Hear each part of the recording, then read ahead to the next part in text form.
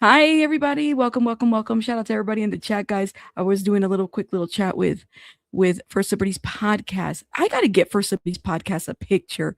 Welcome, everybody, guys. Welcome. I'm going to let the people come and get in here because I have some announcements that I have to make. Thank you, guys. I haven't even made my coffee yet. Let's see. Let's make a picture for First Liberty's podcast. First Liberty's, while we wait, podcast, icon, photo for StreamYard. Maybe AI can make me one for YouTube. It's creating an image. We'll give them an image because we got the, ooh. Oh, okay. Hold up. Let me see. Let me show you. Welcome, everybody. Good morning. Good morning. Good morning. Good morning. We're waiting for people to get in here. I have some announcements to make about some things. Oh, I wonder if I could hold up. Let's do this first. Good morning, everybody. Good morning, Joe. Can you just fix, instead of the other Joe, can you put your channel name? I'm going to put it in for you, actually. Hold up, okay? Yeah, I can do it. Hold on. I just got to step out and come back in. I'll be quick. Hold up. Wait. Before you, oh, damn. I was going to send him this. Let me show you guys what I'm talking about. Hold up. Hold up. This would be a really cool picture for First Liberty's podcast. Hold up. Because he's got like nothing on that screen. I know he left fast. I like this one right here. Gemini just made me this. Because it kind of goes with him a little bit there. Joe, your camera's on. Do you want it on? There it goes. Okay, Joe, I made you a picture. I was going to send it to you so you could put it up, and then you left. What? Oh, sorry. Look at the picture. Look at the picture. It looks great.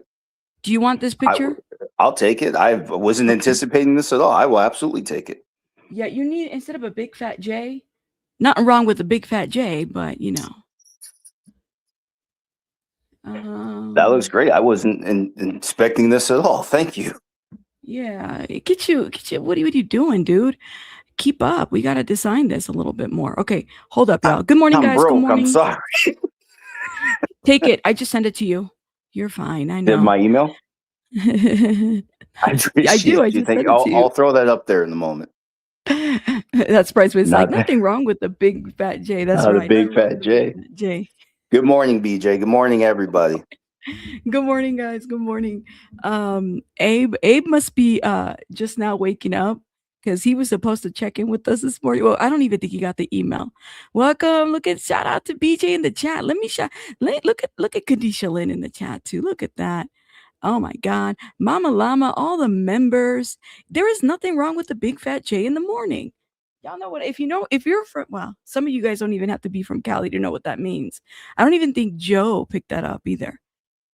Right? I just stepped away from my phone and came back real quick. I didn't hear what you said. Can you make this into your picture on your profile? Yes, I can. I got to step out and come back in. So let me do that and I'll come right back. Do your thing. See, isn't that cute? It's a cute picture. I like it. I'm like, can you get a little bit more decorative? I mean, what are you doing? All right, guys, I have some announcements to make before we get started, and it's pertaining to the transcripts because, girl, like, we're going to keep it cute. We're going to keep it cute because, it's not about me, but we're going to keep it cute, okay? And that's okay. Welcome, everybody. Welcome. Good morning. So while Joe, let me stop this right here. While Joe gets up here, I had a little check-in discussion with Joe yesterday. So I got an update yesterday from a supporter of mine, a couple of people and whatnot. And apparently they are not going to be making the transcripts available until the prelim concludes. So I guess until Friday evening. So that's okay. I mean, I think people are still going to purchase them on Friday. I think that's great. That's as much as I know. And yeah, it's a bummer, but everything that we just we gonna roll it. We gonna roll it. We gonna figure out on Friday, and then this weekend, we will get together and do all that. Okay, and get the transcripts. That's what we're gonna do, and that's okay. I think so too, Nanya Business. I think so too. At least 2 days. That's right. Yeah, they will still be useful, girl. I mean, like yesterday. Here's the deal, and I think if anybody is from that arena, from that court area, if anybody's upset, and I said I'm gonna keep it cute because I had heard that there might have been some folks that were upset. I'm not one to like hold up, Joe. I'm not one to I'm far from a hater. I'll tell you that right now. I am far from a hater. Far from it. I like to congratulate people when they're doing well. I like to, shout them out. It doesn't matter to me. The way I see it is that I'm very spiritual and I believe in God. And I think that God always does things for a reason. Yeah. So I heard some stuff. I said, you know what? It's all good. Like, we're going to do what we're going to do. Ultimately, they are going to get purchased. They'll probably be purchased on Friday. People are going to purchase them on Friday. And I'm here for it. I think the details are important. This case is bigger than us. This is about bringing awareness. I think it's important that these are courts. This is for the public. This isn't ego, even though some people like to make it about that. It's not ego. I can't be down there. 10 people lottery ticket, guys. You have to sit out there. You might get special treatment if you get a press pass. This is the part, and it's our courts. It is not the DA's court. It is not the court of, insert whoever's name in there. It is not Nate's court, Mr. Hodgman's court. It's not their court. It's our courts. It's our information. It's our ability to be able to get what we need. And if we can't be down there, not only are we being restricted, grand jury, we can't get those transcripts. We can't get X, Y, and Z. We can't get the information. The medical examiner, he's even spoken about this, right? That he doesn't want to silence people in their investigation. Okay, so people that either have disabilities, that can't get themselves to an airplane, that can't, are we supposed to wait for the News Nations, for the TMZs? Are we supposed to wait for the networks to make the announcements when we're just here gathered together, a community of people reviewing and discussing the everyday stuff that's happening, these cases that are horrific? When and why are we so restricted? And if anything, if you're going to have a lottery of 10 people, no overflow rooms, then these fucking transcripts need to be free. What are you talking about? Why can't they be free? I said the same thing about the Diddy trial. We have all kinds of people out there. Very important case. Okay? A lot of cases are, but why are we charging? What the hell is wrong with these people?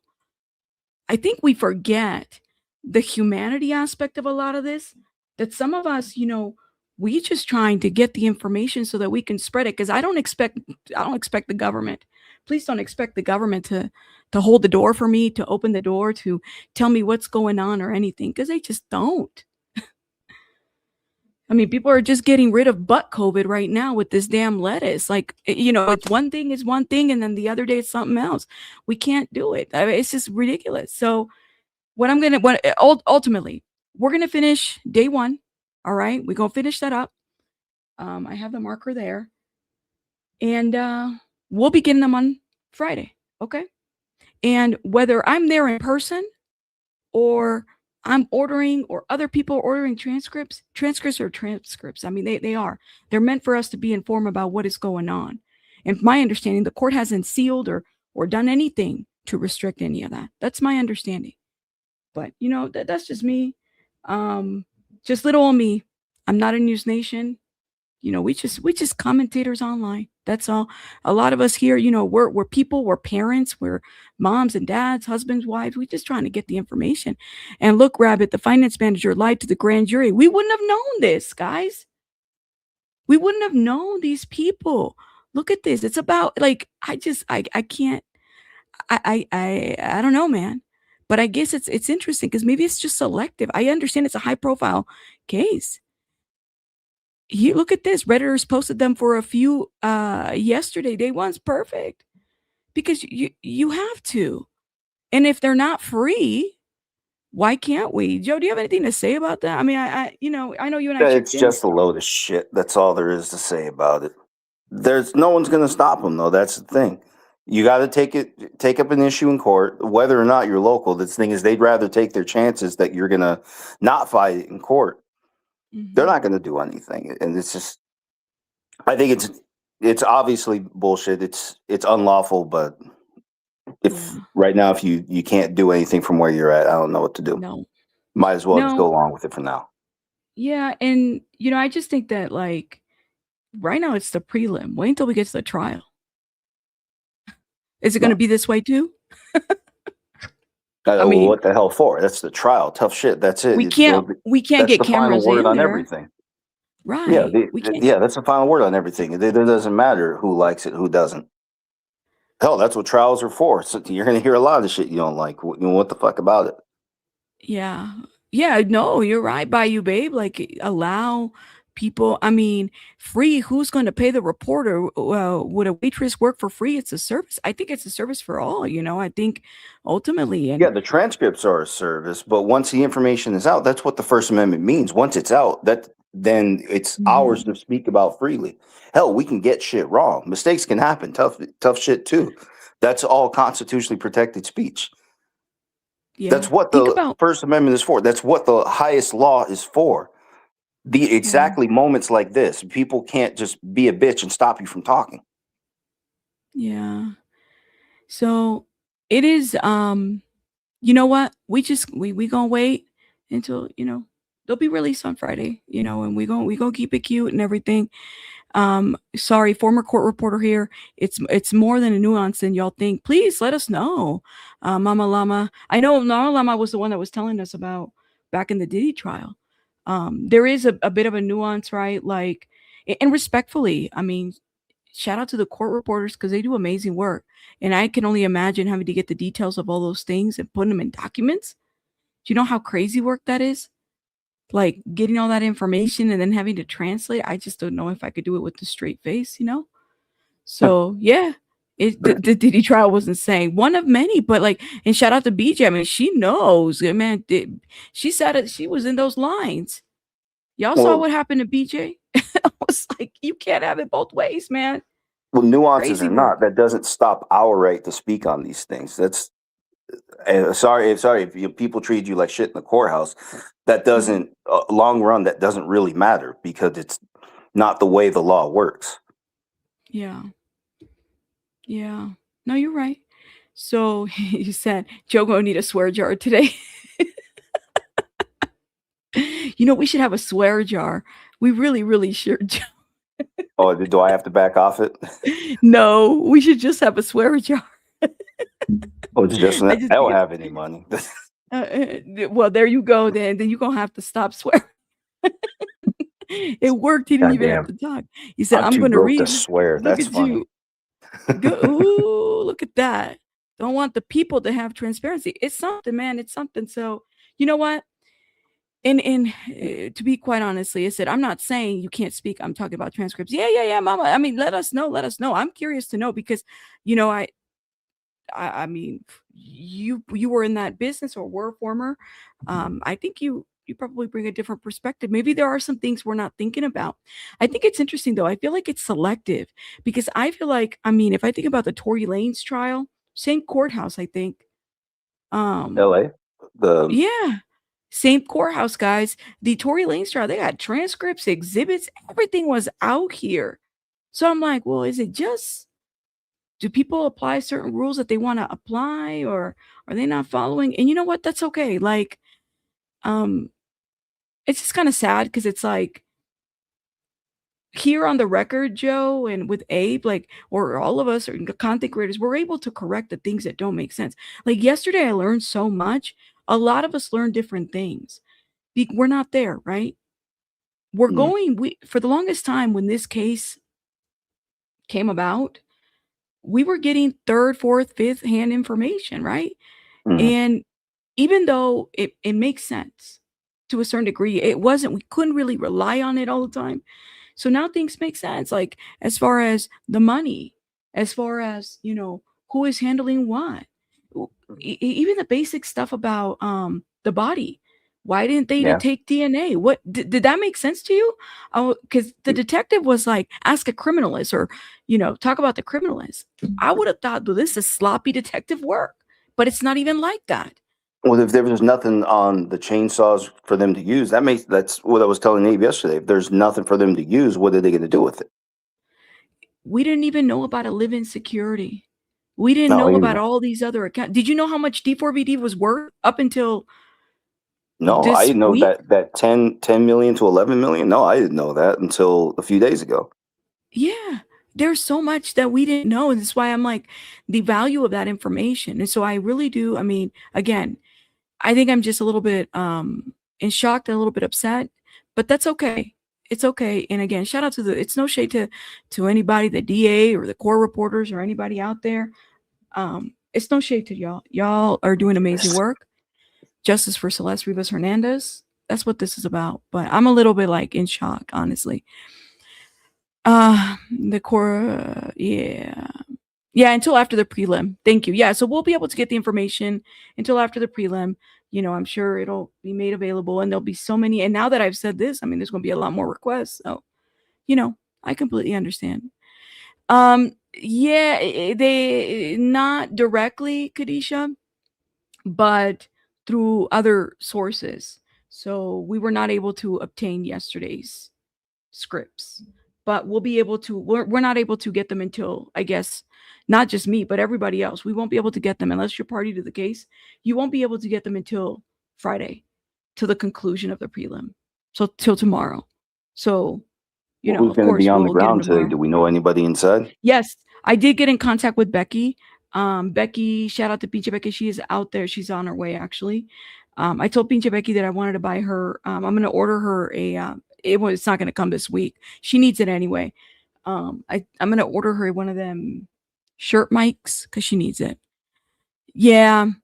No, but apparently there were some people that, were not happy, and you know what I mean? Like I said, and that's a side note. Y'all know, for me, I like to congratulate people, if they're doing something that other people aren't doing. I'm always like that, but some folks aren't. So, and that's okay. Shout out to them. You said, I feel like the security guard knows something went down. Yeah, man, a living security guard. And then to know that Rob, and apparently we haven't even gotten to that part either, or the transcript from yesterday or from the first day, that Rob was like really there, and he might have known a lot more than what was going down. So I wonder if these individuals, like, does anybody know? Did we find out what the security ejaculus? What is his name? Not Benjamin. What? Not Randall. Damn it! I already forgot. Now What is the Jacqueline. security guy? The security guy's name? Something. I know we couldn't say It's it. only I'm a like, 2-syllable word. I know Jacqueline is the only part we remember. Sheldon or Shelton. Sheldon, that's the one. Definitely the one. Yo, watch it not even be that his last name. It's probably gonna be like Shelton Smith or something, and we're over here Yeah. calling them ejaculus. Jacqueline. Well, if that was your name, honestly, I think you'd keep your life a secret too. I think I would want to be as much of a quiet and lived in security Yeah. guard. Yeah, I Okay. would work like that. Yeah. Exactly. So yes, guys. So that was the announcement. It's okay, guys. You know what? We gonna keep pushing through, because what do we do here? We push through. We do what we do. We go through things. It's gonna be fine. Okay. And ultimately, it's not about us. It's not about me, my feelings. It's about the bigger picture. Hey, did you know? So a little birdie. Oh, so, listen. I wasn't sure if I was gonna say this out loud, but a little birdie told me that, if I had ever watched this documentary on Netflix, and apparently it featured the DA, this DA right here. I was like, wait, and they were describing this documentary. Do y'all remember the show Curb Your Enthusiasm, guys, in the chat? Curb Your Enthusiasm, the Larry David, that's his name. Well, many, many years ago, there's something going on over there in Cali, that this case that Beth got in trouble for. I completely forgot about that was actually her. So there was a man who went to like a baseball game. Y'all remember that one? He went to a baseball game. I can't remember one of the baseball teams, one of them, one of many. San Francisco, whichever one. Baseball. Giants. Okay, sure. Yeah, San Francisco Giants, in case you're wondering. Yeah. So he was with his son at a baseball game. And the following day, he gets pinned for a murder. And the DA is Beth. And if it wasn't for the fact that Curb Your Enthusiasm was filming an episode at the stadium at that time, he was facing the death penalty. I completely forgot about that case. Yeah, that's the DA. So of course they sued LA, they sued I don't know how many millions and trillions, and I had no idea. So when you were saying yesterday, no shade to her. I want her to get justice for Celeste, but DAs aren't, we got to be careful with all DAs. Kelly Siegler was another one that we talked about. I love Kelly Siegler in 48 Hours. When she got on that bed and she was reenacting the stabbing of this woman stabbing her husband and stuff like that, then come to find out how she was handling the habeas corpus and all these cases and denying, putting like 20 plus people in death row, but we don't even know if these people were actually convicted. Like they were. That's an issue, guys. That's a huge power trip. So I think that as far as accountability, just like you're going to hold a defender accountable for the words that they say, you got to do the same with a prosecutor. I had no idea that you're really going to learn to love defense lawyers when you get to know prosecutors. When you understand that the other side of it, you understand the discretion they have over your trial, you will understand the defense lawyer much better. Yeah. And now you get to see it just a little bit. Now you get to see it. And it's one of those things, and it's not like there's someone in front of you. It's not like you have a representative with you right now that can stand up for you. But now you understand why people depend on defense attorneys like that. Yeah. Now you know why some of these people put up that good money to keep these people handy. This is real stuff. It's just people usually don't see it. They usually see the news report. They see the guy accused of murder. They don't know the evidence until it goes to trial. Then they don't know a guy like that in 2018 that was wrongly convicted. I completely forgot. He was charged. He was charged. Well, hold up. Let me see. I don't want to make this up. Because I was like, how a comedian, a legend, Larry David, save a wrongfully arrested man. So the man's name was Juan Catalan. And this happened. And he was charged for the murder of a 16-year-old police informant. Like what? So this was, I guess, back in 2003. So apparently, let me see if I can have a little breakdown of this. Because it was like Curb Your Enthusiasm. This was years ago. I think it was years. I had no idea. I mean, I remember watching the documentary, wrongfully convicted or accused convicted man case. Real quick. They were doing a taping. So, August in 2003, 24-year-old Juan Catalan was arrested in Los Angeles, California, and accused of murdering 16-year-old Marta Puebla. So, Juan insisted that he was innocent, and he was at a Dodgers stadium game. Dodgers, not. It was the Dodgers game. Oh, I figured they were just playing each other in LA, but I get you. Yeah, so he was at this game with his daughter right next to him. And despite producing tickets, he gave the tickets. The police and prosecutors didn't believe him. He faced capital murder charges and potential execution. That's what it was. That's what happened. I had no idea. I was like, oh, it's the same DA. So anyways, regardless, because I know that a lot of us here, hey man, this is a prelim, okay? We are seeing the evidence. We're hearing. I mean, we learned so much about the evidence in the transcripts that he had the missing poster in her yearbook photo, correct? Yeah. All in the phone. And does anybody have that missing poster? Or anybody know what is all Which on the one missing is it? poster? Yeah, Do we know? because I'm just wondering if that one from back then. So would it be between 2023, 2024, right? I'm wondering if that one from back then is something that's circulating on the internet right now, because he had a copy of it, and I'm just wondering if it said age 14, and maybe he just cut that part out. And then he's saying, told me she was 18 and missing, motherfucker.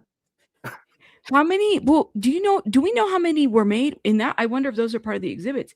Because see, that's the thing too. Wait until that footage comes out. That body cam. It's a 10-minute video of when they were asking him.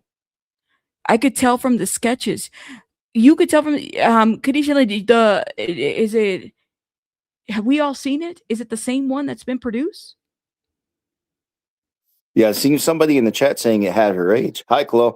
Oh, you missed all the good stuff. You play back about someone will catch you up in a minute. Somebody tell Chloe what happened.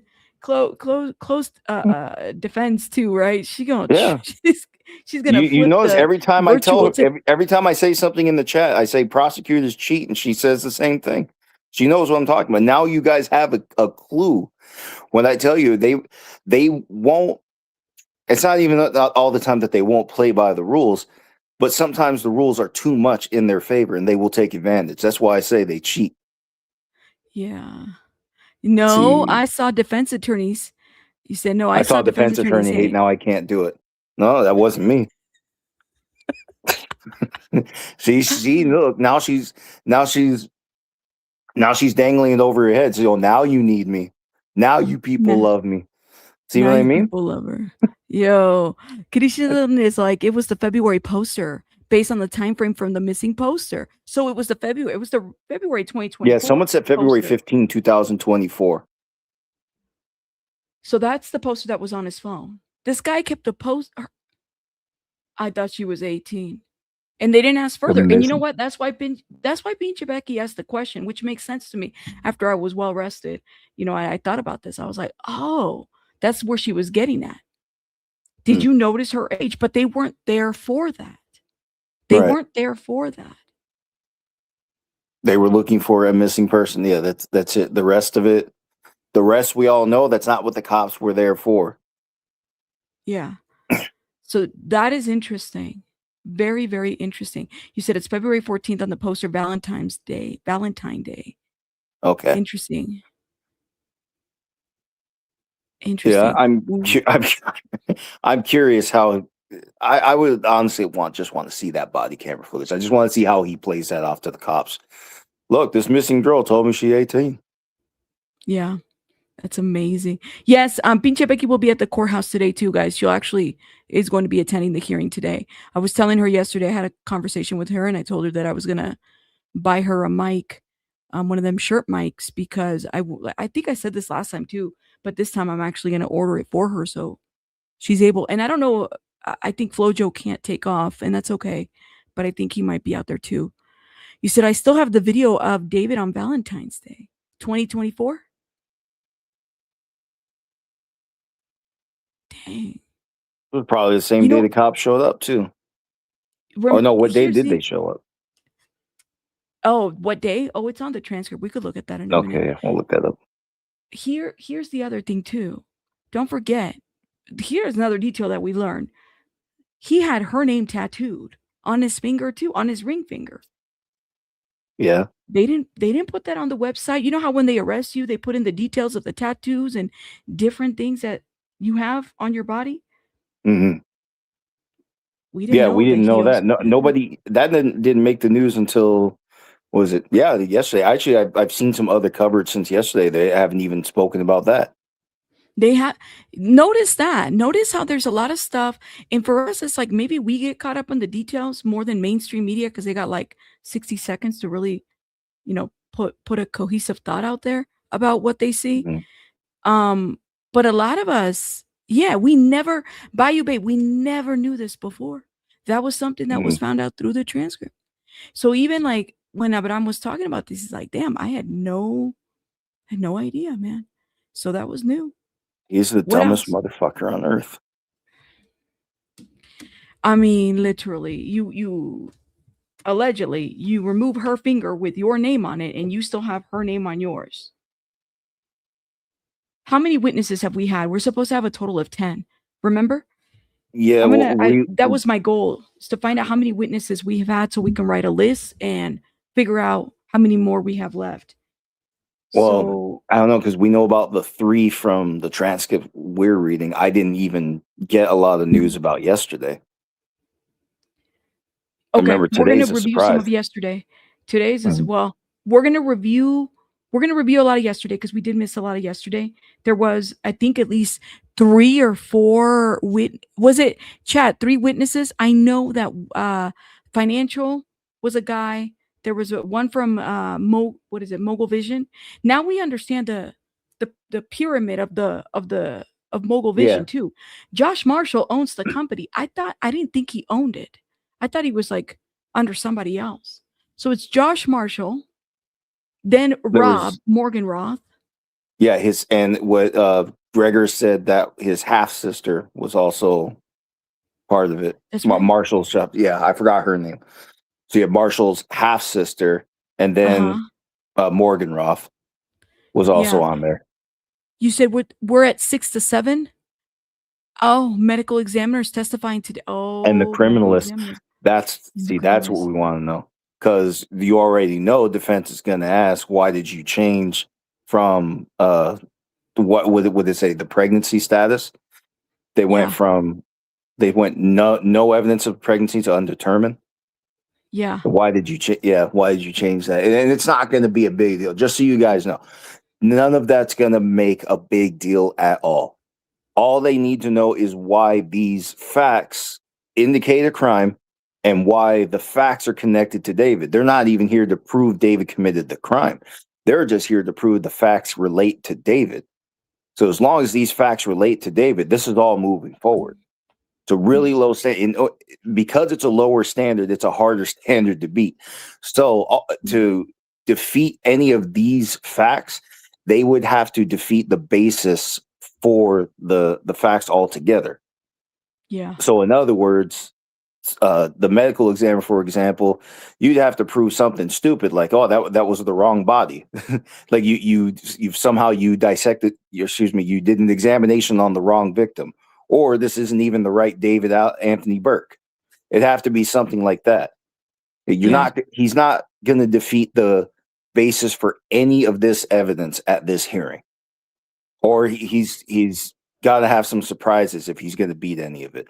And as Well, far wait a as I minute. can tell, Here's the what's up? question. Here's the question. Does it matter? Because Christy brings up a good point. She Hmm. says, hey, well, does it matter if she was pregnant? Wouldn't that mean another charge in California? Remember Beth Silverman said all charges haven't been filed. But honestly, I'm not, based on the charge he's facing, the continuous abuse charge, which means at first he committed at least 3 illegal acts with her within a 3-month period, and then everything after that's all part of the same charge. So as far as I can tell, based on this charge, I don't think so. I've never seen like an enhancement for pregnancy, or that an additional charge comes up from there. Oh, I mean, they said the special circumstances is aside from. Yeah, then that's all. Remember, that's all for the homicide. Mm-hmm. So first the jury believes he's responsible for the death, and then they move to those special circumstances and they decide if they believe the evidence for that. Yeah, you're right. So Detective Briers, Benjamin Gregor. There was another police officer before Briers. I got to get his name. So it Gonzalez. was Gonzalez. So Well, that Gonzalez. was one. Yeah, we were Byers and Gonzalez. Okay. Gonzalez, that's right. Gonzalez. I'm trying to write this down. But now that we have an idea, and then so the Zara brothers, which is Morganroth, I guess he left the company. He left to make the company a little bit like his own company with his brother, I guess, because they have that Zara Brothers Travel. He already had that LLC out there before all of this went down. So I saw that. So Josh Marshall, how come he's not up? Maybe he will be later on. I don't know. Josh, I Josh don't know what he Marshall. knows because he owns would he own a Mogul? Vision Mogul. Yeah, He he owns Mogul Vision. D4vd David went to his wedding. And then Mhm. it's not, he's like, I don't even, and it's right. Maybe he was just renting the house, for him. He wasn't living there, but maybe he was, but clearly he had other people living there. But Well, if he was for you're right though. If he was paying for the house, that's something of interest to an investigator. But as far as I can tell, what Gregor was really offered to prove ultimately is just the the financial incentive, how much this man is actually making, just to prove for the record that the financial incentive exists for him to commit this crime. Remember, yeah, so the whole thing is he thought he was going to lose all that, so he believes committing this crime solves that problem, and he's not going to lose anything he has.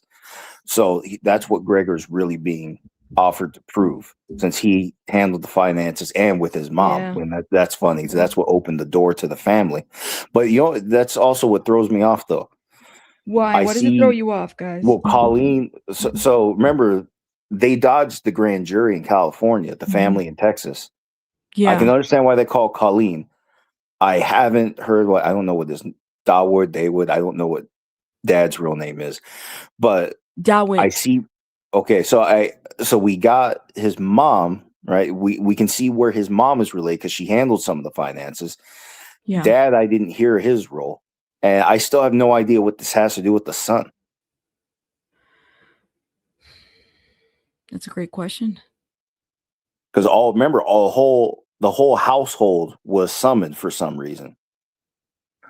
Once testified one level of hearsay in California at prelims, so a lot of info right now about what people said comes through law enforcement. Yes.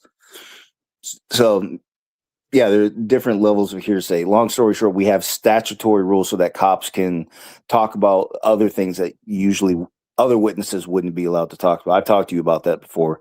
Like there even was Mhm. an objection yesterday that we read where the judge said, I'm not allowing for the truth of the matter asserted. She didn't explain it. That's called a present sense impression. Whereas Mhm. somebody else, obviously not very relevant to the whole picture, but was relevant to the officer's state of mind. That's what that was offered to prove. Yeah. Just like I said, you tell a cop there's a crime down the street, that's going to change his state of mind. He's going to run down the street. You're not involved in the crime, but he's going to bring you up at trial, not even to prove so much to prove that you exist, but to prove his state of mind when he Yes. ran down the street. You see what I mean? Gotcha. So, this is what we're gonna do. Well, I'm gonna wait for Abe to get in here, so we Okay. can finish reading the first day, right? We're gonna do Okay. that, and we're gonna wait a little bit for that because I mean it's gonna be kind of hard with two people. It's a really good, flow when it's three Yeah. people. And It that actually was fun. yeah, that was fun. But man, I don't know about you guys, but at the end of that live stream yesterday, I was beat. Oh my I was beat. And then I went back to watch that last part where apparently I was blushing. I was girl fanning too much there Mhm. Oh yeah. Oh, you put that with on the Mr. short. You Ray. Why don't you throw that back up Yeah. there? Let them see that. Oh Let them see you no, blush. that's not the entire You're blushing man. My right now. face. I'm like blushing right now. Let me stop. You and one side of your hair are the same color. I know, right? Listen, look at that. That's why you can tell the blushing. You saw the Yeah. short. That was hilarious. Yo, I didn't expect that. See, you would think that I'd be, well, I don't know. I'm just saying, remind me to hide if I'm ever in the presence of Brian Enton, right? That's what I'm gonna do next. Get awkward. That was hilarious. Oh my gosh. You said you were, and there are people, shout out to the people that are watching the replay. I was like, there's people that are watching the whole thing, Yes, by your the first way. one got 16,000 views. Well, I mean, they're watching the replay. They're like, well, I'm going to use this, which is great because it's like a podcast format. You know what I mean? Like you just Mhm. put your headphones and you clean.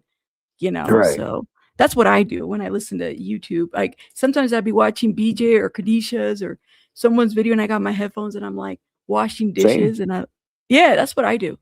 Especially when they're longer. I like I it. I was like it. watching. I listening to BJ follow the bricks and minifigs thing because I think Yes. she's honestly doing it better than everybody else is. So Well, and BJ, shout out to that surprise witness. She was in this chat earlier. What BJ does is she's a lawyer.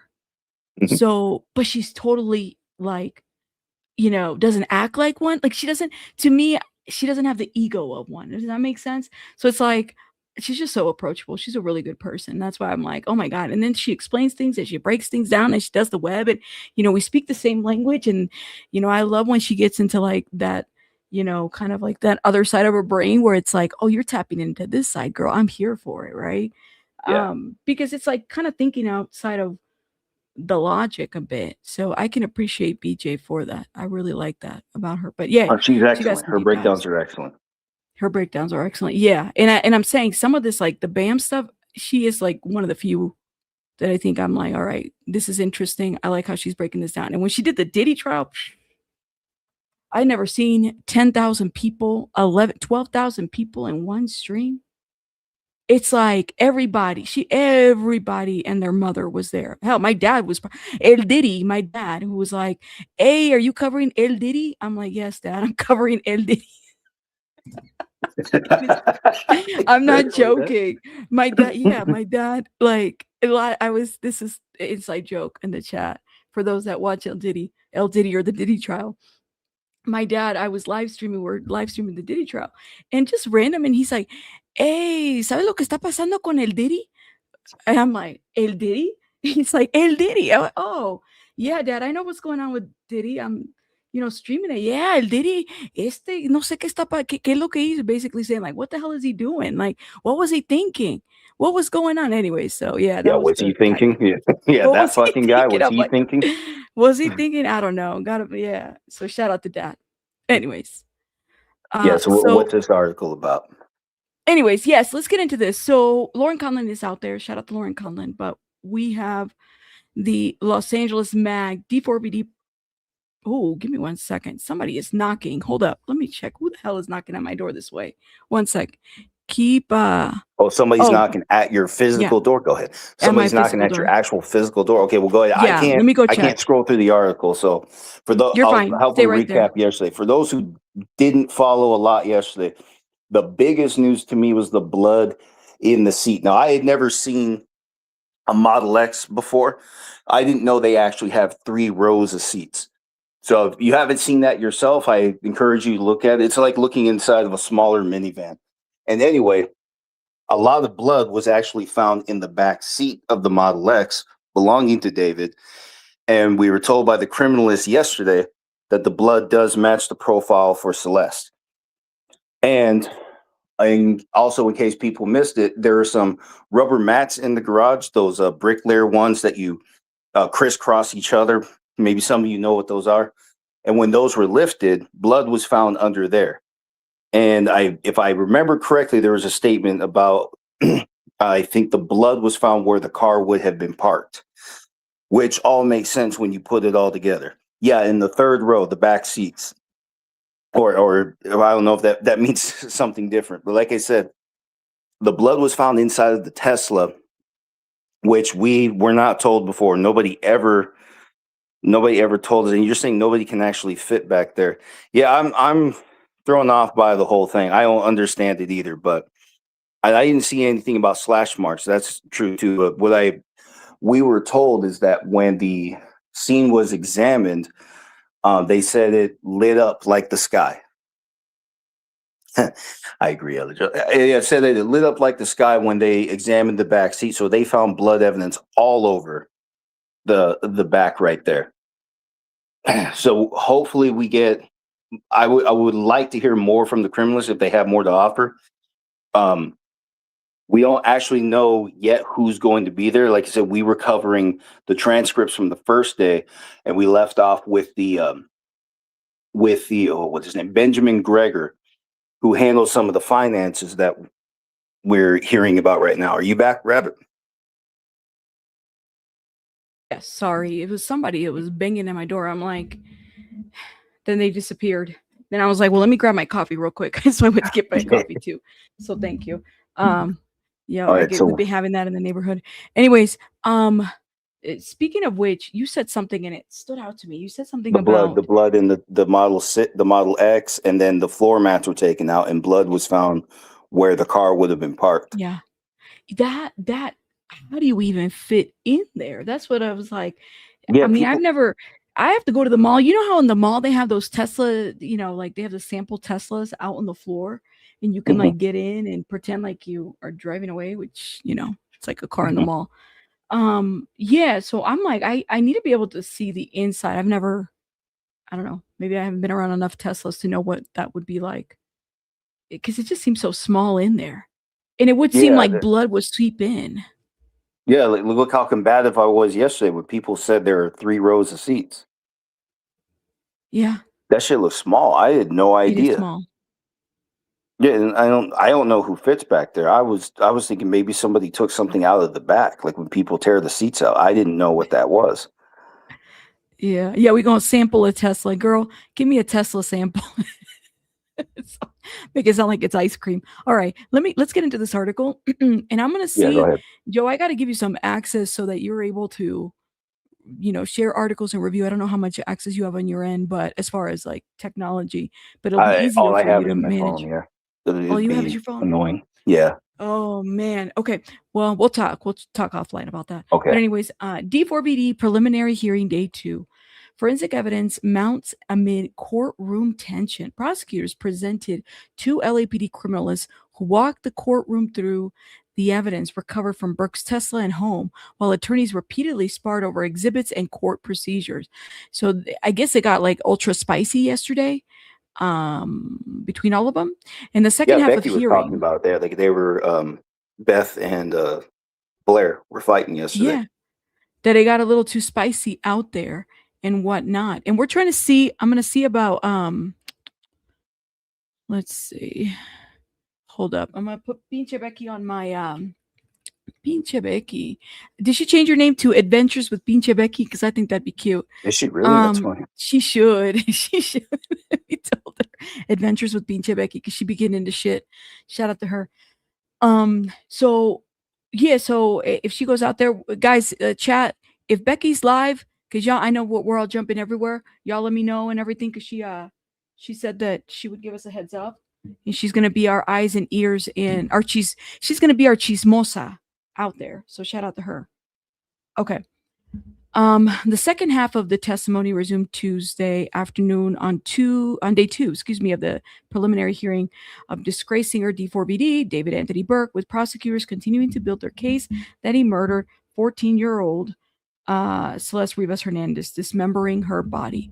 After spending much of the morning focused on Burke's finances, including testimony about millions of dollars in music earnings, his personal bank account, and a London trip that he allegedly paid for himself. I want to get into more details about this. The people shifted their attention back to the physical evidence. Before testimony resumed Tuesday afternoon, the court addressed a pair of slightly awkward procedural disputes. Patrick Steinfeld, the civil attorney representing the Rivas Hernandez family, asked to make a record of what he described as a concern, not over being permitted to use his laptop in the courtroom. Huh? Yeah, Yeah, how you come? can't use electronics inside the courtroom. No, nothing that records audio, nothing with a camera. No, they don't want anything that should contain that. And that's also why I I have a said people who question. have their Apple Watches don't be funny with the court like that. What's up? Yeah, I'm gonna call some BS on this shit. You know what? Attention, attention. I can't bang right now because it's a little too early. But I got my gavel here. Listen, Linda, Mm. tell me why. Don't change your name to Linda. Stay No, Joe. But listen, no. tell me why the Associated Press is out here tweeting updates while they're simultaneously in the courtroom. How does that work? So I I thought don't the know. press can only have notebooks. Yeah, they only can. I don't know what's going on. If that's really how they're doing it, yeah, someone would have called that out by now. I don't know if that's exactly how they're doing it. I don't think they have an electronic in there. Or if they do, then just nobody figured it out. But like I said, if they you can be busted for your Apple Watches too. You can Anything be that's supposed busted. to record audio or video, if they think it could, they will not allow it. When they say pen and paper only, pencil paper only, they mean it. Just don't, like I said, just don't do it. Yeah. Look at this. Someone inside going to the bathroom and messaging someone else. Man, I just hope they're washing their hands, girl, because that's what I'm like. Okay, so I heard, little birdie told me that the lady up in that's directing, and I mean, I know that she got to be like very on the point, but like for example, Flojo, who couldn't get in there, like there was the lady that's directing this thing, she ain't very nice. Like, and she got to follow the judge's stuff. We ain't trying to be best friends. Like, that's not what this is about. But it's like, oh my gosh. Like, some people are just, Ross used his laptop. Well, damn, see? I don't know what's going on. I don't know what's going on either. But we might need to, listen, we might need to, it's the technology. You know what it is? Maybe it's their pen. Maybe they got like an app on the pen or something like that, because they'd be putting the technology on the pen and they're able to text or something. I don't know. Something's going on. Anyways, moving on. So Mr. Patrick was like, I can't bring my laptop. This is a concern. I'm concerned a lot too, but hey, you know what? It is what it is. Only Mindo appeared to admonish Mr. Patrick Steinfeld. I think it's Steinfeld, and instructed him to be more respectful in addressing the court. Yeah, Steinfeld, by the way. Yeah, is Steinfeld or Seinfeld? Yeah, Steinfeld. Okay. The court does impose strict guidelines. No cell phones, no transmission of email or text, and media is only allowed to use of laptop for notes in the back 2 rows. I mean, okay, I think that's what I was looking for, yeah. Wow. Moments later, defense attorney Blair Burke raised concerns about a visual presentation prosecutors plan to use during the testimony of the LAPD criminalist Chelsea Murillo. Oh, somebody told me about this name. Yeah, I think Becky may have mentioned this. Yeah, one of the criminalists. So she's going to be, I'm writing a list of all of our witnesses, guys. That's why I'm like, so far I have 3 from the first day, and then we got to get captured all of day 2's because it's a total of 10. That'll tell us when we'll probably be done. LAPD criminalist Chelsea Murillo saying that she had not been made aware of it beforehand. Prosecutor Beth Silverman quickly and sharply argued, telling the court the defense had, in fact, received the material. That seems to be the theme. It was the theme on day 1, guys. The exchange showcased the ongoing tension between the 2 sides before testimony resumed. Another argument also arose between the attorneys over access to the prosecutor's exhibits. Prosecutor Beth Silverman told the court she wanted to photograph several exhibits during an afternoon break, but said she had been told she could not do so. What? She could not do so? But she was, okay, another argument arose between the attorneys over access to the prosecution's exhibits. Prosecutor Beth Silverman told the court she wanted to photograph several exhibits during an afternoon break, but said she had been told she could not do so. The prosecutor I've never seen them do that before. Well, you're supposed to be ready before trial. I don't know. Like you said, I don't know what's going on. Sometimes the way they report the stuff, it's not always in the best amount of detail. So I'm not really ready to respond to that. But yeah, you're supposed to be ready to go before any of this even takes place. I don't even know why she's taking new pictures. Wow. Okay, well, defense attorney Blair Burke responded that she had planned to make court order redactions to certain exhibits before allowing additional access. Silverman immediately jumped, telling the court that was not true. I can almost see this shit. Like it's like playing in my head. She said, that was not true. And began shaking her head. Judge Olimendo intervened, noting that the 2 attorneys had recently tried another case against one another. Oh, and suggested their history may have something to do with their ongoing friction between them. Clock it. Pinche Becky told me this. Pinche Becky said, hey, they had to put these 2, groseras, because they were going at it, right? And groseras, it basically means these misbehaved children, these women, they had to put them on timeout for a minute because they were going at it. The judge literally during the prelim had to say on the record, y'all calm down because there was a past case you guys were both on and there might be friction from there. Really? I'm more surprised the judge even thought to say it because it has nothing to do with what's going on here. I don't know why the judge isn't saying you two are professionals. You've been in this a long time. You need to be able to just work this out. But like I said, this is supposed to be this is all supposed to be organized before it even goes up. So I've never, like I said, I've never seen that happen before. So I don't even know exactly what's going on, or we Yo, don't they're even know if beefing. it's true. But to go in the next paragraph, let's see if Beth fights back. Well, the transcripts is going to reflect that. We might have to have a little fight between us, Joe, on this one. I mean, literally. So maybe that's why they want it out. Yeah, maybe that's what, like, I am so done. I was like, ooh, they're going to mollywop each other on this case. Okay, let's keep going. So there's been, Conlon is saying this here, and Becky said the same thing too when I talked to her yesterday. She said that they went at it for a minute. The afternoon session continued with LAPD criminalist Chelsea Murillo. Okay, so there's Chelsea Murillo on the stand who described processing Burke's Tesla Model X. So this is where the statement of the blood, right? 1, 2, 3. Let me write this down. I'm writing all these witnesses down. Chelsea Murillo. And write her title. I'm keeping notes, guys. Criminalist. Okay. Who described? I think she's going to explain. Sorry, I read ahead a little bit, and I think she's going to explain how they moved from the front trunk to inside the car. That's right. Describing the processing, telling the court that the vehicle emitted a strong odor consistent with human decomposition and showing signs of insect activity in the front trunk or frunk. So, and then how many was it? 11 air fresheners that he got? Yeah, did you 11. hear about that? Yeah, and I hear anything about fingerprints on those, by the way. Everybody just said 11. Yeah, 11 air fresheners. No one said anything about fingerprints yet. I mean, when testimony resumed, Murillo walked the court through the additional photographs documenting the forensic processing of Burke's Tesla.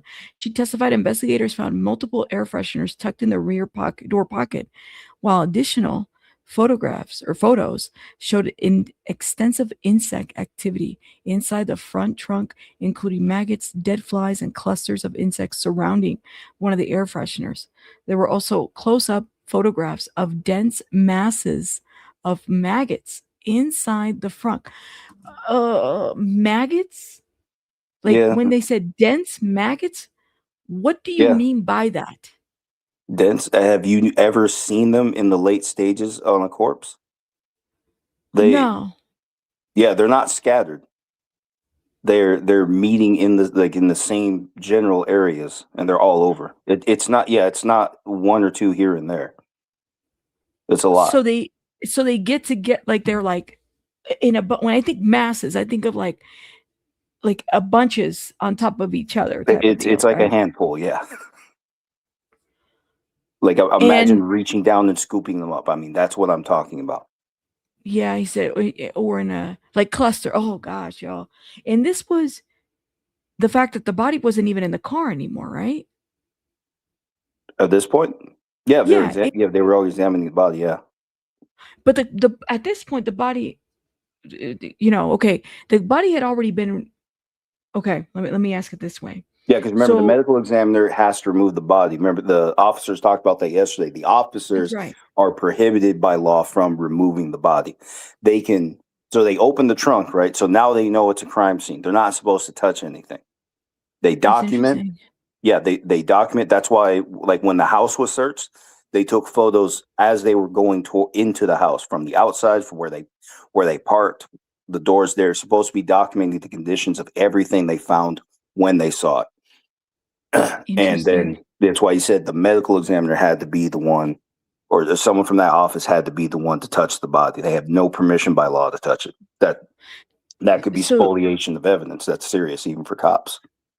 This is interesting. Foreign Scammer says, does maggots alter fingerprints? I didn't even think of that. If they're chewing the fingers, yeah. But remember that Celeste was identified through DNA profiles.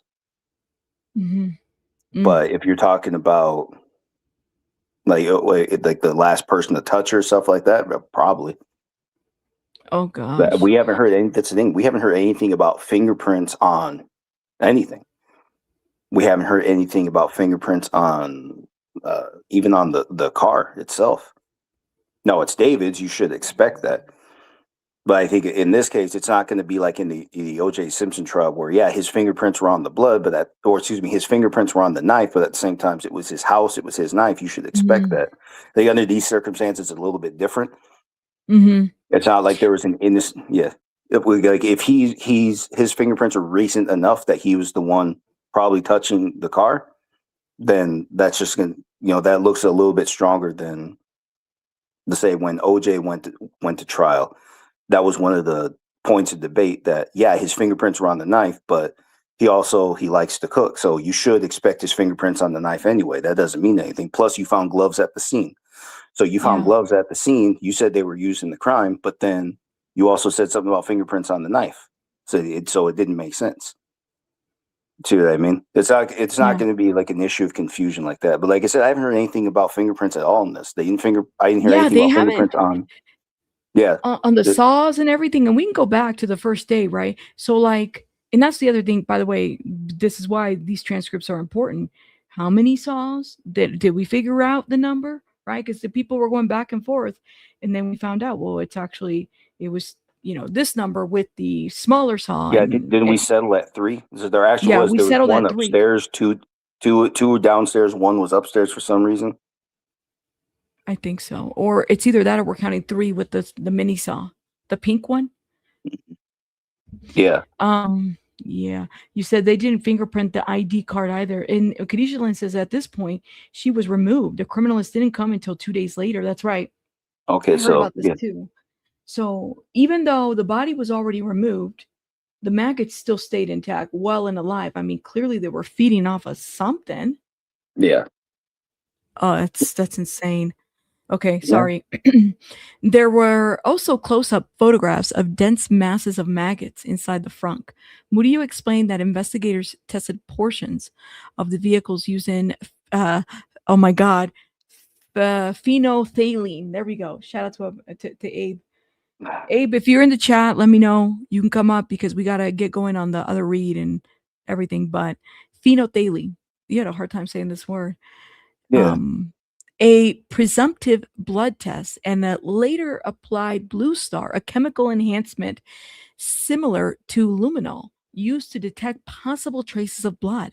Photographs showing several areas in the rear cargo trunk marked with yellow evidence, is it place cards after reddish stains, were Mhm. identified. Before Yeah. and after Blue Star images were also shown from the trunk and the third row seating area, where Silverman suggested Celeste may have been placed at some point inside the vehicle. Yeah, How do we know that? her, but remember the blood matches her profile. We covered some of this yesterday. That's right. Where she was placed. Yeah, Okay. they're saying place. Well, they're not saying why and for what reason. Right now, they're just saying place. For some reason, yeah, she was back there. Murillo further testified that investigators recovered USB flash drive or memory stick from the Tesla glove compartment, which was collected by LAPD Detective Moreno. Okay, we have a Detective Moreno too. Yeah, him I Okay. didn't hear from yesterday. On cross-examination, defense attorney Blair Burke focused on the handling and processing of the vehicle before Murillo's arrival. Murillo acknowledged she responded on September 9, 2025, after being briefed by detectives that a body had already been discovered and understood the Tesla had been examined the previous day. She testified that the vehicle's front trunk was closed when she began her examination and said detectives, is it donned? Is that how you say that? Donned glove? Donned gloves? Yeah, donned gloves. Don gloves. Before Donned. Yeah, coming. they put them on. Oh, is that what that means? Yeah. Once they put them on, they put on gloves before coming in contact with the vehicle. Burke also questioned a handwritten correction on the forensic request form. Though Murillo said she did not know when it had been made, while Murillo confirmed investigators did not perform a phenolphthalein testing on the vehicle's exterior. She explained she did a swab portion of the front of the Tesla for potential touch DNA after observing disturbances in the dust. Burke also pointed to areas investigators chose not to test, eliciting testimony from Murillo that neither the interior nor exterior of the vehicle's rear trunk was swabbed or chemically tested. Burke also pointed out that the reddish stains identified during the examination produced only presumptive positive results for blood. Only. Murillo, Okay. They yeah, didn't say why it did like she that write that? yesterday. Yeah. Yeah. Yesterday, remember people said it lit up like the sky, but presumptive positive. That's it. That remember Interesting. we were talking to Joe about that. Presumptive positive. You have to test it again. Like it's not a bad thing. It could be exactly as it says. But remember we were talking about that with the medical examiner because it said presumed positive for three substances. That's right. And then they went again. That time it was negative. But let's read on. Let me see if they actually confirmed Interesting. it was blood. So then it says Murillo agreed that a presumptive test does not conclusively establish blood and said the lab analysis would be required to confirm. Yeah. Let's see. So let's see what she says And next. you cannot determine when the reddish stains were placed there or who placed the stains there, Murillo agreed. She could not. Burke also questioned whether some of the forensic photographs shown to the court had been digitally altered, pointing to one exhibit. She asked Murillo whether it had been photoshopped or otherwise enhanced. Murillo testified the image had not been altered, but said any photographs that had undergone digital enhancement would be labeled accordingly. Why did the photo look like it was? What made it look enhanced or Photoshop? Burke concluded. I don't know. I mean, it's a question because I'm like, well, why ask that question? Is she just asking? Just throw No, her off? there's an evidentiary reason because they can use enhancements for investigations, but they may not necessarily be able to use that at the trial. Just think about this. Think of the days of the Xerox machine. Every time you copy something, there's a chance that there's something missing from the original. Every time you copy something, there's a chance the copy is going to be less genuine, less reliable. That's so right. enhancements are treated the same way. They're treated like copies. So every time something is copied, there's a risk we're losing something of evidentiary value. So they can use them all they want for investigations, but then when it goes to trial, it depends. You gotta bring it up to the judge, say, well, what is this offered to prove, just like any piece of evidence. Gotcha. That's interesting. So that's why she's asking. So she's probably going to say something like, okay, they can actually give you an example of this. There was you might remember in the Sean Combs case, the lawyer raised an issue with the video. Yeah. Said it was significantly altered. Does that ring a bell? Okay. Yes. So there was a reason he did that in the federal. So in what they would do if they don't have the original and the copy is significantly altered, then defense could actually move to just strike down the exhibit because the copy isn't reliable. That's right. If there's an issue, they can't actually resolve without it. So that didn't happen. So, but that seems to be the angle that Blair is gunning for. She's trying to set it up. I don't think that's what it sounds happen. like. Yeah. Now it didn't work for Sean, but that's because all they had to do was call in a video expert and show no, it's not significantly altered.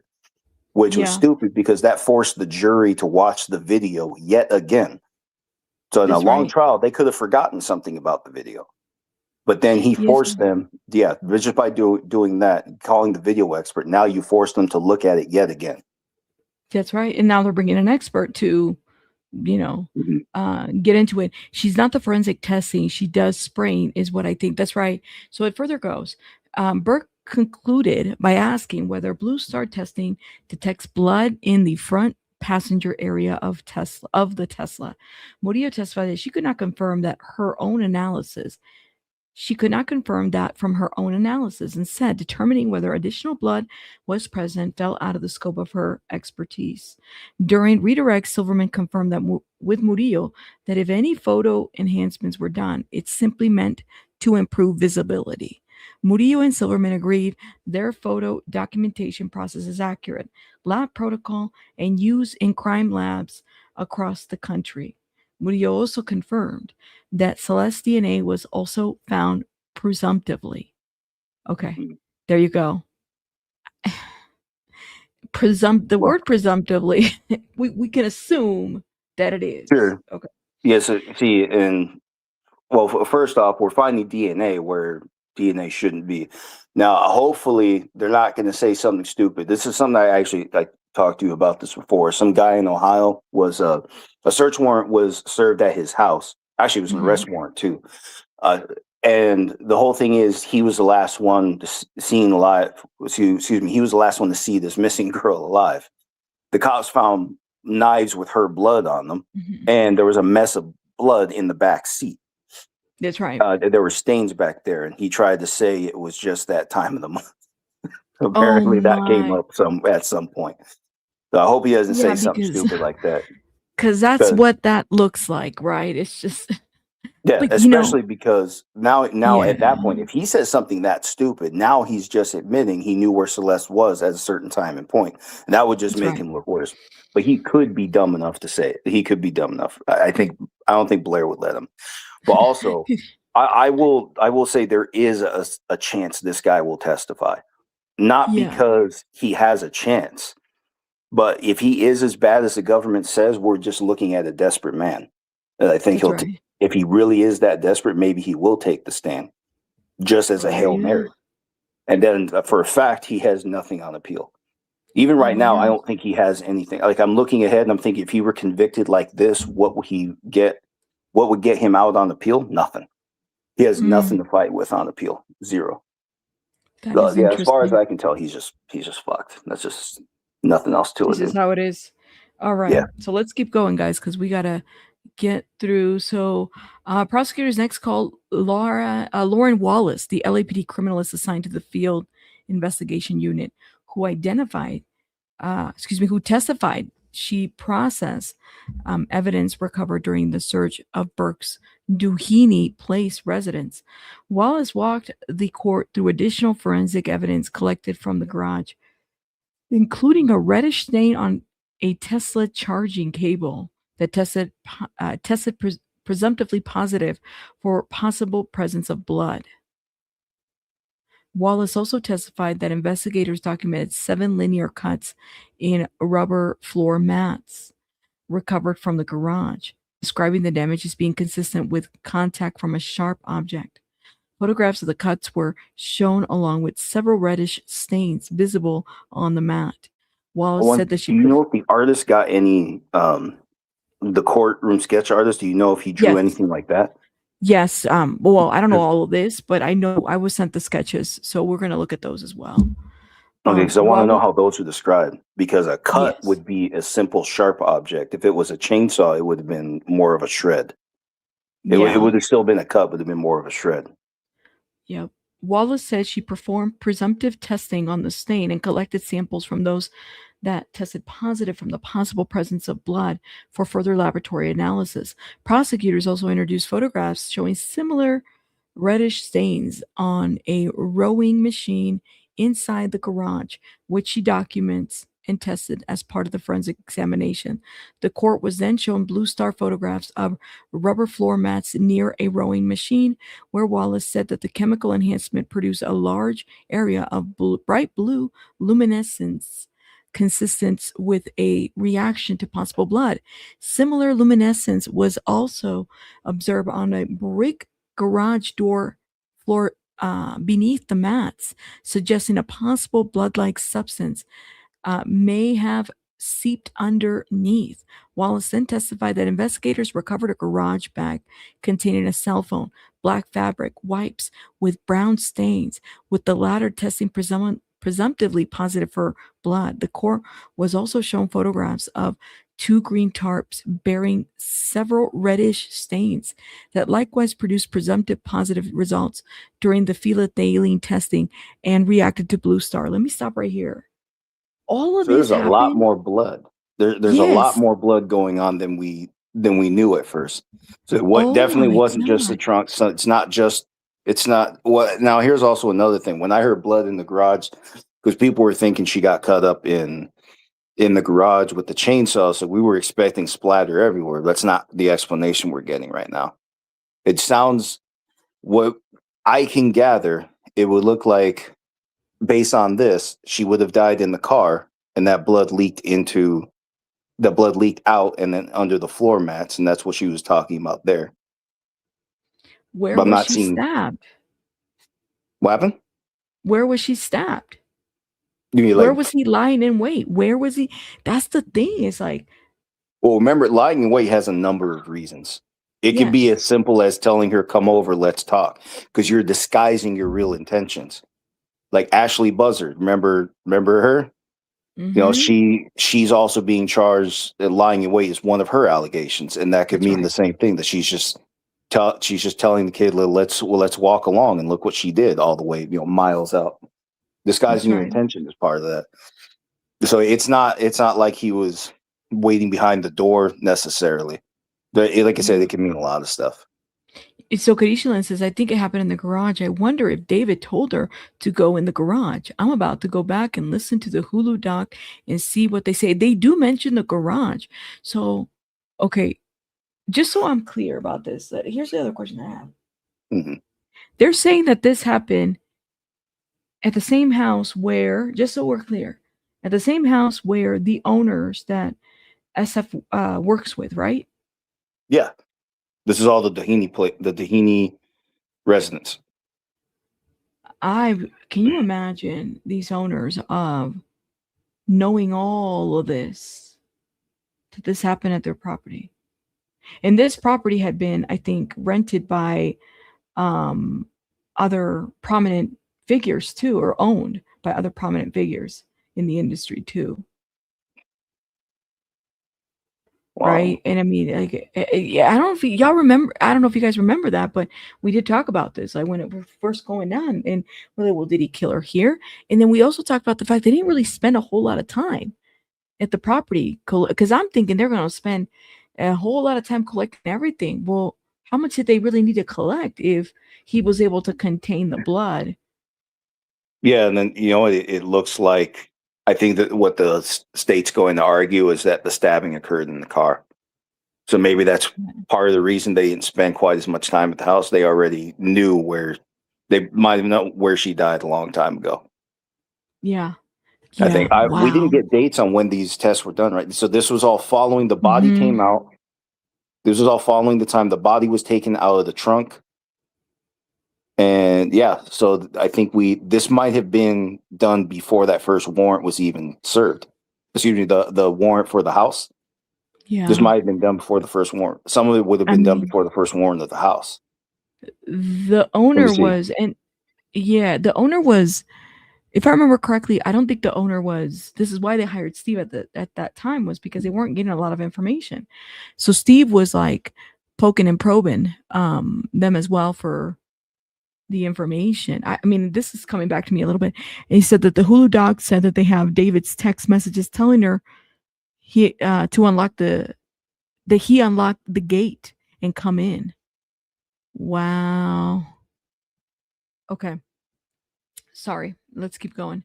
Wallace also described examining an inflatable pool recovered from the garage. Although no visible stains were observed, she testified the pool emitted a fresh laundry like scent and produced luminescence after Blue Star was applied.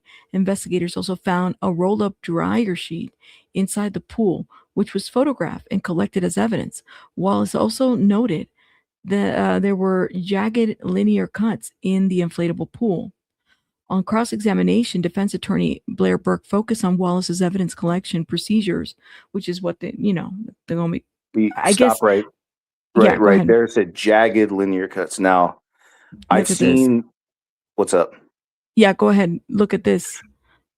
Let me zoom in on that. What does that say? Collected as evidence. Wallace also noted, yeah, there were jagged linear cuts. Okay, jagged. I've never cut a pool with a chainsaw, but that's about what I would expect from a chainsaw. Yeah. I've seen them cut open, like I've seen them like accidentally sliced open, and yeah, Yeah. it would have been straight. So if it's jagged, that says to me it could have been from probably the small saw. Especially, I bet you what they're going to do. They're going to line up the cuts. They're going to say, like, imagine this. Remember that from the medical examination, you had that drawing showing where the cuts were that Joe outlined for us. So all those slashes are cuts. Remember Yeah. that? You had the one above Yes. the knee and the two fingers missing and so on. Yeah. You're So right. now imagine that on top of a pool, and then ask yourself later if the cut marks on the pool match what you're Mhm. seeing in that drawing. Exactly. It,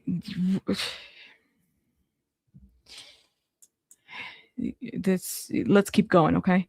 On cross-examination, defense attorney Blair Burke focused on Wallace's evidence collection procedures and possibly the contamination. Wallace testified that she wears fresh gloves when handling evidence and changes them between items to prevent the transfer of trace or touch DNA, although she does not wear goggles. Wallace said that she wears face covers over her mouth and nose, follows protocols designed to minimize the risk of introducing foreign DNA. Burke also established that the LAPD detective Joshua Byers and Farrell were present during the search of Burke's Doheny Place residence, and that Wallace had been instructed to look for weapons or tools that may have been used in a possible dismemberment. This is what I don't understand, Joe. Like, What's up? you mean to tell me that if there's a live-in security, where the fuck is the live-in security while all this cutting and pull and packages are arriving? Like, where I'm is wondering the same he? thing. He could Where? David could have, I don't know, he could have sent him somewhere else. He could have I told him I mean, need the house to myself.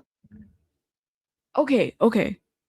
I'll give you that, right? I'm thinking in my mind, well, some kind of distraction, but like, he kept her for 12 days in the property. Where in the property? Okay. Okay, you can hide somebody for 12 days, I guess, in a property, wherever that might be.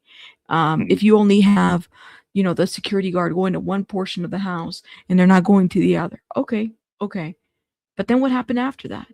And then he's doing all this in the garage. He gave the security guy a day off to clean all this, and then the setup of the pool, the I mean, listen, electric chainsaws, I get some of these are not loud, but I mean, you're going to hear it within the house. No, actually, even the electric ones are kind of loud. Yeah, they're all loud. So that I understand where you're coming from, but where did he find the time to make all this noise I'm and look at the saying mess he was making? that's what I'm saying. It's like, I mean, chat, let me know. Am I going crazy here or what? Abram, shout out to you, love. I sent you the link if you want to come up. I told the people that we weren't going to read until you were ready to come up. You missed our check-in earlier. That's fine though, but I'm sure we'll catch you up. But that's what I'm saying. It's like maybe he gave the live-in security guy a couple days off because Yeah. all of this is in a matter of days, right? It's from April 23rd, the last time she was alive, and I forget the exact significance of May 5th because the state is Uh-huh. resting on that specifically, May 5th. Yeah. Oh, and look at this. But Security that's guard when wasn't. That's a great question, Rudy. Ruby, not Ruby. Rudy and Son. Security guard wasn't there when she arrived. well, the I whole thing guess is not. we're just finding out about this guy as of a few days ago. Yeah, We that's had what I'm no like. idea. Yeah, Yeah, no remember idea. the public document when he was first charged, it doesn't even tell us how many people were living there. The only mention of other people other than David and Celeste, the only mention of other people I can remember is when it says that David lied to friends about the smell. You remember that part? It should ring a Yeah. bell. And then when we Yeah. saw that part on video anyway, when he's saying it was the bathrooms, and the truth is his car was right outside. The footage that we've seen, so now that at least that it's been a couple days, right? And we are learning details. Do you see footage, or maybe even Kadisha Lynn, if you can answer this in the chat, or if you want to come up, let me know, love, because I can give you a link too. Do you guys see things a little bit different now? Like now that you see I mean, no, I know we were seeing things different, before, but now that you understand, we get a bit of maybe a different timeline of the actual events. right? Oh yeah. The people that were involved. It does make you wonder. So when he was doing these TikTok videos, or when the friends were coming over, or yeah, like I'm just thinking of how the hell do you not know? Maybe because I'm like a noologist in my own home. Well, the tour began April 20. The tour began April 25th, right? Because That's remember, right. There's April 23rd. She's believed to have been deceased, and then there's that interview he did where he said this Mhm. person is no longer in my life. Was that 24th or 25th? I thought Joe said it was around that time, 24th, 25th. Oh, the tour, when the tour started. Well, remember there's that interview he did. He's sitting on a couch That's and he's right. talking about the strength. April. It was like the 24th or something like that. Okay, yeah. The So that was 24th. done the next Yeah. day, and then was that the start of the tour? So from there, he wasn't supposed to be home for a while. Mm-hmm. That's right, because he was supposed to do a bunch of like, interviews and stuff like that. He was going to be promoting the tour. That's what he was doing. Yeah, and then his album dropped on the 25th. So he from all the way from April to just about the time to leave, which was July 30th. Remember yesterday we were talking about July 29th. We're like, well, because of the Tesla hooking up to the phone, and like the last time it hooked up. I mean, he had no. You know what? Something just came to my mind too. You know So, how he was getting tickets too? the tickets on the car, yeah. How many tickets? I wonder if that's consistent with like he was just leaving the car there and he didn't want a deal. Or remember, the officer commented on the license plate reader. So that means every time the officers would have stopped behind, every time the officers would have either passed by his car or stopped behind his car, It it's wasn't probably to write the registered, ticket. Apparently, right? to say, Because well, they wrote the ticket. If it were just unregistered, they would have taken it. I think. look at this. Is that the same security guard that left the tour and went back home? Oh, I don't know about that one. I didn't even hear about that. These are little things I didn't look for. So these are. somebody's got to tell me that. I'm look, little things that are just kind of coming to my mind. Does anyone know where that story came from? Sylvia, where did that? I remember there was this guy who was playing around acting like his security guard. Y'all remember? And then people were like, that's not the real security guard. He's just clowning, yada, yada, yada. And he was hanging out with David. There was a security guard that I'll have to go back to my videos, man. I remember this. Hold up. His name is not Ejaculus or anything like that. Let me stop. Security guard. It's not even ejaculus. It's just Jaculus. It's just Jaculus. It's not Ejaculus. It's Jaculus. Security guard. It might be because he could have had a security guard. Someone's saying the name Mark. Mark or something, right? Mark or something. So that wasn't him. Sheldon is the live-in security guard. That's the name we got. He said someone let Robin know he only worked for 6 months. Which one? Sheldon or the live-in security guard? Well, yeah, if he only lived there for how long then? But I mean, he only, when did he move out? If he wasn't working there, because that's based on the statements I'm taking that in good faith from you guys. It sounded like he was already living there or still living there when this crime would have occurred. But at the same time, I haven't heard his name come up. I would like to think that's somebody that would have something to say. If he should see something if he's there all the time. Yeah. Hold up. Well, I'm gonna see. Maybe that's correct. Maybe that's why Sheldon never came up. Maybe he really just wasn't living there anymore. So maybe we're a little bit off on this one. Maybe we are. Okay, let's keep going because sorry, but this is a very interesting article. I'll say that. Shout out to Conlon, who she really got some good notes in there. So he said Doheny residents and that had been instructed to look for weapons or tools that may have been used for possible dismemberment. Hold up. So LAPD Detective Joshua Byers and Farrell were present during the search of Burke's Doheny Place residence, and that Wallace had been instructed to look for weapons or tools that may have been used in a possible dismemberment. Wallace acknowledged investigators were conducting a follow-up search connected to Burke's Tesla and understood Burke was considered a suspect at the time. Burke pointed out that Wallace did not separately document the original location of the chainsaws beyond what was depicted in the crime scene photographs. Wallace also confirmed that investigators did not collect the dryer sheet found inside the inflatable pool, leaving it in the garage after documenting it.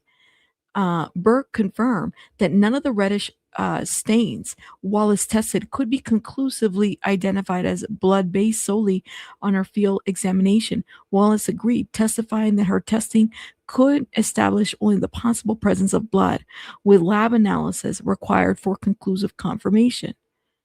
Court adjourned at 4 p.m. and will convene on 9:30 Thursday. There we go. All right. So that yeah, was we a still lot have of an hour information. until they start. I know. Oh yeah, we we started a bunch of smaller conversations. But no, this is good because I was able to pin things around. Hold up, what did Pinche Becky say? Did she get in? Adventures with Pinche Becky. Steve got its ticket. Ooh, SF Investigates got a ticket. Ooh, let me hold on. SF, did you get a ticket? All right. See, maybe we can bring SF later on. Okay. That'll be good. SF, did you get a ticket?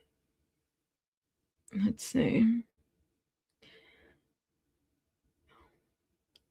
I'm gonna ask him. You wanna hold up? Let me see what he texts. He's probably like, "Girl, yes, I did." Yes, that's awesome. Shout out to Steve, man. He's out there. He's out there. You said no shade. Who's Joe? No shade, Joe. You want to talk about yourself a little bit? Let them know who you are. Hold on. Someone just gave me a text message. Can you? I might actually, honestly, might have to dip out and come back. Go ahead. Do your thing. Do your thing. Yo, yeah, so hopefully, Pinche Becky, where's Pinche Becky at? Is she live streaming yet? Let me know. Is she out there? We got to get that lady a mic. I'm going to order it, Becky, and then I'm going to send you a screenshot of your order just so you, we got to get you connected, girl. We'll call her, her Adventures with Pinche Becky. I think I like that one. I like that name. I really do. Yeah, I remember hearing back in the middle of the tour, he had to go back home. And that's when people were talking about it. He may have been involved. Well, let's look into that. Let me see real quick. If I can find an article, let's go back. D4vd security leaves tour early. Somebody. Here it is. Okay. Here it is. Singer D4vd canceled his dates of Wither. His team and touring personnel halt the remaining shows in Seattle, San Francisco, and Los Angeles as the homicide investigation unfolded. Shows were canceled. If you want to know more details. No, I want to know about the security. I'm going to go. We have to go back like last year. Security leaves tour early. I bet you we could probably find that article because when I type that in, a lot of articles from 2025 start coming up. But let me see. Hold up. While we look for this. No worries. Good morning, everybody. Come through. Yeah. Yes, guys. For those that missed the announcement, no more transcripts until Friday, which is the last day of the hearing. So my understanding is that, people might be able to order them Friday. Yeah. After the hearing. So I'll be able to order them then. There was a procedural thing that happened. So yeah, y'all can thank everybody over there. So anyways, so yes, but if y'all still want to support, that would be amazing and whatnot. Yeah, you're gonna have to, Antoinette, you got to go from the beginning. We were talking about it. We were kind of getting into it earlier. I like Becky's chanclas because they say Becky's chanclas on the ground like a correspondence. Becky's chanclas on the ground, and Becky on the ground with the chanclas. I like that too. It's kind of cute. Hold up, y'all. We're getting out there. Let's see. Well, everybody's still setting up outside, guys. We don't have any major announcements. Well, let me see real quick. Yada, yada, yada. Hold on. Side court in the death of teen Celeste Rivas Hernandez. Real Singer quick. David is facing charges related to her murder and dismemberment after she was found in his car. Eyewitness News reporter Ashley Mackey live in downtown Los Angeles with those new details. Ashley. Mark, Giovanna, after court ended today, we heard from the attorney representing the family of Celeste Rivas Hernandez. He says yesterday was a very gruesome and hard day for the family. And today, while there were graphic details brought to light, he says it was a much better day for them. He says, well, while more images were shown in court, they saw pictures showing the inside of that Tesla trunk with maggots, flies, and blood. I can't imagine. For Celeste DNA. They also saw images of air fresheners in the doors of that vehicle, around the center console, in the rear seats, and in the front trunk of that Tesla. We heard a lot about David's finances and how much money he made, millions of dollars in the start of his career.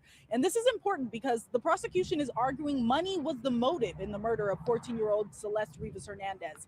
21-year-old singer David Burke is facing charges of murder, continuous sexual abuse of a minor, and mutilation of human remains. According to the prosecution, David allegedly killed Celeste because she was going to out their sexual relationship and potentially ruin his lucrative music career. David's money manager, Benjamin Gregor, took the stand today. He was one of two witnesses to testify about Burke's finances. Burke reportedly earned more than $10 million at the start of his career between 2023 and 2025. The goal of today and the entire preliminary hearing is to establish probable cause. Burke has pled not guilty, and his lawyers say he did not cause Rivas Hernandez's death. Of course they do. He had guarantees of a minimum of $3 million and a maximum guarantee of $6 million with bonuses that increase. That was a bit of a jaw drop for the family. They told me outside in the courtroom that they were shocked how much money that young man was earning and his potential to earn. We also learned Rivas Hernandez's passport was found on Highway 152 in Santa Barbara by a Caltrans worker. The prosecution is arguing that Burke traveled to Santa Barbara to toss it there and dispose of evidence. Tomorrow, the medical examiner is expected to take the stand, and we'll be hearing more evidence in court. Court begins tomorrow around 9:15 in the morning. You know what, though? I was thinking this too, with with Joe being up here too. Between all the people that were around that time, right? Where he put her for 12 days, having to kind of having to be guarded around that area, having a live-in security, Rob Morganroth being there as well, it sounds like, because that's what they've said, that he was there in that property in that time around that area. Something is completely like, how do these people not know? How do they not know any of this? It just doesn't make sense, guys. Maybe I'm just thinking in my mind, like, and this is somebody who is consistently busy. Like, you can't not have anybody. Hold up. I should put this picture up. He would have to, he's too busy because he's on tour, right? He's too busy not, to do anything else but maybe stay focused in being on tour. This is the part that I just don't get or understand. And this is, I don't know about you guys, but there isn't a whole lot of like in this sketch art, the sketch artist, her pictures are kind of, they're very telling, but they're not. See if we can get a zoom in. You said, I think a lot of people knew, but they didn't want to lose money. It's a lack of morality, in my opinion. Well, I hope we're saying two different things, right? Did they know about her death, or did they know about that she was a minor, right? Like, it's not even, we're not even disputing that. Did they know about her death? Did they know about what was going on? What happened? Did they know that she had died? Did they know that he was storing her? Or was it just a minor part? That's the part that I'm like, I feel like we're saying two different things at the same time. See if I can pull the picture. Let's see. D4vd sketches day 2. Because I want to see everything that was shown. Here we go.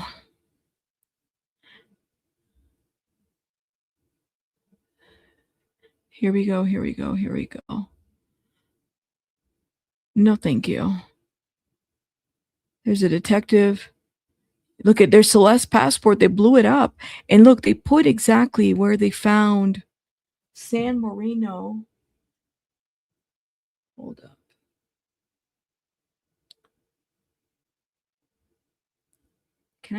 I guess I can't download the picture. There was other ones too. Let's see. Sketches day 2. Y'all, I'm pulling sketches. Give me 1 second. So we know what they look like. Here it is.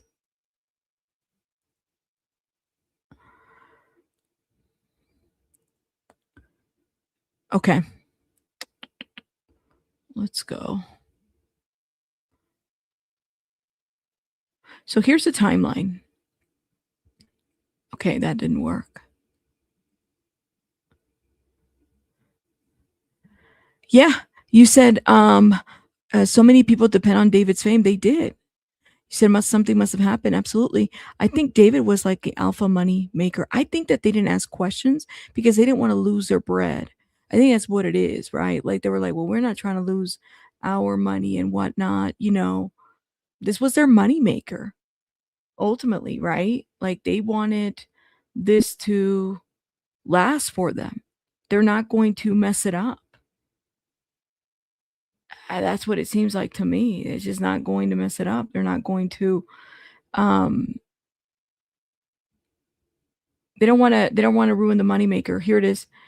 And let's shout out to Steve. Let me see if I can go to his page real quick. It says, today, I hope we hear more about the blood evidence in the case. In a filed brief, the prosecutor said that D4vd watched Celeste bleed out. I hope we learn where they allege this happened, where that statement is based on wiretap evidence or witness accounts. I also hope we learn where her body was kept during those 12 days. Sandra Bullock, I don't think it was Halle Berry. Even if somebody on a live video is awful, absolutely. But even if it seems like their parents, well, like I said, I feel like it's weird to me that only one person is being charged. And I've said this before, and I'm not saying that, but maybe there was a witness and maybe, the person, maybe that's why we haven't heard from the security guard, because I find it very hard to believe. And it's the same, like, I probably put more ownership on the security guard than I would on Neo or Aisha or Asia or whatever the hell her name is, any of these people, because you had somebody that was living there, right? Kind of like Abe said yesterday. We had somebody that was living there that knew what was up, you know? Absolutely. Absolutely. And let me do this while we wait for Joe and Abe, because we are going to finish reading the transcript. I'm going to drop the link if anyone wants to give a little thought process, a brief thought process. And I, within the time frame, we try to kind of like only have the readers up when we're reading this because it's very dense and less cook in the kitchen. What is it? Is it less cooks in the kitchen, the better? Honestly, I think the more than just security guard was just living there. Yes. Thank you, Miss Jam says Sandra was 804 and Halle Berry was 1368 on the addresses. Yeah. I mean, those are like Hollywood homes almost. Rabbit said that 3 to 5 days. Can we confirm it ends Friday? Well, Guardian, we weren't supposed to have a hearing today, but I guess we are. We were told it was going to be Tuesday, Wednesday, and then Thursday, and then Friday, because they had a total of 10 witnesses. So I think it does end Friday. I mean, that's why I think it's important to keep an account how many witnesses we've had. So if I were to look, yeah, we have 2 living people. That's right. Let me see. How many?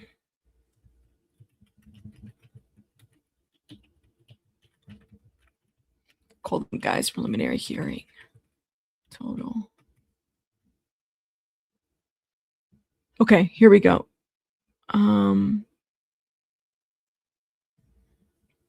Sorry. In the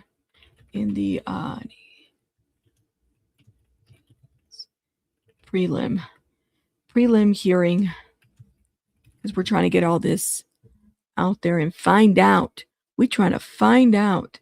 You said, isn't it weird how David's little brother is just casually dropping music?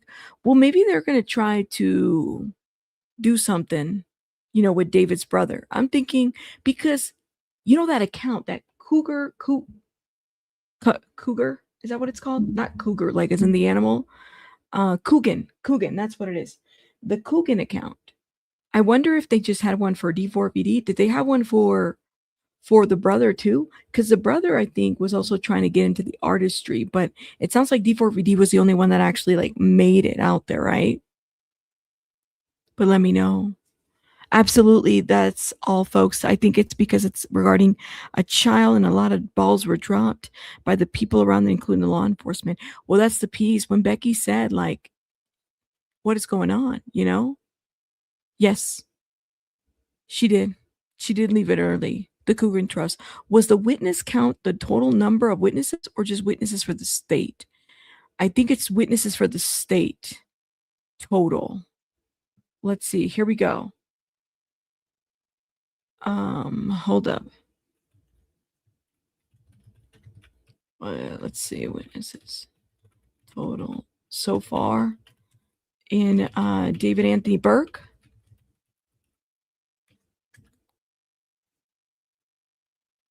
Because I think we've had 7. They said it was going to be 10 witnesses total. So we've had Detective Joshua Briers, Benjamin Gregor, a second financial witness, which we don't have the name for. Let me write this down. We have a second financial witness. So we have 1, 2, 3, 4, 5 Mogul Vision financial witness. So 1, 2, 3, 4, Lauren Wallace, 5, 6, 7. So we've had 7. So Kadisha Lynn, when she said 7, she's absolutely right. We've had 7 total. And they said that they had 10. That's right. The Louis Permiro. Thank you so much. Hair by Mary. Thank you. I'm gonna drink some water right now, y'all. I promise y'all I will. The defense absolutely can present witnesses at the preliminary hearing. It's just not common. Chloe, I don't think that I haven't heard the defense. I mean, they've presented exhibits, defense exhibits, yada, yada, yada, right? But I haven't heard that they 1, 2, 3, 4, 5, 6, 7. Permio. I think only the prosecution presents witnesses. No, defense. I think the defense can, but they don't typically do. What they're presenting is what is it called? They're exhibits. I think, but I thought they could. I could be wrong. Wait, Chloe, what was his name again? Let me see.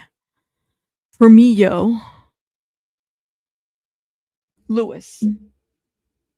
Here it is. So they said they had a total of 10. So we should be able to have at least, I think, 2 more to go. I wonder if they're going to have a hearing on Friday if they only have 2 more to go. And then they have the CHP officer too, because he was the one that testified on the passport. CHP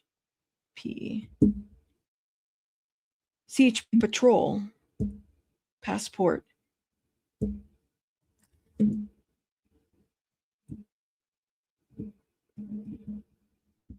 Okay. Yeah. So it's a total of 7 thus far.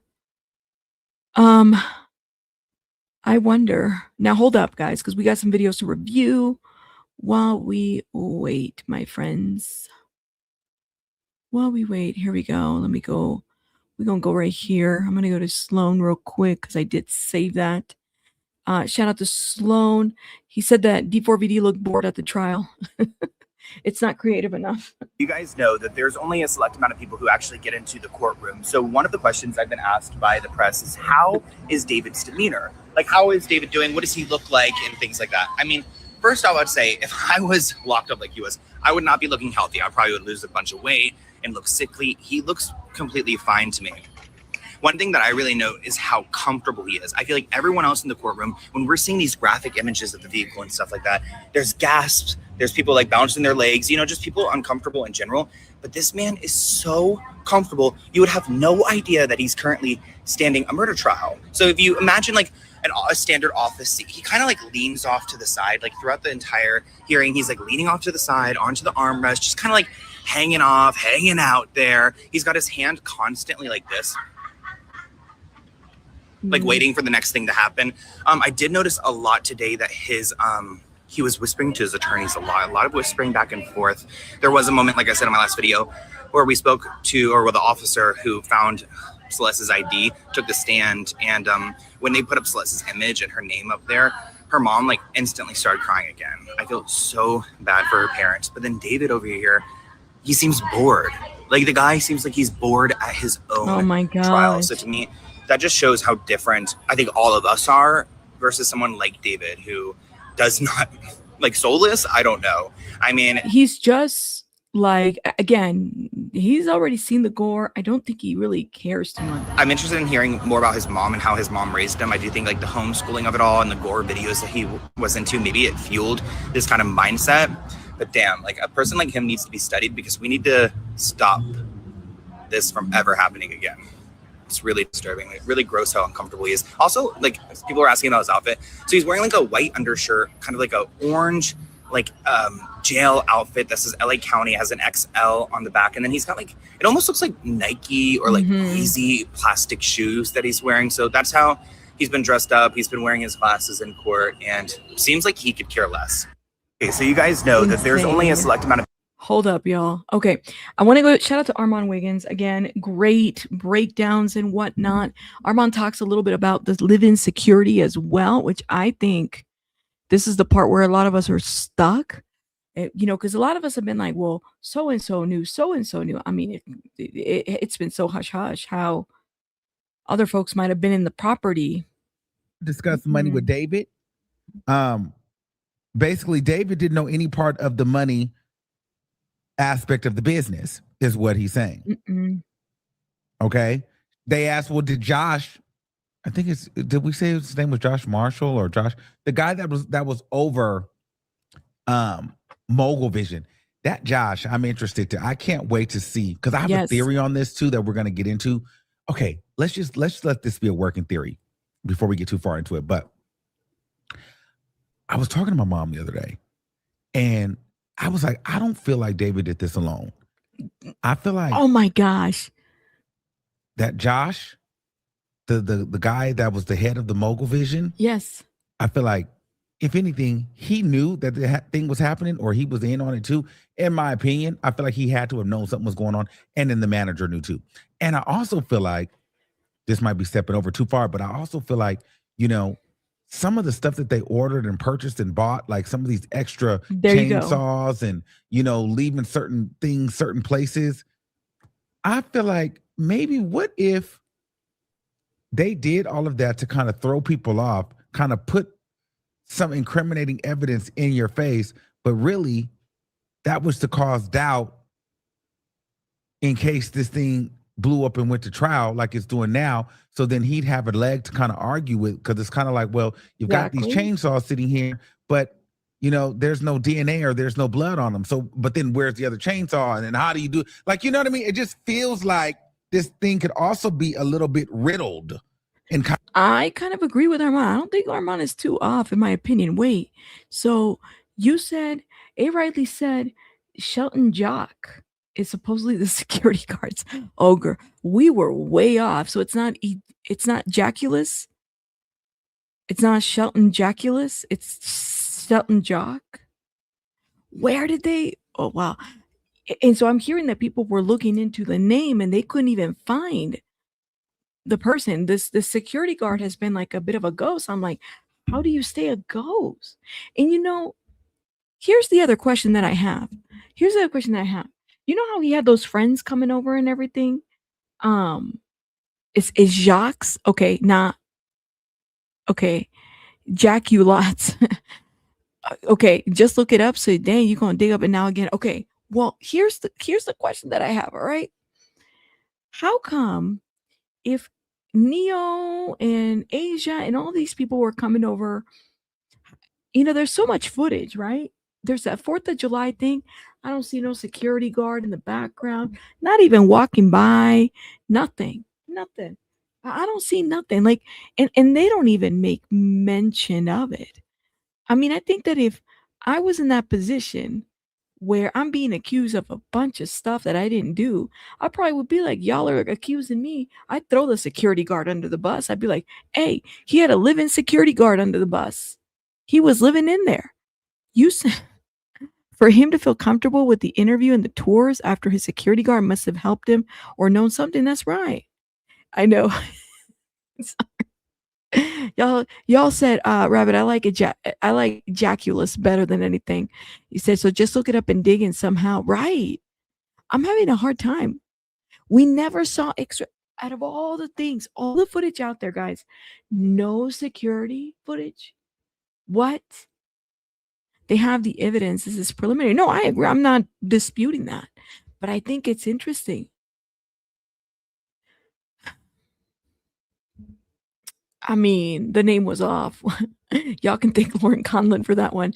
Now that we at least know 2 people were living there, and now I'm open to someone helping with something. Just need the dates that these folks moved in. There you go. Well, we know that he was there around the time that Celeste was there.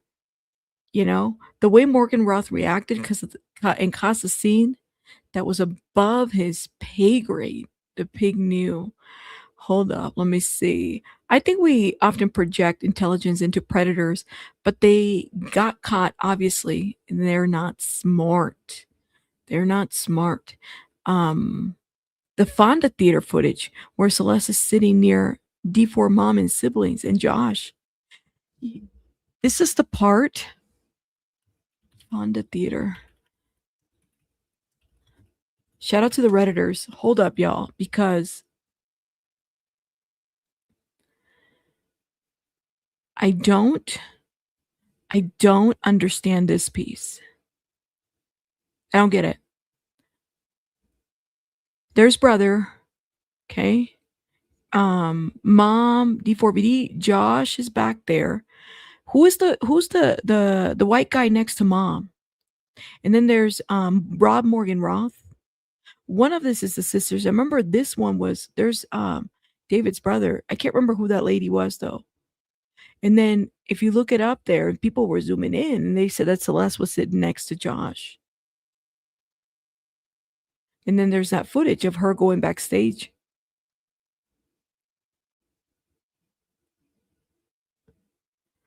Like, you can't make this ish up. I saw David's parent. Well, it's so hard. How do you not know? Or did they lie to mom and say, hey, she's actually 18? It's just so weird how all of this worked out. Because you would think you don't want people to look away. Yes, and the parents met her. You're right.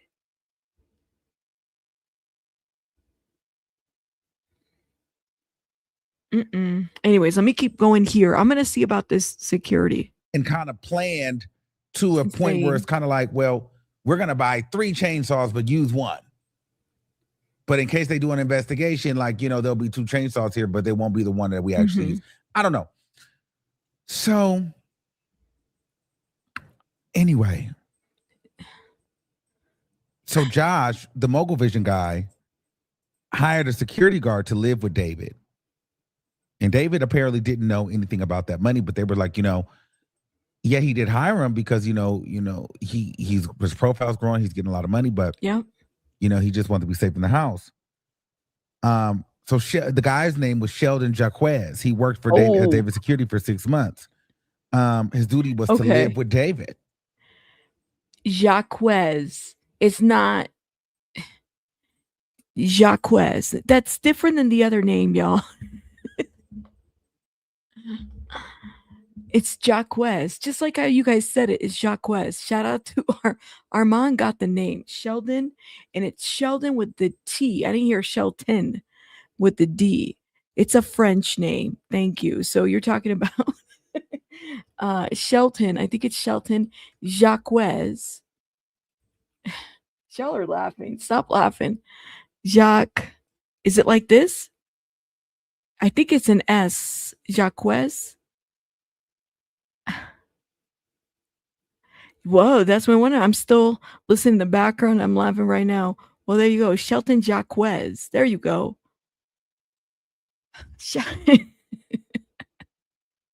Why y'all do this to me, man? See, and nobody came back to correct me after Armand put the accurate information out there. The chat is fired. Y'all are fired. I can't, man. You guys would totally be the people that if I had something in my nose, you just totally let me walk in the building like that, and not even check me. Jacquez. Security. Hold up. Well, now that sounds like a name. Hold up. Hey, are you there? So you mean to tell me, am I on stage yet? Yes, are you here? So you mean to tell me we've been getting this guy's name wrong the whole time? And we're just giving him shit for nothing. And nobody came back to. Hey, chat, I need y'all to put yourselves. Didn't you write it out for us, Jaculus? You didn't tell me it was Jaquez. I could have told you that. I need the chat to put themselves on timeout because nobody came back to correct us. Like, I don't see one comment that said, Rabbit, you got the name wrong. It's not Jaculus. It's Jaquez. Actually, I still don't even care. I still think the error is better than the truth. Personally. Yo, this chat, y'all are on timeout. All of y'all, put yourselves on timeout. Okay. Oh, bad chat. Go lay down. Bad chat. Go. No content for you. Right. Oh my God. You can't make this up. Well, we're trying to isolate from everybody. I don't know none of you. So Abraham said, well, somebody no, they didn't, Abraham. Don't be stop. Don't be here. Abraham always gotta be doing that shit. No, they didn't. No, they didn't. Oh, see, the court wasn't even sure because they asked Gregor and he didn't even clarify. Yeah, he did. Or they never. Wait, said reference. They never clarified his name. Okay. Well, and to be Still, clear, it's funny.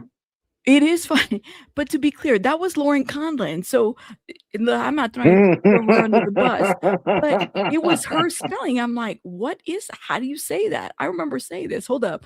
Let me go back. That guy's probably watching these streams and it's like, this girl can't even get my name right. Oh, you know what? That's another thing. It's not even Jaquez. It's actually just one word, Jacques. It's like, that's true. Well, I feel better now somehow. Somehow that makes me feel better. Hold up. Let me make sure. Because I know she spelled it. She said, I think that's how you spell it. I don't really know. And that's why I was like, okay, well, she don't know how to spell it. That's okay. Anyways.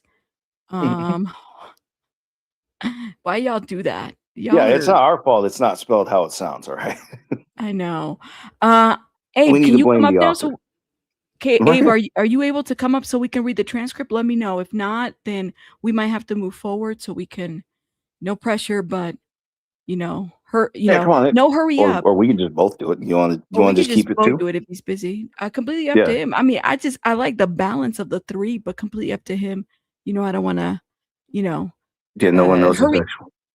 Yeah, he's like, yeah, I can't hurry up and take your time. What does Sylvia say? Hurry up.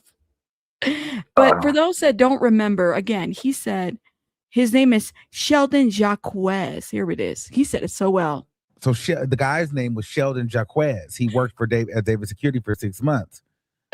His duty was to live with David. And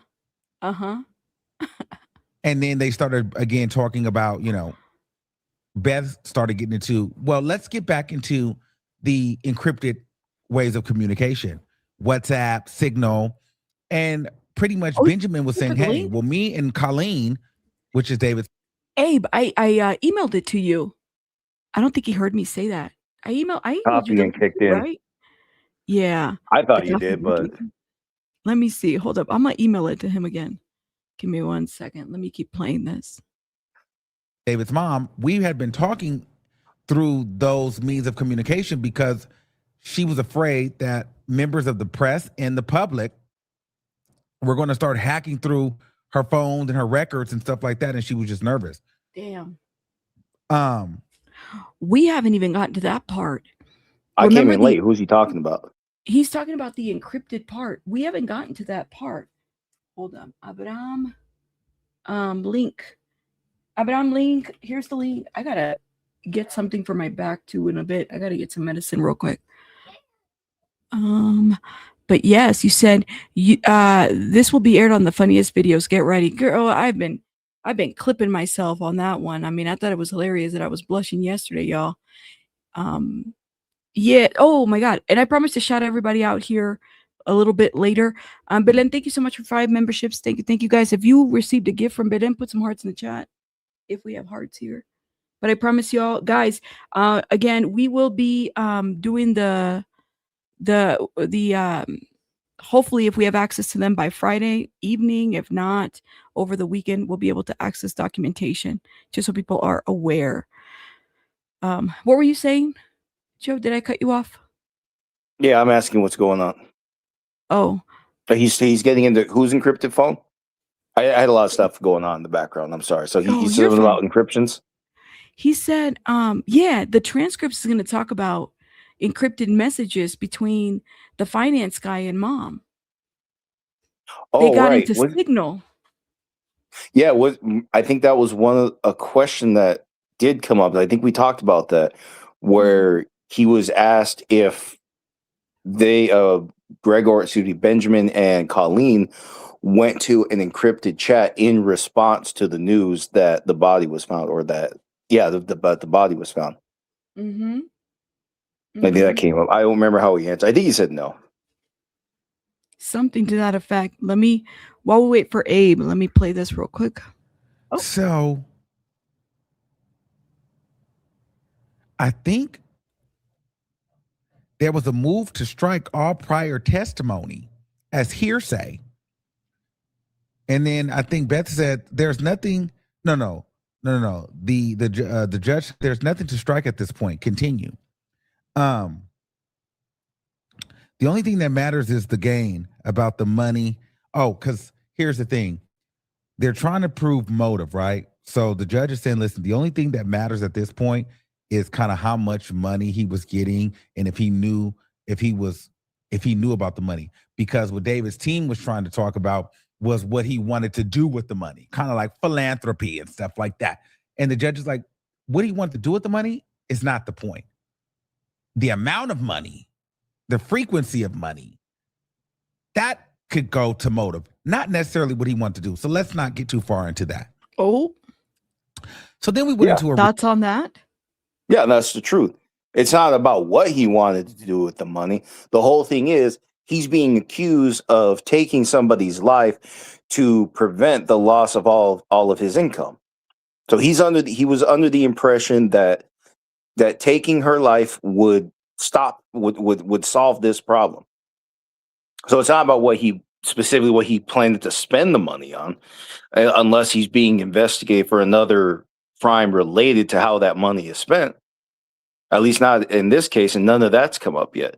All they would need to know right now is whether or not he had the income that the government said he was trying to protect by taking this girl's life.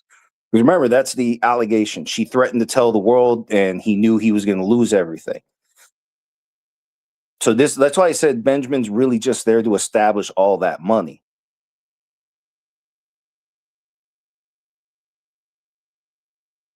You okay? You need to step up?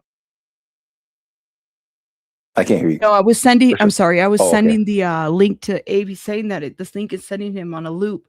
Come back, don't go on a loop. And it doesn't let me in. I just sent you another link. Abraham, let me know if it sends you on a loop. Hopefully it doesn't. I don't know what's going on. Yeah. So yeah, that makes perfect sense to me. If they're not going to go deep into whether. Plus, how does this guy know what David's spending his money on? That's also another thing. If he answered, that would be one thing. But at the same time, why should he know? That's right. And he already said he communicated with David primarily through text. Yeah. I think exclusively through text. I think he said. So then, if there are no phone calls and everything's on text, it probably already. Yeah, you always look at the text and see what was actually said. So that doesn't even matter. It's an irrelevant question. Bottom line. That's not what the witness is offered to prove, and it's not even in the charges. So it's like I said, it's relevant. Oh, well, there you go.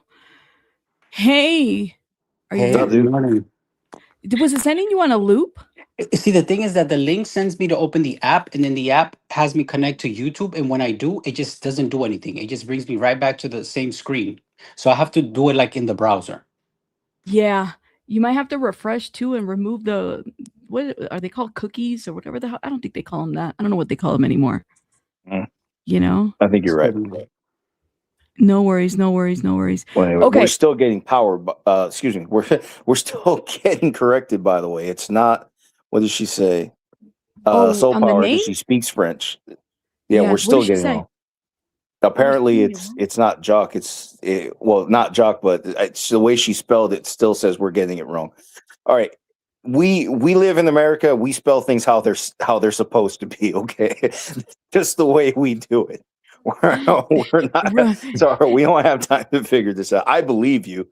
I believe we're getting it wrong. I try because I feel like, it would be good, just out of respect, but it's always kind of interesting to hear how other people pronounce. Then at least for me, like if I'm saying it wrong, you know what I mean? So but I'm just letting you know, here in America, we're happy to be wrong. Sometimes we just want to be wrong. That's all I didn't have even say mean about to. that. I just see, that's why nobody corrected me yesterday. I was like, wait a minute, y'all have been letting me say this man's name so wrong. Wait, Anyways, somebody did correct us yesterday. There was one chatter that said it. I just didn't know how to pronounce it still. Yeah, somebody they spelled it, but I just didn't know how to pronounce it that way anyway. Wait, so people are looking for this name. I can't So then find maybe a Shelton. that's why. Maybe they got the names wrong, because sometimes the courts sometimes people start with the last name first. So maybe that's what happened. If you're a security, right? And I'm thinking like if you do security for high profile individuals, here's it's not Shelton, it's Sheldon. Yeah, Sheldon. See, I thought it was Shelton. That's interesting. But if you do security for high profile individuals, right? Like, do you guys, I mean, would you want to change your name too because of also like access and, I guess proximity to these famous people? I just called them. Maybe, I don't know. But SJ. also, it's not like I don't think he has a reason to wear an ID if he's a live-in security guard. If that's what you're wondering. I think they know who he is. I'm thinking it's like Kevin Costner, the bodyguard or something like that. Wearing a name tag around the house. Imagine. It's giving Kevin Costner, the bodyguard. Oh my gosh. All right, so what are we doing next? So let's okay, let me Abe, did you hear the beginning of what had happened? No, what happened? Están enojados con nosotros. They got mad at us. Not us, but I guess not us. You're right. Not us. I guess at the process or something. So we won't be able to do yesterday's transcripts today. We won't be able to get the rest of the transcripts, I guess, until the hearing concludes. Yeah. So they're still going to be available. So we'll probably maybe get them, I don't know, Friday, when it concludes, or next week. Because there is I don't know, I guess there was some people were upset or whatever. So they had an issue with transparency, I guess. Yeah. Just like not having cameras. You know what? That's the best and cute way to say it.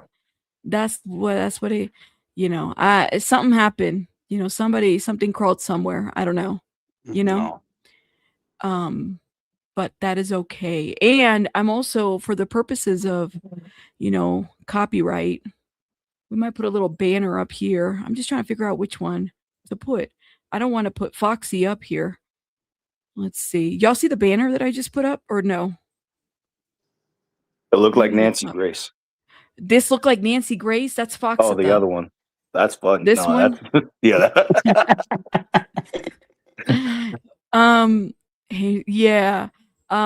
I think I might put this one, but I got to make it a little bit smaller. I mean, we got time, so we can conclude. And the reason we put this is just because these could also be copywritten. The Fox thing is funny. Y'all know you in social media, you be looking at your phone like this every time you're doing content. Like, what the hell? Let me see if I can find. Hold up, guys. I'm gonna see if I can find a. Mom, can I play this? Bob, it's the Shock Barbie. I know, but I got to make it a little bit smaller because, I know there were some people that were following along and stuff like that. I just don't think I can find one right now. I had the Lizard Woman too, but I don't think this is appropriate right there. We need a smaller one. Yeah, I mean, I got my Nancy. Maybe I'll leave my Nancy up. Should I leave the Nancy up? Hey, we're in court. We're in court. It works, yeah. All right. Yeah, She's not that's true. blocking Can you anything, imagine? right? Nancy went to she got a lot of shit with the Idaho 4. I think she went to like a hearing or something. And she was out there. She had like a Girl Scout cookie table right in front of the murder house with green gloves. And that was the longest running joke and whatnot. Yeah, that's a good point, Abraham. Let me see. I don't know how. Maybe I can do it real quick. Let's see if I can do this real quick on Canva while I have you guys up here. We'll put something just in case. Respectfully, we are just giving commentary. We're going to do it very cute. We're not trying to disrespect anybody at all. We're just doing us. Let's see if I It's base 44. Oh. You said she brought the table to the front. Yeah, she did. I'm not joking. Y'all, and then she got a lot of pushback from people in the community. They got so mad at her. She didn't go back after that. Crazy Fox meme picture. Hold up, guys. Give me 1 second. Now, Abe, do you remember where who was questioning? Let me see. I think I put like a highlighted. Hold on. Did you? I would expect you because I know that you would. Like, you're pretty organized. I gotta start writing more shit down. You do? I definitely have to start writing more shit down. Let's do a little banner with a ribbon or something. See y'all.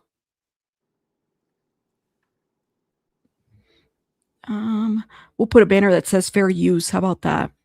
Real quick, guys. Excuse us. Something. I don't even think this is really about a copyright. I think it's just. I read the rest of the transcript. I mean, it's going to be very insightful, and we're going to get like a tighter timeline from when. Really? Yeah, because we're going to get like dates of when he actually moved to LA, which we know things couldn't have happened prior to that. That's right. Very true. Okay. Fair use. All right. So I just created a quick little banner, but I got to remove the, where's my Pixlr?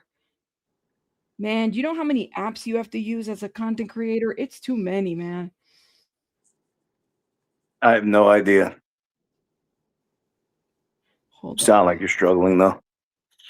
Yeah, let's see. I'm trying to remind myself where we left off. Yeah. Hey, it was before the afternoon break, so it was before. This is what I forgot to ask you, Joe. Hold up, let me send you a message in the private chat. Do you? Yeah.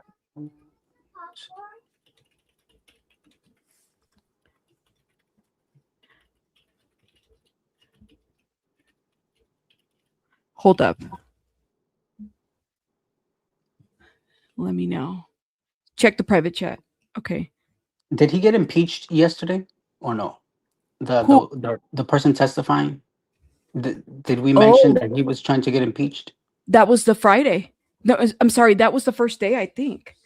Yeah, but right? that what I think. Did we already go over that yesterday? Because I think that's where we left off, like right before that. So it would be page 141. Okay. Gotcha. Okay. Um, But who was questioning? Because on my end, remember, all I see is Q&A. I don't even know who's asking the questions right now. Is that Beth or Burke? I think we could just begin to refresh in the top of the page. we were at page 41. Yeah, we can go up a little bit. If what was it? 141. 141, right? Not 41. Yeah. 141. That's right. Yeah. And I know we had talked about the Skull Rose Merchandising Company, right? Mm-hmm. Yep. Okay. And it was it Burke that was asking the questions? I believe that's what I'm wondering. Hold up. Let's see. See, it didn't save my highlight. I don't know why. Oh no. Yes, it did. Yeah, it was Marilyn.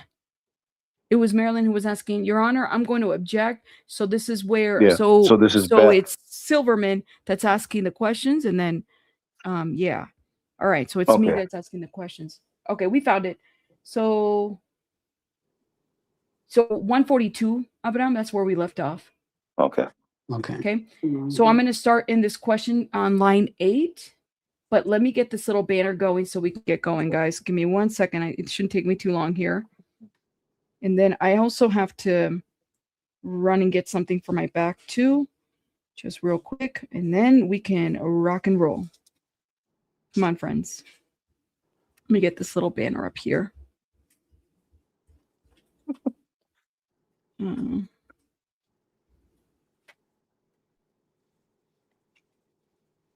1 sec. Okay, that's not going to work. That's okay. I have other banners here. It's all good. How's everybody doing in the chat? How y'all doing? Here. Let's look around. Let's see what they're saying. Did you hear that? Did you see the clip I sent you with they talked about Pinche Becky yesterday in the guys? They talked about Pinche Becky, guys. In the I sent it to Becky. Chris Stewart. The lady that you guys were teasing about looking like she's from AI. Was it something I said? Yeah, you were saying it too. Ronan was saying it too. Yes, y'all are mean. Before we get started, hold up. Let me show you guys. Where did you put it up? Did you put it in share a link? Yeah, I think in the member chats or something like that. Yeah, they talked about it. Hold up. Oh, thank you, Pika, for sharing the link. I completely forgot to let the people know in the Discord. Yeah, you said it was at the 19-minute mark. Remember, guys, when Becky, before we start, look, it's this lady. Y'all are so mean. I can't with y'all. It's her cadence. She kind of does sound You guys robotic. said that she looks like AI. I was like, that is not an AI person. See, this is why. Oh, no, that's not what I said was fake. You were laughing about it, though. I'm telling you. Yeah, it was funny. But it's not what I said. It was funny. I don't think that's what you said. Look, let me show you what I'm talking about. Hold up, y'all. Hold up. Share. Where'd it go? Is it right? There it is. This one. Remember? And you guys were like, yeah, because the mic was so big, and then it was a shadow over her body. So here they're talking about Becky, guys. Look. To a court observer, somebody who's just here observing as a member of the public. She's an LA resident here, and she told me watching Mercedes actually reminded her of her own mother. This observer, her name is Becky, her older brother was actually murdered when she was 10 and he was 22. And she said she sees a set look of determination on the victim's mother's face in this case. And she has seen that before. And you just think of, how long it took. Yeah, so that's Becky. They were talking about Becky right there. So that's why. Anyways, so let's go ahead and move on. But I sent it to Becky. I said, hey, Becky, I think this is you that they're talking about. Because remember, she told us she was interviewed by Law and Crime, and then she declined because she had to give them her information. She's like, no, I ain't give mine. Which I'm like, I don't. Just for a comment, you have to give your social security? No, I don't think it was all that, but social security, what the? It was a lot. Becky's famous adventures with Becky. All right, let me do this real quick. I got to get something for my back, and then we can start. And Joe, you're gonna have a hard time seeing this banner though. Now that I'm thinking too. No, I think I'm okay. Okay, the top line is getting blocked by that. If you can move that higher, that would do us a lot of favors. Wouldn't you get No, a not to copy of the zoom in. transcript, If you Joe? can It's move the easier. section 107 copyright stuff, if you can move that higher, Okay. or yeah, actually, if you just want to zoom in, like if you just Is want that to zoom in better? like that, yeah, just Hold up. remember that. Just keep it. Do you see where the banner is? Because right now it's so right where that's line 6 is partially blocked. Line 7 is not. Okay, I see. So let me go down a little bit. Okay. There you go. Is that better? Oh yeah, yeah, it's fine like that. I'm just letting you know. So the line I need, just keep it. Put the line I need 2 below the top. So Okay. so move up. So 6 is on top. No, 5 is on top. Are you sure you can see? Yeah, but that's what I'm saying. Can you move up so 6 is on top so I can tell you what I'm talking about? Okay, right there. So if I'm going to start at line 8, that's what I would need to see. Or actually, I could start where line 7 is. Okay, perfect. Perfect. All right, hold up. I got to get something real quick, guys. Sure. So for those of you who missed it yesterday, defense objected to improper impeachment, and this was not impeachment. This was a direct examination of a witness. This is direct testimony. This is not the In time his to make that statement- objection. In his statement, he didn't say that his prior testimony was incorrect. He said it was correct. It was the same. So I don't even know how that would, because an impeachment is a lie. Basically, you're lying. Well, okay, so here's what happens. The witness during direct exam gets that one fair chance to testify.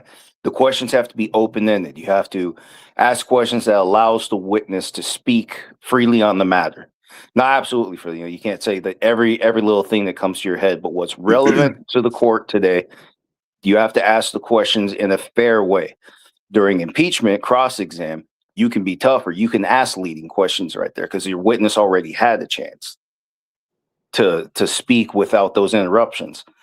So now during impeachment, you get to ask the harder questions, like you lied like a motherfucker, didn't you? You can't ask in those words, but you can ride them a little bit harder because they've already had their chance to testify. But like I said, impeachment is cross-examination. This is still all direct examination, and that's why the judge says right there, it just relates to regular testimony. The court will allow it. But the way that they tried to impeach him was based on his testimony with the grand jury. They try to ask him, "Did you say this at the grand jury? But now you're saying this here at the preliminary. So which is the truth?" Wasn't there something about how he said 250,000 at the grand jury and then 200,000 here? His money. Remember, we were talking about they were talking about his money yesterday. He said 250,000 at the grand jury, and here he said 200,000. That's all I remember. What else did he change? And they also try to get him with the advice that he gave the mom about opening the accounts and moving the funds around, stuff like that. Yeah, it was a long day yesterday. I don't remember this much word for word yet, but we're going to work our way into it. So what Khadijah Lynn just said, kind of, yeah. I think he kind of was not, or knew, or said more at the grand jury than he's saying now. Like omitting a few things, I guess, which is still a lie. He said he didn't ask about what happened, then said it wasn't true, and he did ask. Correct. That's what they're saying. Mm-hmm. That's interesting. I would say, I don't know. All right, y'all ready? Mm-hmm. Y'all ready? Yeah. Okay. Here we go. So let's go ahead. Guys, make sure you guys are hitting the like button, please, and thank you. We have 900 people in here, guys. Our goal at the very least is get to 800 likes, and maybe we'll get to 1,000. The goal is 1,000. Make sure you guys are sharing and supporting, please, and thank you. And yeah, that's where we're going to do that. And again, we will hopefully hear about the other documentation maybe Friday or next week. Okay. Okay. Do you want to start at 6? Or you're the witness and I'm questioning, right? Okay, then scroll up some because the start of that question, go to 5, or are we starting at 12? Okay, right 5? there. Go ahead. Line 5. Page 142, right? Yeah, 142. Okay, going. I'd use applications like Signal and WhatsApp, but that was predominantly through Josh, Rob, not through with David at all. Did you switch to using encrypted applications such as Signal and WhatsApp, to communicate with Josh Marshall and Rob Morganroth after news came out about a deceased body found in the front trunk of his Tesla? Your Honor, I'm going to eject improper impeachment. I don't see his impeachment at all, but just as it relates to the regular testimony, the court will allow it. Correct. Yeah, I had spoken to Josh through Signal as the news broke out. Yes. And why did you choose to switch to using encrypted applications to communicate with him at that point? It wasn't by choice on my part. Josh had called me on Signal through it, and I had answered it. And then you continued to communicate with him through Signal and WhatsApp, correct? We have various conversations through Signal on financial matters. Relating to David? Relating to his company. Whose company? Josh's. Relating to David, since that was his sole client? Can you take the YouTube chat out? Because that is blocking me. Yeah, let me do that. Go ahead. And as much as we love Chloe here, can you take that down? Yeah. The highlighted comment. Sorry, Chloe, we love you. Bye. Sorry, Chloe. Bye. All right. Wait. Don't go further. Don't go further. Oh, okay. You want me to go down? A little bit right there. So related. Okay. It was finances that Josh had regardless of David and other personal affairs that he had. Yeah. Okay. Who did you have the most contact with between the defendant and any individual in his family? Colleen, his mom. How often would you say you communicated with her during 2023 and 2025?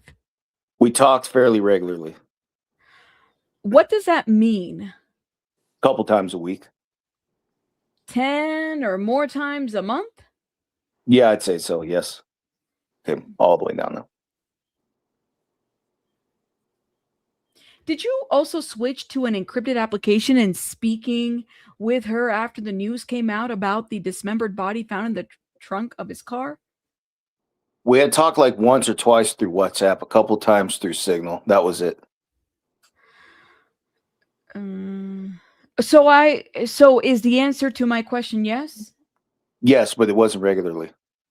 But you switched to communicating with her through an encrypted application, whether it be Signal or WhatsApp, correct? Objection, vague as to what switched means. Overruled. You may cross-examine. Is that correct? Let me see. Yes, we had spoken on Signal and WhatsApp. After the news came out about the body being found in the defendant's trunk? Yes. And why was that? I don't think there was a very specific reason one way or the other. I think she was trying to find a way to communicate and figured WhatsApp or Signal was a more secure way for her to communicate, as I believe some of her information was linked to the public. Okay. Well, before that, she would either call you or FaceTime you, right? Yeah, she'd FaceTime audio me and then have regular conversations on regular phone text. Regular. And so there was a conscious switch, just like with Josh and Rob, that you began using an encrypted app for all of you to communicate. He can only testify on his state of mind, not Miss Burke's state of mind. Yes. But that's not how you continued to communicate after the news broke, correct? No, I regularly speak with Rob in normal communications today. There was a very short period of time that I believe we were using WhatsApp and Signal together. That's with respects to David. That's the only issue I'm concerned about here today, not your other clients. Okay. So again, when you were speaking to these individuals, whether it was Rob, whether it was Josh Marshall, whether it was Colleen, after the news broke about the body being found in David's Tesla, your communication then went through an encrypted app, correct? It was not consistent. Okay, so you're saying sometimes you would also talk about David on regular phones? Generally, yes. Or text messages? Yes. When did you last see Colleen in person? I saw her. David was opening for SZA in Miami and had seen her very briefly at that concert. And that That was in late 2004, beginning of 2025. Really, I don't recall. Okay, when was the last time you communicated with her at all? I spoke to Colleen last week. But pause. Thoughts? Like, I don't know. Yeah, I want to see what he says. I think Well, he let's keeps go one more switching up. page. oh my God. What? Okay. It's like, dude, you know you went to another platform to communicate. Like, just say it.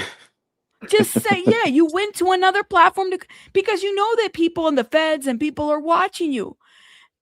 Oh my God. I said last week, and that's all over the place. That's right. Okay, He's let me doing keep too going. much. Okay. Right. So, I spoke to Colleen last week. what was the nature of that communication? It was in sourcing a new entertainment attorney. Who did you refer her to, if anyone? Objection, Your Honor, calls for hearsay, irrelevant. The court will sustain relevance objection. Sorry, I'm shocked. I'm still shocked. When was the last time you spoke to her before last week regarding sourcing a new entertainment lawyer? A week or so prior to that, 2 weeks prior to that. So you speak to her still on a regular basis? Yes. Are you doing any work for her still? Yes. What type of work do you do for her still? Scroll down some. That works. Just helping write, scroll down, scroll back up right there. Just helping right now sourcing this new entertainment attorney at this point in time. Okay. And how much are you being paid for your work for Colleen and David Burke? Right now, we're working on monthly retainer. What is that? $7,500 Per month? Correct. How much money did the defendant generate between 2023 and 2025?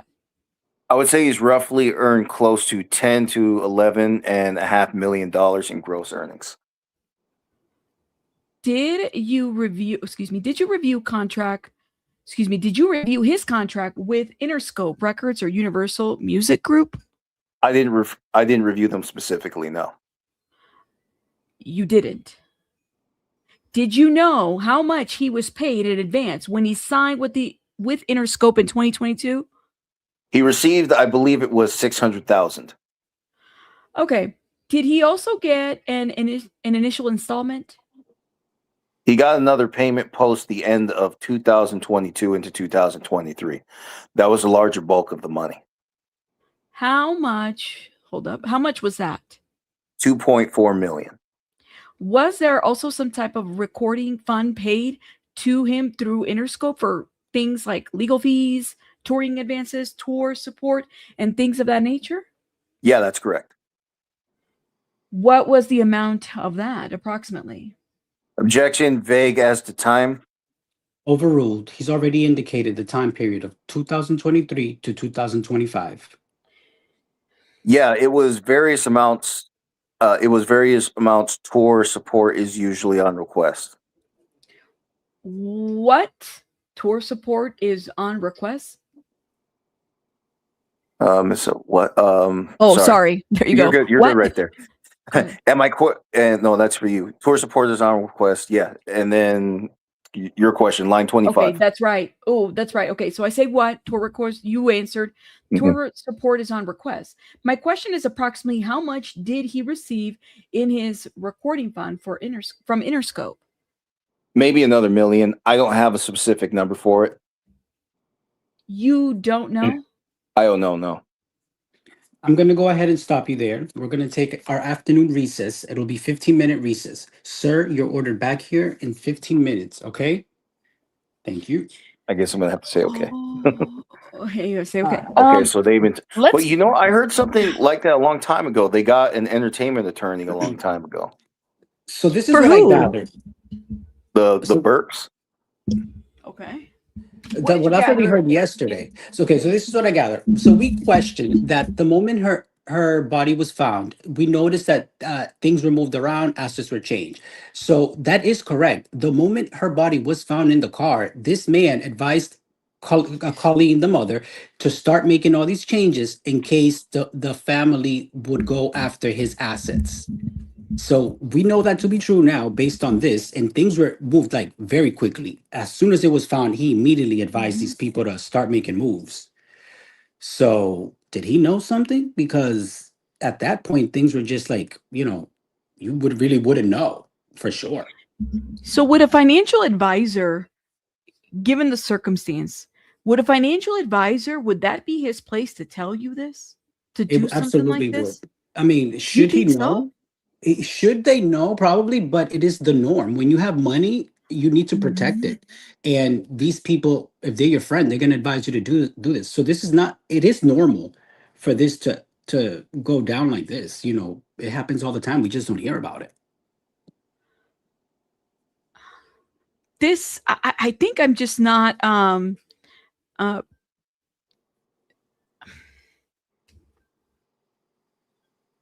I would hate to think that a financial advisor, because what he's doing right here, I could be wrong, moving assets around. I know that there's a thing while you're facing a murder investigation or, could be potentially charged.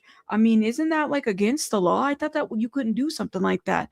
That's why I'm like, it's one thing. Okay, let me give you an example. Diddy trial, right? Completely different kind of case, right? Because that wasn't a murder, but that was a RICO. But what did Diddy do? Diddy paid off a couple of his properties, right? That's what he did. And I'm sure he was financially advised to do that. That is different than completely moving assets while you're facing a murder charge or investigation or anything with children. I have to kind of wonder about this. It may not be legal, but can he do it? Yes. Do they do it off the record? Yes. Yeah, well, and Tracy brings up a good point. He wasn't facing anything at that time. That's why they moved it so fast. Which leads me to believe that maybe he knew more than he's saying, because he immediately went to this. Like, not even, let me ask David, I guess, or it's like he knew something was going to go down. And literally, like James said too, moving assets around means moving the donkey to another field. To me, that's what I'm saying. Is like, I don't know. You're thinking like a law-abiding person. I'm just, I guess I am. I don't know, man. Because I'm like, wait a minute. Something seems off about this. And maybe that's why the lawyer had because he's also a wrongful death attorney. So this is the kind of stuff that he probably sees a lot. But he was pretty upset. You said, my question is, how long does it take to initiate the process from idea to transaction? For the what? So from the time you think of it to the time you sign the paperwork to do it, how long does it take for things to actually happen? To transfer a deed, it takes about 30 days. It could be sooner if you have everything lined up and all your paperwork lined up. Every state is the same, though. I've signed the deed and No, it could take longer, but it's an average of about roughly 30 days to transfer a deed. It's very easy to sign it. It's just a piece of paper. You sign it, or stuff like that happens, right? Or like, and then it looks like it was record just more than the deed. It looks like it was also the other assets, like the trustees of the accounts that were open for David and stuff like that. I think that's also encompasses that. Why does he need an entertainment lawyer? I don't know. I mean, an entertainment lawyer defends what? I think it would defend the entertainer. Boy, yeah, but not who, but what aspect of it? The financial aspect? Probably copyrights and trademarks you own. I guess we would need to know what consequences may come to the artist for having a scandal, I guess. Well, I think if this was done to conceal this was done to conceal the crime, once they prove that it's a fraudulent transfer, then that can void it. Well, this wouldn't necessarily conceal the crime; it would conceal his worth. So, entertainment lawyers specialize in transactional law, intellectual property, contracts, negotiation, and industry-specific regulations for artists, athletes, and media companies. They lack the crucial tool. You wouldn't hire an entertainment lawyer for a murder situation, right? But maybe maybe it's not just for him. It could just be for other folks too. So based on that definition, what I am gathering is that they probably wanted to protect his contracts. They didn't want him to be dropped or have forfeited probably some sort of income that would have been coming down the pipeline. Is probably what I would think. So the Yeah. contracts with Kroc and Bose and Hollister and the actual record label. That's why probably the record label did not drop him immediately until charges were actually filed. Yeah. Yeah. And to answer Joe's question, yeah, that's basically what this witness is being shown to offer. He's also, I think they're also trying to, I think the defense is probably trying to prove with this guy is that David did not know all the ins and outs of his finances, which I understand because he was much younger. And if you are encountering this type of success at such a young age, who better than your parents to take care of this? I think that's normal. I don't see that as odd that the mother took care of everything. What would a 17-year-old at the time would have known about any of this?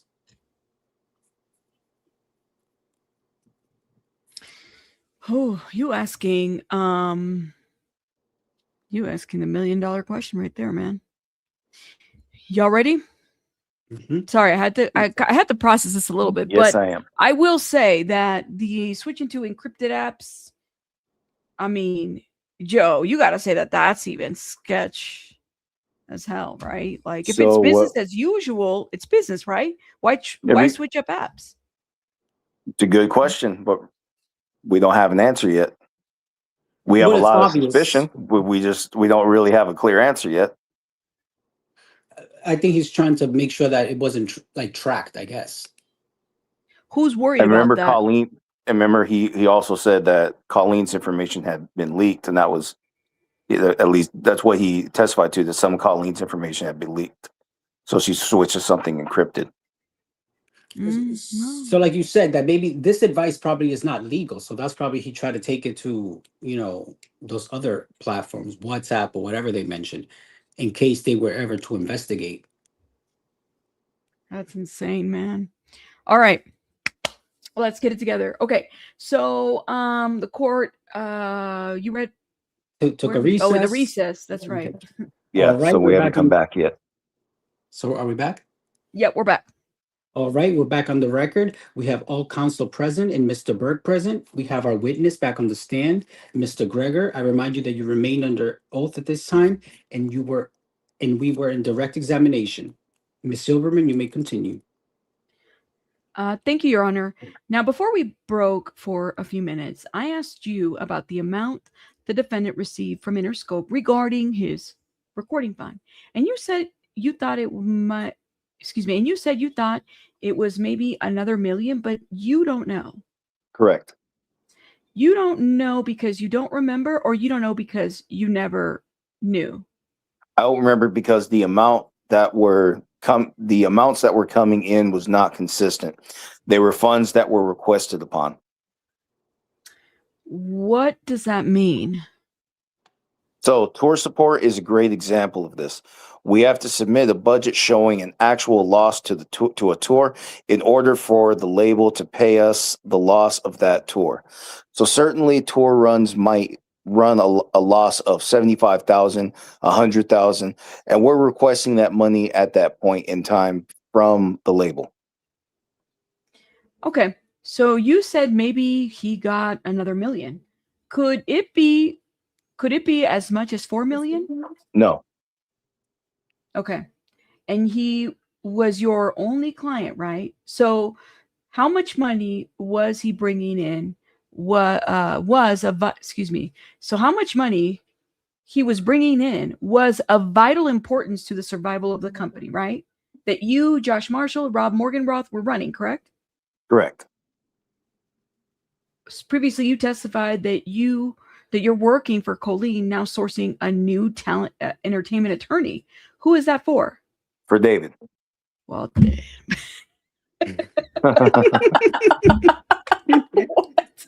Girl, I was not expecting that answer. Give me a different answer.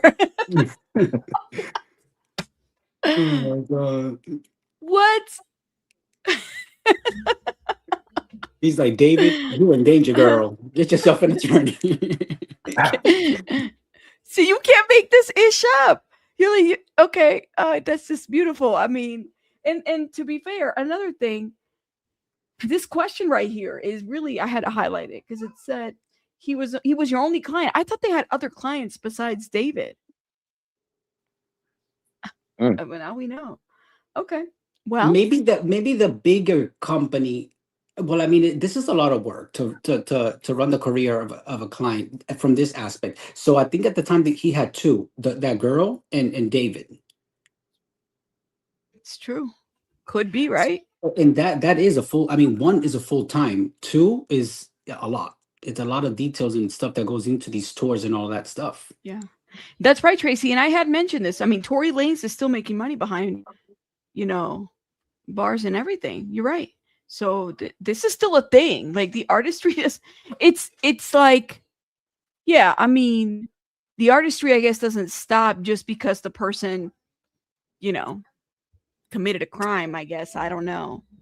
Didn't his music download and stuff like increase the moment this came up? Like everybody was researching for him. Yes, So I think he hit number one on Spotify, right?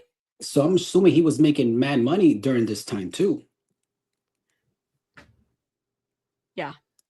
Yeah. Yeah. Okay.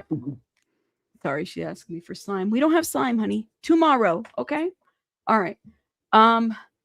Sorry. So I'm gonna start at 17, okay? Sorry.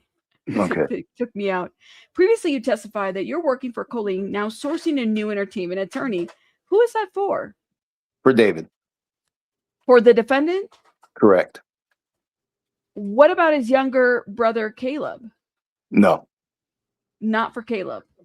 that's correct. Okay. I think you mentioned earlier the trust account. The Thorn Rose Trust was valued at 1.2 or 1.5, correct? Hold up. With the real estate assets, yes. Could that be as much as 2 million? I don't know the current value of the two homes. Did you testify at the grand jury that the value of that account is around 2 million? They had added other properties that his father owned. I don't know if they ever moved it into the trust or not. Do you remember testifying that he had over 2 million at a Morgan Stanley trust account? That's correct. Correct. Yes. He had liquid cash. Yes. How about a secondary trust? Was there a secondary trust? Not that I'm aware of. No. Did you testify at the grand jury again about a secondary trust? I know his mom was setting up a new trust.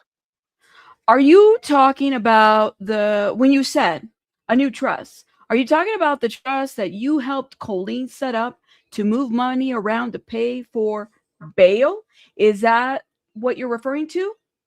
She wasn't setting up a new trust outside of the Thorn Rose Trust.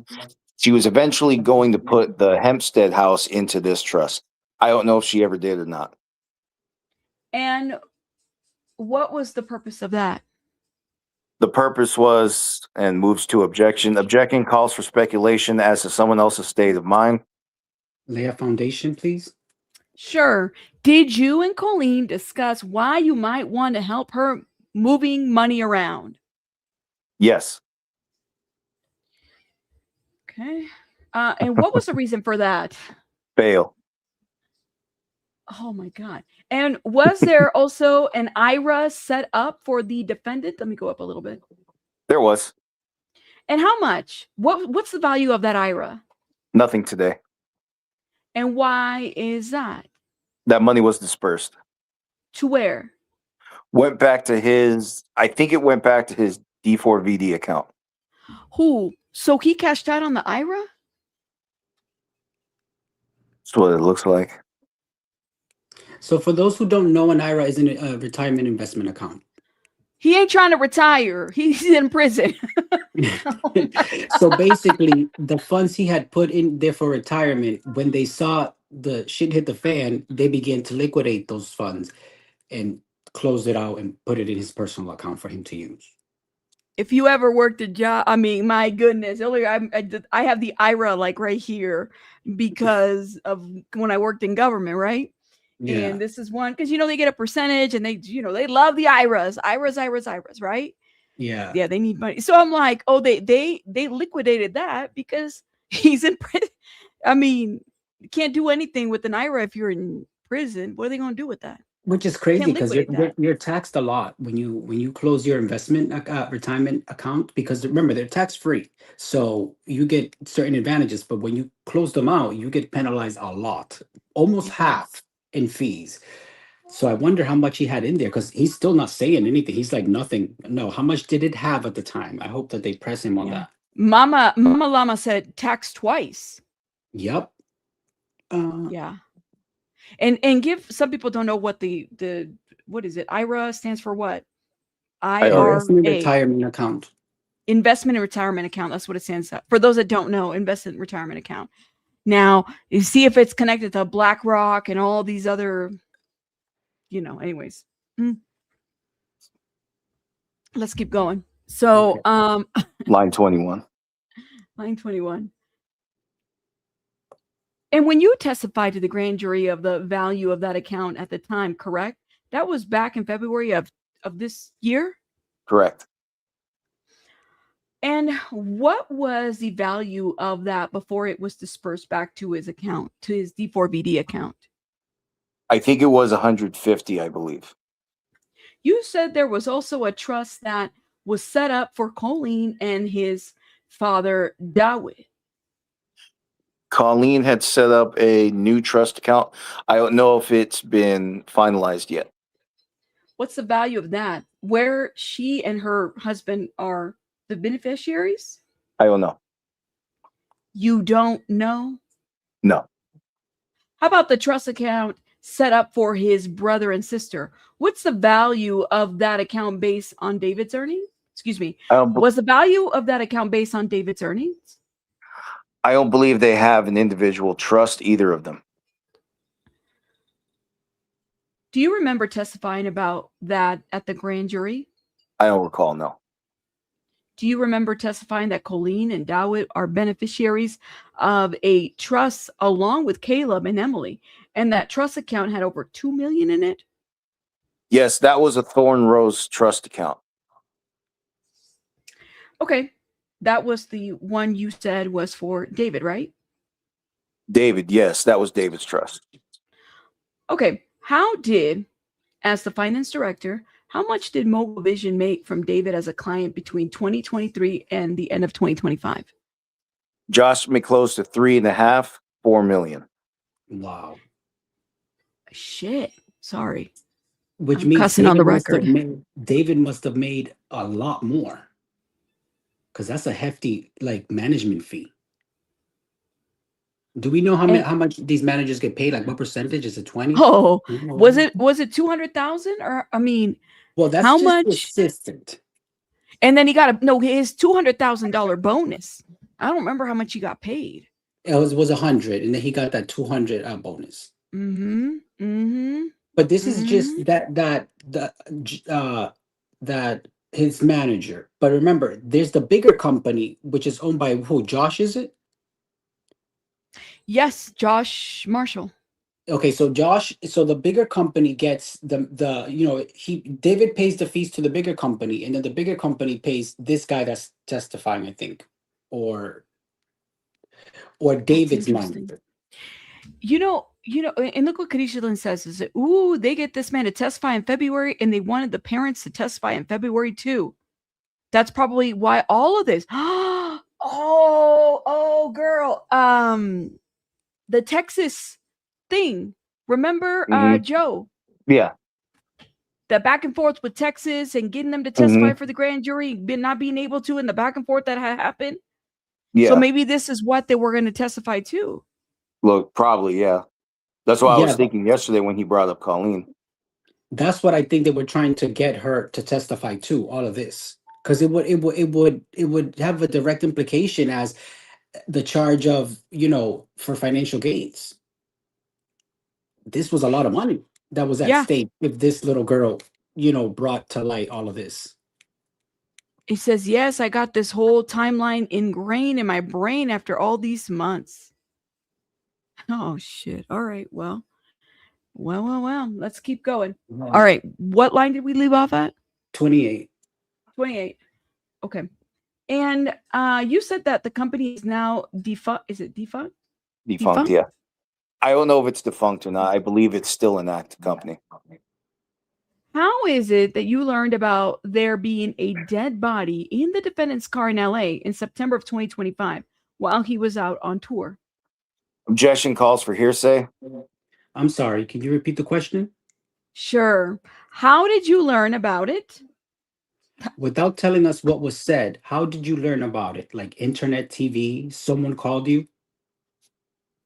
I had received a call from Josh. He wasn't specific. I learned about the details of it through the internet.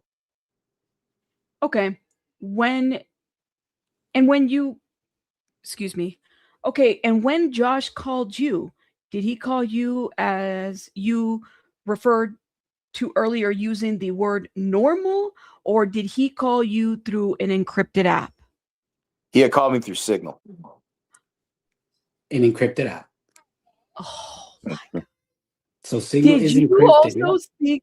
I mean, hold on, because I'm having a reaction to this. Go ahead, because I'm like, what? Go ahead. Oh my God. He didn't answer the question, by the way, because I know Signal is encrypted, but you still didn't answer the question. All right. Your Honor, this witness is flaky. Get his ass out of here. Well, she can't. That's her witness. That would be a gift to the defense. That's Beth's witness. She can't get rid of him. Your Honor, my witness is flaky. the defense kind of has been asking questions that really do not work on the benefit of the of the accused. Imagine that, saying that about your own client or your own witness. Everything that guy just stood up there is bullshit, okay? Let me take myself out too while I'm at it, because literally I cannot. I can't. Oh my God. I'm sorry. All right. Okay, so to Signal. So you're at line 20. Did you also speak with Robert? Yes. Did you also speak with Robert Morganroth while he was on tour with the defendant once you saw the news? I did speak with Rob, yes. Did you ask Rob any questions about the details of what he knew? I curiously asked Rob what he knew. You did? I did, yes. Do you remember testifying at the grand jury that you didn't ask any questions because you didn't want to know? I recall portions of that, yes. Now I know why she's impeaching him. Shit, I didn't know. Oh, dun, dun, dun. So now we're going to get to, Rabbi, you're going to directly quote his statements from that other thing. So keep an eye on that. You'll see how interesting it is. Oh, all right. All right. Is that true, or is your testimony true today? I'd say my testimony today is true. Okay. So when you said at the grand jury that you didn't ask Rob any questions because you didn't want to know, that would not be correct. I'd say that's not correct, yeah. Okay. What questions did you ask Rob about the details? I asked Rob plainly what had happened. And what did he tell you? He did tell me, yes. Okay. Okay. That response. This dude got dropped on his head a bunch of times, and you're a financial advisor? Are you sure? Dang. Which one is it? A or B? Yes. Yes. Yes to all. Right. It's a couple times, Breezy. He has not answered the question. It's like the third time. We're asking him what kind of app. What, or not even app. Was it encrypted? Signal. What? See that? And now you know why she's railing him. Is Signal encrypted? It's an encrypted app. Yeah, that answers the question. Yeah, if Signal is necessarily an encrypted app, that does answer the question. That's what How it's many known apps for. out there exist that are called Signal, though? Well, I think it's just one, but I think at least that I'm aware of it in court. Whenever people are testifying about encrypted apps or whatever, Signal is like one of the big ones, and that's why people move to that platform, because it's encrypted. All right, Dang, y'all be knowing the T. I don't have no encrypted apps. I need to start encrypting my stuff. The signal. All right, let me go. Okay. How many times would you say you've spoken to Rob since he returned from that tour and the rest of the tour was canceled? Regularly. How many times approximately? From September to the end of approximately September, probably a handful of times, approximately 2 or 3 times out of the month. And I'd say pretty regularly, at least once a week now. When you testified at the grand jury that you had spoken to Rob 50 to 60 times since the tour, and that was in February of 2026, would that be correct? That's correct, yes. Okay. Back in September of 2025, after the tour, the remaining portion of the defendant's tour was canceled, and prior to any arrest in this case, is that when you began discussing money and bail with Colleen? Yes. Was there a certain amount of bail the two of you were trying to put together? I believe we were trying to raise $2 million. And at some point, did you discuss or start to process putting the 2 homes that the defendant purchased into to post them as a collateral for bail? The Cypress house was the intent to add as a collateral, yes. The Hempstead house was never supposed to be used for collateral. Which one did you say was going to be used for collateral? Cypress. Do you remember testifying the opposite? Keep going. Oh, sorry. Do you remember testifying the opposite and that you used the Hempstead house was probably the one that was worth most, and that was the one that you were using for bail? Your Honor, I'm going to object. Continuing this line of questioning isn't relevant. Overruled. The court will allow it. The Hempstead house definitely had more value, but it was also where Colleen, Dawood, and Caleb, is this his name? Caleb, excuse me. Colleen, Dawood, and Caleb and Emily were living. Yes, but that wasn't my question. My question was, did you testify at the grand jury at the end of February of this year that you used the Hempstead house, and the Hempstead house was probably the one that was worth the most? We did not use the Hempstead house. Okay, so when you testified and then we used the Hempstead house, and the Hempstead house was probably the one that was worth the most, was that testimony also false? I don't recall. So this is where he said we have to say quote, because these are his direct words. Yes, this is his right here. Yeah. So quote, and then we use that's him directly testifying at that other trial. That's right. So when you testified and then we used the Hempstead house, and the Hempstead house was probably the one that was worth the most, was that testimony also false? I don't recall. Well, is that true today?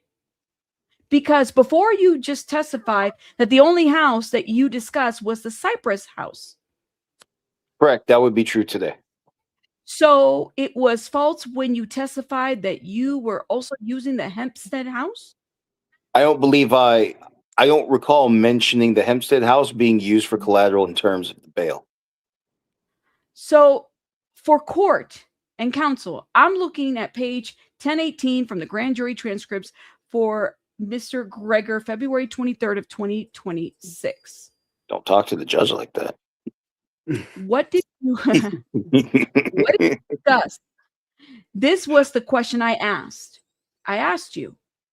Your answer, we discussed the potential that if a bail was to be set, that they were going to try for $2 million, and that we needed to presumptively put together what collateral would be used for that. Do you remember that? Correct, yes.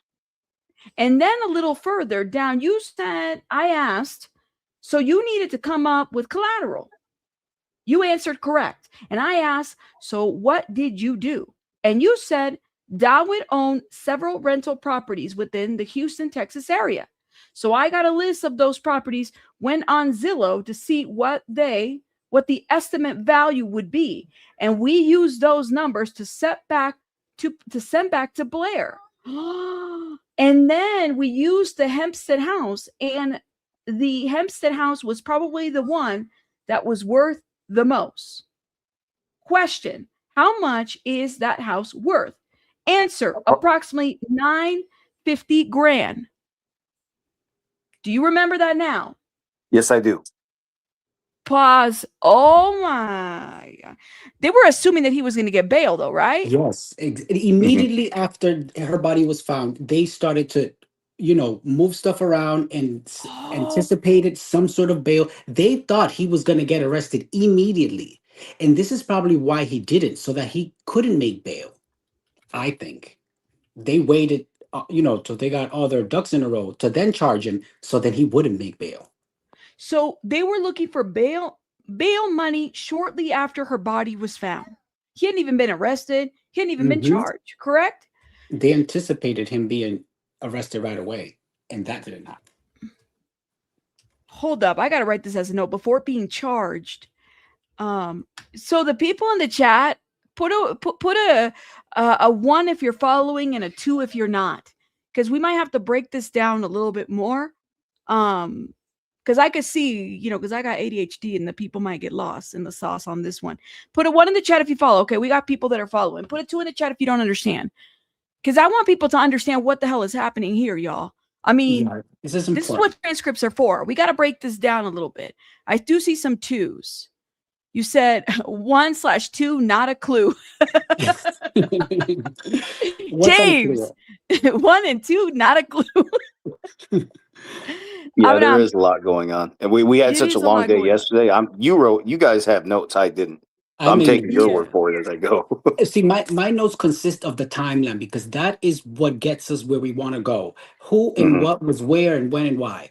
Follow the money. See, this is kind of like the same thing that Diddy did when they anticipated his arrest. They started liquidating funds, putting things together so that they can offer a bail for him. Remember, like that 50 million or 20 million or whatever. That's exactly what Diddy did. And guess what? Diddy didn't get bail. He didn't qualify for bail. He didn't qualify for bail. Yeah, this is just too serious. All right, so we do have some 2s, and I think it's important to. I mean, you got a really good gauge in this. So can you go back a little bit and explain to the people like what Beth Silverman just did right now with the financial guy, and why it's important, and why I think it paints a bigger picture of this situation? Okay, so they're trying to show that he's lying on this, because he actually advised the parent more than he's saying that he did. Now, I'm guessing that she's trying to prove they're trying to prove, I think, a few things: how much he had and how much money he had, and I think how they kind of, I would say, that they saw some sort of guilt somewhere, because you wouldn't do all of this if you think somebody's innocent. Would you agree? I would agree. I mean, so they anticipated a lot of things here. And so they're showing that he advised them on moving financial things around for his bail, so that they wouldn't go after his personal money if Celeste's family would, try to come for them the way that I'm sure they're going to, with the wrongful death lawsuit that they're probably going to get. And let's see what else. Hold up and keep going, because keep going. Oh shit. Is this what you're gathering too, Joe?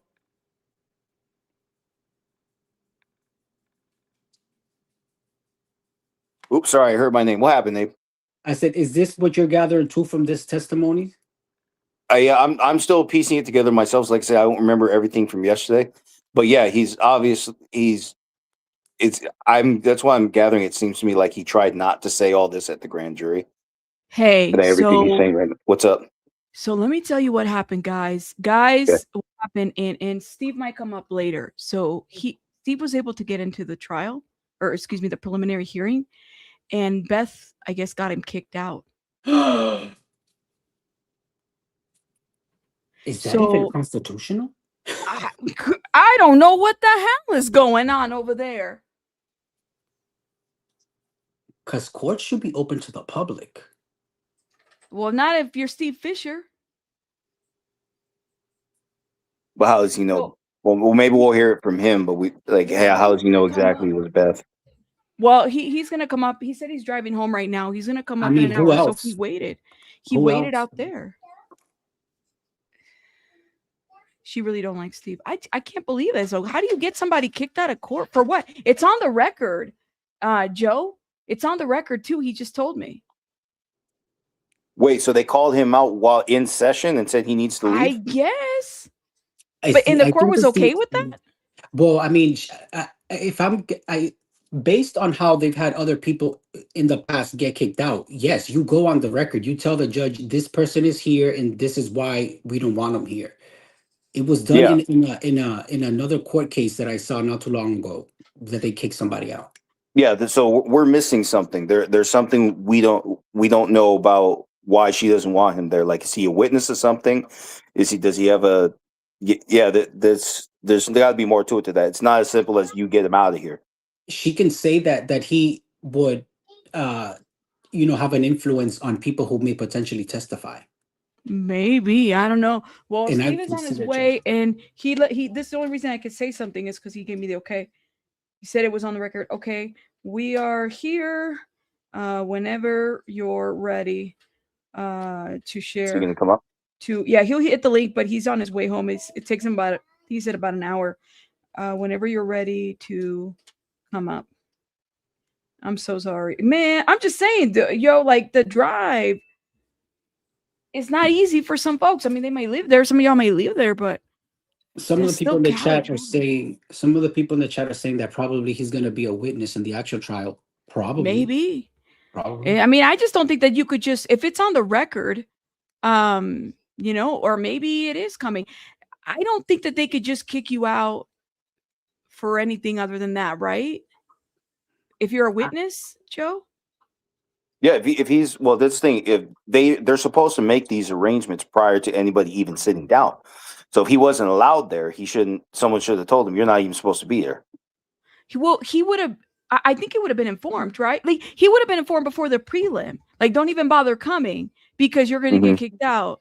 But remember, so like I said, I don't know exactly what's going on. Let's hear the story unfold when it.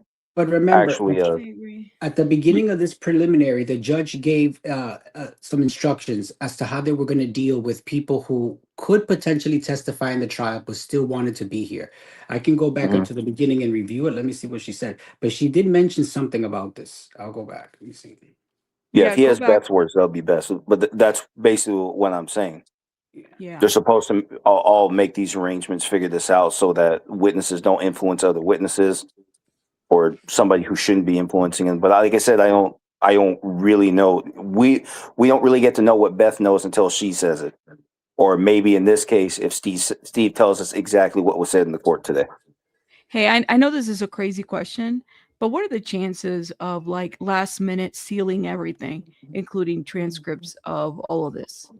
That makes sense. Don't do that. You think they could do that? You think they can? If I don't know. I've never seen a preliminary. I've never seen anything preliminary sealed. First of all, so I thought you were asking about something else. I've never seen the preliminary thing sealed. Yeah, listen. I mean, everything is. I feel like we're on timeout. What y'all do? What? I don't want to be grounded. Why are you guys? What did you all do? I'm a tag along. What did y'all do? I'm You're here with your permission. You're like, I'm what did just you here with all you. do? It's the chat. The chat got us. I blame the chat. I blame. Conditionally, like we're in trouble. Going to ask a question in a moment. Just stand by for that. Okay, guys. I just thought of something I'm gonna ask. Yesterday, stand by, and then we'll proceed. Brian Enton just posted an update on the hearing on YT. Okay, so we can. Where do we stop right here? This was interesting, but let's make sure that we don't. Okay, we were debriefing the whole connection here, so we can go back to line number 2. Let's put a little pin right there, and then we're gonna go to Brian Enton. Is that okay, guys? So we can hear the update. I'll review what the judge instructed at the beginning. Do that. So with the Fed stuff, the Feds could pick up the murder charge, correct? Because it's connected to the other federal charges? That's the No, question. it looks like the homicide was handled inside California, so that much is probably going to stay in California. But for everything else, remember he's on camera with this girl. Even if he just put it in the iCloud, that's it. That federal jurisdiction applies on an iCloud or any kind of net storage. So I think that definitely is going to go to the federal courts, but it looks like the homicide was done well within the borders of California. Interesting. Does that make sense? Let me know. Kadisha, does that answer it? Let me know. Hold up. I'm just checking. I'm going to try to check Brian Enton. She said YT that he put an update, correct? Is that correct? YT. Give me 1 second. Brian Enton. Girl, I cannot believe this. Okay, that's day 2. Where, Joey, where did you see the update with Brian Enton? I'm looking and I don't see it.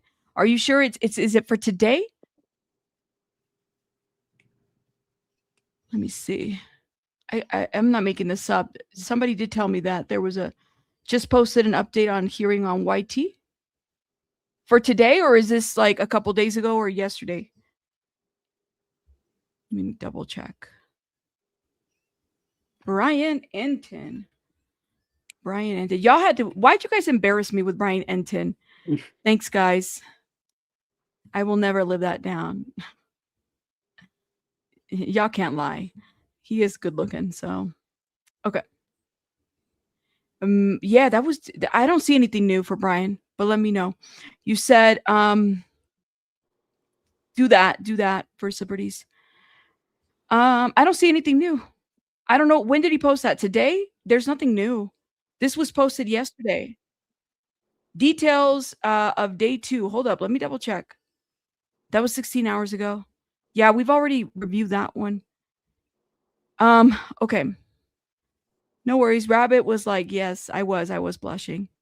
It's all good. I'm just checking to see if there's any other updates because I was like, why would the feds need an Amazon subpoena? That's a great question too on that threw me off a bit. I'm not going to lie. You said, because I read that they could pick up charges if it was connected to federal crimes. That's interesting. The Amazon, they can seal preliminary here. They can, but I was wondering, could they do last minute sealing of transcripts too? They could too. So that would be very sad. But hey, man, that's kind of sad. Again, it's like there's a public interest. I don't know, man. You already got people that can't attend. It can't be televised. And it's just something seems off about the process, but that's just me, and maybe, yeah. Joey, we watched this already. That it's not new. It's from like yesterday. It's okay. All right. Wait. There's no point in sealing that because that's all supposed to go in the evidence at trial anyway. If Beth didn't want certain people to hear certain things yet, then those witnesses shouldn't come up at the preliminary. That's right. That's at her discretion. So she gets to decide which of these witnesses go forward because it's her responsibility to prove this evidence is linked to David. So that doesn't make any sense to me. Like I said, I don't know what's going on. I've never seen this done before, ever. There you go. Well, listen, we'll find out, I guess. We'll find out when we find out. Yes, that he didn't just post that. You might have just gotten the notification, Joey. Thank you so much for the 1 and 9. You might have just gotten the notification, but he posted that 16 hours ago. That's why I was asking if it's new. And thank you, Joey. I appreciate you. I don't think it's new. He's talking about yesterday and the blood evidence and stuff like that. I think we saw it already. Abraham, did you find anything? Yeah, I'm trying to gather some definitions so that I can better explain it. Give me 1 second. Joey, let me show you. Hold up, because I want to show her that it's 16 hours old. It's like we've seen it. That's why I want to make sure that it's 16 hours. 16 hours. This is the update that you're talking about. Brutal details in D4vd case as of day 2. That would be yesterday. Yeah, about the blood, right? The blood in the car. Blood. Yeah. And they explain, there was no blood on the chainsaws that were in the house, even the one upstairs. And then the maggots and stuff like that. We reviewed that earlier. Yeah, we That's actually why did talk about the maggots this yeah, morning. that's why I was like, some of this we've already reviewed. We read a pretty thorough article. So yeah, we reviewed this yesterday. But again, I could see if you just got the notification, it might seem like it's new. But let me know. I just want you to see that it's 16 hours old. No, you're fine, girl. Don't apologize. Don't apologize. We all make mistakes. Yeah, there's all kinds of stuff going on where There's all kinds of things stuff. can get messed up here Yeah. and there. You're fine. Oh, he dropped. Oh my God. I hope he can get back. dropped? Our Must judge be some good dropped. stuff. Had the judge shot? Well, that's it. We don't go to jail. We Case don't dismissed. trial over. Let me make sure that I send him the link again just to make sure that he's able to get in because I'm a little worried, even though. Right. Now, to he's be in. clear, he did say after the body was discovered, and just so he's still talking about that time in, what was it, September? So he's still Yeah. talking about September only, right? Okay. Yeah. Okay. The judge is back. Yeah, how you doing? I had to you come out doing? because I lose audio ever so often. You're fine. You're fine. Judge Olimendo. We really need to get into. Wait until we get these transcripts. I think it's just Omelo. Oh, is Olmedo. it Olimendo or Omelo? It's 3 syllables. Yeah, Olmedo. Okay, First Liberties, are you from the PR? You're from PR? I'm not from Puerto Rico. No, I was born in California. Okay. No, But my whole family is. I was born in California. Most of my family's from the island. Mom is from New York. I was born in California. Hold on just a moment. You're fine. What about you, Abraham? Where are you from? Santo Domingo, Dominican Republic. So, okay. So you're a Dominican Republic. Oh, okay. Yeah, but I was born there, but I grew up in Boston, and I moved to Florida 15 years ago. Do you feel like you have a little bit of a Boston accent? I mean, isn't that like the shout out to the Turtle Boy, people because they all got a little bit. You got a little bit of that too. I don't think so because I pronounce my R's. I think they don't pronounce like Bostonian accent. Have a hard time pronouncing the R's. Y'all don't pronounce your R's. I don't know how y'all do it. And when you're Latino, you need to roll your R's, so you have to pronounce them. Yes, that's true. Very, very true. For sure. No worries, First Liberties. You're fine. Okay. You said, go ahead. What did they say? So this is what the judge said. Hold on.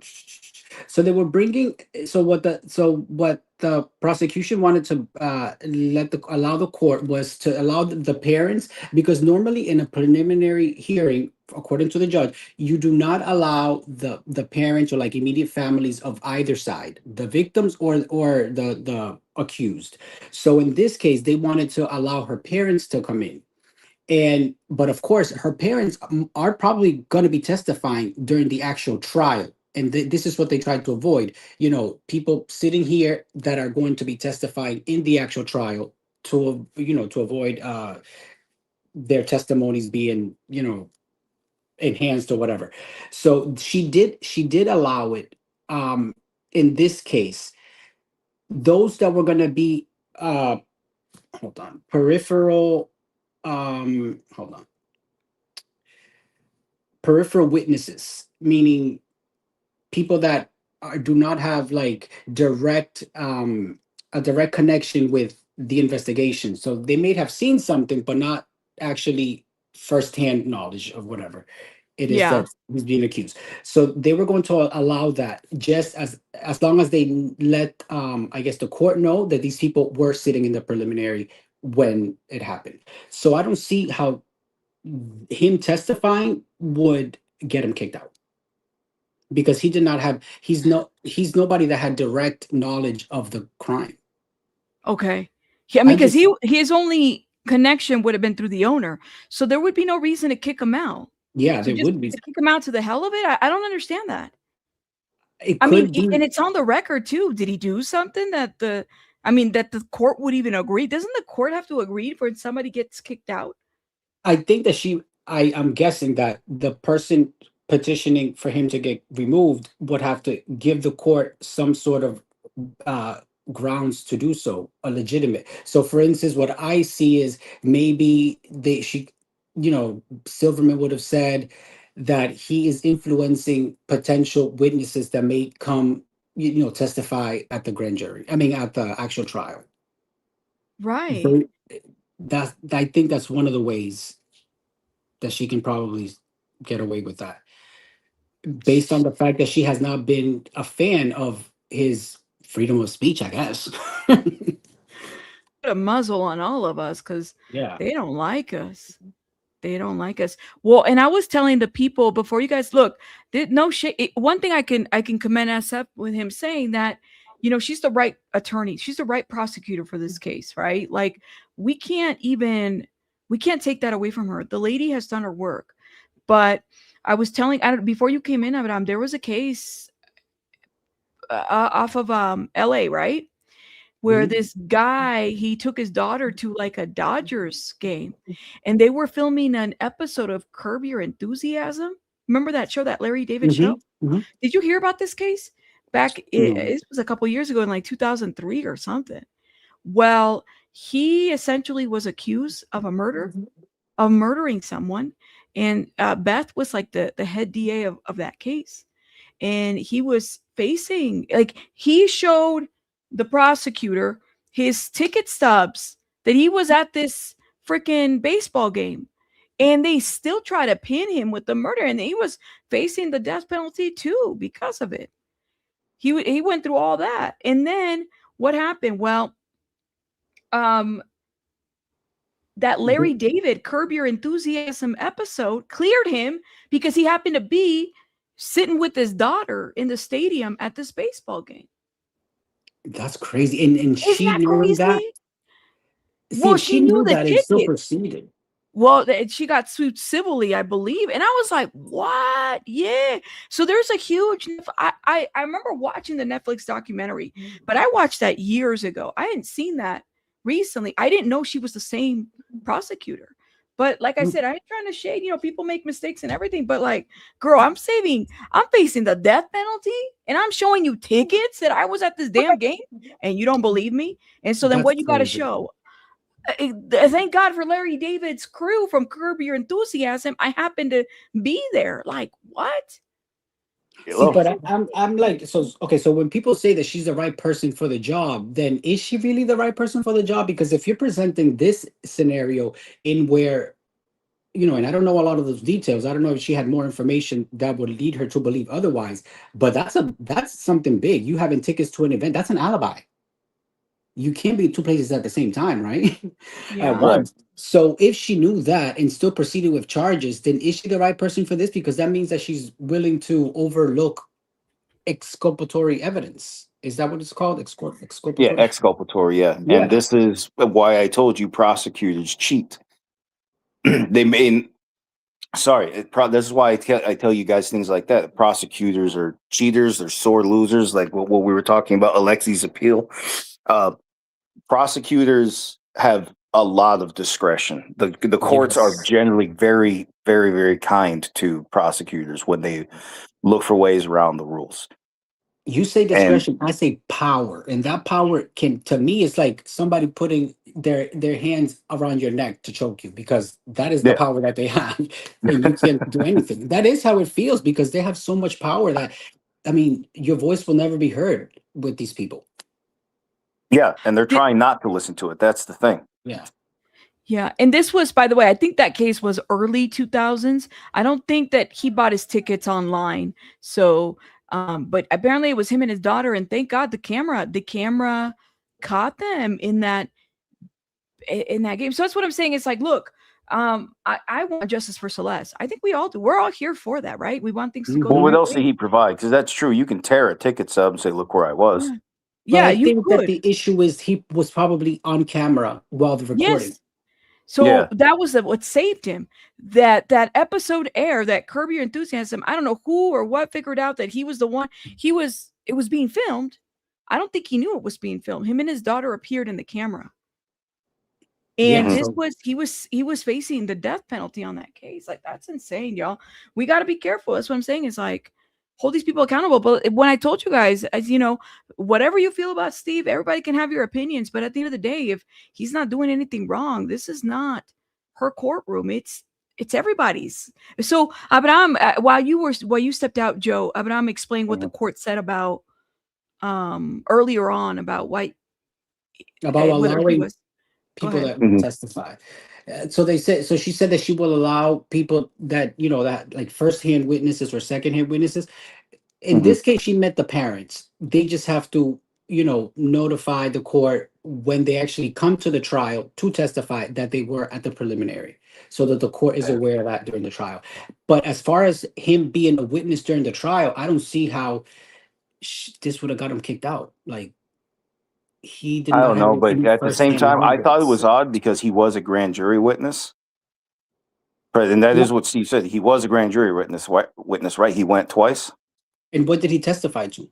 Well, that's the thing, I don't know, and we also can't know because nothing he said was unsealed. So it might have something to do with that. And like I said, because it's unsealed, we're left guessing. I'm assuming that the first day that she shaded him, based on what he said, if that was the case, that he couldn't sit there because of that, I'm sure she would have said it that day. Like, what are you doing here? You can't be here because ABC. So this is probably something else. Well, wouldn't there be like a list though? They'd be like, well, because is he the only one that's there that was a grand jury witness that shouldn't have been there? I'm kind of curious. But anyways, I'm sure he said that he'd hit the link when he gets here. So Listen, and he's pretty responsive. I don't see people running to that courthouse to testify or sit there for this trial. Girl, I'm not getting no. I'm like, I want to go, but it's like, no, I'm serious. Like when we get to the trial part, here Chloe says if it's a potential witness, he shouldn't be there. The defense can call him too. Yeah, see what I mean? But they would have told him that the first day they saw him there, or in advance. I'm assuming. I don't know if Chloe can clear that up. If he would have been notified in advance not to show up for that, especially when they know he's, in the. Oh my God! Let me tell you what happened. So my short, Pinche Becky wrote a comment. I can't with Pinche Becky. She said, "Yo, Brian Enta." She says, "I'm sorry, Rabbit. I had to tell you. I had to tell him you were blushing. If you weren't married, I would have hooked him up with you."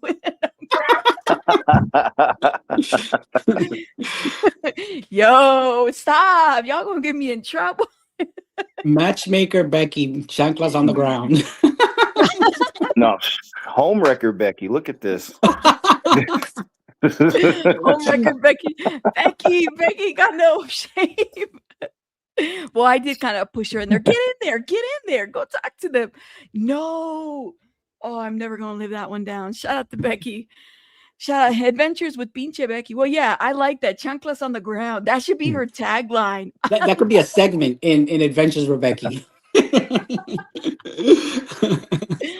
Oh my God. All right, y'all. All right. Becky on the loose. Are we ready, y'all? Are we ready to get back in it? Because and this is about the time. Yeah, let's try to get this. This is about the time the recess could be coming. Yeah. We might learn something. Okay, so maybe we should just say this. No, I'm wrong. They started at 9:30 today, right? If they started at 9:30 here, so we have a little bit while. Yeah, we have a little bit to go, so never mind. But yeah, let's get through this. Okay. All right. So we started. You respond with yes, I do, and then I go. What page did we leave off? 158. Okay. Mrs. K, don't call me out. All right. All right. So I'll start. Do you remember that now? Yes, I do. I don't believe we ever used the Hempstead house for collateral in that evaluation. I'm the one reading. You skipped line 3. It's okay. My bad. So was that correct? So I don't believe we ever used the Hempstead house and that collateral in that evaluation. Okay. And counsel, with regard to this line of questioning, the court doesn't give you a lot. The court's giving you a lot of leeway. Yes. It may relate to financial motive, but again, this is a preliminary hearing. So at this point, the court will sustain its own objection as far as cumulative unless there's something of an imperative nature that has not been brought up and you want to give the court an offer of proof. That's all right. I'm getting to the end, Your Honor. And thank you. I appreciate the allowance the court has granted. It's the way she said that. I'm like, girl. And then you actually helped her move money around from checking account to make available for this bail, correct? Correct. And did you tell her she should move title change? Excuse me. And did you tell her she should move title, change title to the properties from the defendant's name to her name? Yeah, we had that conversation. And why did you tell her she should move the properties from under the defendant's name, since they were his home purchase with his money, to her and her name? The understanding was the Hempstead house was for the family, so we moved the title. Do you remember testifying that the reason that you told her to do that was to protect the estate from any civil suit, so the victim's family wouldn't be able to obtain those or get access to that money? I do recall, yes. Do you actually? Straight up. Shit. I mean, that's the one straight answer we've ever gotten out of the whole damn thing from him. And nobody's talking about that part, though, because I saw some long crime coverage yesterday. I didn't remember any coverage about this part. No. God bless the transcripts.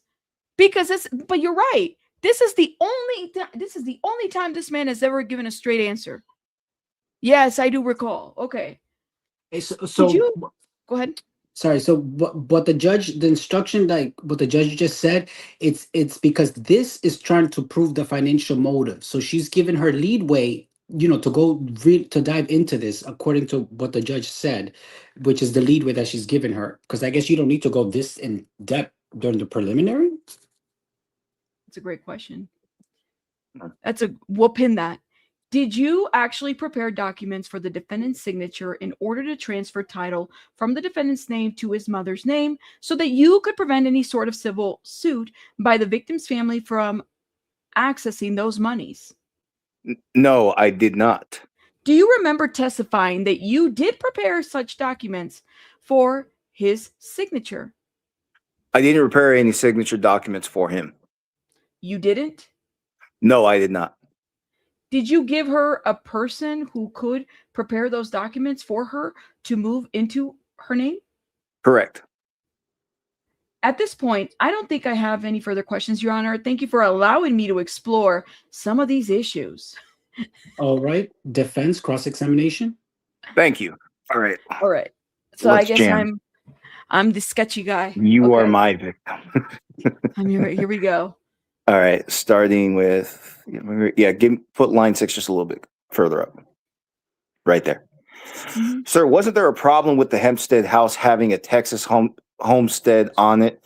And so, in any event, it couldn't be used for bail? Correct. How old are you? I'm 34. When you began providing financial services to David, were all of your clients people in the music industry? Yes. And you were trained in finance prior to beginning work with David, right? Correct. And worked at the top 25 accounting firm, right? I did. That's the firm called I think it's Citron. That's the firm called Citron something. I think it's Citron. Citron Cooperman. Okay, I'll go with that. And how many years had you worked for them? I didn't work with Citron for very long. Prior to that, I was at 2 small boutique management firms that specialized more. Like, first one was more in TV and film, and then moved into the music industry in 2015, and then stayed in the music industry thereafter. So I was at Citron for 7 months before moving on to a new boutique firm. So how long were you in finance before you started working with David? I started my career in finance in 2013. And you had met David prior to formally providing financial services, right? Correct. You met him at a music shoot in Phoenix in around fall or September of 2022? No, I did not. Did you meet him in 2022? No, I did not. He was 17 years old when you first met him? I did. Correct. He was 17. Yeah. And he was living with his family in Texas, correct? Correct. Hold up. Let me go up. Go ahead. Do I read that? Objection. Yeah, this is you. I got it. Objection. This is irrelevant. Overruled. And that's when you first met his mom and his brother and his sister, right? I had met his mom and his father. And you learned that this was prior to him moving out to Los Angeles, right? Correct. And he moved out to LA in around March of 2023. I recall David moving at the end of 23, beginning of 24. And he had recently turned 18. Correct. And you learned he had been homeschooled by his mom, right? Same objection. Relevance? Overruled. That's for you. That That's is correct. All right. Sorry. And he had moved to LA for his music career, right? Correct. Hold on. But that his family and church were a strong part of his social community in Texas. Same objection. It'll be sustained to that objection. And just so it's clear, because the people went into quite a bit of detail as it relates to this witness's dealings with Mr. Burke's family and conversation with family as it relates to the finances, the court will allow the defense to explore his relationship with the family members. But as it relates to extraneous matters, such as who he, Mr. Burke, has support from, such as his family and church, that's not relevant to this witness's relationship, financial relationship, and or any other type of relationship with Mr. Burke's and his family, as it relates to the bearing of this witness's credibility, bias, motive, or whatever else either side wishes to argue. Okay? So I hope that clarifies from both sides.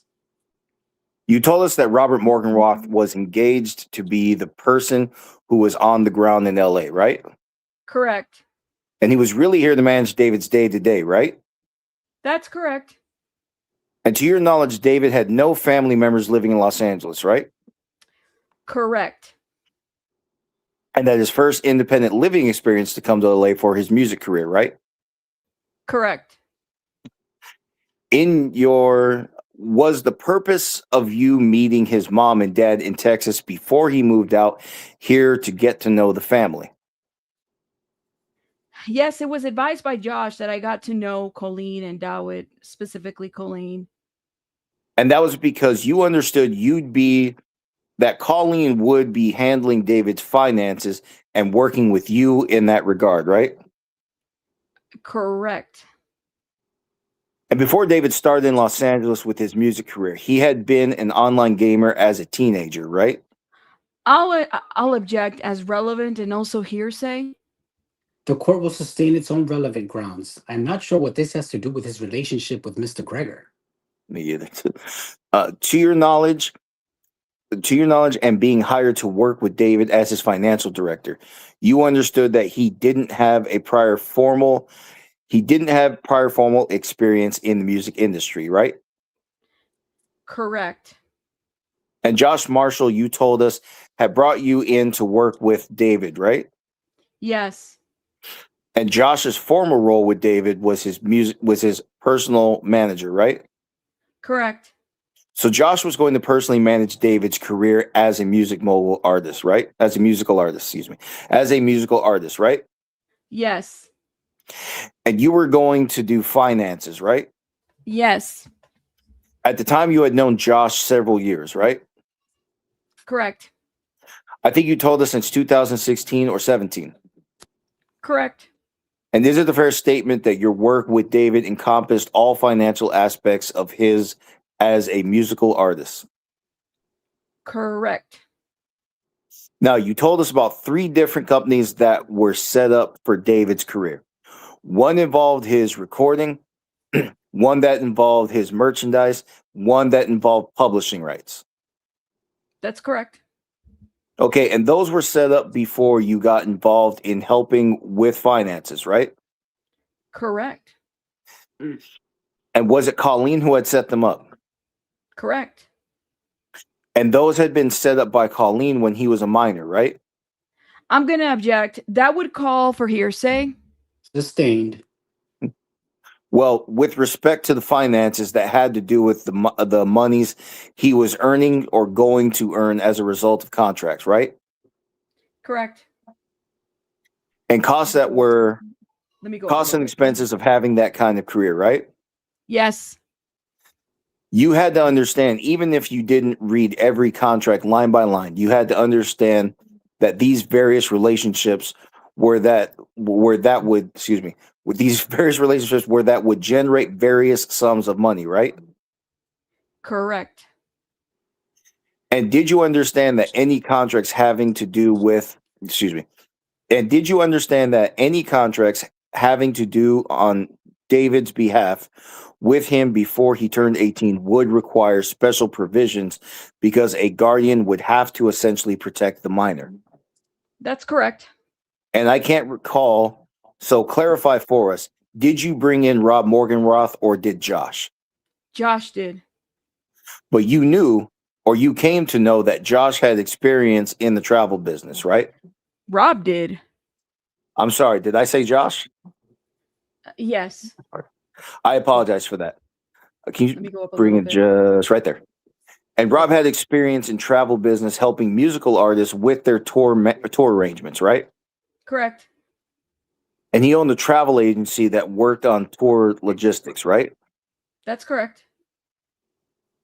Were you living in Florida? Yes. And Rob lived in Florida when you first met him, right? No, I met Rob prior to that. I'm not sure where he was living. Okay. At the time. Okay. Oh, at the time. I'm sorry. Yeah, it's okay. But at some point in early 2023 or in 2023, he moved out to manage David, right? From day-to-day perspective, yes. And management of a musical artist's day-to-day schedule includes going to meetings, right? I'll object. This would call for speculation, given that that's not his job. Sustained. Do you want to rephrase the question? Sure. You understood that Rob was being paid for his management duties, right? Correct. And did Mogul Vision directly pay Rob Morganroth and did David's businesses? Mogul Vision? And did you understand from financial documents that you reviewed that musical career involved recording sessions and video shoots? Yes. All right. And involved interviews and meetings? Yes. And involved tours and performances? Yes. And did you understand it was Robert Morganroth's job to manage that heavy day-to-day schedule of David's music career? Yes. Yeah. In your capacity as David's business or finance director, did you have knowledge of the house that David was, or Mogul Vision was leasing the house that David was staying in LA? Yes. And you understood that 50% of those leasing costs were paid for by David's businesses, right? Yes. Specifically, Colleen would pay the bill, right? She would approve it, yes. She would approve it. And although the lease had been arranged by Mogul Vision, you set up the utility services for that rental house, right? I recall, yes. Did none of these things, David did none of these things for himself, obtained the lease, arranged the lease, set up utilities. Is that right? Correct, yes. Now, before, one of your big responsibilities of your job was accounts payable, right? Correct. Because as we've talked about, a recording artist who is performing and touring generates a lot of costs and expenses, correct? It does. Yes, it does. And requires a lot of service providers and equipment. Correct. Touring buses, lighting, audio, insurance, all of that. Correct. And all of that is a lot to keep track of, right? Yes. And to pay on time, right? Yes. And to pay promptly so that these tours and these performances occur on time, right? Correct. They need to streamline this. It was part of your job to determine. Yeah, she's dicking around. It was part of your job to determine, well, would these bills come through to you from Morganroth? Correct. I'm so sorry. Let me say that again. Scroll up one. I read the punctuation screwed me up. Sorry, everybody. It was part of your job to determine, and then there's a pause. Well, would these bills come through to you from Morganroth? Correct. And they'd also come directly sometimes from vendors. Correct. And it was part of your job to look at these bills and determine if the services were provided, right? Yes. And if they were reasonable, right? Yes. Let me stop right here. We're going to stop at line 28 real quick because we do have a little bit of an update. Hold up, guys. Cool, let's go. Okay, so Conlon is tweeting. Let me run over. Where's my tab? There it is. Let me remove that real quick. Man, that was dreadful. And I think they're just trying to establish that he's not really involved. It's everybody else but him, right? So this is the defense asking the questions, right? Yeah. So the defense is trying to throw a lot of mud into the waters to show it's redundant questions. It's like, did he do this? She did all of that. Instead of asking one question that encompasses everything, she's going line by line to show that he had no knowledge of his finances. Shit. Everybody's like, all right, y'all, we got to read this because they're telling us to read. That's what I was saying. That's what I was saying earlier. Steve was part of the grand jury. Here it is. D4vd hearing day 3, morning break. Okay. Coming. All right. So judge opened court very frustrated, putting several issues on the record before testimony resumed. Judge said an email was sent to the media office at 3:51 p.m. yesterday regarding a shared Google Doc file that included live stream transmissions from the court. Oh, to a content creator in another state who was reporting live. Who? You're kidding. Some weird person would do such a thing. The nerve. She called it shocking that the order was allegedly violated, reiterating that medias are prohibited from live streaming transmitting from inside the courtroom. The judge also reread court media orders in the record and referenced previously calling out. Oh, hold up, y'all. Previously calling out the attorney for the Rivas family over the same concerns. Prosecutor Beth Silverman told the court on the record that a woman seated in the last row of the gallery approached her several times and made comments directed at her, negative comments. What? Mm-hmm. Prosecutor Beth Silverman then told the court on the record that a woman seated in the last row of the gallery approached her several times and made comments directed at her, negative comments. We haven't seen Becky today, have we? No. Listen, let me check my text. The chanclas got her in trouble. I'm just joking, y'all. But this would have been yesterday, no? This would have been yesterday. This today, well, yeah, this is what was addressed this morning. But Silverman then turned around. Okay, go ahead. But I was saying right there, the woman approached Silverman, yesterday or today? Wait, what? Who? The woman that Silverman is talking about that had negative comments. Was that yesterday or today? I don't know. It sounds like it was. It doesn't say what day. Oh, okay. She just says that. And then Silverman then turned around and looked at PI Steve Fisher, saying that he was a grand jury witness and should not be present in the courtroom, and also claimed he spoke with the Rivas family attorney, Patrick, in the lobby, and he shouldn't have. She said he should be excluded, adding he'll post something because he posts something every day. Lawyer Patrick stood up and said he was actually the one that approached Steve Fisher. Thank you. I think it should be noted. It's not like Steve went out there and was looking for this lawyer. He didn't even know who the hell he was. Okay. And by the way, for the record, I do take this. I feel some type of way because I know that to me, it's like you could hear it in his voice, his tone. That he was really shocked that he was approached that way is one thing. If you don't like him, it's another thing to completely embarrass the man. Like, what the fuck? Anyways, Steve Fisher was gracious to the judge and left the courtroom. After the on-the-record discussion finished, prosecutor Beth Silverman turned forward to the family and said he wasn't supposed to talk. Prosecutor Beth Silverman turned towards the family attorney, Patrick Steinfeld, and the two appeared to have a heated exchange. From where I was seated, I overheard Silverman say, "Push me, you'll see how far that goes, and I'll pull your badge." Oh. Bitch, what the fuck is going on? Ooh. Are y'all seeing this? Look it, fine. He's part of the grand jury. He's not supposed to be there. Okay, cool. But you gonna tell an attorney that you're gonna push me? I'm gonna pull your badge? But what are we, 5? Why can't they just have an adult discussion? I understand that maybe because that other attorney that she's talking about, he was the one that was coming outside and looking to be interviewed and trying to make a statement. He went out of his way to do that.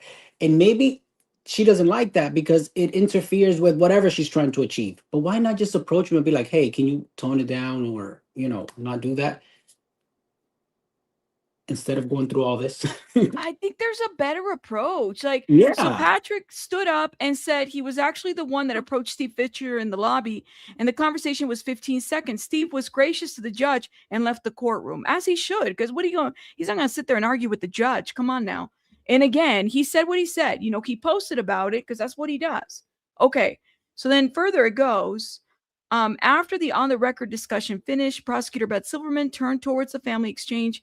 Okay, he said, and I overheard Silverman say, push me. But hey, Lauren Conlon, you better be careful, girl, because you putting this up here too. He's going to come after you too, girl.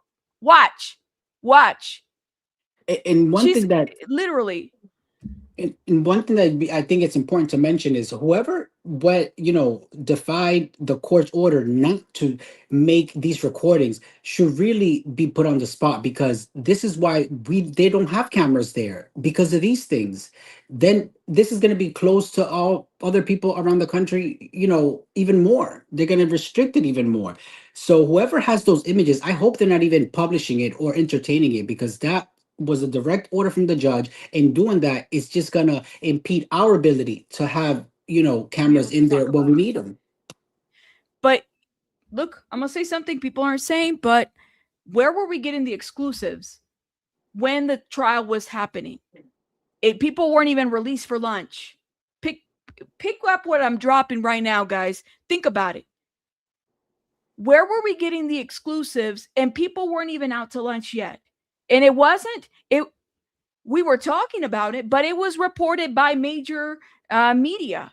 So check in with your major media. Remember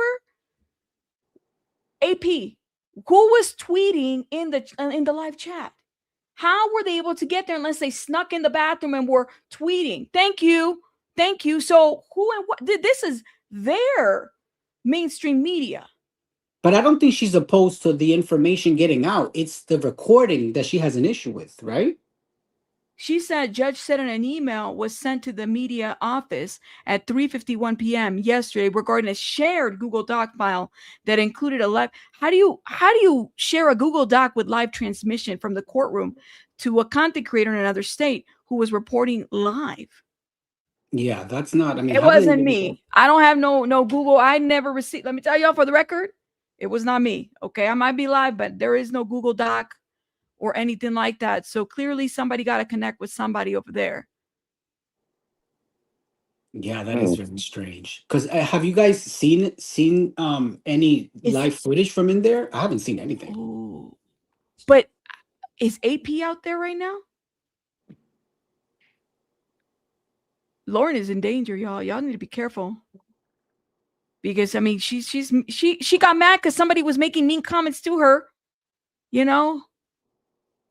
negative comments. What? I mean, Joe, am I off for going off? I mean, what the hell?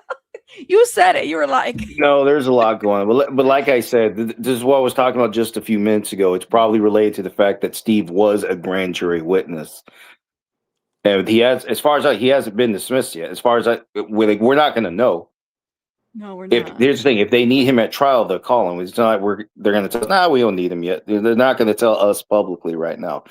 All that grand jury stuff is under seal until Beth says she needs it. But why didn't she, the first day she saw him, be like, hey, ask him nicely. You're part of the grand jury. You can't be here. Can you please leave? That I don't know. I agree it's a good question, but I don't know. Okay. Why go through all that? And maybe Steve, he was there. Maybe he heard that part, because I do wonder about, this is very specific, guys. The judge said that the email came at 3:51 p.m. yesterday regarding a Google Doc file that included a live stream submission from the court. They're saying it's from the courtroom to a content creator in another state. Storm said he wasn't even inside yesterday.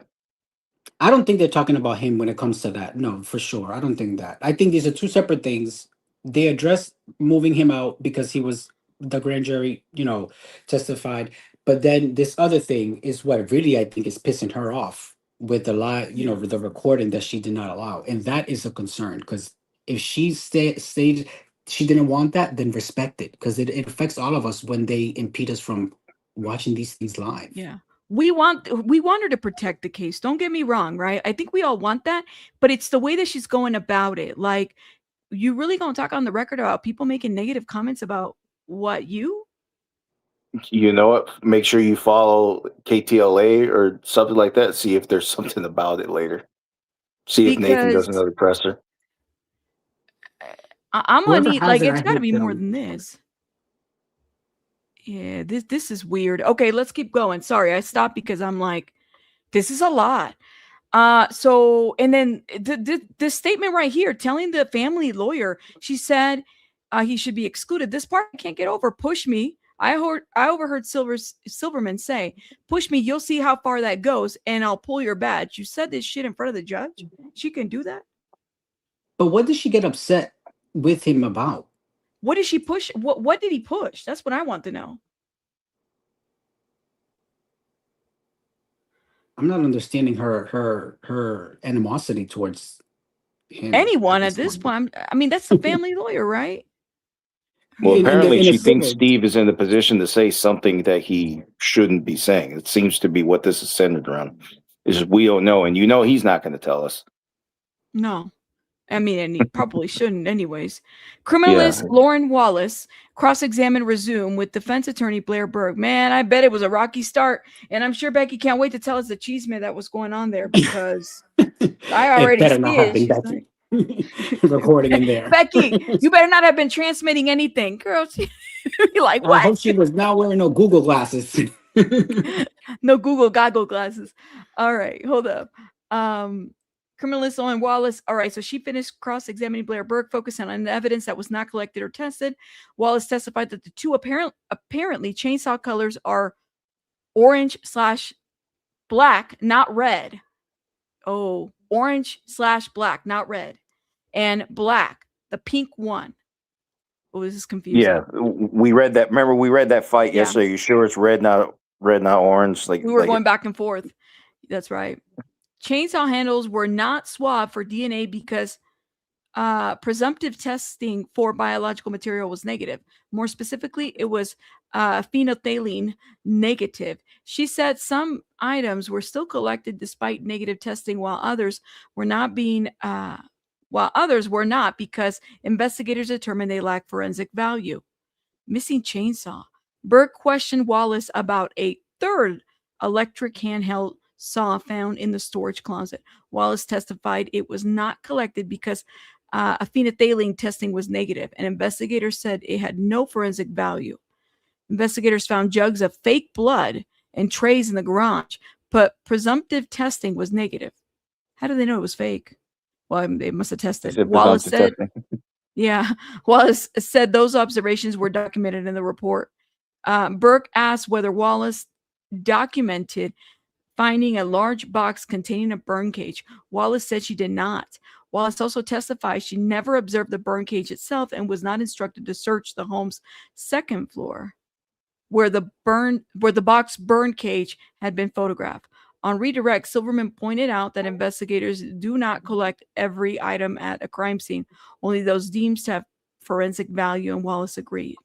Wallace explained that even collected evidence is not automatically tested. Detectives and forensic analysts determine which items are not most likely to have been useful evidence DNA. Next witness. So criminalist Lisa Lahindro of the LAPD Trace Analyst Unit took the stand. Lisa testified that she'd worked with the LAPD for 26 years, including 22 years in trace analysis, examining evidence such as hair, fibers, gunshot residue, and other microscopic trace evidence. Her examination focused on the inflatable pool and the evidence clothing. We saw photos of the inflatable pool and a diagram identifying areas of damage. She testified she recovered hairs, fibers, plant material, and possible foam-like flakes that had become loose from the pool and examined under a stereo microscope. She also observed possible footwear impressions on the pool and attempted to recover them using a electrostatic dust print lifter, but testified the impressions were too difficult to collect. Okay. She identified four. That is interesting. She identified 4 damage areas on the pool labeled A, B, and C, and D. She described the damage as a combination of straight linear cuts and irregular scalloped cuts. Oh, the cuts.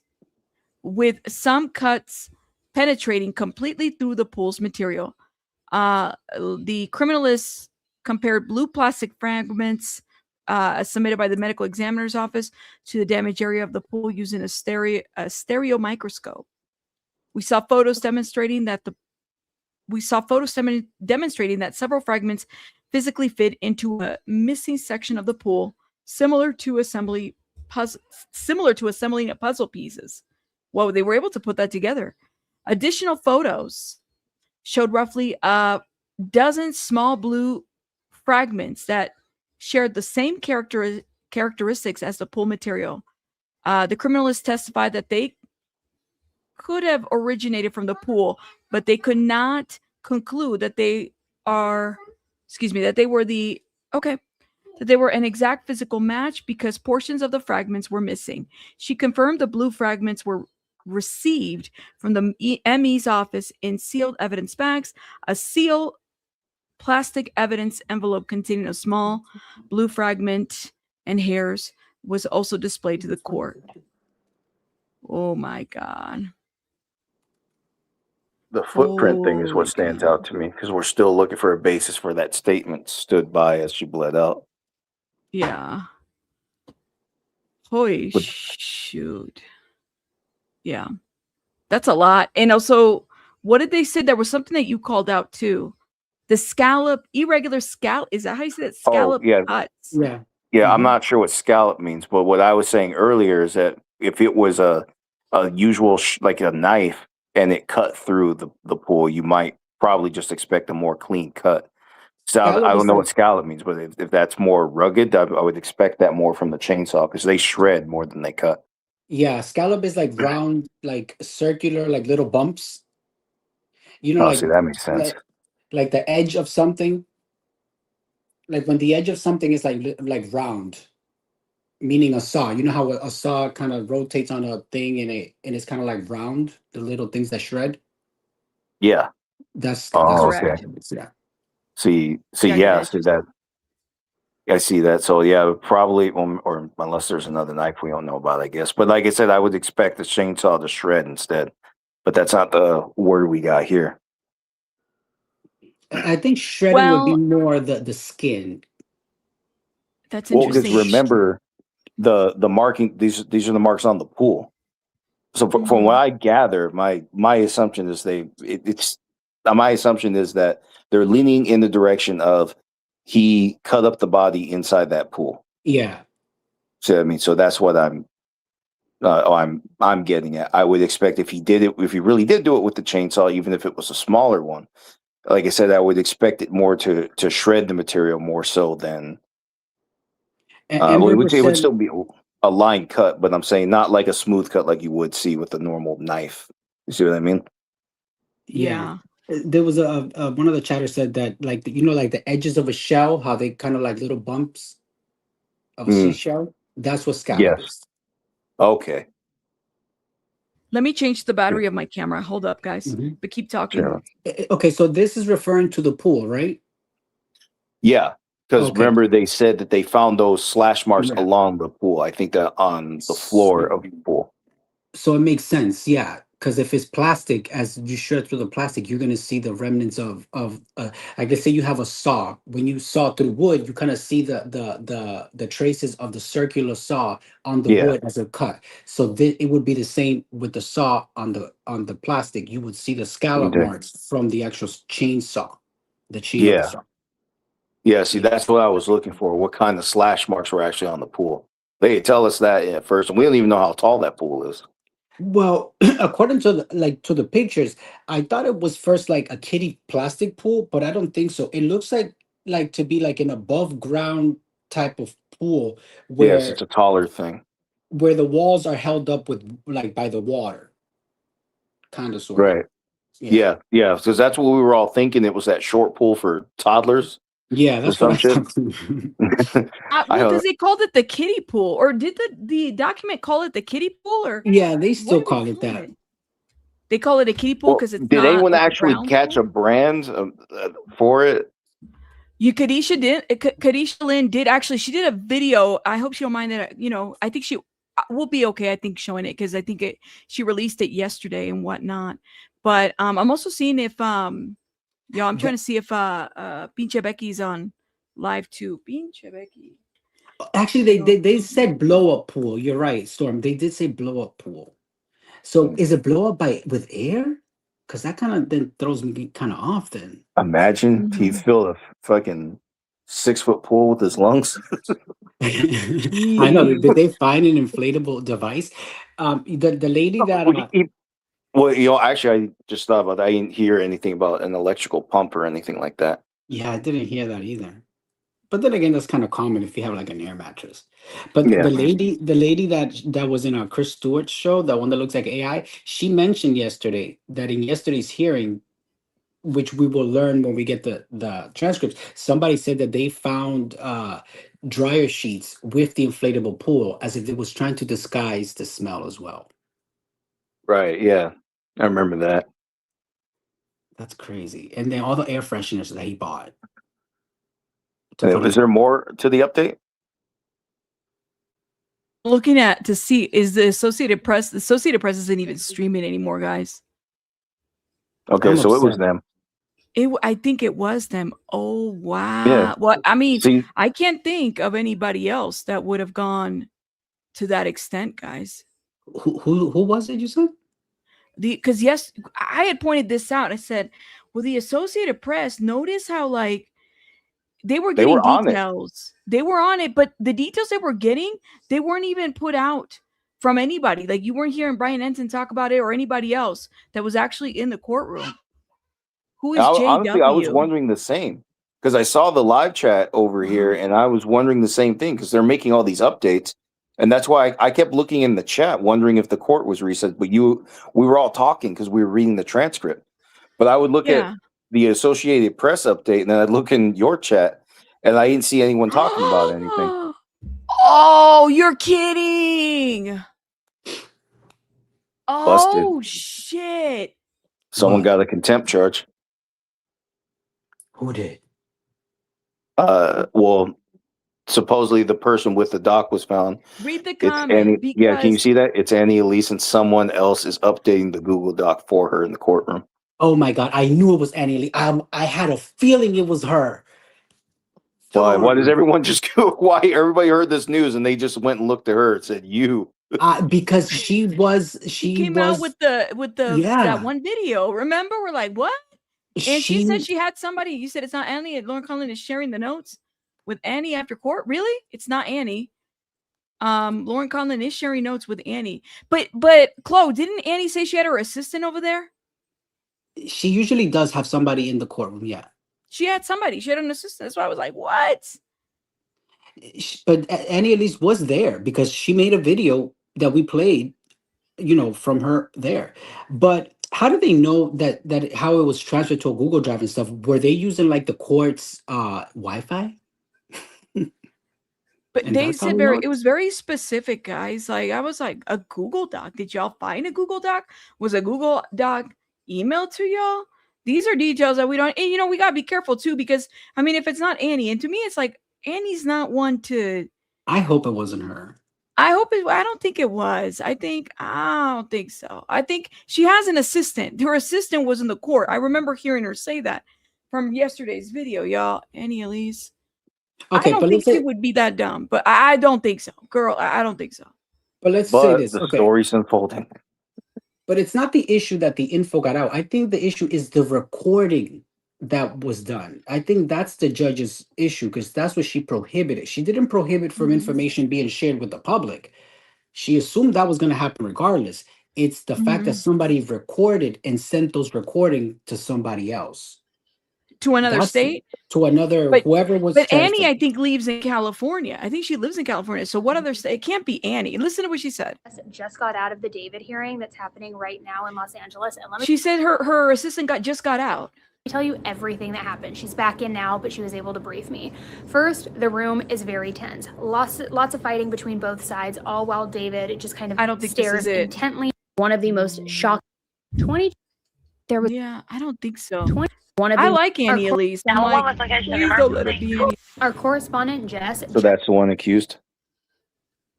Somebody came in the chat and said that it's not Annie Elise. This is the only video. Our correspondent Jess. Unless she removed it, because I do remember we watched a short yesterday. Yeah, this one that she has 10-hour black video. glasses. One with she Yeah, has I'm glasses on. wondering. Oh shit. I thought she was there physically because she came out with the video in glasses. Hold up. Let me. And I was let even me- thinking that court looks a lot nicer than the last time I stopped by. It was on day 2. We watched it.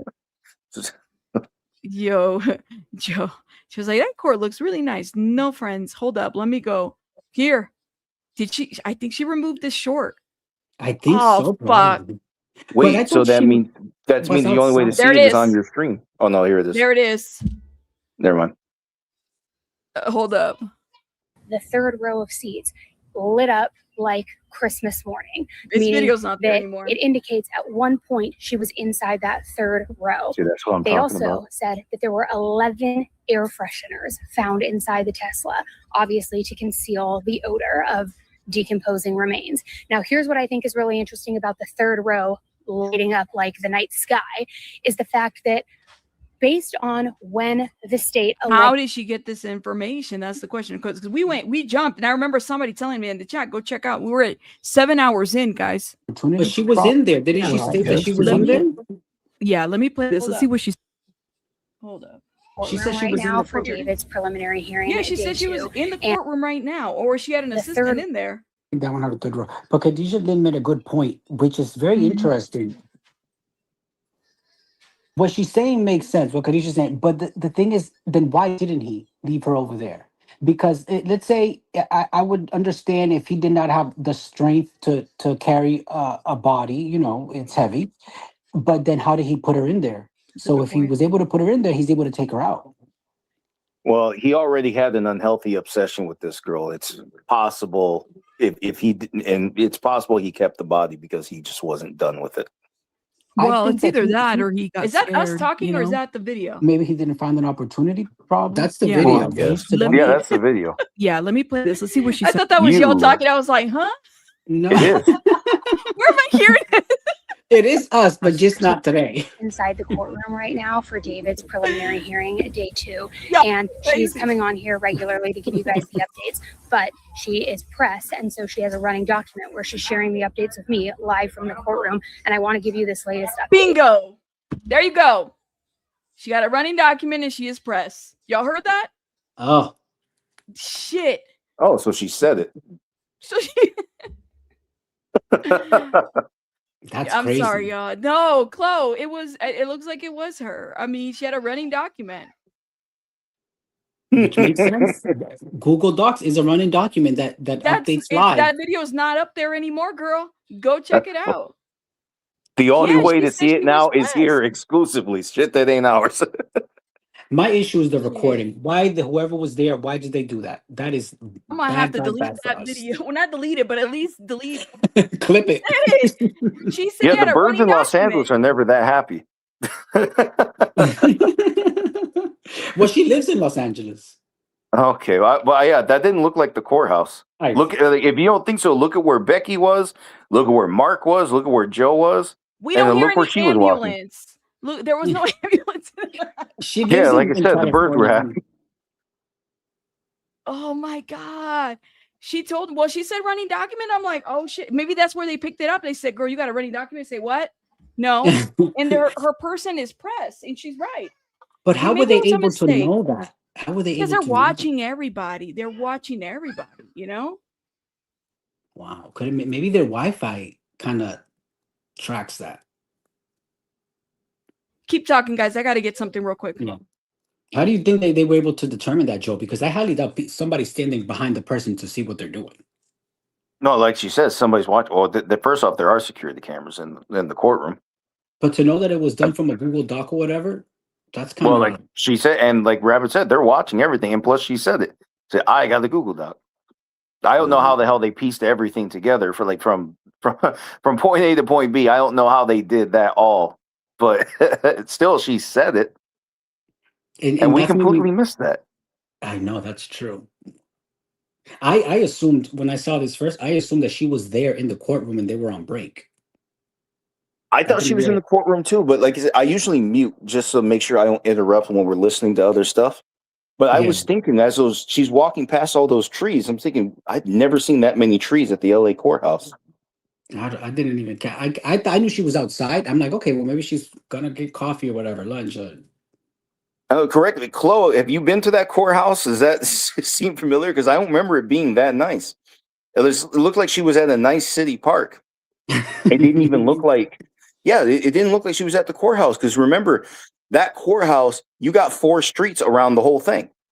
Yeah. It's in the center. So it's in the center of 4 streets.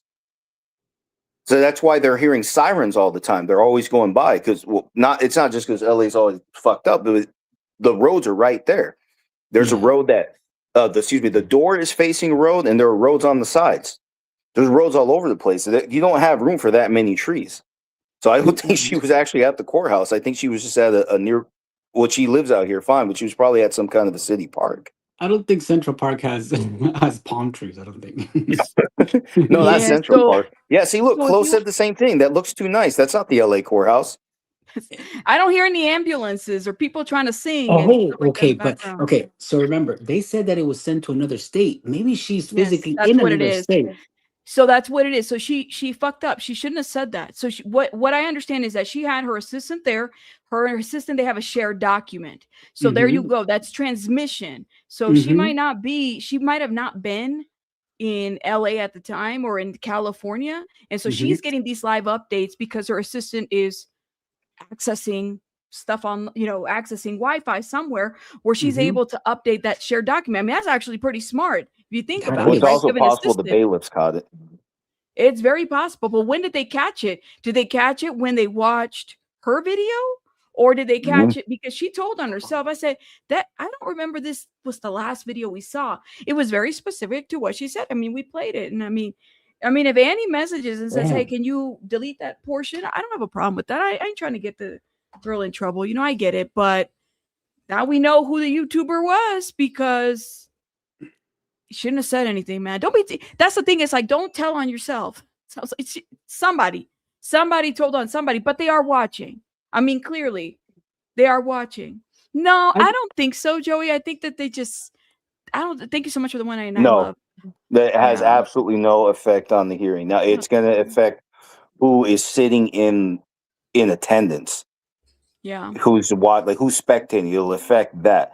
By no means does this affect the hearing. It's not. I know because now people know that there are some errors that can void a whole trial. Now everybody's looking for them. No, this is not going to be something that has any meaningful impact on the trial or this hearing whatsoever.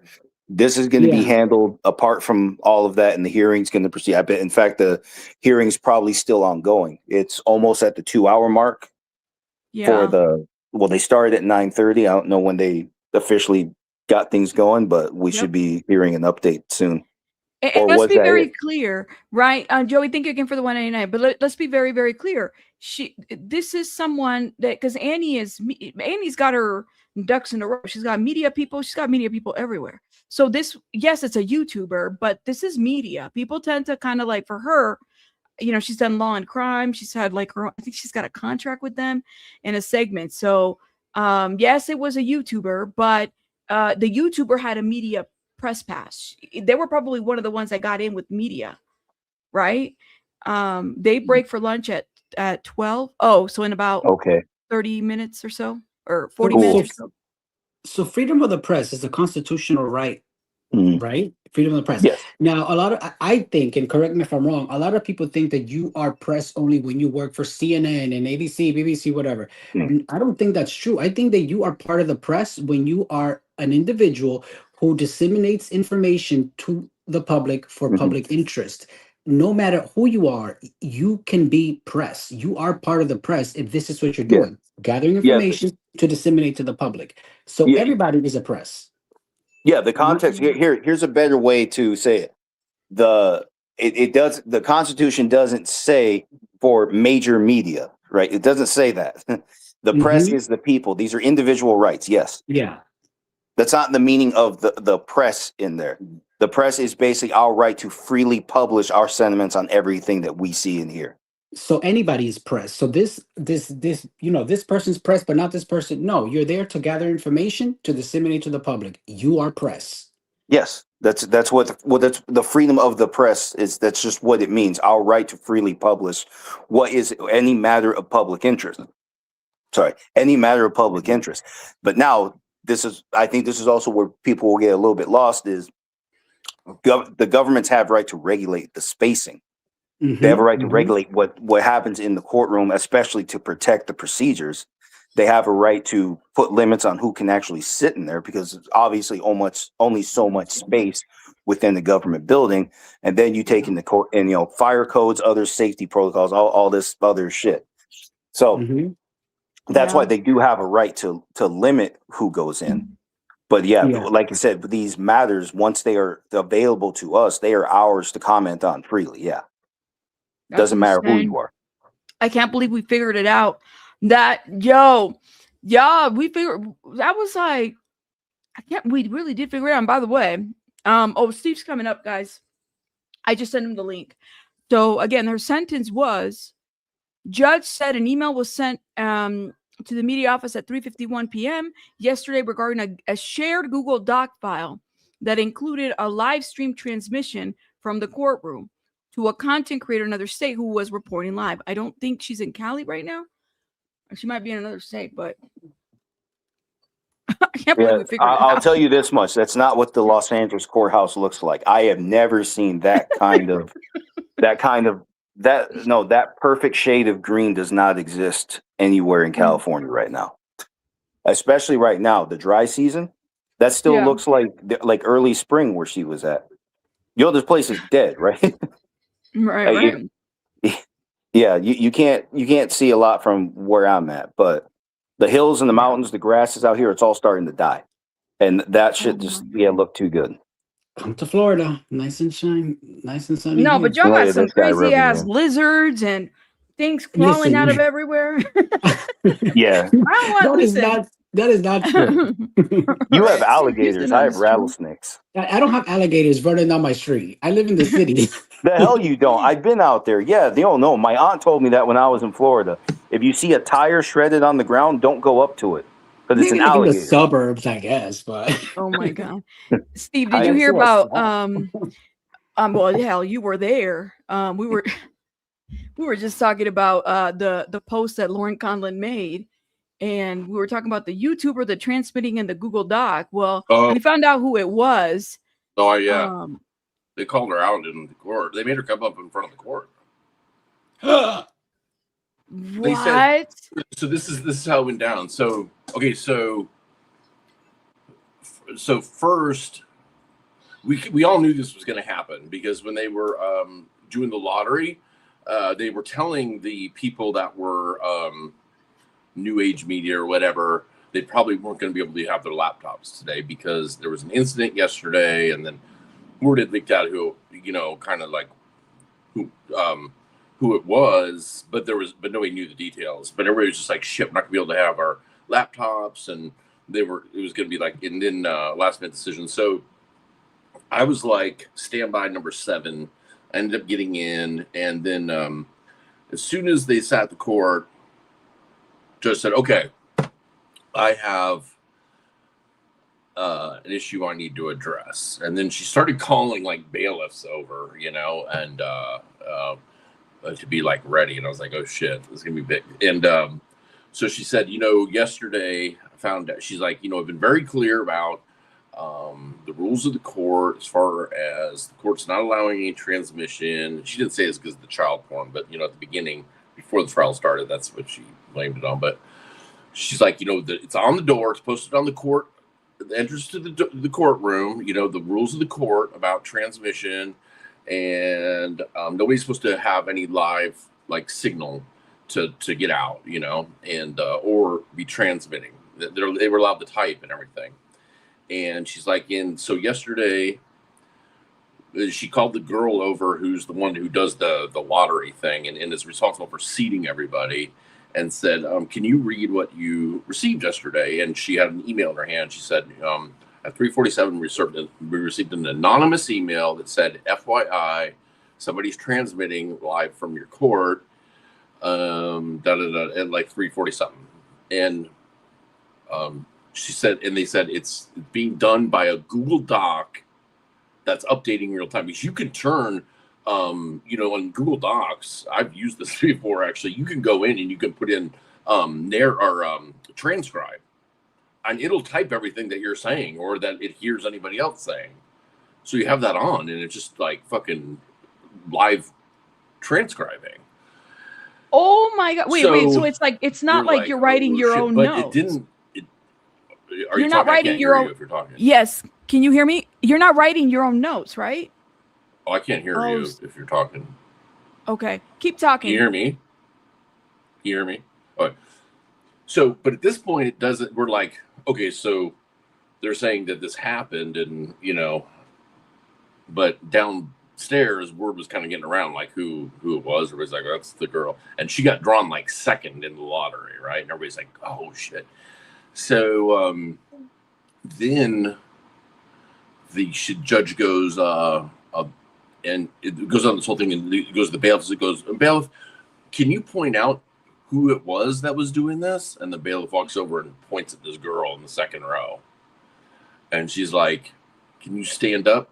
And the girl stands up, and it's this girl that works with Annie Elise. And she's like, come in front of the court. And so she stood there, and she, my hearing's really bad, so I didn't hear everything that she heard, even though she was like right next to me. She's really soft-spoken. You could tell she was shook. But I could tell she was being very, she's like, I accept responsibility. She did. And the judge, I have to say, the judge was like, after she accepted responsibility, she's like, normally I would remove you for the rest of the hearings. She's like, but I'm just going to remove you for today. And she's like, I think that's the right thing to do, considering I was very clear about it, and she accepted it. She didn't fight back. But right before, or then right then, she had said right before she started the speech, she goes to Beth, I understand there's a couple things that you want to put on the record, and so I thought it was about this, and then she started messaging, like, is there anything you want to put on the record? Beth's like, not on this issue. I was like, uh-oh. And so they threw her out of the court. They had a bail take her out, go collect her things, and then so then she goes, I could not believe this. I could not fucking believe what I heard. She goes, Your Honor, there was a lady outside that I saw in the back row here yesterday, and she is telling people that my questions were bad yesterday, and that saying mean things about how I'm phrasing questions. She's like, and I just don't think that's not right. I'm like, what in the fuck? Like, you're actually trying to have somebody that's not in the courtroom, like, banned from the courtroom because you don't like what they said, or what they're saying to you. And the judge was like, well, are they in here right now? And she's like, I don't see her, but she was outside. And then I just walked away from her. And judge was like, okay, like, big girl, okay. And then she goes, is there another issue? And she goes, yes. That man. And she's like, and I'm like, hey, nice to meet you all. I'll be collecting my shit. And so I was like, she's like, I was like, fuck, here we go. And she goes, but she fucking, this pissed me off. She lied about me, and she lied big time. She goes, he should not be in here. He was a witness of the grand jury, and he failed to appear at the grand jury. And I'm like, what in the fuck? Now, if you guys remember, there's this person, although they said it was a female, that failed to appear. So now I know there's people that are going to think that I'm the person that failed to appear. I never failed to appear. I fucking appeared twice in front of the grand jury. And which, by the way, I just want to make this really clear because this is going to become an issue, I know. She also said that I broke the law. And she said that, no, keep in mind, all the press, this is on the record and all the press is there, right? She's like, and he broke the law and I'm having a warrant issued for his arrest for talking about the case when he was a witness to the grand jury. So first of all, and even Mark Garagos, who I do not get along with, got on record on TV and talked about this and said, this is bullshit what she did. There is no law against a witness talking about the grand jury or even what they testified to the grand jury. You just cannot talk about anything you learned from the grand jury that you didn't already know. The only people that are sworn to secrecy in the grand jury are the fucking grand jurors, not the witnesses. It does not apply to the witnesses. There is case law from the Attorney General of California. It goes all the way back to like 1987. Very, very clear on this. But I truly think that she maybe is just not sharp enough of a lawyer that she might not know the law, but she's wrong about that. So she said so when I was subpoenaed, and now she's the one who let it out of the bag that I was a witness, right? She said it in front of everybody in a public courtroom. When I was first subpoenaed, they showed up at my door at like 6:15 in the morning. 2 armed DA detectives with DA, jackets on, and they're like, and they were pretty cool. They weren't bad. I was just woke up. I'm like, what the fuck's going on? And they're like, and I was like, they didn't even tell me what it was about. And then I'm like, oh, and then they came back like 5 minutes later, and the guy's like, listen, Beth Silverman wants me to remind you, you are never allowed to talk about this case again in the press ever, because now you've been subpoenaed for the grand jury. You can't say a word. It's against the law. And at that time, I was like, fuck, is that the law? And so I came out with a tweet right away saying, hey, due to legal circumstances, I can't talk about the case anymore. But then I researched the law, and I talked to a couple attorneys, and they're like, that's a fucking lie. If she told you that, that's a lie. And she used this grand jury subpoena as a way to shut me up, because she made it very, very fucking clear to me. She's like, we don't want you investigating case. We don't want you telling people that we missed the burn cage, that we missed the 4 terabyte hard drive, that we missed the chainsaw, and you don't need to be talking about, Celeste's case, period. So you've been subpoenaed for the grand jury. You're never allowed to talk about it again, even with your client. That's what she told me. I'm like, okay, you're using this as a weapon. And so then when I go back the second time, I was told to I don't want to talk about certain things that were said inside the grand jury room. So I'll say that's I've disclosed I was given a handwritten note after my second one to appear for a order to show cause hearing, which was secret, had no case number or anything. And I'm like, there's no fucking way I'm showing up for your secret off the books hearing. So the only way I had to protect myself was to send a picture of the note out to the press and say, hey, I'm being told to show up for this. I want the press to know about it. And I didn't show up, and I wrote the judge a very long, detailed letter explaining why I would not be there, because I was not subpoenaed. I wasn't given a case number. I wasn't told what the order to show cause was about. In other words, what rule of the court or what I'd violated. How can I defend myself when I have no idea against what? It's a secret hearing. And I was very detailed about it, and I had it delivered by FedEx, signed for the whole fucking thing. And then so what happened was some press did show up for that hearing. And I know that the LA Times and New York Post and TMZ, even though I hate them, they were there. And that's when that's how they got the shit with Rob Morganroth in the hallway. They were there for my hearing, and Rob happened to be there testifying because she was going to have my punishment hearing right after the testimony with Rob. So anyway, so then, which the other thing she said, so that was a lie. There's no warrant for my arrest. I did not fail to appear for the grand jury. I testified twice in front of the grand jury.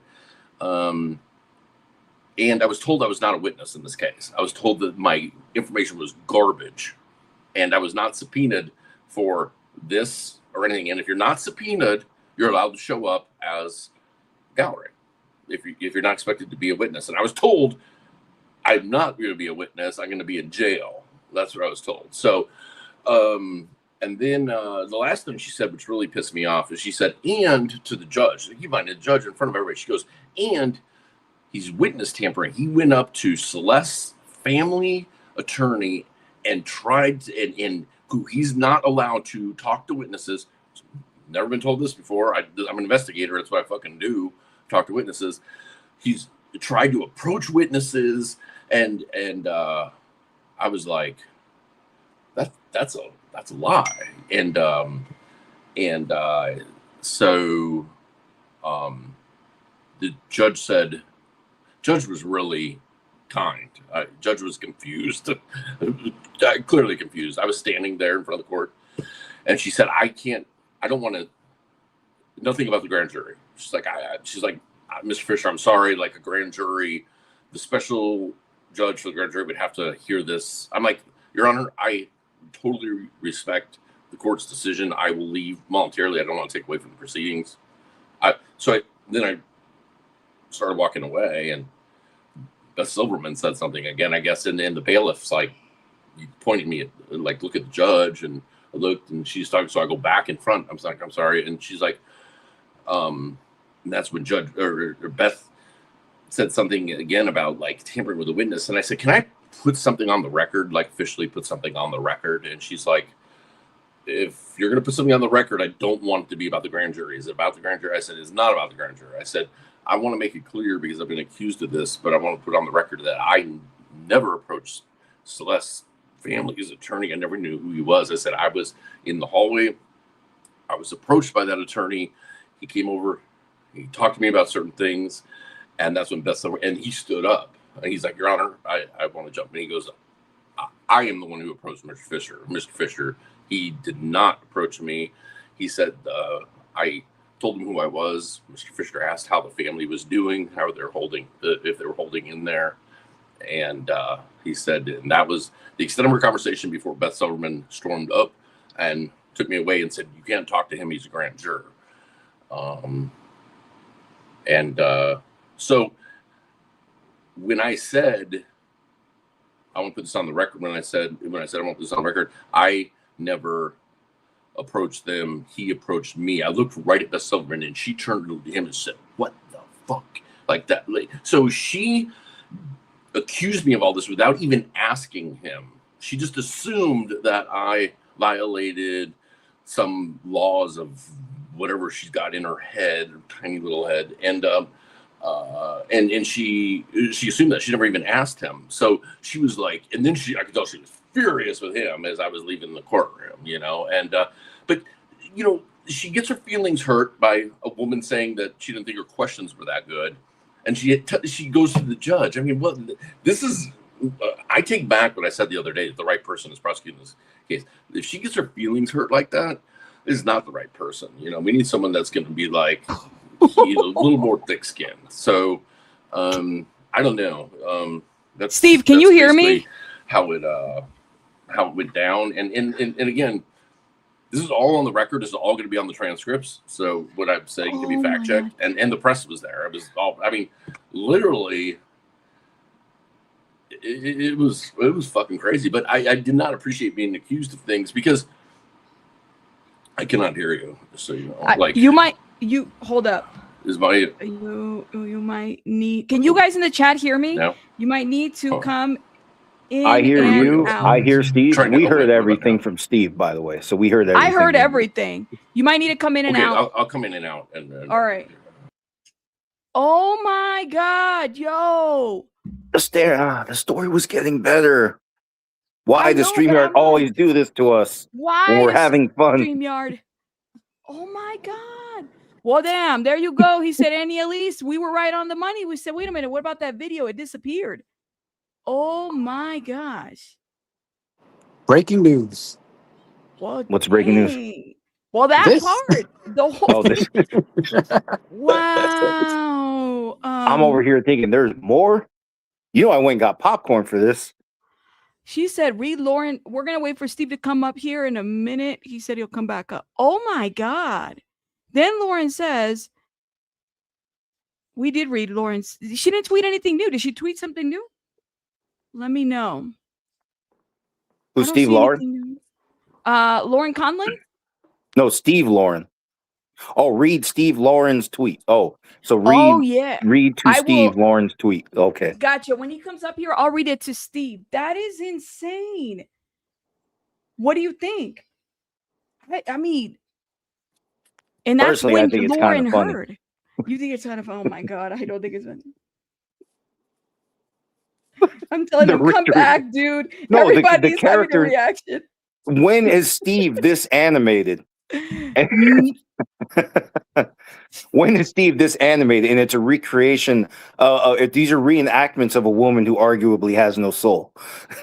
You know what concerns me about this? Because normally you never see prosecutors. Hold up. He's back at the stage. Hey, can you hear us now? Yeah, now I can. Oh my. Wow. So did you read Lauren Conlon's tweet though? So we found out through Lauren Conlon, right? Yeah. So what was interesting, we were talking about, of course, what stood out is the YouTuber that got kicked out yeah, judge said an email was sent. So there was an anonymous email, Steve, right? You're saying it's anonymous? Yeah. What is that all about? Anonymous. So a person, they read the email. The anonymous person wrote in and said, FYI, somebody is live streaming from your courtroom through a shared Google document with a YouTuber. And so they called, I mean, they knew who it was. I mean, they ended up calling the girl up in front of the court. So oh my God. it was poor girl. Oh wait, so I can hear you again. What? Hold up. You can't hear me? You can't hear me? So weird. People in the chat, can y'all hear me? I wonder. Hold up. You. I can hear you. Let me do this. Let me do it from my laptop. Okay. Let me do it from my laptop. Go do that. All right. He's gonna do it from his laptop, y'all. Oh my gosh, y'all. You know what Lauren Conlon's tweet said was that Patrick stood up and said, well, this is correct. And then she got mad at him. And I mean, I didn't know all that. What the fuck? Or anything like that. No, I can't hear. You can't hear? Uh-oh, he'll come back up. Whoa. Well, I'm still here. Well, I'm in shock. Let me see if I can get Lauren's tweet up here as well.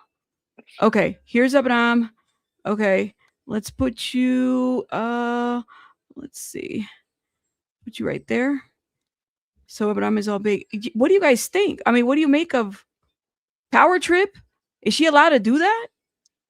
Is she allowed to take the family attorney badge so he won't come in to the rest Well, she of the can't. hearing? I don't know. All right, there's FS. SF, do you hear us? Here it is. No, I do. Okay, let me remove this real quick. Mm-hmm. Let me get you on a bigger screen. So I guess he told, this is what Conlon heard, right? That he told Conlon that, he told the attorney, the family attorney, that she would have his badge removed or something like that. His access removed. Is she able to do that from the court? He has a DA badge. So he's in their allocation. So she could probably yank that, but since he's already got a seat in the court, I don't think the court would remove her. But she's drunk with power. She thinks it's her courtroom, not the judge's courtroom. And even because she's like, he's got a warrant. And when the bailiff was taking me out, he's like, you don't got a warrant. I was like, I know. I mean, but she says that shit in front of the press. That's kind of damaging, especially as a private investigator. People like, hey, that guy's got a warrant for failing to appear in front of the grand jury, which is a serious thing, right? That's what Neo was arrested for and brought, by marshals. I mean, you can't just say shit like that. And because you got your feelings hurt, just like she got her feelings hurt with the lady that,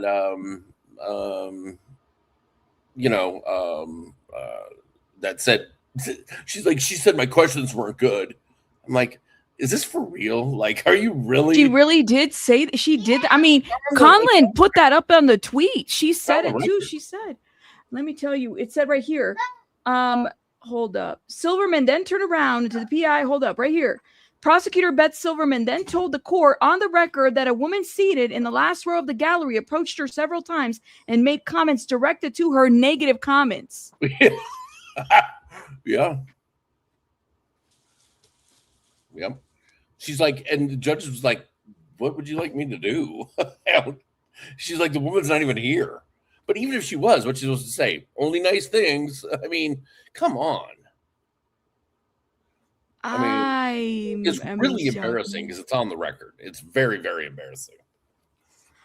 Oh my God. Yeah, I messaged you and I said, what is, I mean, we were happy that you got in, you know, I was like, all right, we got in. Maybe we'll get some information. Were you expecting all this to go down? I mean, did you get the feeling that?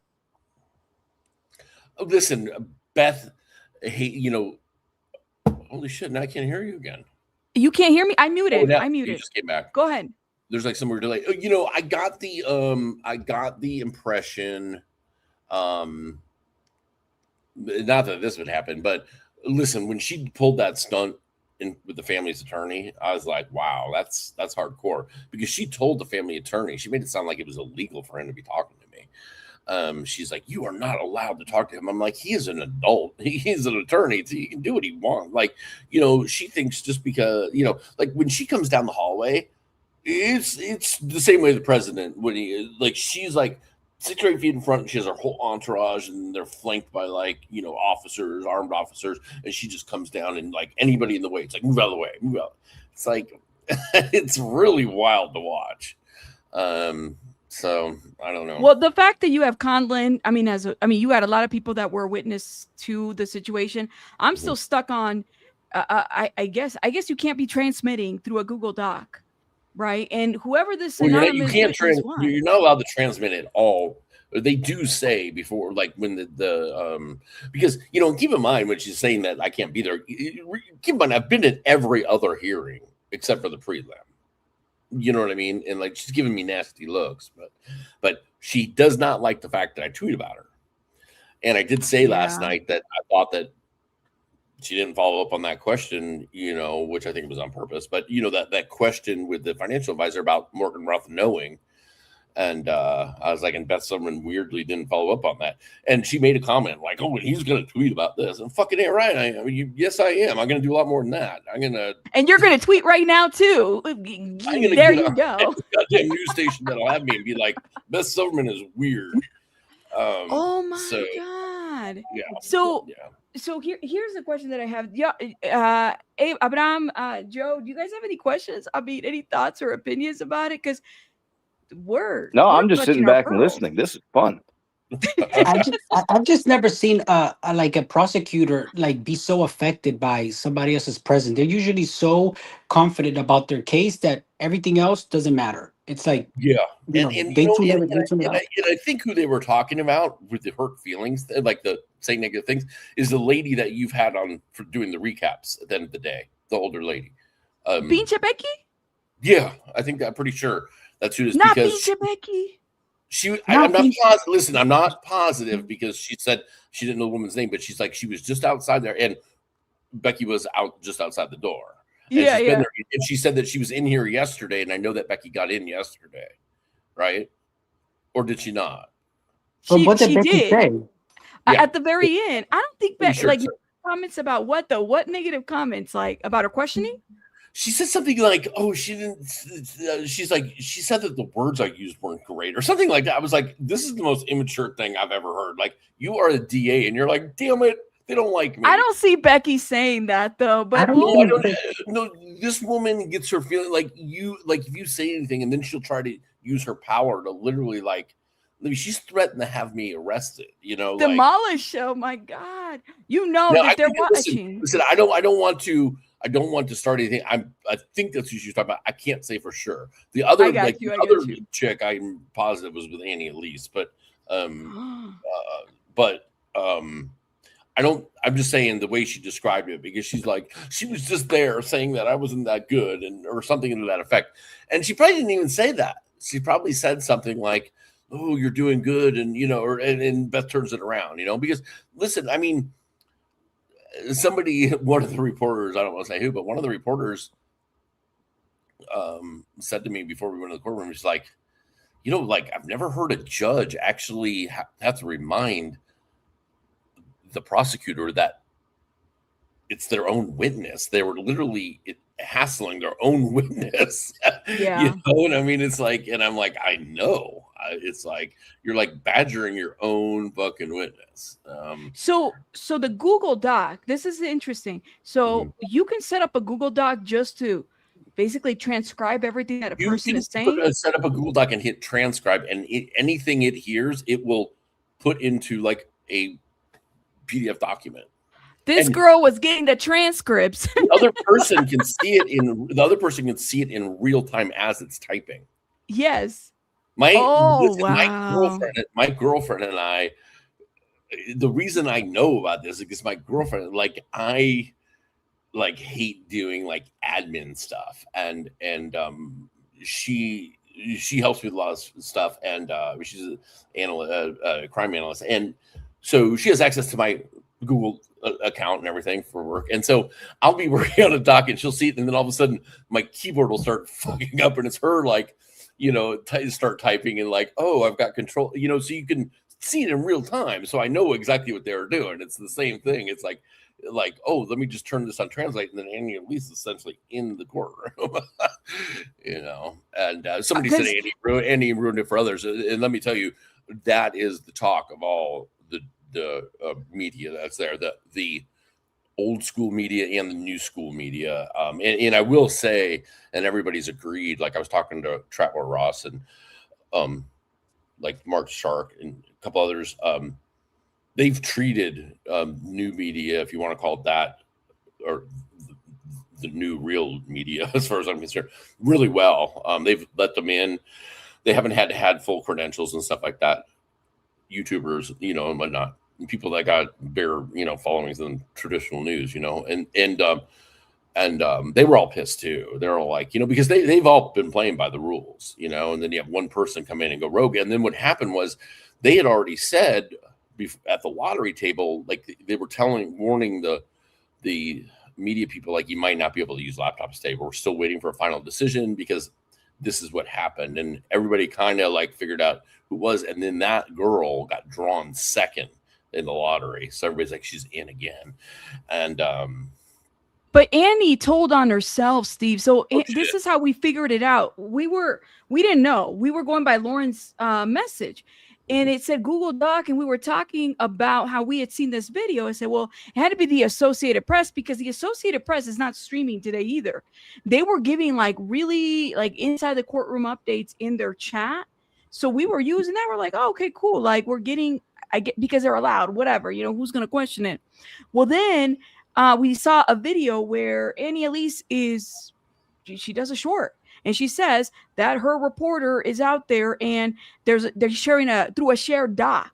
Oh, she did. So she told on herself. Okay, so I was wondering how, because the email to the court specifically said they're transmitting and sharing through a shared doc.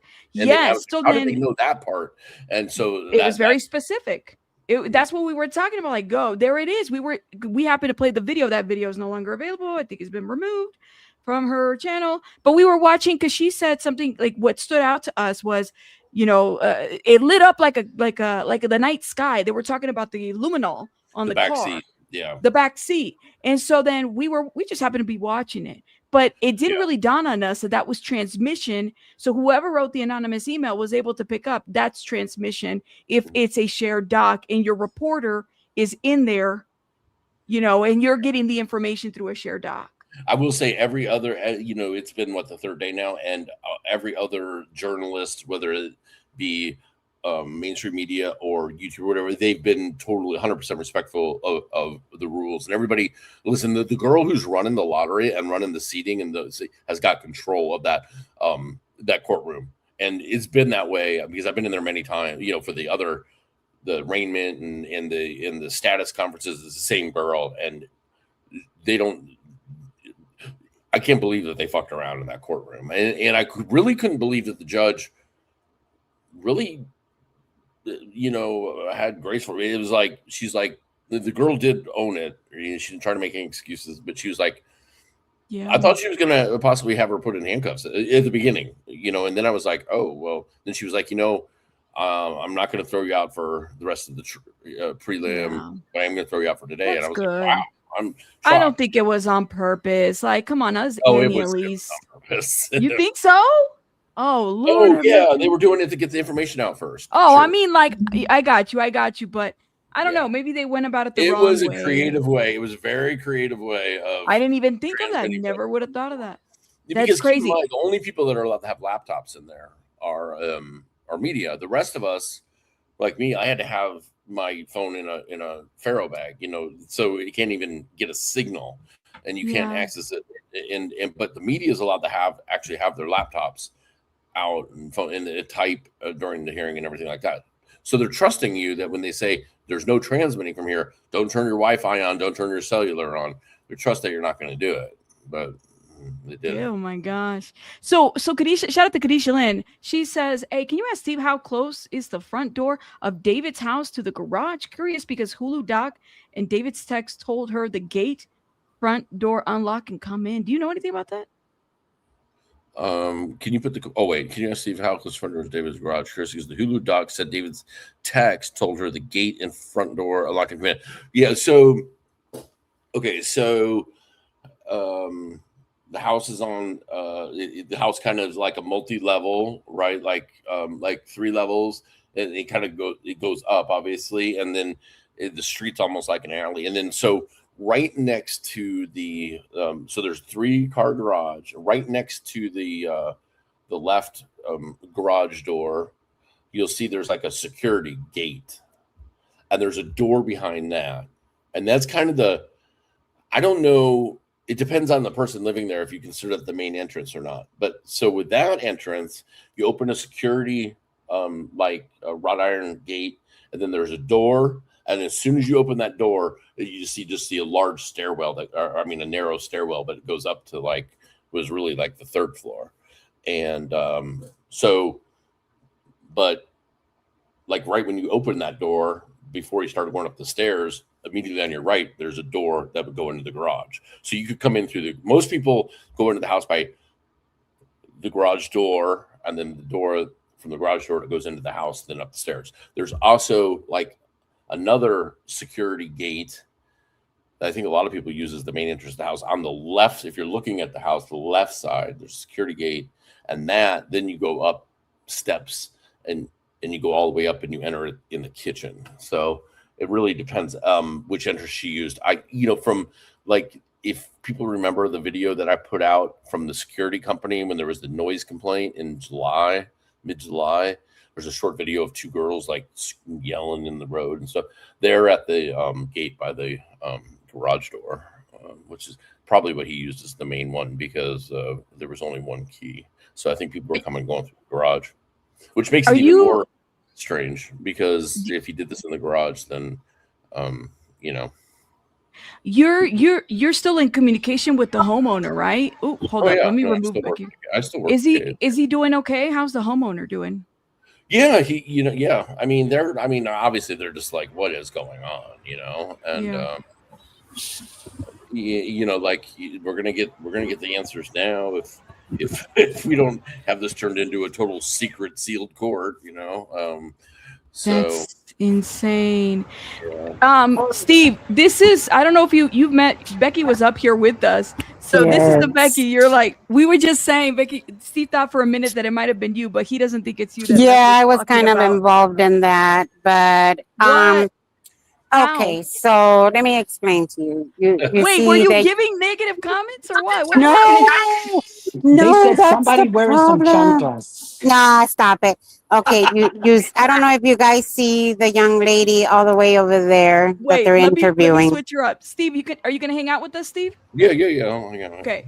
All right. Okay. Okay. So the young lady that they're interviewing over there, so she's standing next to me, and she's highly upset because apparently yesterday, this is what she said. The defense attorney made a comment when they came in to fix the monitors or something. Mm-hmm.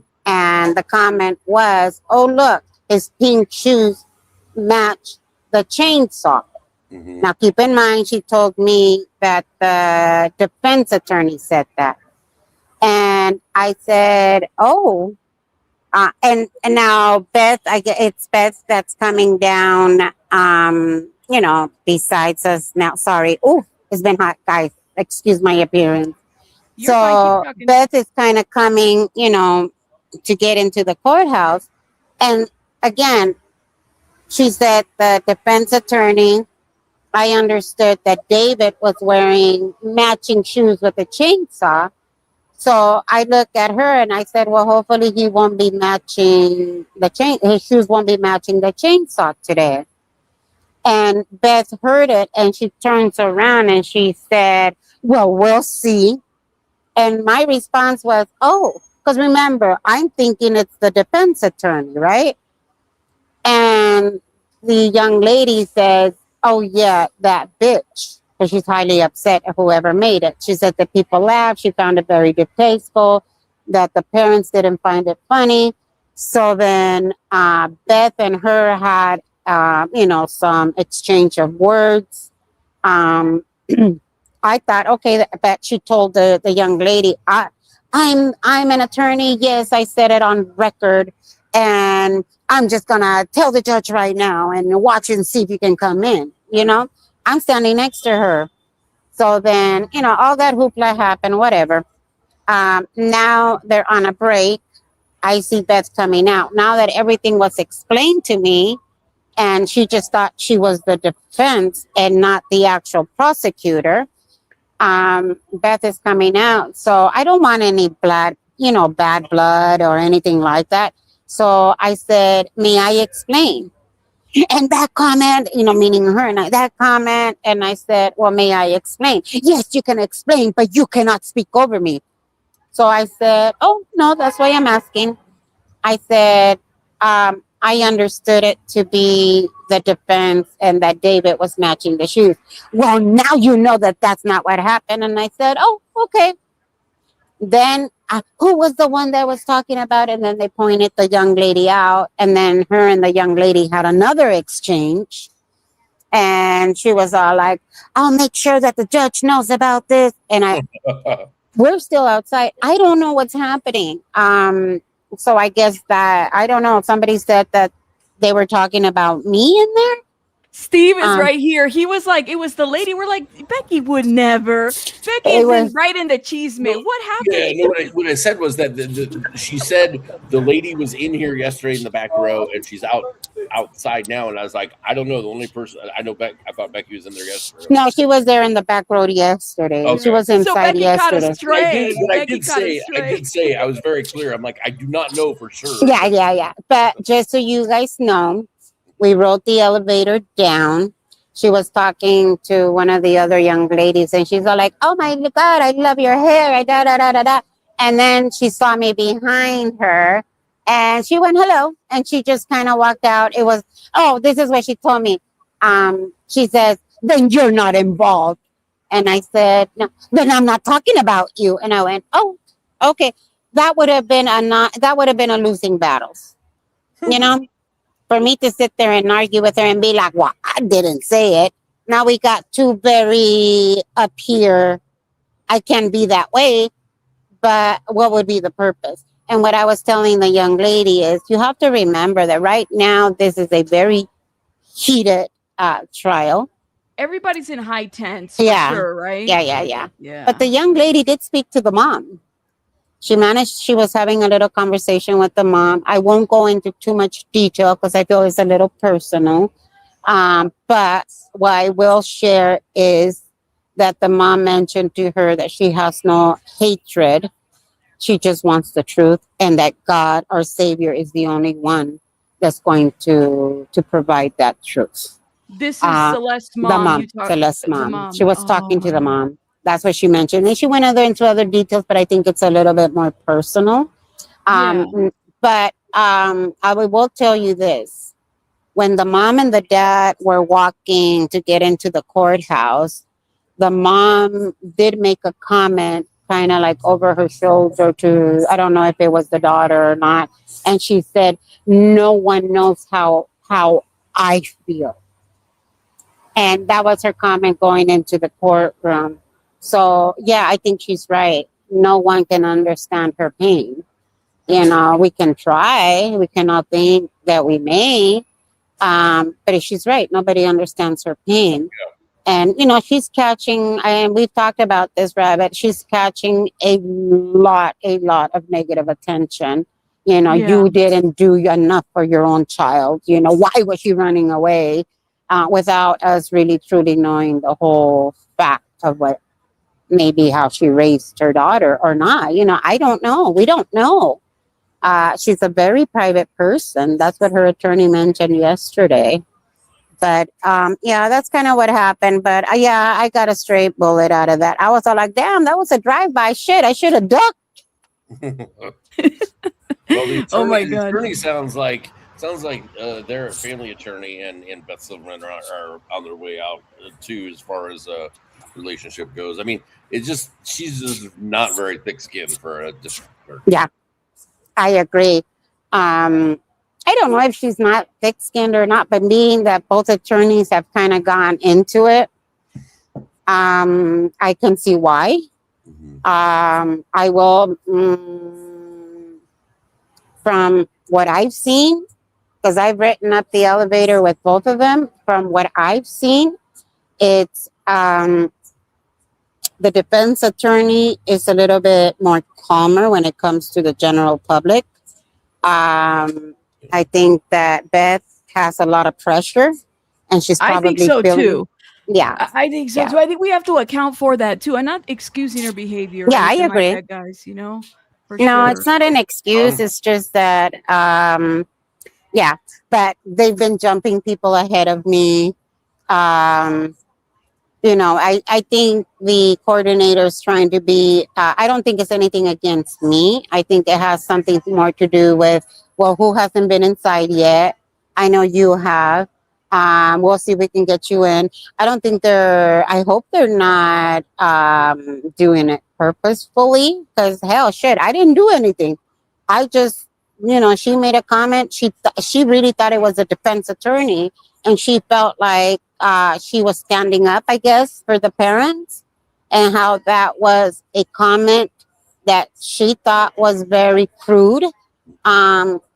You know, I kind of sat down and I said, you know, sometimes you got to pick your battle. This is not one of those battles that you're going to win. And you yourself are saying that you want to get in there because you want to get the truth out. That means that if you want to be in there, you know, you going toe to toe with someone that right now has the authority of getting you kicked out of the room, out of the courtroom, then, you know, then you're not going to find out the truth that you're trying to. So, Yeah. well, go on it. So aside from all, go ahead. I'm sorry. Did Lauren, as Lauren said, like what the forensic investigators and stuff testified to?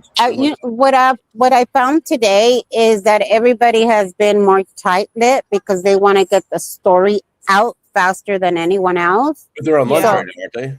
Yeah, I'm sorry? They're on lunch, aren't they, Rabbit? Like, Yes, they're at lunch right now. I didn't know why you left. All of a sudden you were gone, and we're like, where'd you go? Oh, well, you're a little behind. You're a little behind. What happened? Oh, yeah, I missed it. ¿Qué pasó, Steve?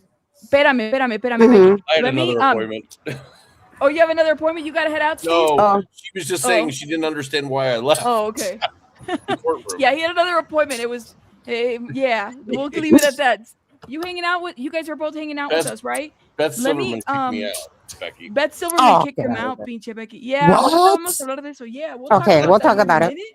But let me give you guys, and Becky, since you were in the courtroom, I'm kind of curious if you can Not today. I wasn't in the courtroom today. Oh, you weren't in? No, that's what I'm telling you. They've been jumping everybody else. They haven't let me in. Lauren was in there, though, Rabbit. Yes, she was. So, do you guys mind if I read very quickly what Lauren had to say about updates? Mhm. Okay, let's Please, do that. I want to know. Shout out to Lauren Conlon. She says, D4vd preliminary hearing, day 3, Detective Williams, is it Roker's cell, phone, and Tesla analysis. I tried to put this together as best as I could, hard to follow at times. So Burke's trips back and forth to Santa Barbara County, April 23rd and May 8th and May 31st. April 23rd through the 24th, 2025. At about 11:01 to 11:11 p.m., Burke's cell phone and Tesla's IMSI were both located at the Doheny Drive residence. Cell phone tower placed them both at that location. Okay, 11:31 and 11:34, Burke's cell phone began moving from the residence. Data suggests that the phone and Tesla were traveling westbound, possibly on Sunset Boulevard. 12:04. Becky, I'm gonna mute you real quick, okay? Yeah, I was gonna mute. Yeah. Okay, thank you, love. Hold up. All right. Let's see. At about, where did I leave off? 12:04 a.m., April 24th, Burke's cell phone or phone placed on an ongoing call to Celeste Rivas Hernandez. Now, this is April 24th, okay? The call went directly to voicemail. So a detective testified this could mean her phone was off, in airplane mode, or outside the network coverage. At about 1:28 a.m., cell tower records placed Burke's phone near State Route 154, San Marcos Pass in Santa Barbara County. Tesla data also showed the vehicle in the same general area. Around 4:03 to 7:07 a.m., the phone remained connected to northern cell towers before returning south.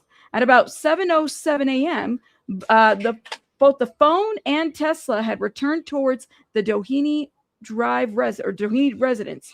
We also saw a map placing the phone and Tesla near a remote area off of SR 154, where investigators later recovered evidence. May 8th through the 9th, 2025. At about 8 p.m., May 8th, Tesla data and phone were located, placing them at the Doheny residence. Around 1 a.m., May 9th, Tesla data shows the vehicle back near the SR 154 corridor in Santa Barbara County. At 1:50 to 1:51 a.m., the cell phone and Tesla towers showed nearly simultaneous connections to the same area. So the detective testified that the two devices continued traveling together. At 5:15 a.m., Tesla data showed the vehicle had returned to the Doheny residence. May 31st, 2025, 1:25 to 5:52 p.m. Burke's phone started near Doheny before traveling towards the SR 154 area. 4:47 to 4:48 p.m. cell phone and Tesla records connect to the same cell tower within about a minute of each other. 6 to 8:20 p.m. data shows the phone and Tesla traveling back south to the Doheny residence.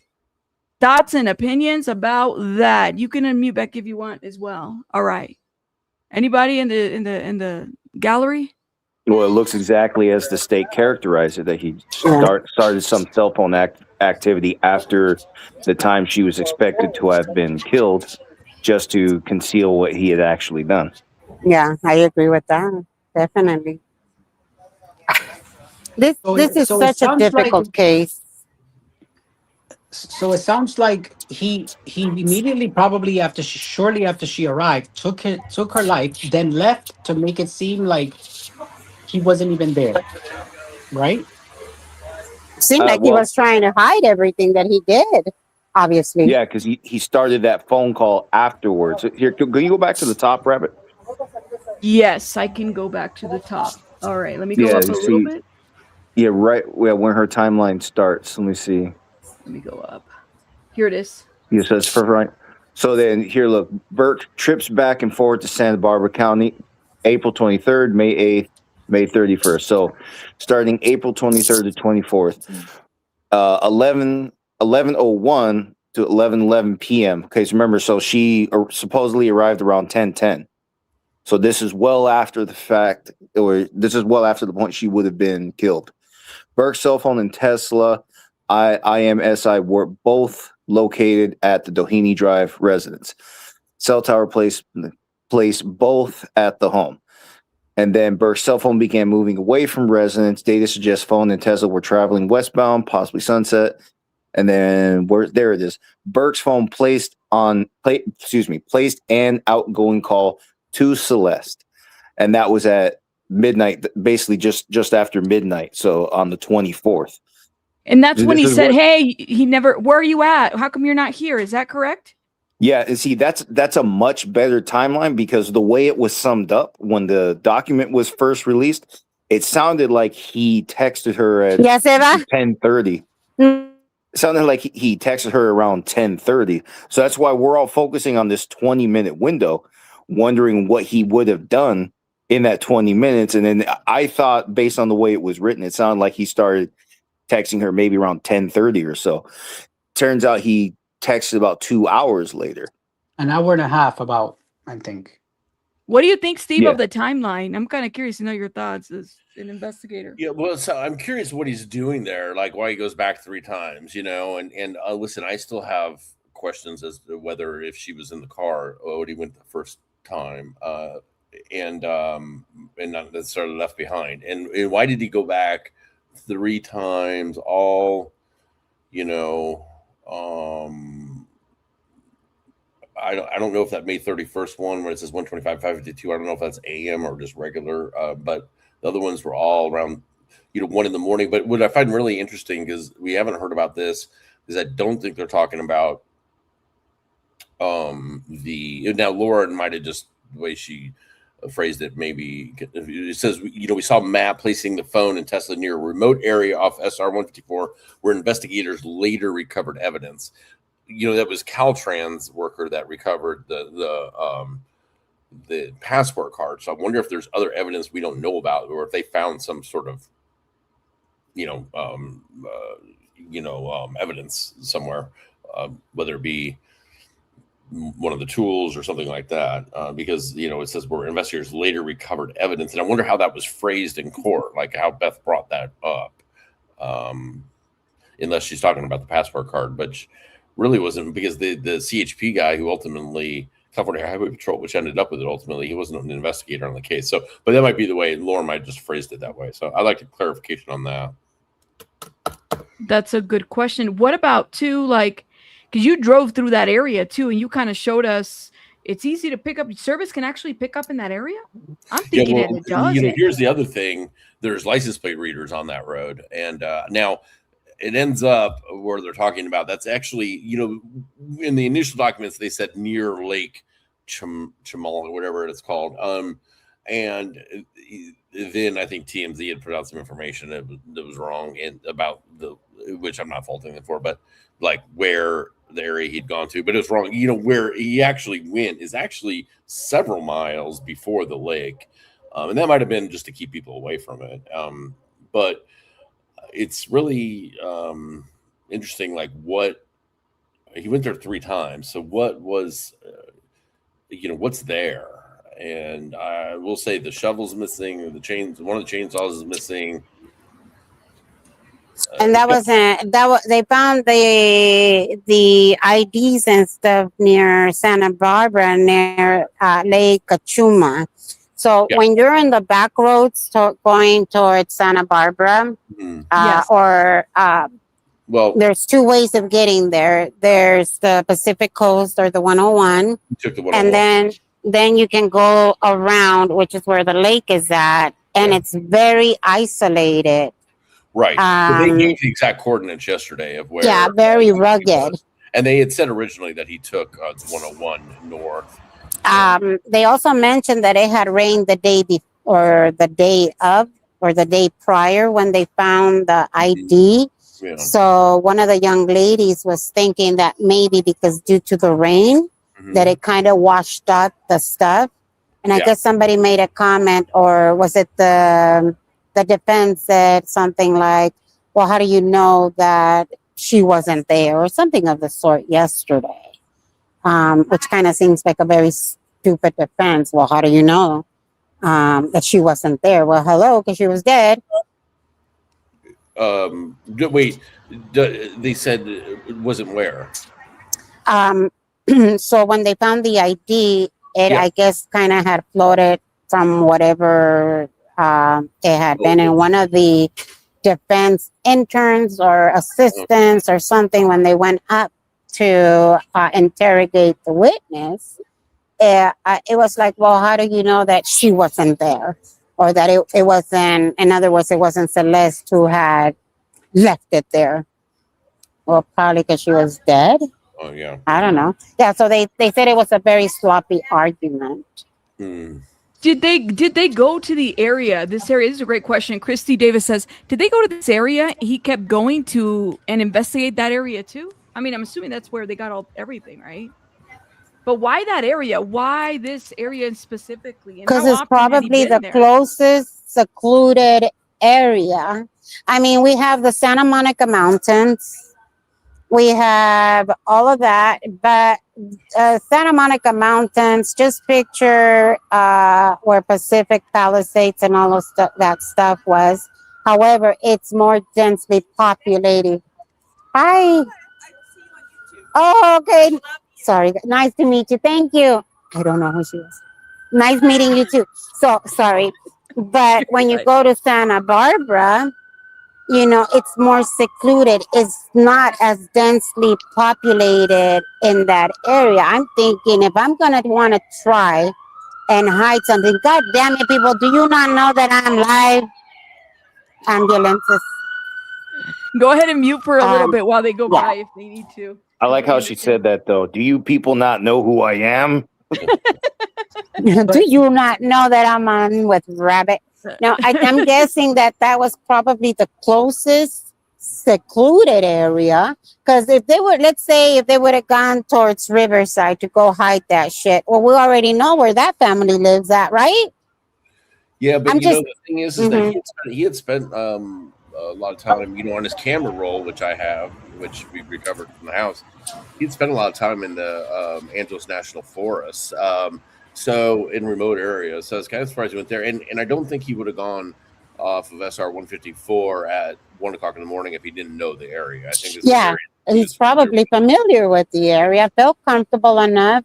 Probably thought, well, this is a place that I never see anyone, hardly. I guess it was Calstrom's that found it. Yeah. My understanding was that they found some of these items near where there's a Tesla charging station. Well, no, he stopped and he had to stop and charge the Tesla. Okay, that's what they meant by that. Okay, for those of us that don't have Tesla, Steve, though, and maybe I don't know for Liberties or, but if y'all want to chime in on this too, like I'm thinking, like when you charge something. I mean, I don't even feel I leave the house with a charger. So for me, it's like knowing that I have to charge a car and that it could die in the middle of the road. I mean, it's a good point. It also shows that he didn't, before this happened, he didn't regularly. There was a charging station inside the garage, but they had that garage set up with these rubber mats. They had it set up as it was originally set up by the owner as like a gym. But he converted it to there's video games or like arcade games. It was like a play area or whatever. And it had these like rubber mats like gym that you see at like gyms. And so he didn't park a car in there. And that's why he needed the charge, is because he wouldn't park in the garage regularly and plug in. He would park on the street. That's a good point. On the neighbor's wall. So, but then after this happened, they got that red Tesla. Then all of a sudden they moved the mats around, and then they started parking the red one in the garage for some reason. Can I ask a very dumb question, if you don't mind? No, go for it. Go for it. When you're charging a Tesla, now everything is so computerized. I mean, they even tell you what size underwear you wear nowadays. Does it tell the charging station? Will that hold your information in, like Tesla? Yes. Oh, okay. Yeah, they have the car will retain that information. But see, what I think happened is, I think that he made these trips so that he would have an alibi and say that she never went to the house, because that would correlate with him sending her that text messages or that message that, where are you? Like as if she never got there. But well, okay. So it wouldn't work as alibi though. Who knows? Sorry, go ahead, Steve. Hopefully, we'll find out the truth, and who knows? I'm not disagreeing with you. I'm just giving you a counter argument.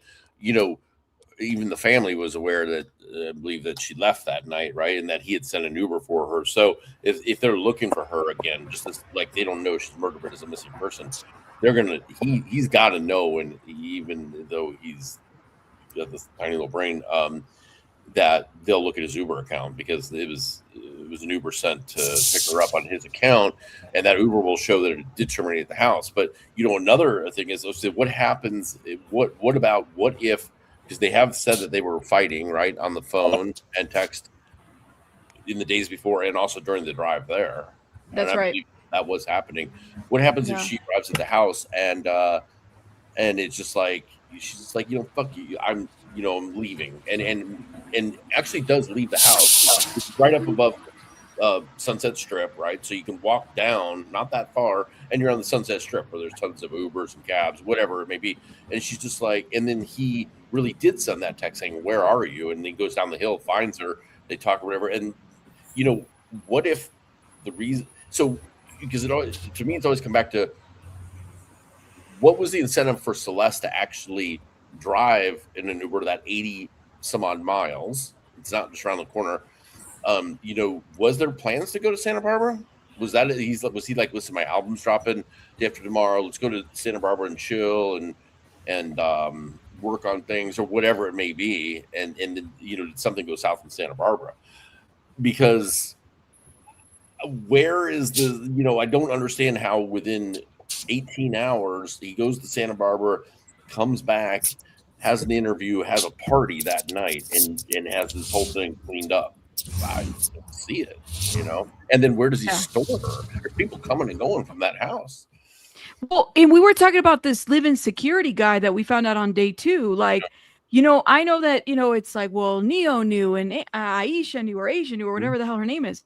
But it's like, now you got somebody live in. Yeah. So between the 12 days, if it's 12 days that her body was in this house, was it only on one side of the house where the security guy didn't come in?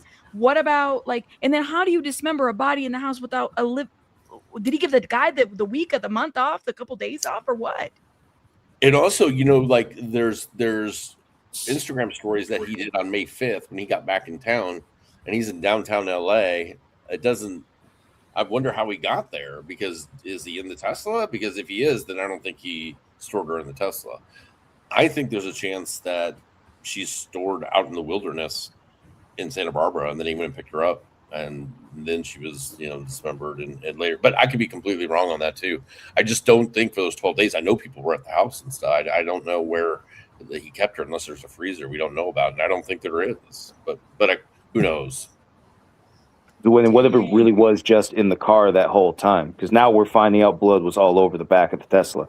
So he could have taken her to Santa Barbara, dumped her there, and then gone and picked her back up for whatever reason, and then dismembered. He had some. Listen, I think he had some weird obsession that was so strong that he couldn't let go of her. Burning her or burying her, whatever it may be, as horrible it is. Like, he just couldn't do it because he was still weirdly in love with her. When the burner email addresses came out in court yesterday, I did a forensic thing on one of the email addresses that he was using, and the profile image is a image of Angelina Jolie that says, "I'm still pretty even though I'm dead." I don't know. It's just it's weird. That's horrible. It is horrible. You think he was telling on himself though throughout this time? I don't know. I just there's so many things that are, I think this whole thing for him was very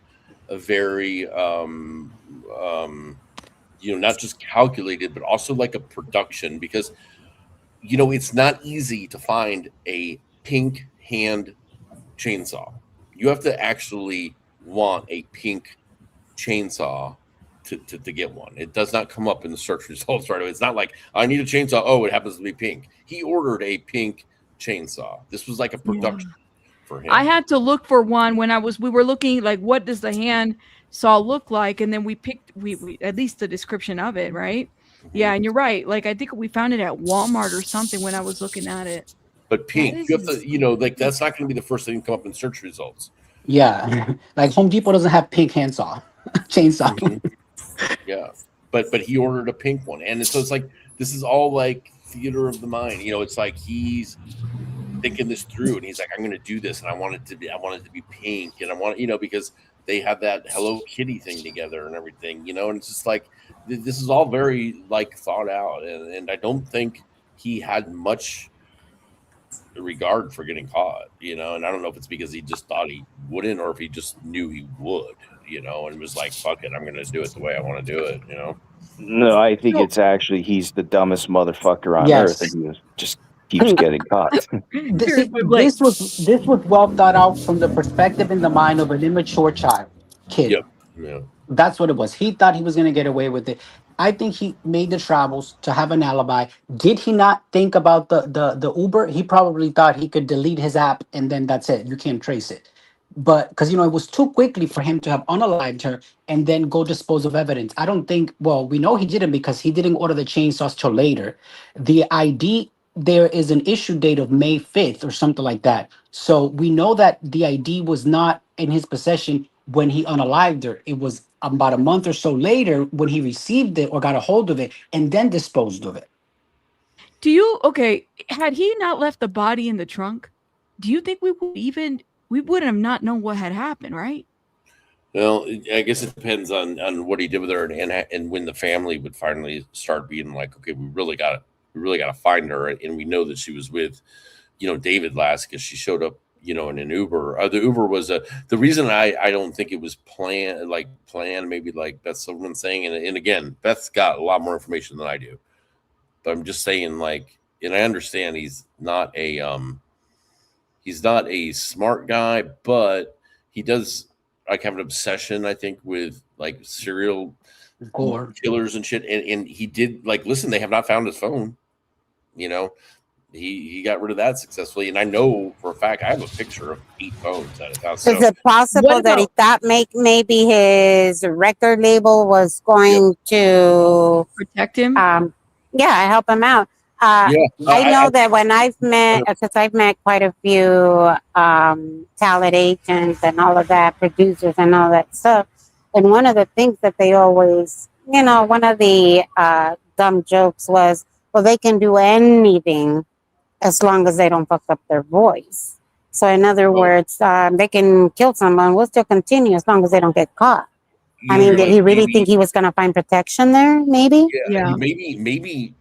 Maybe even guidance after the fact of like, now what do you do? Like, I think Rob has a bigger hand in this than we think. I have no problem. Well, and Steve, the transcripts. One thing I want to point out real quick is I see a lot of people talking about, well, it happened in the pool or whatever. You know, the dismemberment very well might have, but keep in mind that pool wasn't ordered until long after he had murdered her. The initial murder, where, according to Beth Silverman, he stood over and watched her bleed out. Like, where is that scene? Because that's going to be a huge volume of, and even if it was cleaned up, it's going to be a massive luminol field. And where's that? Because that wasn't in a pool. That pool wasn't ordered until long after that.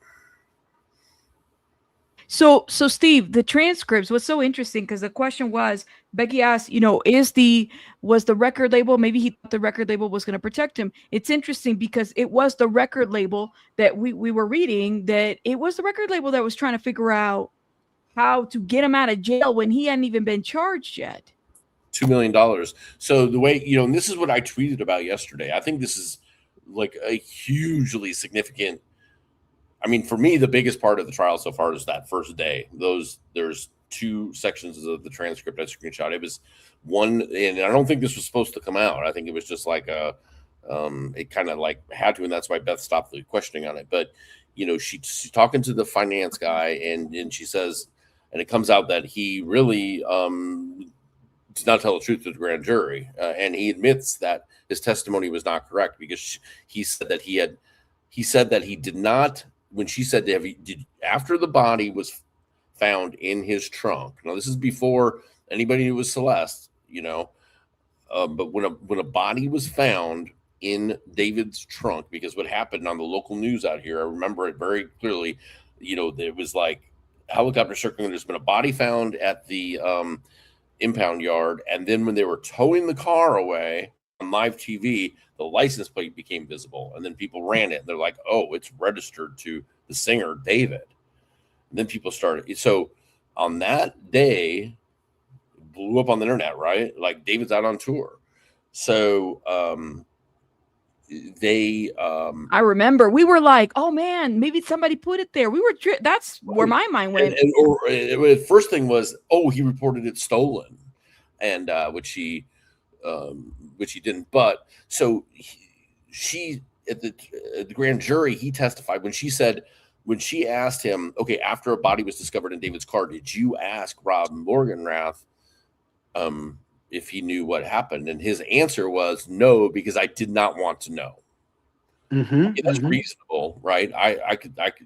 So, but then when he testified day before yesterday, she said he said that his testimony was untrue. Yes, he did. He really did speak to Rob Morganroth, and she said, okay, what did you ask Rob Morganroth? And keep in mind, now this is like the day that the body's found in the car. Nobody knows the Celeste head. He says, I asked him point blank what happened, and she says, what did he tell you? And he said, and then he gives an answer, yeah, he did tell me, yes. And then she stopped the questioning because she didn't want any more on the record. But the next thing it goes into was, okay, and then after that, then did you what? And then he talks about working with Colleen immediately to start raising $2 million in bail money. Now, this is before anybody even knows it's Celeste in the trunk. They were assuming he was going to be arrested right away. And then it comes out that Blair Burke is the one that's suggesting the $2 million number. So he got counsel right away. His mom knew, so, I mean, right off the bat, they thought he was going to be arrested. And I'm sure it was just like, what's going on? Why is he not being arrested? And that's when we were all raising hell online going, why isn't he being arrested? That's why we started putting evidence out there, and so, because even he thought he was going to be, and they were raising $2 million. Now, of course, when it's a death penalty eligible case, you can't get bail, but he never, I don't think, thought that it would be, they would put the special enhancements on it. Steve, question. Was David Rob's only client at the time? Was he what? Was he Rob's only client at the time? So other than that Ruby Rob technically worked for Josh Marshall, but Rob and his brother also own a travel company called something Zara Brothers or something like that does travel thing. But aside on that for a minute, Rob was working for Josh Marshall, who owned Mogul Vision and was the record company for David, and they had to deal with Interscope. Rob was like the day-to-day manager, like here in town, living out of the house, like everything that was David went through him, and then he reported up to Josh Marshall. So I would imagine that if his cash cow is going to go down for murder or whatever, well, there goes his money, that he would try to do anything under the sun to make sure that he would, come out ahead. Well, that's motive, right? Exactly that's right. I would imagine that would be his motive. And the artist that they had right before David that started their cash cow was arrested and charged with rape, and they lost him. Jesus. What? So I didn't know that. Yeah, his name's like Little something or something. And I don't know the rappers, but he goes to prison. They lose a ton of money on that right when he was about to take off. Then David starts cash flowing, and now this happens. So, yeah. Yes, because he at the very, very beginning of this so-called career, he's already worth what? Between 10 and 11.5 million. This is before the record came out. This is before his so-called tour. So I'm imagining that would be the motive to try to get this mofo off. Is, you know what, you're costing, because look at how many people are now benefiting from this money. Because even though he made 10 to 11 million, I doubt that he got 10 to 11 million in his pocket. You still got bills. 4 of it went to to Mogul management. 3 to 4. Yeah, you see. Yep. Mm-hmm. But I it's think that's interesting the because motive.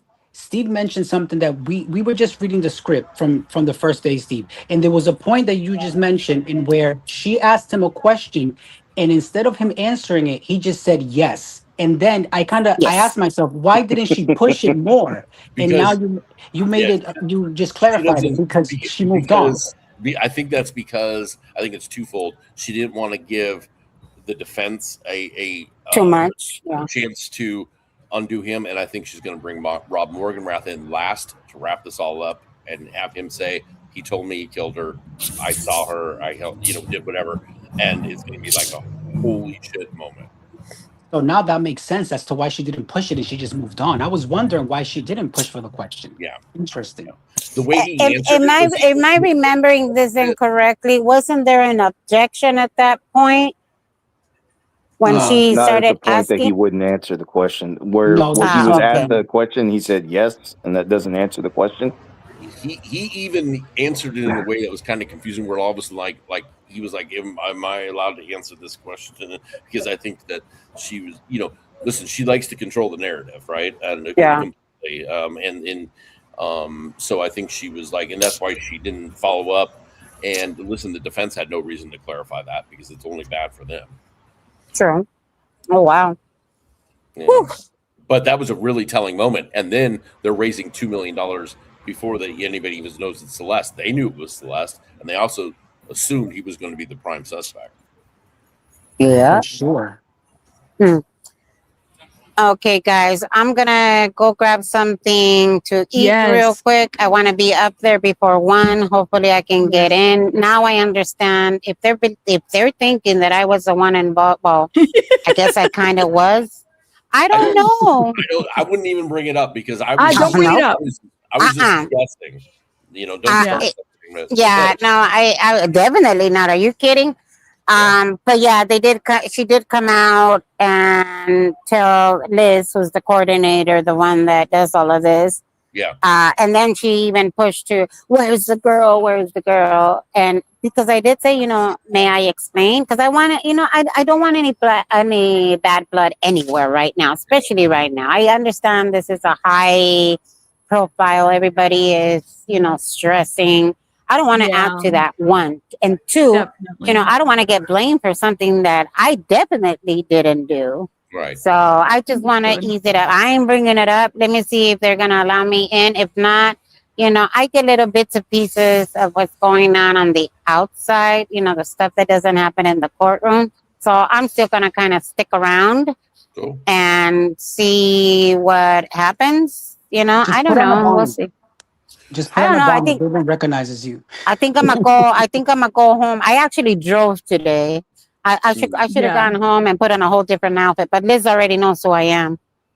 Yeah. Anyway, you're fine. Just try to blend in. You blend in perfectly. Just go like, well, I'm right here. You're fine. I'm like the little old lady that everybody helps out. Look, this young lady brought a cushion, and she saw me struggling with my back.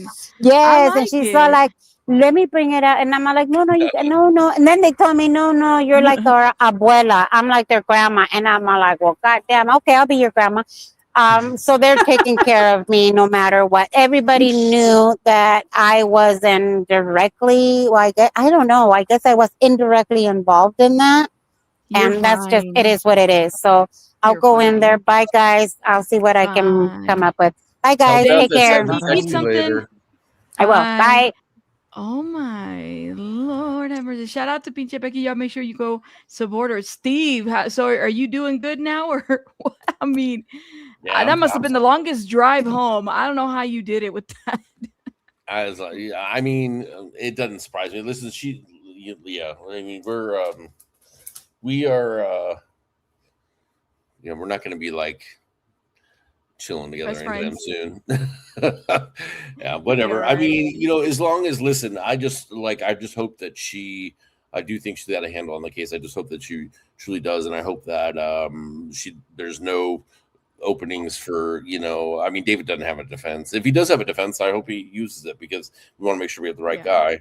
I know we do, but I hope I hope she doesn't give him a deal, and you know, it's about Celeste. You know, listen, it's frustrating to go through this shit, but I also don't want it to be a distraction either. So absolutely, yeah, all right. Well, but I'm gonna work on another case. And do that, sir. Thank you so much for stepping Are up. you I sure, really Steve? appreciate it. Are you sure you want to go? We're reading the transcript from yesterday where you can help us play this out. You can voice Beth Silverman for us. Oh yeah, wouldn't that be amazing? I'll put Yes. I'll have to get like one of those drunk filters and angry, just like Stop! Don't say that. Listen, the opinions of the guests do not reflect. Maybe they do sometimes. No objection, Your Honor. This is irrelevant, and I'm hot. That's right. All right, y'all. I'm gonna bounce, but have a good day. Thanks, Steve. Bye. Have a good one. Can you kick me out? I don't know how to get out of I here. will kick you out. Thank Bye, you. Steve. Let me remove you. Opinions Shout out of the to guests do Steve. not reflect the views of the channel. Oh wait, I lost audio. Sometimes. Oh, we hear you, Abe. Oh, he dropped for a moment. He dropped. It's okay. He'll come back. You know this. Yeah, you know this. Yeah, he knows the damn routine. app. Hold up 1 second. Lala, thank you so much for this. Does this seem like a Texas dark web's force of upper hand? Not trying to get flagged. I hear you, Lala. Shout out to my boo, Lala. Ooh, just overall, it's just all of it. It just seems this whole case is just crazy work, and I think that a lot of us are kind of like heightened emotions, right? Well, everybody's losing their fucking heads right now. But this timeline right here, I think people should find it a bit more refreshing because this is easier for the government to use. So if she arrived at 10:10 to 10:30, and then let me read that back just to make sure, because remember the way they characterized it, I thought they said that he started texting her afterwards saying, "Are you coming?" You know, making it look like he started doing it right away. I thought that might have confused the issue a little bit. If he's texting right away, or where are you? Maybe he actually could argue she hadn't arrived yet and he didn't know. But with this timeline, the way they explain it right here, it looks like he had more time to commit the crime than we thought. That's easier to argue. Yeah. That in this longer timeline, that he had plenty of time to commit the crime. And then via 12:04 a.m. April 24th, so little under 2 hours later, he starts driving around again. He had the outgoing call to Celeste. You know, he made that trip, I think, not only to have some sort of digital alibi, but also think about it. If this is his first time doing this, which I nothing leads me to believe that it wasn't, it's a shock to anybody. It would be a big shock. You know, you are in shock because you just took the life of someone. You have to go out and, you know, try to get your mind off of it. And that's probably what he did. He probably went for that drive because of the severity of what he just had done, and then came back, you know, and did whatever he did after that. Well, it wouldn't be an alibi, because alibi by definition means you were nowhere to be found when the crime was committed. But so he had plenty of time. He's well within the range. Oh yeah, but in his mind, as an idiot, he would think, okay, maybe they will research my digital stuff and notice that I wasn't at my house. I was all the way over here. So I couldn't have done it in his, you know, stupid mind, I think. Yeah. As an idiot, I love that. Yeah. Yeah, I could have hidden the body, but I didn't do nothing else. Yeah. Like a dumbass with her name on your I finger. invited her over, but she never arrived. Well, it goes back to, like, I really cannot wait for us to see that one what is it, the body cam footage of when they went to go ask if he knew her and all that other stuff. Sorry, my freaking camera's acting up. Like, I really want to know what had happened there, because that would, you know, like, apparently, because the way like Flojo has described it, and many people, it was almost like it was already rehearsed, like he knew what was up, and so he was ready for it. But remember, he was ready because he already talked to Riverside Sheriff's Department. That's right, on the phone, So right? They that's called him beforehand. Yeah, he had already talked to Riverside, and then LA sheriffs came over, so he knew what to say. You could, yeah, sure, you could say he obviously knew he was lying, but now we know he's been knowing her age for at least 2 or 3, no, 5 years, right? Yeah, well, if you're saying 2020, right? Yeah, If they we're met going back to 2020 or 2021. Yeah, and so the it goes Facebook back stuff that was far. correct. Remember, we were like, Facebook, You know, because I'm like, young people don't use, you know, I remember early on when I was searching this case, I did find her profile on Facebook. And I knew it was her because she was following her mom on Facebook. So I'm like, this must Oh, be wow. her. Yeah. So, I mean, she had a Facebook profile. She had I think if I remember correctly, she had a picture of her mom up there too. So yeah, this was a, you know, early on when I was doing a lot of research on it. And But whatnot. they met in the early, I mean, like 2020, whatever. But remember, based on the timeline, he did not move to LA till end of 23, beginning of 24. So it was after that when he physically met her. Right. Yeah. But they knew each. Yeah. But that's what I'm saying. The point is, he's known her age for a very long time. Yes, for I don't sure. know what Riverside knew when they contacted him, because we don't know. She could have talked to the deputies herself and said when she met him. We just haven't heard that part yet. Riverside deputies haven't testified in this yet. I wonder Now, if when she ran away, if they actually interviewed her when she came back. oh, probably, yeah. The Riverside deputies probably did. But as far as David, because people were saying his statements to the cops look rehearsed. Well, first off, yeah, we knew he knew her age for a long time, but also he had spoken to the Riverside Sheriff's Department first. So that's why he already had a clue about what was coming. He probably didn't know that the LA sheriffs were on the way. That part he probably didn't know, but he did have an idea of what to expect because he had just talked to other cops just before that. Yeah, So and that also, explains it. and also, it wasn't like at this point he was trying to hide, you know, her unalivement. It was just the fact that he knew he was doing something with an underage person when that interview happened, right? Yeah. She Remember, was just a runaway at that point. No, she was a runaway at that point when the LA sheriffs came over. Yeah, it was just a runaway. Yeah, because It remember, was just a runaway report. That's all they were responding to. Yeah, That's what that's it all is. they were. Yeah, so that's what he was trying to avoid saying or hiding. That's what he was trying to hide. Yeah, They wouldn't have been able to there. So apparently, let me play this, guys. Celeste Rivas' family's lawyer is speaking out. Listen to this. Patrick, I wanted to ask you, I know in there, can you paint a picture for people that didn't get to be in the courtroom? What was it like in there today? Well, today was an easier day than yesterday.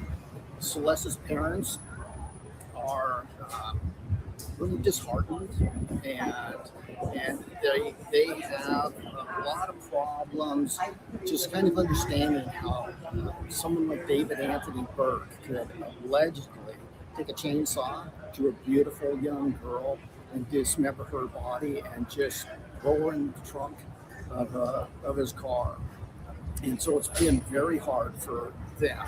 And today was better, and I'm hoping that things are going to get better. But tomorrow is going to be a difficult day because tomorrow is going to be the medical examiner. So there's going to be a lot of testimony concerning the condition of her body, which was just awful. I know we're hearing that the family left early. Can you tell us what happened there?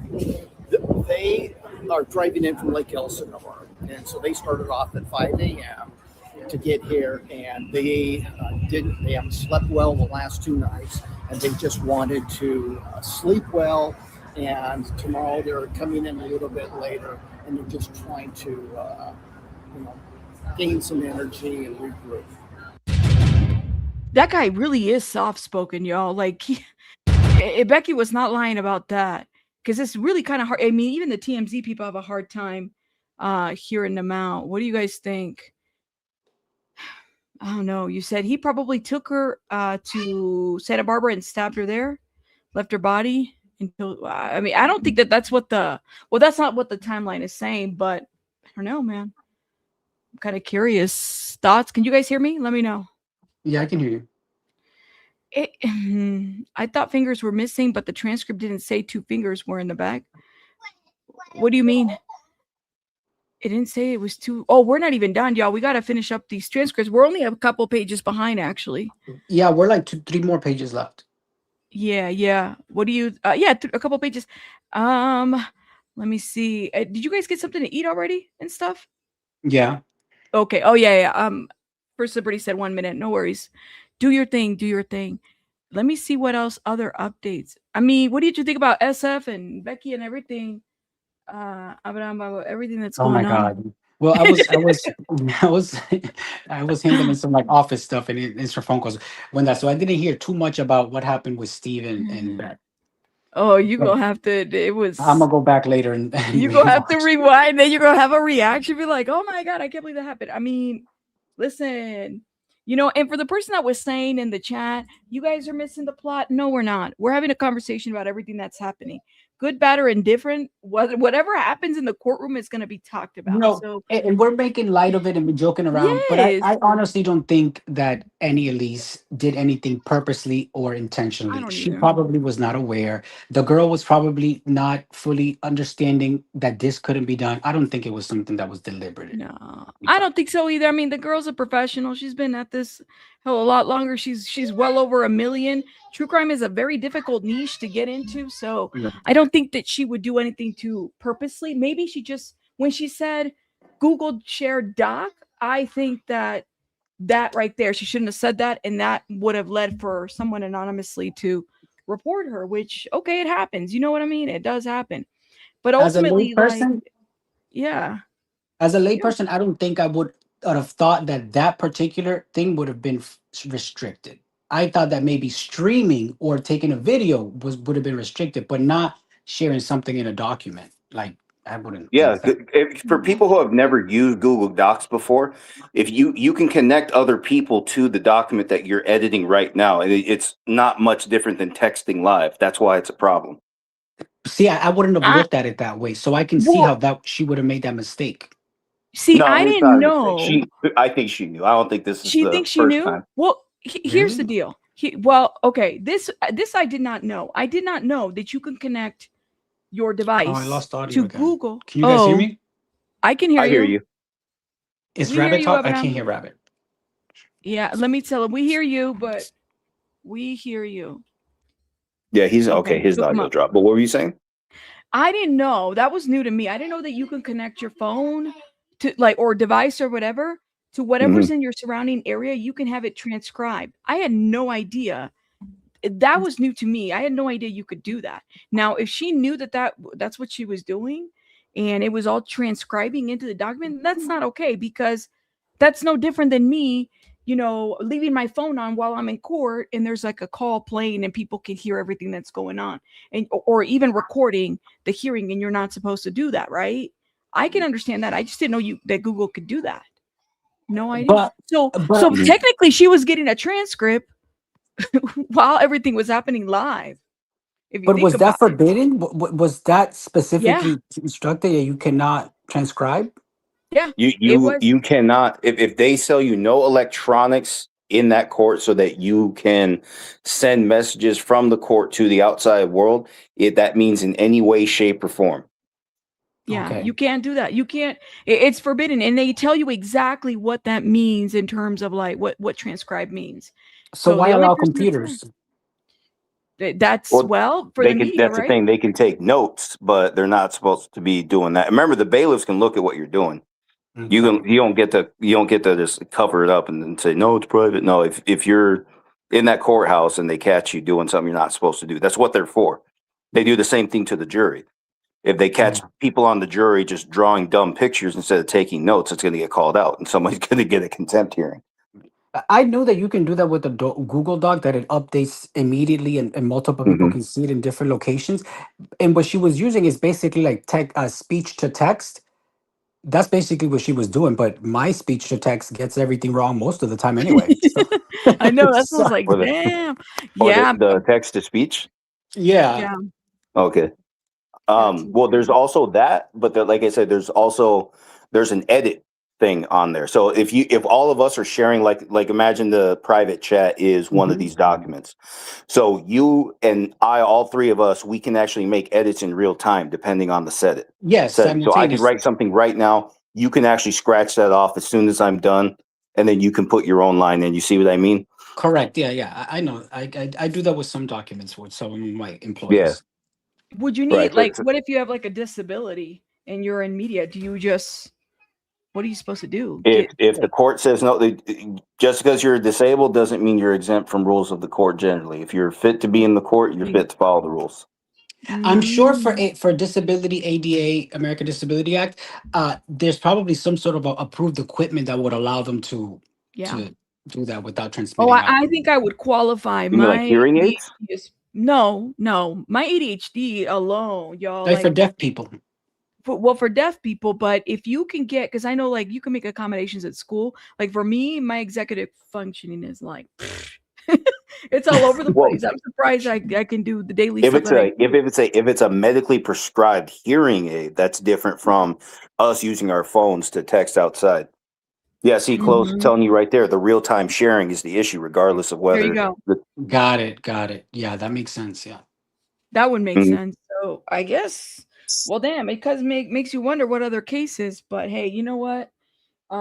She'll be all right. She'll be all right. She'll figure it out. And Because remember, those are two-way communications. So it's not Mhm. just the risk of people saying things inside the court going out, but people outside the court going in.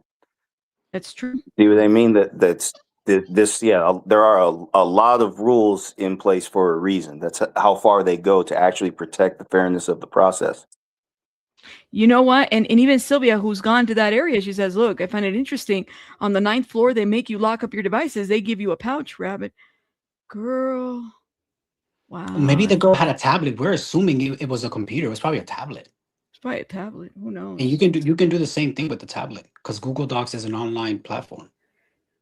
But she told on herself though. That's why I was like, "Oh, girl, you said sure." But see, none of us caught that. And we saw that video. No, I heard her say doc. Actually did hear her say the Google document when I really think about it. But also, like I said, what threw me off is how nice the court is. Go back to what we were just looking at where Becky was. Look at how tall those trees are, and look at how short and full the trees are in the girls' video. They're completely different. We don't have that shade of green out here in California right now. Right. Again, look at Becky's video. That's what I'm talking about. This shit's dying right now. You have good eyes because the glasses kind of took up the whole camera for me. I couldn't see nothing behind her. I mean, literally, I didn't think of it. Even close, like I gave her the benefit of the doubt and assumed she misspoke on the video, girl. And then she told us when we. But anyway, yeah, like I said, I think she knew better. If it's not her first day reporting from a court, she knew better. It's not because if it's the same girl that I'm thinking of, she reported during the Karen Reed. If it's the same one that I'm I that I'm think she thinking of. did go to Karen Reed too. Yeah. The rules are basically the same in every state. Just she knew. But All Karen right, Reed was I'm different ready because Karen Reed, the camera, it was televised, so it didn't really Yeah, matter. well, there's that. Well, there was no reason to do any of that. But I will say that, like I said, the person said that, chat, you guys are missing the plot. No, we're not missing anything. We're having comment. Yo, we're live for I don't know how many hours. We're gonna joke. We're gonna, talk about different things. We can't just be like we're gonna get lightheaded because we're skipping meals. We have to. You guys see how heavy this case is? You have to be able to, take a break and because this is how we would be if we were all in a room together. You take a minute to just, really consume the information. For So me, yeah, I did it. I'm like an emotional person and stuff, but for me, I didn't think that listening to Pinche Becky describe the photos of what she saw, that for me did it that day because I did not expect to have that reaction. I was like, that made me really sad. I did not expect that because that was so vivid. The way she described it, it was like I was there seeing it. Yeah, for sure. I agree. Well, Judge and Burke, and y'all ready? So I'm questioning. So Okay. just for context, just remind me what I'm following. Let me just look back a few lines. Okay. Do you want to do? And then little I'll start at 28. What is it? So part of your page job are we to on? determine. We are on. Ooh, hold up, y'all. I had to move my computer. 169. Okay. Oh, you can scroll down, by the way. Okay, so now I remember. So I'm voicing the defense lawyer right here, and she's really nitpicking at every little thing, every little obligation this guy's supposed to have. Now, you might remember there was an objection sustained about I think what's his name, Rosenthal, right? That's correct. No, Morganroth. No, That's Morganroth, not Rosen. Yeah, That's don't a ask me why I name. keep screwing up that name. Morganroth. Because the defense lawyer was trying to get this witness to comment on Morganroth's responsibility, which he wasn't qualified to do. Or the judge said, can you rephrase the question? So that's why she's going over all this stuff. She's trying to implicate through the question, or it looks like through the question, she's trying to look for a connection between his responsibilities and Morganroth's. Is trying to get something to come out for some reason. But I We think haven't she's gotten trying there to yet. prove more money because they're talking about payment. Mm-hmm. So I think she's trying to focus more on the payment rather than what he knew about the unaliving. Well, his job task versus hers. And so, for example, hold up. Yeah, see, like right here, all the tour services that we were talking about. See, it's right there. Bills, then determine if services were provided. And then the previous questions basically see all the same line of questioning. Yep. So anyway, we started right there. So I'll just read that one. If you saw a crazy bill that didn't seem right, and then we'll just start at the top of page 170. All right. So, and I'm the witness. Oh, I'm gonna. Do you want to finish the question? No, I finished the question. So yeah, I'll just go until, and then you can scroll line 3 in a moment. Okay. If you saw a crazy bill that didn't seem right to you about what the actual service would have been, you would have questioned it, right? I'm going to object, Your Honor. At this point, it's irrelevant. Wait, hold on, because I'm lost now. Line 5. Line 5, Yeah, line 5 on 170. page 170. Okay, hold on. I'll allow it. Yes. And that's me. And to make sure that there is and make sure there is money there to pay those bills, right? Yes. And so you had access to all of David's business accounts, right? Correct. And so did his mom, Colleen, right? Yes. And you had no ongoing direct contact with David about his bills and expenses, right? Correct. Or about his income, right? Correct. You scroll down till 20 is on top. Yes. Will do. There you go. Colleen was your contact with respect to the financial management of David's career, right? That is correct. Now, even though the prosecutor brought out she wrote that funny. Now, even though the prosecutor brought out, even though she may not have been formally trained in accounting, she could use QuickBooks, right? Yes. And you helped her with that, right? Yes. And she got better at it, right? I'm not sure. And she became more familiar. Did you feel she managed bookkeeping adequately? No. Whoa, that's capitalized. Everything's capitalized. No. Yeah, right there with from line 6. Did you speak with her a lot in order to make sure that things were being paid on time? Yes. And you told us that Colleen was paid a salary to do this work that she did through David's company, right? Correct. Would you, in order to help her and to help her do her job well, prepare summaries of the expenses? Yes.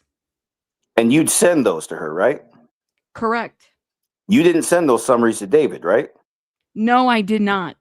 Can you give me line 20 on top? Yep. Can you take down the highlighted comment? There is no highlighted comment. Yeah, from Alexa's son. Oh, I'm from sorry. the chat. Sorry. Not that we don't love you people. It was just I needed to see. I can see. Yeah, on this side of StreamYard, guys, you get this really small window. Okay, starting with the question, and I think you told us that it was Colleen who would approve the payment of bills, right? Correct. And so if you received the bill and you determined it needed to be paid, you would talk to her, make sure that she understood what it was for, and get her approval, right? Correct. And you had access to David's bank accounts for the purpose of making payments, right? That's correct.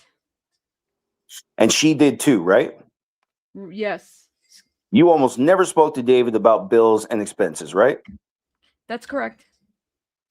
I think you told us at one point there was some kind of a code that you needed for him that had been sent to his phone. Was that highly unusual? Correct. It's not normal. Let me stop you there. It's not normal. Go ahead. let me stop you there, Ms. Benarski. We're gonna go ahead and break for the day. It's 4 o'clock, so we'll resume tomorrow at 9:30. Mr. Gregor, you are ordered back here at 9:15 in the morning without any further order or notice, and we will finish up your testimony tomorrow morning. Okay? Thank you. All counsel, I am going to order you back at 9:15 so we can set up and be ready to go at 9:30. Okay? Ms. Silverman? Sure. Thank you. Oh, Sure. that's you. Sure, thank you, Your Honor. You're fine. Is there a page just for me? Nope, that's it. No, that's it. Yeah, then they break for Yeah. the day. All right, that's just the That's it. court That's reporter the last certified. page. Okay. Lord have mercy. So what do we do now? What do we want to refresh our recall about? Well, I mean, what do you guys think? Let me go back and read because I knew I wanted to make a point earlier, but I forgot Mhm. what it was. Let me see if I can go back and remember. I'm gonna Well, I pull don't think some. anyone's surprised that the records actually show people actually moving property and transferring funds around when the body was found. Not when David was arrested, just when the body was found. Mm-hmm. Very true. Hold up. Now I'm gonna move over real quick while Abraham, are you looking at stuff right now? Do you Yes. want to? Okay. Yeah. So let me say real quick. So in reference, so this last line of questioning, remember, the judge allowed them to ask more deep questions surrounding the finances and only the finances. So anything else that would prove whatever, that was not the intent. It was just about the finances. She allowed both sides to go deep into questioning about it. So that's why there was all this back and forth and clarifying who knew what. I mean, the monies that he was making, who had access to that money. And now we know it was the mother that knew most of it. And it's fine because for somebody that age, yeah, your parent will be the one handling millions of dollars for you. But that's still, I don't think that would still prove that he's innocent of none of it. No, I don't think anything that the lawyer questioning him on does David any favors. The whole point of this witness is just to prove he had this financial incentive. Mm-hmm. Go ahead. Yeah, I'm ready. we have a little bit of an update, guys. Let me jump in and play this real quick. Is that okay? You guys are good? Yep. It's actually a pretty good update. All right, here we go. All right, day 3 of David's preliminary hearing, and the morning was definitely very awkward, very, very bizarre. We started off with the judge wanting to make an announcement on the record about someone in the media doing live transmission on Wednesday. I guess the media office got a call about it, and it was actually really annoying, I think, to a lot of journalists because when we No, I'm just Rabbit? snitching on you. Oh, Go are ahead. you telling on me? You telling on me? What's going on? Walked in this morning, we were wasn't me, told y'all. that we might not be able to have our laptops because of this person, and I was like, are you kidding me? But no, then you kind of felt bad for them because they got admonished in front of the judge and they were asked to leave, and yeah, so that was that. And following that, Beth Silverman said she wanted to make an announcement on the record, basically saying that someone in the gallery, a woman she didn't see in the moment, was making comments to her, negative comments to her, and I guess she wanted that on the record. It was pretty bizarre, but then she turned around and she looked at Steve Fisher, who was in the gallery. He's a private investigator. He did some work, or he does some work for the homeowner, the man that owns the home that David rented in the Hollywood Hills, and she was just like, Steve can't be here. He was a grand jury witness. Oh, and we saw him talking in the hallway to the Rivas Hernandez family attorney, and he shouldn't have done that. And, she just said he's going to be posting because he posts every day anyway. I was like, oh my goodness. And, Steve stood up and he was very, polite and gracious about it. But then the Rivas Hernandez attorney stood up and just said, I just want to clarify, that I was the one that approached Steve. It was a 15-second conversation. That's all it was. And Steve's like, yeah, let's put that on the record. And then Steve left. And then what was crazy was that I guess Beth Silverman kind of turned around, and this is not on the record, but she turned around to talk to Patrick Steinfeld, and they were getting, or at least I heard her get loud with him.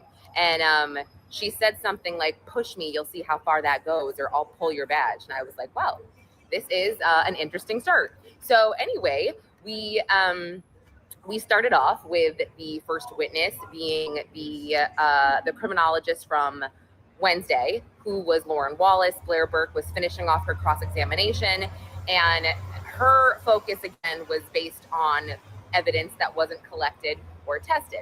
So we went back to the 2 chainsaws that did not get tested, because when they were tested for phenolphthalein, it came back as negative. And I'm so bad at pronouncing that, sorry. Phenolphthalein. So because that test was negative, they said they didn't need to test it for touch DNA or anything else. And then we heard about the 3rd chainsaw, which some people have said or described it as, quote, missing. This chainsaw was a handheld chainsaw, and it was found in a closet or a storage closet. And this was also not tested for touch DNA either, because it came back negative when they tested for the phenolphthalein. So because of that, it wasn't tested and it wasn't collected. And Wallace kind of said, not everything we collect anyway gets tested. It's sometimes up to the investigators. We discussed this. It's just physically impossible to test everything that we collect anyway. She also said they found jugs of fake blood and trays in the garage, which they did the pheno testing. That was negative, so they didn't log this into evidence either. She was asked about the burn cage, if she saw it. She said she didn't. She wasn't instructed to search over there. And then on redirect, Beth Silverman said, reiterated that not everything at a crime scene that is collected gets tested, only things that are deemed to have potential forensic value. And Wallace agreed. And let me see. Yeah. And she reiterated again that they work together, criminologists and analysts and detectives, to see what most likely would be useful that would have DNA evidence. So they just didn't deem those items useful because of the negative phenolphthalein testing. So the next witness was then LAPD criminologist, Lisa Lehendro, a 26-year veteran of the department. So she focused on Celeste's clothing and the inflatable pool. So I'll start with the inflatable pool. She identified some hairs, fibers, plant material, and possible foam-like flakes on this pool using a stereo microscope. She collected these herself. Some fell off manually onto a special mat that she used. And this was also talked about during Blair Burke's cross-examination.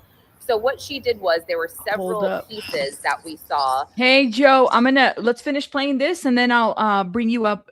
You're here, but I'll direct the attention to you. It's Flojo, but let me finish playing this right here. Of the blue fragments that she got from the medical examiner's office. And she kind of described putting these into the inflatable pool like a puzzle. So there were several pieces that fit, but then there were also about a dozen very, very small pieces that had the same characteristics as the pool material, and it could have originated from the pool, but she could not definitively conclude that they were physical matches because some of the portions of the fragments were missing. They were just small, they were kind of graded, and so again, we also saw later on when we saw photos of Celeste's clothing, her leggings, there were blue fragments embedded in the leggings and some of the clothes.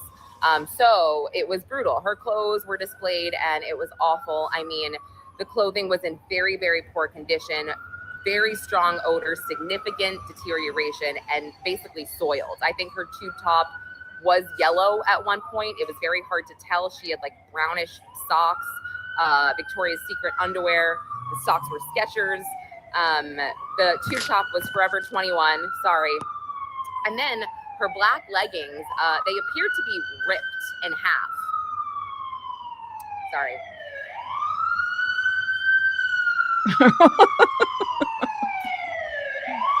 Can't nobody catch a break. So we saw a close-up of a black fragment from the leggings that was supposed to be tested, and it was tested, but all of the clothes were so heavily soiled that the comparative testing that Lehendro was asked to conduct couldn't really happen, just because everything was in such bad condition with the decomposition. So let me see. Oh, so the black fragment that from the leggings, we think She collected hairs, fibers, and other trace particles, 2 yellow stains from that black fragment using sterile swabs, but she could not complete that analysis because of the deteriorated condition of the clothing. So that was unfortunate. Let me see what else. During the cross-examination, Blair Burke questioned the scope of her analysis. She pointed out that the fragment comparisons were based on physical characteristics and they were not exhaustive. She, let me see, I talked about what fell naturally from the pool. Oh, she talked about the criminologist tried to lift prints from the pool with basically these print impressions that were left. They were made through, or she saw them through dust. So she was attempting to use an electrostatic dust print lifter and it was unsuccessful. She kind of explained the reasons. The pool was uneven, it was a thick surface, or the possibility that the impressions weren't even made in dust and that's why she couldn't collect them. But Blair Burke said, well, did detectives even give you a shoe to compare against these possible footprints? And she said no. The next witness was LAPD Detective William Roker, a 9-year vet assigned to the Robbery Homicide Investigative Support Unit who specializes in cellular record analysis.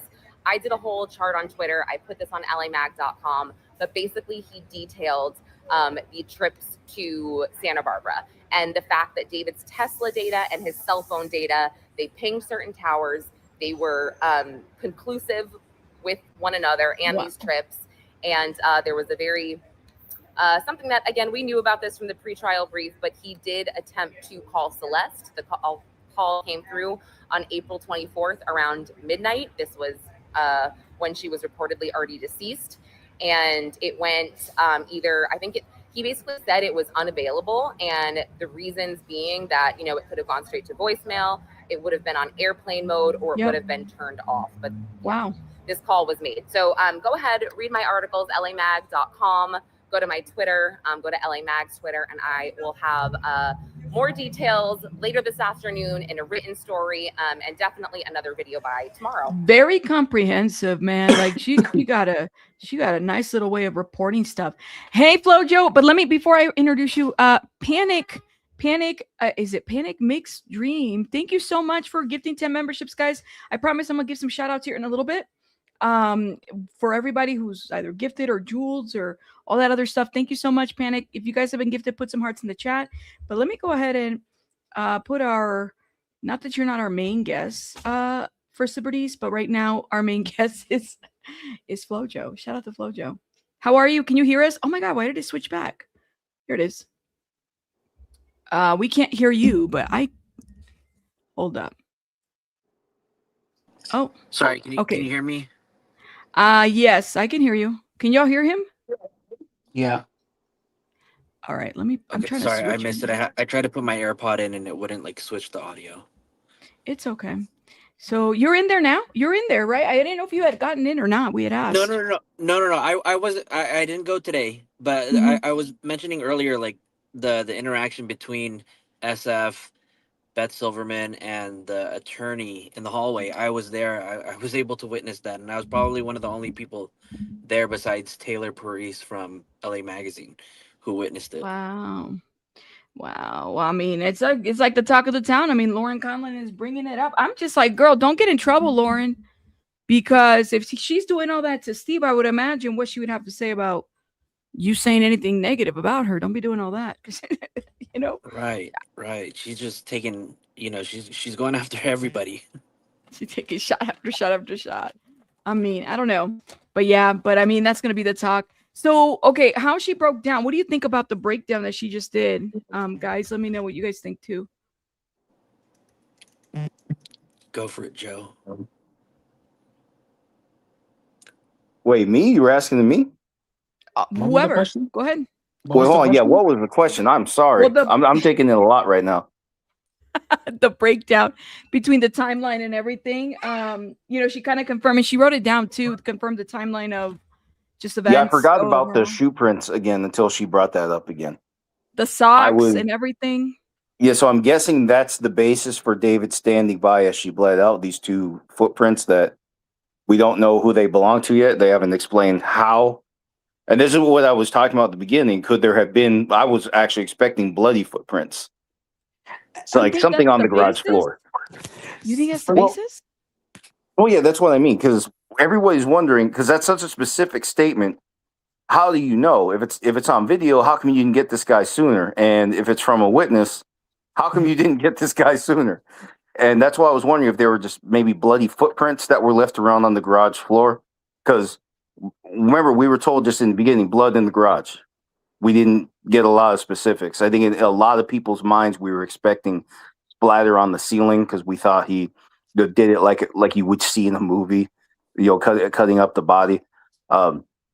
I was looking for something like that because if they had found some footprints where let's just say it looks like someone was standing in one place for a long period of time, or whatever, you get what I'm saying though. Then they would have been able to argue based on the way that the 2 feet were positioned side by side, that was David standing next to her while she died. You see what I mean? That's what I was looking for. So I thought that was going to be, or thinking maybe that was going to be the basis for that statement. But like Lauren said, that she didn't even, excuse me, apparently they didn't even take those. So I don't even know why they mentioned them if they didn't even take the indentations. But they kept the photos, right? Yeah. Hey, by the Should've. way, let me tell you guys something.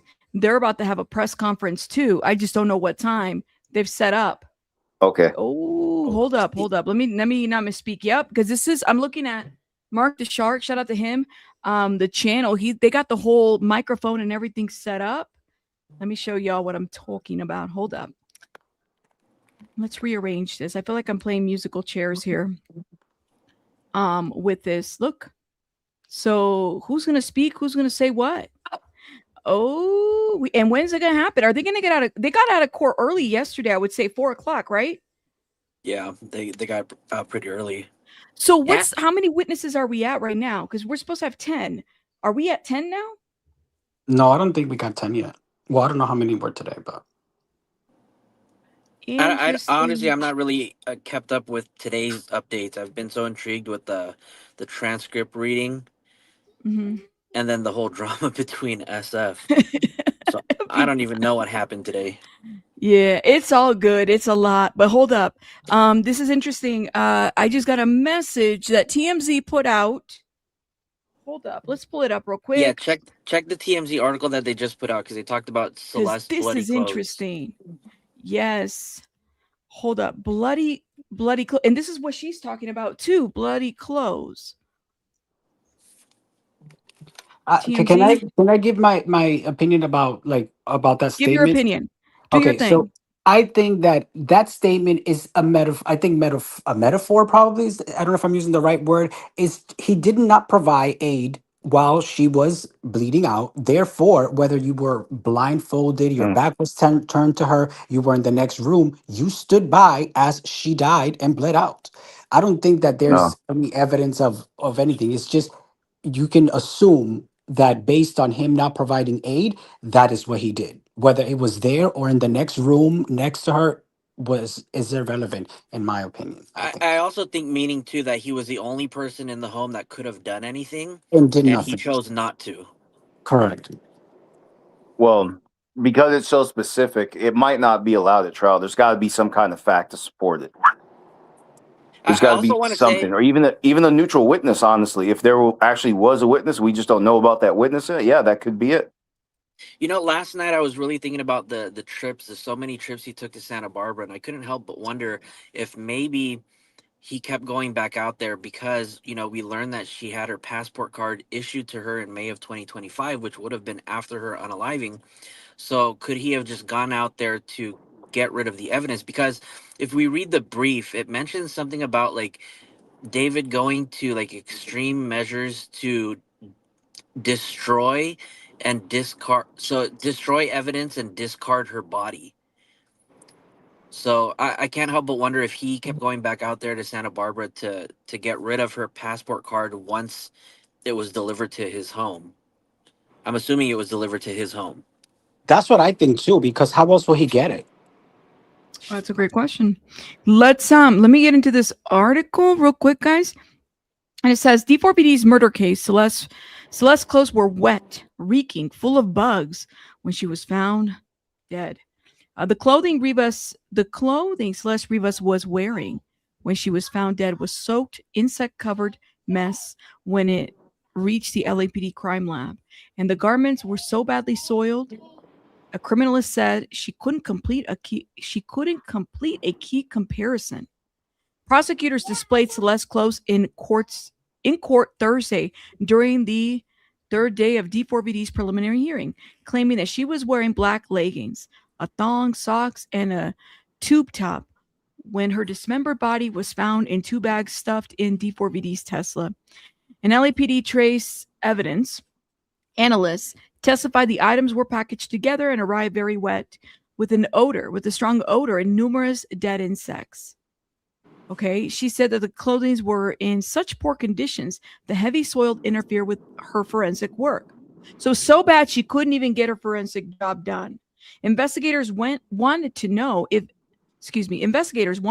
a tiny piece of black fabric recovered from a trash bag during a search warrant physically fit Celeste's leggings, but the analyst said the damaged edges made a reliable match impossible.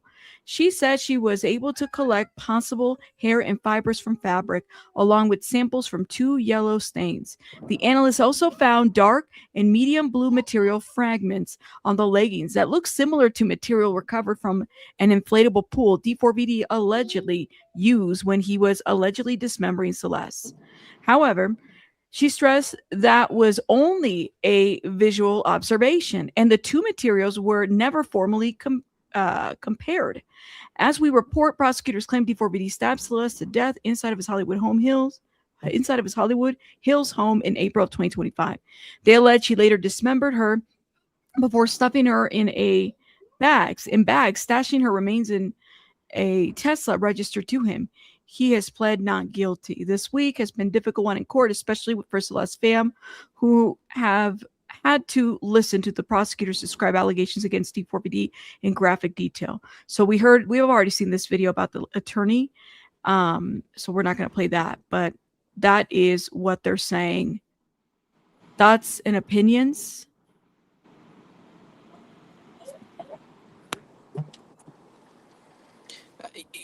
Sometimes when it comes to the conversation about talking about Celeste, it becomes hard to kind of voice your opinion after seeing those autopsy photos. It's like this poor girl did not deserve any of that, and then to see the way her body was just left to decompose in that open body bag where it was just her head and her torso was just so heartbreaking. Yeah, I don't know.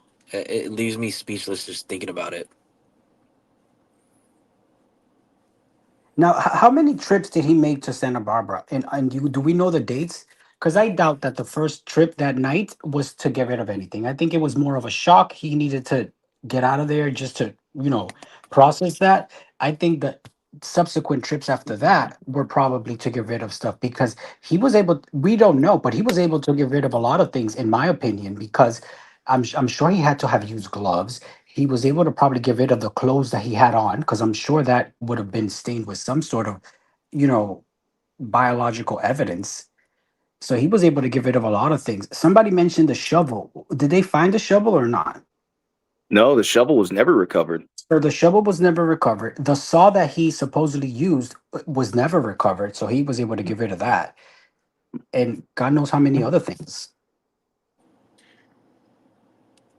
I mean, there was a timeline that was listed there by Lauren Conlon. I think she did a pretty good job in that. By the way, shout out to her. I will say, I'm a little worried that, all this stuff that's happening and whatnot. But shout out to her, man. She's really been breaking it down. Like the amount of details in those notes, I don't even think I could write that much without being distracted. She's been getting it in that timeline. I mean, what can we say about the timeline? If we go back to her notes, do you guys remember if it addressed the Santa Barbara trip? I don't think so, but I do remember I was reading the brief last night. He made 3 trips, one on April 23rd, the night of the unaliving, came back in the morning. He went back on May 8th. Yeah. Was there for a few hours. And then the last time that he went, I believe, was at the end of the month, May 30th. Now the but they 30th would didn't. have been the 30th would have been probably he would already have received the passport card, and maybe he got rid of that then. Do you remember for Celebrities, if you heard about the timeline specifically? Was there anything that stood out to you? Still, just the biggest one to me is just the time when he actually made the call after the death would have occurred, and also you said the date May 8th, Joe. Wasn't May Yeah. 5th a relevant date? May 5th was the day that he dismembered her. Yeah. Okay. So May 5th, and then it's still the biggest one to me is just that one that stands out. That he made the calls on just a little bit after midnight on the 24th about after the time where she was expected to have died. So sorry, it was May 31st. Sorry, not May 30th. So Yeah. she just her tweet was basically regarding that entire timeline of on his trips to Santa Barbara. So yeah, Burke's cell phone, Tesla were both located. So the thing that I really want to know though, because what we were told previously, this came from Mark Garagos, is that there was a second person who accompanied him, either in the same car or close by, because they were able to pinpoint data from social media posts, cell phone or tower records. And he also said like there was also another way that he wasn't comfortable sharing how they were able to, but they were able to track him like down to the minute. So I'm wondering who that second person was. You hear me, Joe? Yeah, I can hear you. Yeah, you're back. Yeah. Sorry, y'all got knocked out at the same time. What happened? No, Yeah. I Jeez. accidentally backed out. Well, I Okay. just lose audio, so I have to get out and I come got back in when I you. lose audio. No Yeah, worries, love. and No I worries. just screwed up. So yeah, it's nothing like that. But yeah, that's the only real update to me. Yeah, I did disconnect for a moment. Yeah, but like I said, that's the one update to me that just really stands out because that's easier for a jury to process. 90 minutes is a lot easier to absorb than 20 minutes, and we don't even know what's going on. It seems to me like that's a better argument for the prosecutor. So I thought that was actually the most interesting update today. Let You me know say, I who's- mean, it's Thursday. Do you guys feel like we're learning? We've learned so much in the last We couple of did, days. I and mean, we're there's still still so not done. much. We're not done, y'all. So if we are able to get these transcripts, we're talking about, I mean, we might have to come back. I don't know if we can get them Friday. That'd be great. If we don't, then next week we might have to hold some of these live streams and just read them just like we would anything else, that way we understand. But this time we don't have to wait for an update because we would just read straight through. I love the value that we're getting from these transcripts and Hell from doing it with each other, because you may understand and listen to something one way and somebody else would understand and think it's something else, and exchanging that with each other helps us better understand. I think this is great. Well, right. And even during the Diddy trial, like I don't feel like, and I wonder if this would have been done this way for me, I probably would have picked up on a lot more that I might have missed. But you're right. I think that I like the conversation. So, and being able to, and Ms. This was right, but go ahead. Can I just say that Rabbit, I think you've been doing an amazing job covering the preliminary hearing for the past 3 days. Doing 10-hour lives is not easy, so I hope everybody in the chat can appreciate everything that Rabbit's done. Just obtaining the transcripts, and just having all of us up here, and having guests like SF join and sharing their experiences. So, you're doing an awesome job, so keep killing it. Thank you. Aw. All right, y'all. Stop it. Thank you. Y'all are amazing. I appreciate you guys. And also, And it is, we are certain it is court tomorrow, correct? And We so are put the certain. freaking rabbits in the chat, you guys. put the rabbits in the chat. or else I'm a Beth Silverman everybody in this chat. That's what I'm gonna do. No, it's no longer Nancy Grace. Now it's Beth Silverman. I know. Nancy took a break. We put the Nancy Grace wig. I might have to do a little. Oh man, I might have to do one of them. Actually, I marks think or the two of them something. will get along. Or do they? I'm just not liking how Beth is allowing, things that have nothing. Like she's allowing the outside, voices to interfere with what she's trying to do, and that's never how you see prosecutors act. They ignore the outside noise completely because they're so sure about what they have and they're going to be presented. Who's got time for that though? I How are you know. like? I'm sorry, I would not like. And like I said, you know, there's a reason. I think she might. You know, everybody's got their different opinion. For me, you know, she's in that position. Seems to be the right person. Hopefully, her heart is in the right place and everything goes well. I just would hate for her to isolate the public from us, from being able to ask the questions, and people thinking that you have to placate to something like that. We shouldn't have to, guys. Like, you know, I get it. Like somebody said, well, she's got a lot, and you're right. I said she's got a lot of pressure. That must be, it's a difficult job. She didn't get there just, you know, it took her there, and it sounds like, you know, people are really treasure her as a prosecutor, which is amazing. However, you know, Pressure's part of the job, though. She's yeah, it's there part of the job. representing the state of California. She's representing millions of people in one court. Mm-hmm. That's just part of the job. That's not an excuse to do it. But like I said, we don't fully understand what's going on. I'm not calling anyone a liar. I'm saying I do feel like something's missing. Because, like I said, I've never seen this. I've never heard news like this before. So I don't really understand how this even comes to be. What do you specifically are you referring to? I've never heard of a prosecutor flip out like this either. Oh, okay, yeah, me either. They usually could care less what any of us have to say because we're just, you know, we're not attorneys. We know nothing about this. We're simply giving our opinion based on our understanding of the law or whatever. We're not attorneys. We just play one on TV. You know, she knows her stuff. She knows what she's talking about. And attorneys usually do. And that's why they do what they do, because they know the law's on their side. But it's amazing the level of power that we give to these individuals, guys, because I mean, you literally, you know, if it's a good or bad prosecutor, they can make or break a case, right? And it's kind of one of those situations where, you know, I'm sure Nathan is, I don't know what he is like as a prosecutor. I can't think of any cases that top of my head. I'm sure he's a nice guy, but I mean, I'm sure it's not the only time he's gotten feedback about her, because that's her boss, right? Ultimately. Oh yeah. Well, I bet you he's not going to do a lot about it. I bet you he's not. Even if this is something against the rules, I don't think he's going to do a lot about it. He's going to let the judge handle it, and she's not going to do anything either. Yeah, Well, but I do hate to interrupt. I do have to drop out because I do have to clock back into work, but I'll be listening to you guys. I'll be tuning in. All right. Thank See you next time, Joe. Are you going to be there tomorrow? Are you going to be there tomorrow? I'm absolutely going to try. All right. I'm battling with work right now because they denied me to get off today. So we're fighting. Yeah, right don't. now. I hear you. Don't fight. Don't fight. I'm kidding. All right. But we're definitely Bye. trying. I'll let you guys know. Bye, everybody. All right. Have a good one, Joe. And to answer your question, the Uber driver has not come up yet in the preliminary hearing. And that's a Not yet. great question too, right? Like, Yeah. Oh, we have driver, plenty of time. I thought they reserved 5 days, right? Well, first I thought it was just 3. No, did I say 3 or 4? 4, right? Well, And they now scheduled here we 3, are. but I thought they reserved 5. Are we on for tomorrow? That's the question, because I thought it was for tomorrow too. Thank you. I got nothing going on. No, I'm on for tomorrow. We're here. What I'm saying is, are they? That's why I keep asking, how many witnesses do we have left? Because if it's just 10, I think we've met our 10 guys, and that's why they're setting up for a press conference. Does it make sense I for them don't to know. do a press conference today or tomorrow after they're done with court?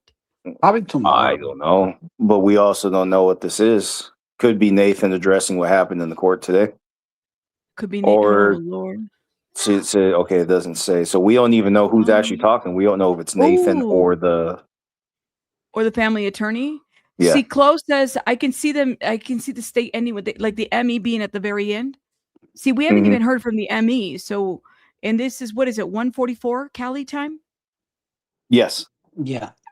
So it's not really like the end of the day per se. They might end early, because this is what they did. They ended like an hour early yesterday. Yeah, if they don't need to do it, they don't need to do it. You know, if they're done, if they're done, they're done. I haven't heard. They I'm may have looking around. Nobody's. Who's this motherfucker?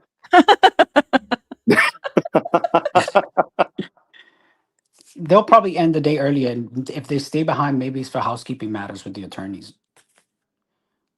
Look at this guy dancing. But I'm delayed. We just saw the guy dancing. Because I'm listening through the phone, but watching through the computer, and that's always delayed. That was funny. So Sylvia, thank you so Chloe much. said Chloe Go said the ahead. Emmy should have started today if the Emmy doesn't start tomorrow. Somebody Yeah. asked about the cell phones. David's cell phone or Celeste's cell phones was never recuperated. Oh my God, I was gonna ask SF about that too. Damn it. That was the other He's not question going to that I tell you had. though. No, I know he can't, but I was wondering about that. Did we ever? Because I don't even think the first day transcript. They talked about the evidence that they collected, right? Well, today they did. What is this guy doing?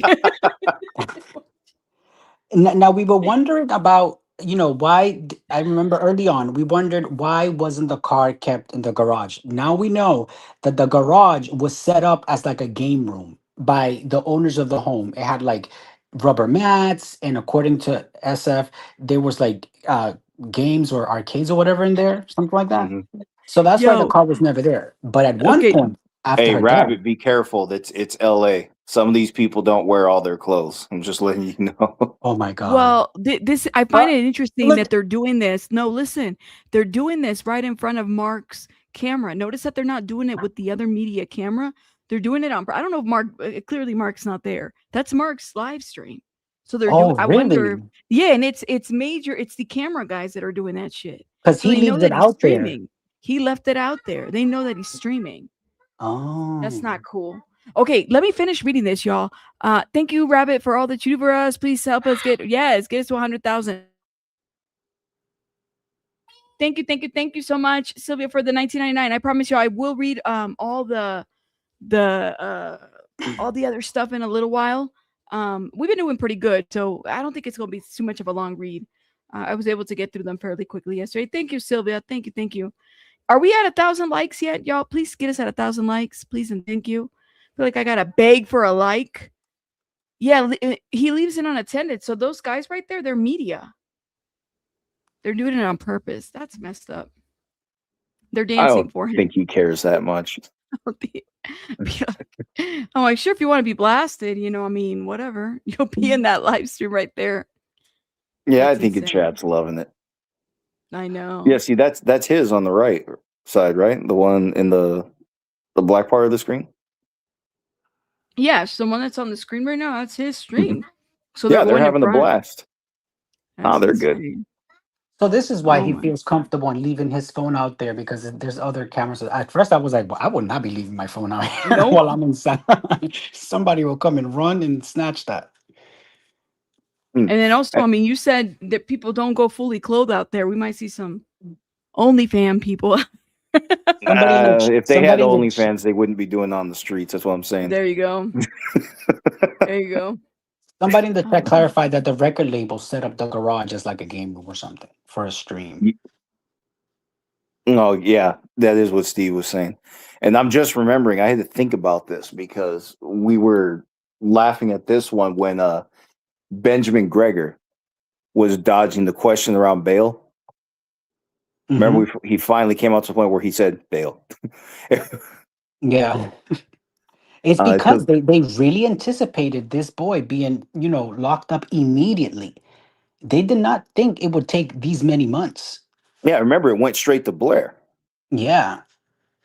It's like, and it's not even like they thought maybe this could be the case. They did it like he's just done stupid shit before, and they're just getting ready because they know what's coming. There is no way to get away or hide the fact that if this was somebody you knew and this person turns up dead in your vehicle, there's no getting around that you are not going to be looked at as, prime suspect number one. It's just no way around that.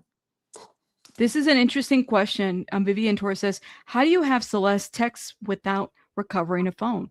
Did they get the text through They David's subpoena the phone? providers. Oh, Yeah, 'cause remember, so you it don't goes. need the phone. Your providers save a lot more information than you think. Oh, that's if cute. if y'all are couples that you got some videos that you've been saving, yeah, Verizon thanks you. By law, I think 7 years you have to retain records. Yeah, I don't put anything in clouds. They're keeping everything. Oh, They all have a so copy you don't just even for need a them. phone. You don't even need the actual device to recover Yeah. that. The Yeah, you don't device need the phone. helps.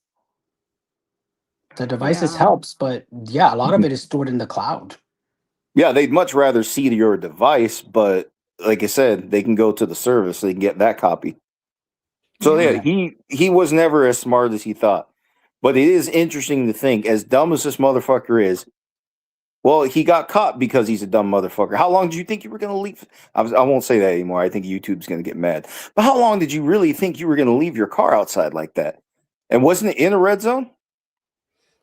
Is that part? And his plates weren't registered. He wasn't even registered. Like, how So many he left tickets an do you need? unregistered car in the That's streets. what I'm saying. In a public street.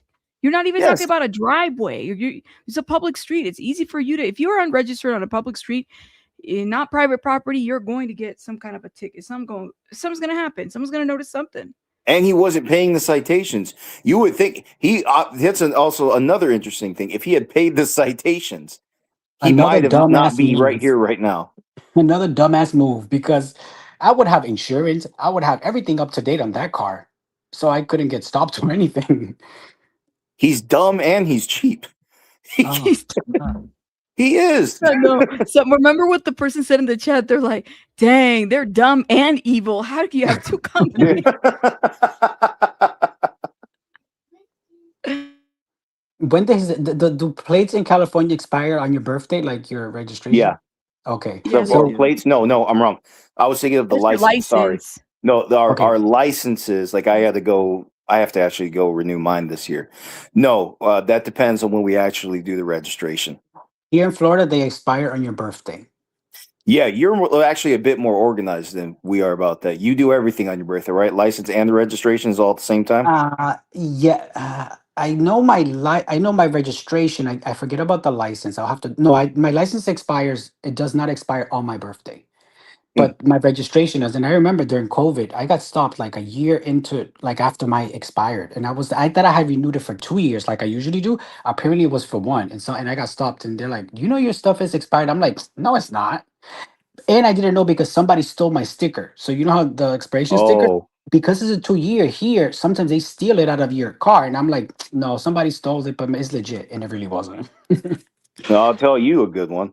So back in let me see, it was around 2020, 2021, actually, when catalytic converters were getting stolen around here like crazy. So my first one got stolen. All right, so I get a new one. And then that one got stolen. I got a new one. Then my whole truck got stolen. But I didn't get a new one. The dumbass left it to a few cities over. What's a catalytic converter? The catalytic converter? Yeah, what is that? It's a piece under your car. Basically, it's the reason your car isn't loud as fuck right now. Basically, like you ever hear those guys that have loud as fuck engines and they're not even driving that fast? Sometimes they're just taking out the converter just because they like it. Okay. Yep. Mine has a cover. Like under the car, it has a cover. You can't even see anything up. Oh, okay. Yeah. See, I wish I did. So question. Wait. His Texas plates expired January of 2025. Okay, we're saying that so he was already expired a couple months before her death. Yeah, almost a year before that. Yeah. See. So I'm guessing when you put it like that, though, honestly, I'm guessing he actually counted on somebody just towing away the car, and then he could play dumb. But that was the question that I asked too. I was like, guys, did he really think he was not going to get caught, or did he? Like, I don't understand. I don't get it. Like, it was almost like maybe he wanted to get caught. I wouldn't go that far. Yeah, I don't think so. Not that he wanted to. I think he wanted to get away with it. That's the funny thing. He almost did. It seems like if he had just held out a little bit longer, he actually could have. Well, if he would have put her body, left her somewhere instead of, leaving it in the front. Did you think that at some point he became so callous that he thought he was going to get away with it and just put it off? Because he had more than enough time to dispose of her remains. Even if it was, in the freaking dumpster down the street, he had time, and he didn't. Because remember, we were talking about we were talking about this earlier with Steve, where it's like, well, the body was found in the trunk, and we're thinking, benefit of the doubt. Benefit of the doubt. I remember early on, didn't Steve say he had a wood chipper? What did Steve say there was a wood chipper in the back?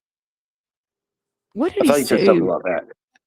Not It, it, today. That's something he he said was way back. he was he was misquoted on that. It was Oh, okay. something Never mind. like a wood chipper or something like that. Because remember they were giving him a hard time about that too, and Okay, so yeah, it wasn't actually a wood chipper. I it remember we wasn't. wanted to toss David in the wood chipper. No, this is the dumbest motherfucker on earth. Yeah. And it's like every day we learn something else that just shows you why did you think you were getting away with it? But then at the same time, we remind ourselves he actually could have. He really could have. He really Yeah. could have, guys. Honestly. But that is how a lot of criminals get caught. It's the one thing they don't think of, and that's how they get caught. Like I told you this, I think I told you this before. Let me say it again for the chat in case some people like an interesting story. So look, it was an older couple. The husband, so he suffocated the wife over a rug. Complete. So no fluids, no nothing, no marks, right? He rolls her up in the rug, drives her to work. At work, he's got a smelter. It's a huge molten pot of metal. He took her to work late at night, threw her in. She's completely vapor. No blood, no mess. The rug is gone. He cleaned up the area. He managed to forge a note in her handwriting that was so much like her handwriting. He actually managed to convince investigators that, yeah, she might have actually just run off, taken her own life somewhere, and we just don't know where she is. The only reason this dumbass got caught is because he licked that envelope. Damn. That was the only reason he got caught. No witnesses. Nobody saw him at work sneaking in and throwing what looks to be a body inside of a smelter. That was the only reason he got caught. If he did not lick if he had just wet his finger instead, and he used gloves every step of the way. If he had only wet his finger instead while he still had the gloves on, he still might have gotten away with it. It's that one dumb thing you don't think of that tears the whole case open.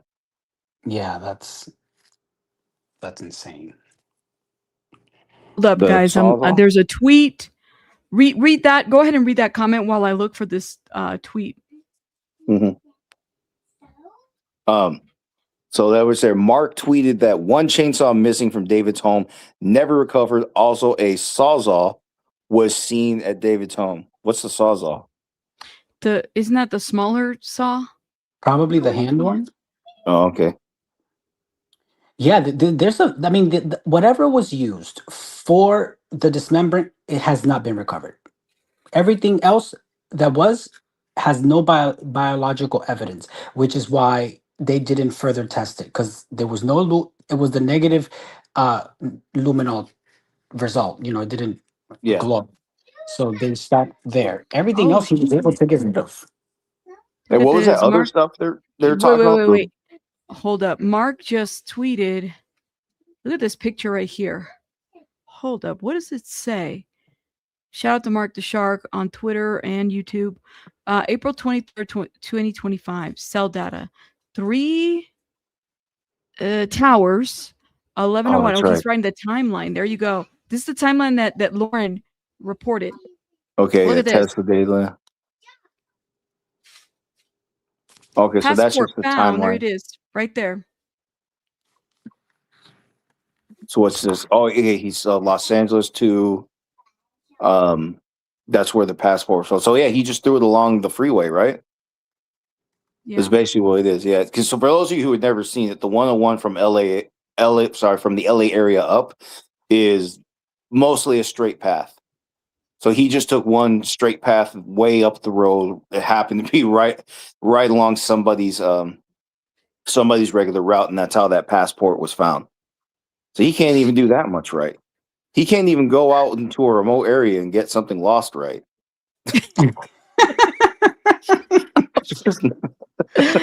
Shut up. You're not even funny, dude. The bonnet would have done a better job. There is just nothing this guy couldn't do correct. Can't even toss shit right. Yeah. The sad part is that he had, oh my God. Regardless to whether we were fan of his music, liked his content, regardless of that, he was on the rise, making money. Hey, I didn't even know his music. I had no idea who this man was. Who the hell he was. And he threw it all away over nothing. Even if the scandal would have come out, he would have overcome that scandal.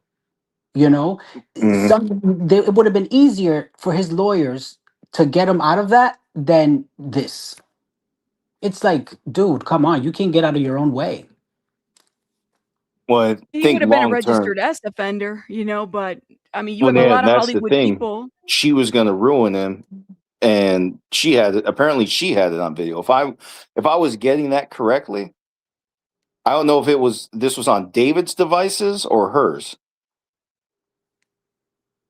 What? You know what I'm talking about. Yeah. Okay. 8 devices, 8 phones total, and then however many, whichever one, pick one, however many Okay. she might have had, right? Yeah, 8 were recovered. I don't even know which ones are which. So Yes, he had 8. I thought they 8 because maybe he gifted some, and these were just purchases he made, but I didn't know they were proven to be 8 in his cases. property. Yeah, I think I remember correctly. Was it? Well, actually, the first state transcript says it. Look it up. Damn. I could pull it up. It was 8, and then she had 3, right? I thought she had 2 phones with 3 phone numbers total. I thought that's what her father said when her father contacted LAPD. Let's see if we can find it. Yeah, check it out. Alfredo asked why throw the ID card on the side of the road. I think that was him trying to plant evidence as far away from him as possible. That's why I think he went and threw her ID card all the way out there. Dumbest motherfucker on earth. I can't say that enough. I know I'm saying it too much. I'm sorry. I think YouTube's about done with me today.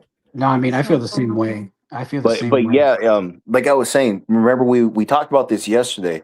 So when her father heard about the body, he contacted LAPD, and then he thought that might have been Celeste.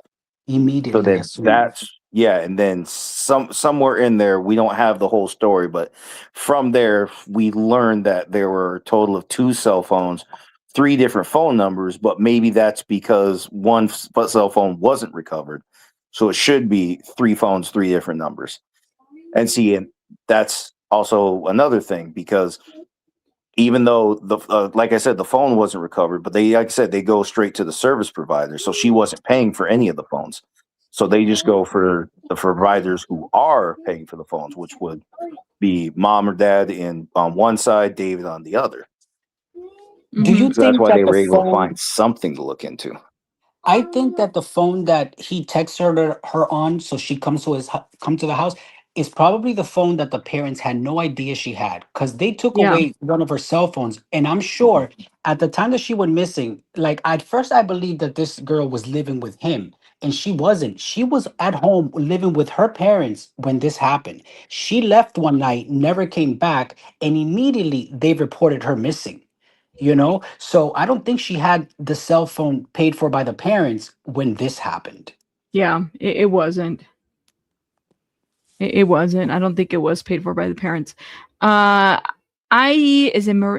can never say her name. Is it Amy? Amy? Shout out to you, love. Thank you so much for this. He could have set fire to the Tesla with the Celeste body and all the evidence in the car as the Tesla burned hot, as they could self-ignite too. So oh my God, true. I didn't know that. Good Wait, point. the Tesla self-ignite?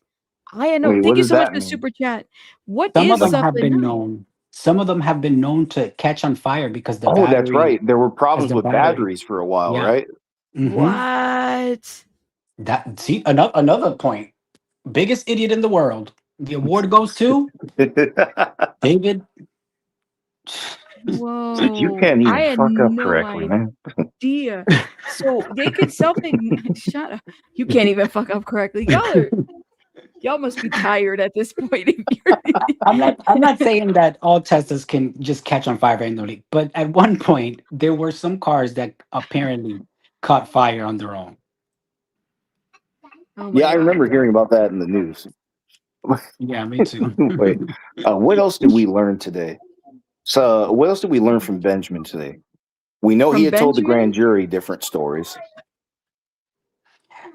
Listen, I learned a lot today. I learned that you cannot be talking shit about Beth Silverman.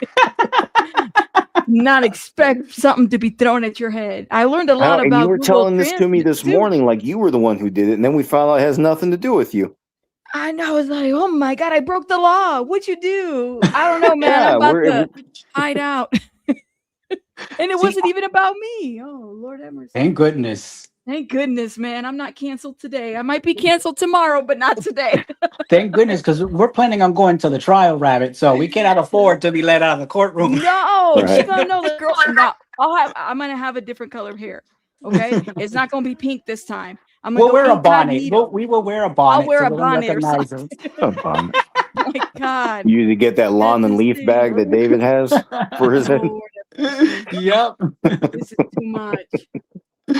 But yeah, what else did we learn from him? There was something else other than the fact that he was avoiding some questions. He didn't want to admit that they were looking to make money for bail. Well, There was something else he said. Wait. Another thing, we learned how to spell Shelton's name. Oh yeah, Sheldon. Jaquays. What is it? Well, it could be Jacques. Jacques. Yeah, Jacques is French, but Jaquays, is that how you say it? Or Jacques? I forget. Well, we were I don't know, doing things man. the other way around. So it was Sheldon, Jacques, and then Chloe showed us it actually might be Jacques Sheldon. So we actually screwed that up. Or somebody, We whoever did. relayed that to us is actually the one that screwed it up. We trusted the Well, wrong it's people. not Jaculus, that's for sure. Yeah. It for sure is not Jaculus. His name is not Jaculus, so we did learn that. Thank you, Rangentos. You know, we need to just see it in writing, something official, because we're gonna be messing this up for a while. I'm doing it on purpose. Personally, I think the error is better than the truth on this one. Thank you, Shelly. We got it. So it's Jacques. Is it Jacques? No, Jacques, I think. Shelly just said, don't try to pronounce all the letters, just Jack. And then UES, I'm saying, I guess. Well, listen. Oh, you know what? Now I understand what happened. Somebody did write Jaculus, and it should have been an I and not an L. So maybe that's it, because someone else wrote something else. I didn't write it. I was reading Lauren Conlon's note, and she wrote it. In the transcript, they spelled it out, no? No, that was Lauren Conlon's note. She said, I don't know how to say this guy, but it's like Jaculus. I call him SJ from the beginning. I said, that's call what him happened. SJ. That's what happened. So it was Lauren. She couldn't even say the name because she didn't even have it on the LA Mag article. I blame her. They keep saying, I mean, everybody I've seen on the news has says Sheldon. They do not even bother with the last name. Am I the only one that noticed that Lauren has a lisp? No. But shout out to her. Listen, here's the question. No, I love the lisp. She should never change it. No, but it just comes in when you never expect it. Like she says, courthouse. I've never noticed that. No, occasionally. Listen. Here's the question that I have though: is how come this security guard was able to stay under the radar this long? Does that out of all the things we've been able to talk about, D4vd and expose, that's one thing that never came out until this week. That you're so right. I've never heard of this man. But was he living there when the crime took place? Okay, so live in. Go ahead. So that's what I want. Because see, I'm all about the timeline. That helps me narrow down a lot of things. Because when we know the timeline, we know that this could not have happened because of whatever date. So they said he was living there, and so was the other guy. Now we just need dates. The dates that these people moved in and moved out of that house. That's what I'm wondering. Was he living there April 24, 2025? Because then we can safely say he was living there on the 23rd. All right. And then we can ask better questions about this. But we didn't get a timeline. We have not gotten specific dates, but I want to say yes, because his career was very, very, it was very popular at the time that he got caught with this. There was a lot of movements going on in his artist career. So why wouldn't they be living there at that time? Right. If that's the reason why they moved to LA in the first place. No, right. But like everyone said, we didn't even know this guy existed until yesterday, right? That's when the news broke yesterday, the day before. Yep. Yes, we didn't even know this guy existed. So then that does raise further questions. No wonder so many people think he didn't do it alone. You have, how many people do we think actually had free access to that house? So Morganroth was living there, a live-in security guard. Sheldon is a security guard, right? The live-in security guard, yeah, Sheldon. Yeah, Sheldon. And then Morganroth is the other manager that was managing his day-to-day. So far, we have those two. So He's now, assistant. yeah, but Morganroth is the assistant of the big company, the big guy. Josh, is it? Josh, that Marshall. Yeah, he's like the head of the record label or whatever. Yeah. And Yes. then with the way that Benjamin characterized it, Josh was in charge. And if I remember correctly, he said that his half sister and Rob Morganroth were co-equal in their role. Yes, but it's specifically with David Morganroth, it was the day-to-day manager, and he moved to LA for that purpose to manage Right, yeah. David's day. So From so far we Florida to have two. California, right? Yeah, but I don't Okay. know what one of them moved from Florida, which was Sheldon. Yeah, that was Rob. Rob, who's Rob? Morganroth. Yeah, Okay, that was him. yeah, Morganroth. And Because then I don't know who the other one Benjamin was. said that Rob wanted to be closer to David. Yeah. Wait, I don't get that joke. How Wanted to landscapers be- stay relaxed, they go to the mow? They wanted to be closer to his money, I guess. I don't know, right? Or wanted to be closer to David. Maybe that was his Well- way to keep an eye on his investment, because it Well, sounds no, like this guy was an investment, right? Well, I don't think this guy moved with him. I think that Sheldon did, the security guard, That's and right. then the manager, Morganroth. So here's the deal. Here's the question that I have. How do we know, and we don't know, whether security guy took a immunity? We're not going to know anything about it. And as much as people want to believe it, just because so many names got thrown out there, well, they made it seem like it's a conspiracy. But immunity happens in organized crime because the lower level guys, sometimes they know someone higher up. So now that's usually what when it came to RICO cases anyway, that's what stuff like immunity, those immunity deals are for. Somebody knows something else that's material to a larger scheme or a larger criminal organization, and then they get deals so they can start talking about the bosses. And even then, sometimes those deals they're not really immunity. Sometimes it's a plea deal, so you won't get the same sentence. But yeah, people are just throwing around immunity. The truth is, we don't know, and I'm not seeing any room for it in the evidence yet. I'm not seeing anybody yet that would need it. Now, supposedly Morganroth. I don't think that they were trying to. I'm sorry. I don't think that they were trying to. Like there was a conspiracy. I don't fully agree with that. I think that they're trying to specifically point out who were the ones that had, that were around him on a day-to-day basis. So even though the big head of the record label was who he was, it doesn't necessarily mean that he had knowledge of any of this, because he wasn't there on a day-to-day like a lot of us thought he was. Yeah.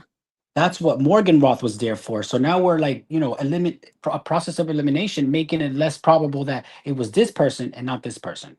And they're I'm not worried about that, Kristen. I'm sorry, Christy. We're just talking. It's okay. People can do what they want. But go ahead. I'm sorry. So I think during the trial is where we're gonna get an accurate timeline and a better picture as to how it was just David and only him, if that was the case. This is just giving information to the judge so they can move forward to trial. Well, the whole thing is he's the only one getting charged so far, Thus far. and they have plenty of time to figure out he had partners. So I'm not seeing it. I'm not seeing that anybody needs immunity to testify, and it's not like immunity's a courtesy from the government. If you're being summoned to testify, it's because you're supposed to testify. If they think you know something, then you just better say it. Could it be that they're using this as a strategy? Maybe once they know that this is going to be moving forward, they can bring on charges to other people to pressure them to testify against David? Maybe. Wait, what was the question? Mm-hmm. Sorry, I missed it. Oh, he dropped. He bounced out. Yeah, it's okay. No, but it was a pretty lengthy question. He was just talking about, couldn't they just basically set up a situation where the person that would testify against him would get immunity? Hold up, here he is. Go ahead, Abraham. Yeah, what was the question again, dude? I said, could it be that once this gets the green light to move to trial, they can maybe bring on charges to other people in a way to pressure them to testify against David. I guess theoretically, but the whole thing is all the evidence we know about implicates David. It's the blood is all over his car, way more blood than we knew a few days ago. Blood all over the place, blood under the mats, in the car, in the back, which we didn't. Again, like I said, that news broke so really recently. It was a lot. Sorry, that was a lot to process, and I am getting tired. But we have all this right. We have his devices. We now have a better idea of that timeline. Like I said, from 10:10 to 10:30 on April 23rd is when she's expected to arrive. And then apparently he's just been dicking around until the next day. So it looks like he had plenty of time to commit the crime. And now what I'm waiting for is for someone to tell us when the cell phone activity from Celeste's phone would have stopped. We haven't gotten that explanation yet, but that would really help complete the timeline. So let's think about this. What happened? He probably threw it out somewhere or something. Celeste's phone. Yeah, and again, because he's stupid, he probably doesn't know that even if a phone is just off, that doesn't stop the you can still, it still sends some kind of signal out there. I don't know what it is, but even if you turn your phone off, you can get a signal. I think you'd actually have to take something out of the phone to stop that altogether. But if he did that in his house, then it still shows that her cell phone completely disengaged from a system inside his house about the time she's expected to have died. And that still helps single him out. Like I said, he's stupid. He can't even fuck it up correctly. Dumbass thought that delete everything meant things were going to literally be deleted. Yeah. Yeah, these days it's just not the truth. I don't think there is any such thing as a real delete button anymore. Right. So I'm like, whoa, what had happened? You said gotta get a bag for what? Hold up, let me see. Wasn't Morganroth the one that? Oh, that one cut off. Joe is right, says Greek lady. They know when they stopped responding. They said that he sent her a text at 11 p.m. that night, and it seemed like her phone was on airplane mode. That's interesting. What do they think that does? Yeah, people think that when you're on airplane mode that they can't track your location. Which is totally not the case. Let me see. When did they say that? Hold up. It wasn't on the first day, right? I don't know. That part I don't even remember. I don't remember like that I said, part, but I feel like I heard it somewhere though. Well, like I said, my understanding is that as long as the phone is functional and intact, that there is a way to get a signal from that device somewhere, somehow. Gotcha. I think the phone is buried somewhere with the chainsaw. Yeah. Apparently. And that's what else. That's if what not it would buried, seem like. In a dumpster thing somewhere. Yeah. I mean, okay. Because, I guess I don't even want to go there because I'm just thinking out loud of what they said in day one as far as the blade and everything, what was collected. And then also if you go back to Burke's like poking the holes on the testimony and stuff like that and basically saying, and I mean, and they explained it, I thought very well in the transcript, the fact that, you're not going to be testing things that don't make sense. I just thought of something because he just said something that got me thinking. We're wondering why he placed it on airplane mode or whatever. Well, maybe he thought that by doing that, he can send a text and that phone would not receive it because had it received it, it would ping the location of that particular phone. And if he had it with him, it would show traveling along with him. I think that passport is going to be right where the phone's at and where this that passport was there. Where they found it, that's probably the area where this chainsaw and where this whatchamacallit phone is at. It wouldn't surprise. I mean, why would you bury a chainsaw? But at the same time, I mean, if it's evidence, if it's something that honestly, that would have been the smartest thing he did because, like the cops were talking about yesterday, cleaning a chainsaw isn't easy. It's not. Absolutely not. And he doesn't seem like he knows a lot about much. So that would have been the smartest thing he did. But he did that alongside everything else stupid he did. And here's another thing. We didn't even hear if blood was on the passport or anything. Well, true, but I thought that they've been blood because it arrived way after. No, remember he threw it away after the crime. No, the passport That's card. the allegation. The passport card was Mhm. issued on mid May or something like that. So if Oh, okay. if it was sent in the mail, let's say, and it arrived at his house, theoretically or suppose, and he would have gotten rid of it during the May 31st trip to Santa Barbara. It wouldn't have been before then because it wasn't printed before then, according to when it was issued. Now if he dismembered her on the 23rd or the 24th, then he probably would have got rid of the chainsaw during the May 8th trip. Oh, okay. See, because that's why I want specific days, because that could give me a better probability of what he did. So he went on May 8th, according to Flojo said, and then back again on the 31st. But the first trip was on the 23rd or 24th or something like that. Right, yeah. Answering that though, yeah, Morganroth didn't wear a wire. What happens is he was wiretapped, which means that the government was intercepting his communications. He got a letter because the law requires anybody who was involved in that wiretap gets a letter after the fact. So I think, wouldn't they say his mom? His mom. I thought they said, or mom. I forgot who else, but Wait, like I thought they just- someone other than Rob also got the letter, and that made the news. I'm not gonna that's lie, why that man. letter made the news, because by law they have to tell you in case you need a lawyer. I get a letter that I'm been wiretapped because of something that my adult child did. We gonna have problems. Khadijah wants to come up. Oh, I don't know what? that fool. Come on. Oh, Khadijah's coming up. Oh my gosh. Let me fangirl for Sure. a minute. All right. Again, Girl. Well, wait a minute. There you go, love. Hold up. Let me send her the link too, just in case. Yeah, Now, she said she's gonna download something. Go for it. Hold up. Let me email her just in case. Do your thing. does StreamYard have an app again? Yeah. Well, that's what no, doesn't they work for me, the don't. app. No, they don't. Well, not that I know of. Do they? Okay. I'm doing on it my through my phone. email. I have an app, and that's For what doesn't let Apple? me come. Yeah, Hold up. I didn't know Okay, that. well, there's no Android app. and that's why at first I was having issue because it kept bringing me on a loop. Interesting. Hold up. Come up. Here it is. Hold up. I'm sending it to her right now, the link. Give me 1 second. Let me see. I didn't know that there was hold up. I'll find out. Let me go to the App Store. I'm part of the Apple cult too. They said we're part of a cult. For those that have Apple phones, we're part of a cult. StreamYard. I didn't know they designed a I know Streamlabs has an app.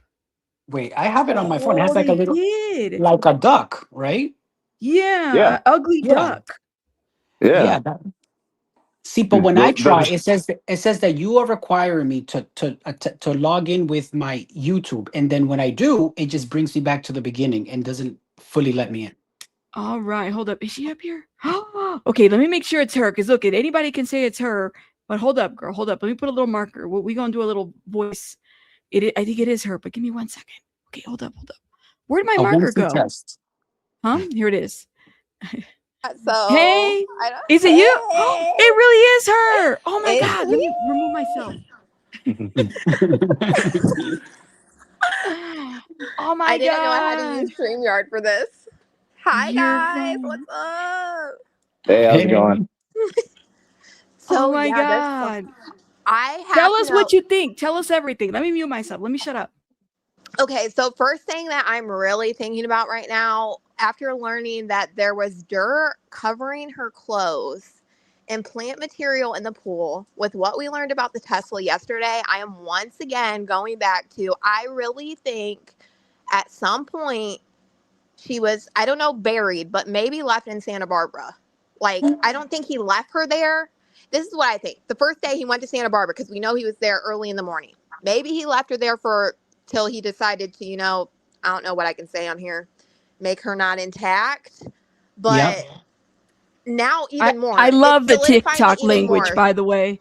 I love the TikTok little lingo because that's what you guys say just to make sure that nobody gets blocked, right? Yes. Go for it. But yeah, and it's solidifying it even more for me because I'm like, why is there dirt on her? And why is there plant material? Good catch. You know what I mean? And then we just learned what we learned about the Tesla. I don't know. Yeah, that's true. Because why would it be plant material if it was done in his house or in the garage And or the plant something? material was in the pool. So I went and looked again. So the plant material was in the pool, but her clothing was covered in dirt. Did he maybe try to bury her? I don't know. There is a possibility, but I think not, because he didn't order unless, well, no, because I have a whole timeline. I wish I could pull it up. So the first day he went to Santa Barbara, right after it happened, he didn't order the shovel until the next day. So I at least think he left her out there somewhere, like in the dirt. But he might have not just like left her there. He might have even brought her back, if that makes sense, and left her in the Tesla, or he could have left her out there, because he doesn't return to Santa Barbara until 3 days after they're alleging the dismemberment happened, which is May 8th.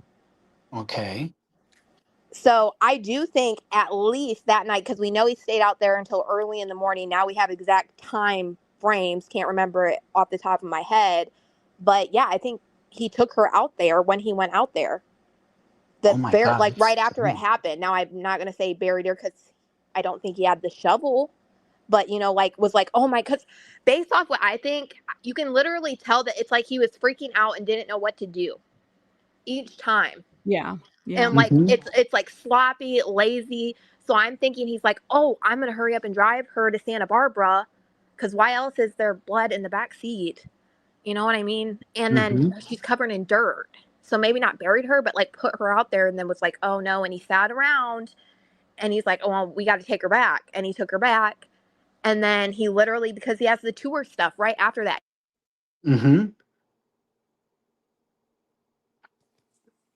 That's interesting. That is interesting. So you're thinking like May, right? Is that when you're thinking that all of this went down? Oh, is she still here? I think I can't hear her. Kadisha, we can't hear you. I feel like she's speaking, but we can't hear her. She said May, right? Yeah, she said May 8th. Oh, we'll give her a She minute. probably and has, see if she she's can- going to probably have to get out and come back. Yeah, Kadisha, if you can hear us, let me see. Hold up. Or if she just refreshes, it'll bring her back in. Refresh, come back. We don't hear you. Hold up, hear you. But it's very interesting what she's saying, because it is true. His actions were very scattered, and that of somebody who did not know what to do. Yeah. Oh, there she is. Can you hear us? I think that's her. Oh, she dropped. Dang. Maybe she'll come back. She'll probably come back. Adisha, if you need to come back, let me know. If you need a new link, I'll give it to you. Or you can hit it from the chat. I didn't know you need to use the app. You know, I typically don't even use the app. I just kind of like go on Google and use it, because that's a little bit helpful. Hold up. That's interesting. I go in from Safari. So, all right. April, May, June, July, August, September. She was carrying her, not carrying her, but with her body all this time while the body was decomposing. I mean, what if maybe he felt remorseful, or not remorseful, but didn't want to leave her there, just like thrown away, and brought her back? That could be something too. I mean, if he really did care about her, he did get a tattoo of her. Yeah, let me I'm gonna send you the link again. Check your email too, because you can use the same link too, Kadisha. But let me mute. Keep talking. Yeah, but she I don't think she can scroll up that far to get the link again, because the chat is going fast. Do you have her email?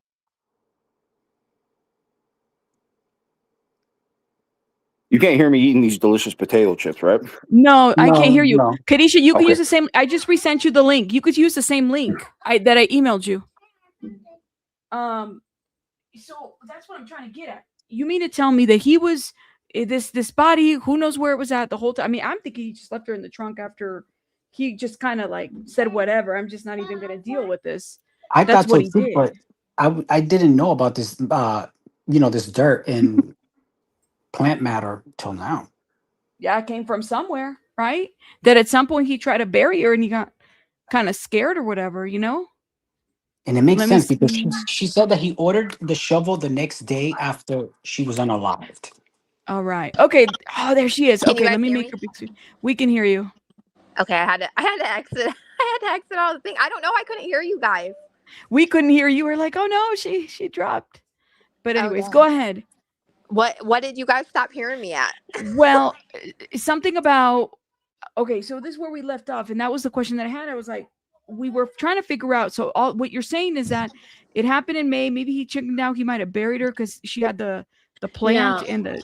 Go ahead, say that No, again. so I think that there's a possibility probably that he didn't bury her, but like right after it happened. So the first trip to Santa Barbara, we know he stayed out there basically all night until really early in the morning.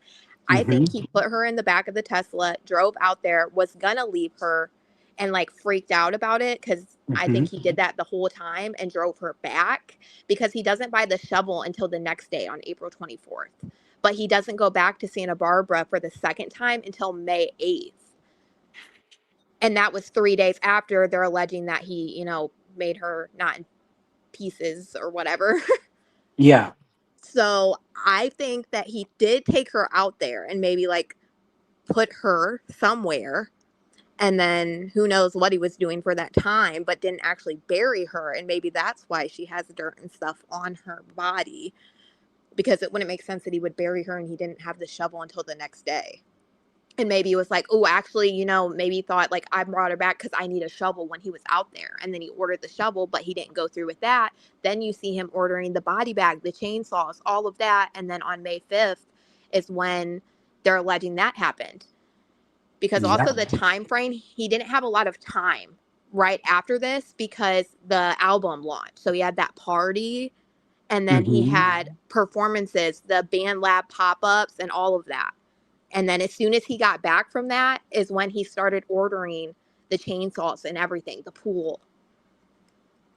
And then he goes back to Santa Barbara County on May 8th. So I think that's when he took the chainsaw and everything, or on May 31st, probably a couple different things, and dropped them off out there. I do think they're out there. That makes a lot of sense. Because why else would he need to keep going back there 3 times? You know what I mean? That is true. I always wonder that because I'm like, if you're going to get rid of stuff, you do it in one trip, not all these many trips. And But if we're they also had his learning phone kind of records well. and Tesla records, they would see that he went somewhere else and they would kind of hone in on that. And I feel like they would mention that. We would know that. So I think in Santa Barbara County, it's really rugged. I'm not from there, but it appears to be really rugged out there. Like when Mark the Shark went out there, that's some like crazy terrain. I think of desert when I hear that Santa Barbara County. It's full of like trees and like big steep hills, like yeah. So Yeah, no it's wonder really why they had forested. trouble, like, or will have trouble trying to find. Because I'm sure they did. They said they looked after they found her passport ID. But I definitely think that everything that's missing is out there. I think so too. I honestly think so too. Do you think he maybe disposed of stuff like in dumpsters? No. No. No, I mean, he's kind of dumb, so maybe, but I don't. I think that, like, you get what I mean? I've never seen anything, like, it's so stupid, but at the same time, you're, like, getting rid of stuff, but you didn't even get rid of the pool. You know what I mean? Like, Yeah, no, we were talking about that. missing, but at the same time, like, there's not a lot of stuff missing. So he was for the last couple months basically just dealing with the body, right? Yeah, I would imagine this might have been like you can only stand the smell and touch and all this other and the I changes do to the think body after too. he cut her up, based off what they say of the Tesla now, because we have the May date of him allegedly cutting her up. I'm going to say allegedly on May 5th. You have to remember now we know that there are pictures of his Tesla also in May going to Bluebird. That is the same date around the same time that YouTuber accidentally caught his Tesla on Bluebird. So after he did that, I think he put her right in the trunk and she's been there ever since. And he thought, well, when he ordered that burn cage in July, like there's something I need to do, but for whatever reason, he didn't do it. Didn't have time, maybe. Yeah, it keeps sounding like he thinks of something to do, but then he's like, no, that's not a good idea. Switch it. This is Because very at the same insightful. time, he's also dealing with his career. He's not like a normal person, too. So you Nothing have is to, normal about this guy. yeah, That's you know what I also mean? So he's got like an Yeah. album rollout. He's performing in May, right before he went the last time. He was actually out of the country in Japan, Korea, doing the anime awards, Tokyo. that's also why I gave him the benefit of the doubt, because I'm like, somebody who has this much going does not have a lot of time to do this. That's why Yeah. at first I gave him the benefit of the doubt. I'm like, this is impossible because he has so much going for himself that, you know, when you look at the life of an artist, they're always on the go. Who was watching the body? That's what I'm trying to say. It's like I'm having a hard time with this, believing that like he never got reckless. Nobody ever walked in a situation. Nobody got I agree too, wise. especially nobody ever, like, based on what we know about the garage, nobody ever saw, like, the mats cut up, the blood spots on the mats, like, he left the whole trash bag that had blood all over it, and then all those Clorox, whatever type of wipes, all in it. He had blood Yeah. on his Tesla charger, by the way. No. Thought that was kind of weird. Another thing, I actually forgot about that makes me believe something happened Wait, he had a in what? Santa Barbara. Yeah, He had there was a Tesla charger in his garage that Oh, was that's found to have right. blood on it. That's right. We did read that, guys. It was in the. Because We Did read anyone it. We explain heard about it exactly where it yesterday. was? No, we heard about I it can't remember. yesterday. Yeah, I can't remember. Actually, I think I fell onto that today because I didn't realize that. And I was like, oh, that's weird because they said he stopped at a Tesla charging place too. I think it was the first trip he took to Santa Barbara County. Don't hold me to that though. It might have been the second. Yes, because you mentioned that he stayed there all night, and I remember in Flojo's chat many months ago we was chatting, and we saw the length of time that he spent out in Santa Barbara that first night. It was basically up all night, Yeah. so he needed to have charged that car. Yeah, so it probably was the first night. He did it because I actually did a TikTok on it yesterday right before they came out with the phone and Tesla pinging that it was only 16 minutes away from where Celeste's passport ID card was found. It was, I think I'm saying it wrong, Santa Ynez charging station. Santa Ynez, like I'm probably not saying that right. I-N-E-Z? I-N-E-Z, yeah. Yeah, Santa Ynez. Santa Ynez, yeah. But That's yeah, right. that's where the charging station was that he went, and his Tesla said he went there. Yeah, which makes sense. He spent a lot of hours out there, and if he's just driving around randomly, you know, with nowhere to go, that's gonna eat up your battery. Mm-hmm. And it brings me back. I can't help. I wish I would have thought to ask SF what date that picture was of David on that hill, because I still swear that looks like Santa Barbara. I should have thought to ask him that, and I didn't. You know, there's probably a lot that he knows that he can't even really speak on. So Yeah. Shout out to Belen. She's asking us a question. Thank you, Belen, so much for the super chat. She says, the missing items remind me of the bag that was never found in the OJ case. Oh, you know, the one that had the Rob Kardashian had? Speculation. Wasn't it the LV bag or something like that? Speculation was that the bag he had contained the murmur weapon and bloody clothing. Do you think someone got rid of the items for him? I remember that in the OJ case. Yeah, I remember that too. I was young though, but I've looked at it since then. I don't remember that part at all. From the Yeah, OJ Robert case? Kardashian, you know. He's the one that took it, right? He's the one that took it. There's footage of him. I remember I did a video on this like 2 years ago. He's the one that took it, and I don't know what it was, like an LV bag. That's what it was, and it was captured on video. And they said that it had the bloody clothes and the murder weapon too.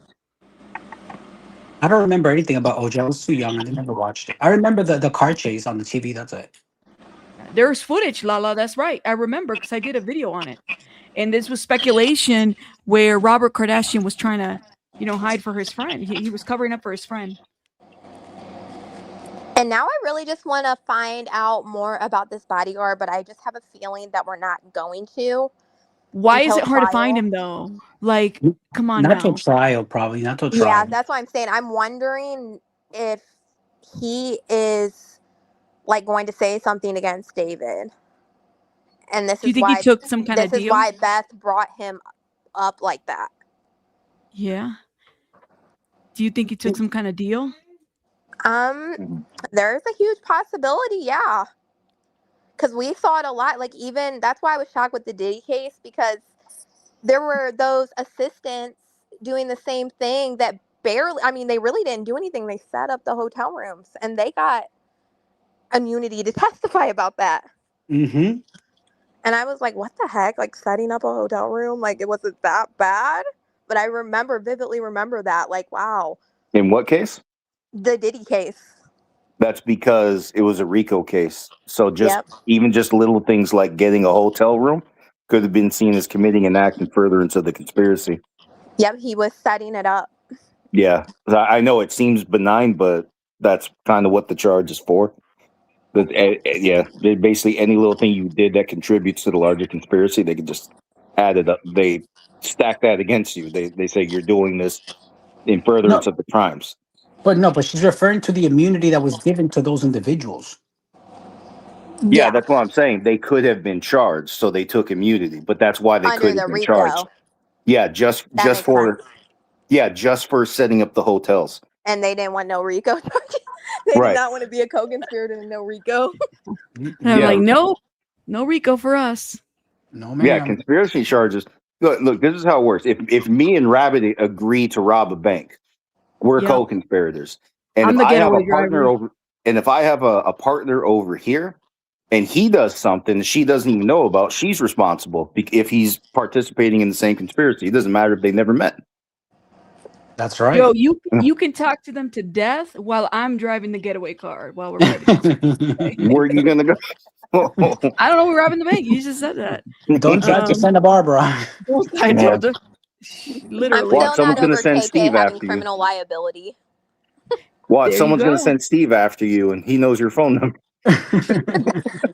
He does actually. He does. Delete everything. Delete. Delete.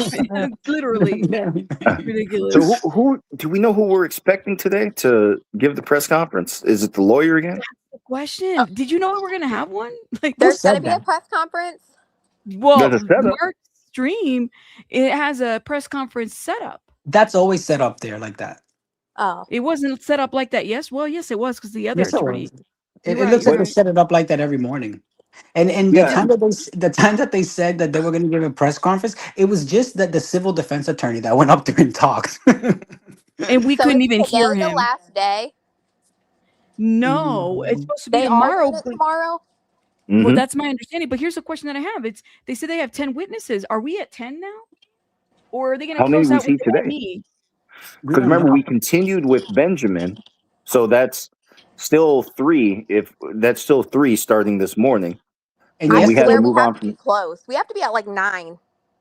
Yeah. How many we had yesterday? Like 4? Yeah. Because So I 3 counted is 4 and 7. 7 before we started today. How many? You counted 7? 7 before we started today. 2 All right. police officers in the beginning, and then we Mhm. had the financial guy. Then we had Interscope, the cop for the passport ID. Mm-hmm. I can't remember my text. There's other ones. I can't think about it on the top of my head. The First thing we criminalists, had the 2 criminalists. Those are the other 2, the 2 criminalists. Because there was 2 different ones. Lauren said, so right now, hold up. Let's see. She said this morning recap. Okay, so the morning okay. So you counted 7 this morning, right? Kadisha? So if it's 7, prosecutors introduced testimony about a chilling call to the teen. Okay, wait. We had 2 more today. Okay, detective. There was a police officer, Detective Williams Rokers, I think that's his name. So he was the one that gave the timeline. So that would have been 8. 9. No, if he's still up on the stand, 8, then who's number 9? 9 is the other criminalist that checked the pool. You know what? I bet you the Emmy is going to be 10, and it'll probably be tomorrow. Done. The last one. Done tomorrow. Yep, that's what The I think. Because Emmy- I heard the Emmy from Celeste's family lawyer was supposed to be today. Mm. And they Yeah. probably just ended the court and just do it tomorrow in a full day would be better. Yeah, I mean, and it will probably be a half day tomorrow, I think of it. I'm like, I don't think it's going to be like, because it's Friday. So I could probably see them like doing the ME in the morning and just calling it a day after that. So then when does the judge decide? I mean, there's going to be a decision based on the judge, right? Like, Actually, when's today done? I was gonna ask, does the judge in the preliminary make the decision right there and then, or does she go and think about it Can you later? guys hear me? Yes, we hear you now. Okay, What was your that came question, back. Amy? What was Does the question? in a preliminary hearing, does the judge make the decision right there and then, or does she go off to deliberate for herself? But wait, deliberate about what? Wait, I lost track of this. Deliberate about what? So she's gonna give the go ahead to see if they have enough to proceed to trial. Is this something that she needs to think about and take a day or two to They decide? have enough probable cause right Oh, now. yeah. They could already go forward, but they scheduled it. They scheduled it for X amount of time.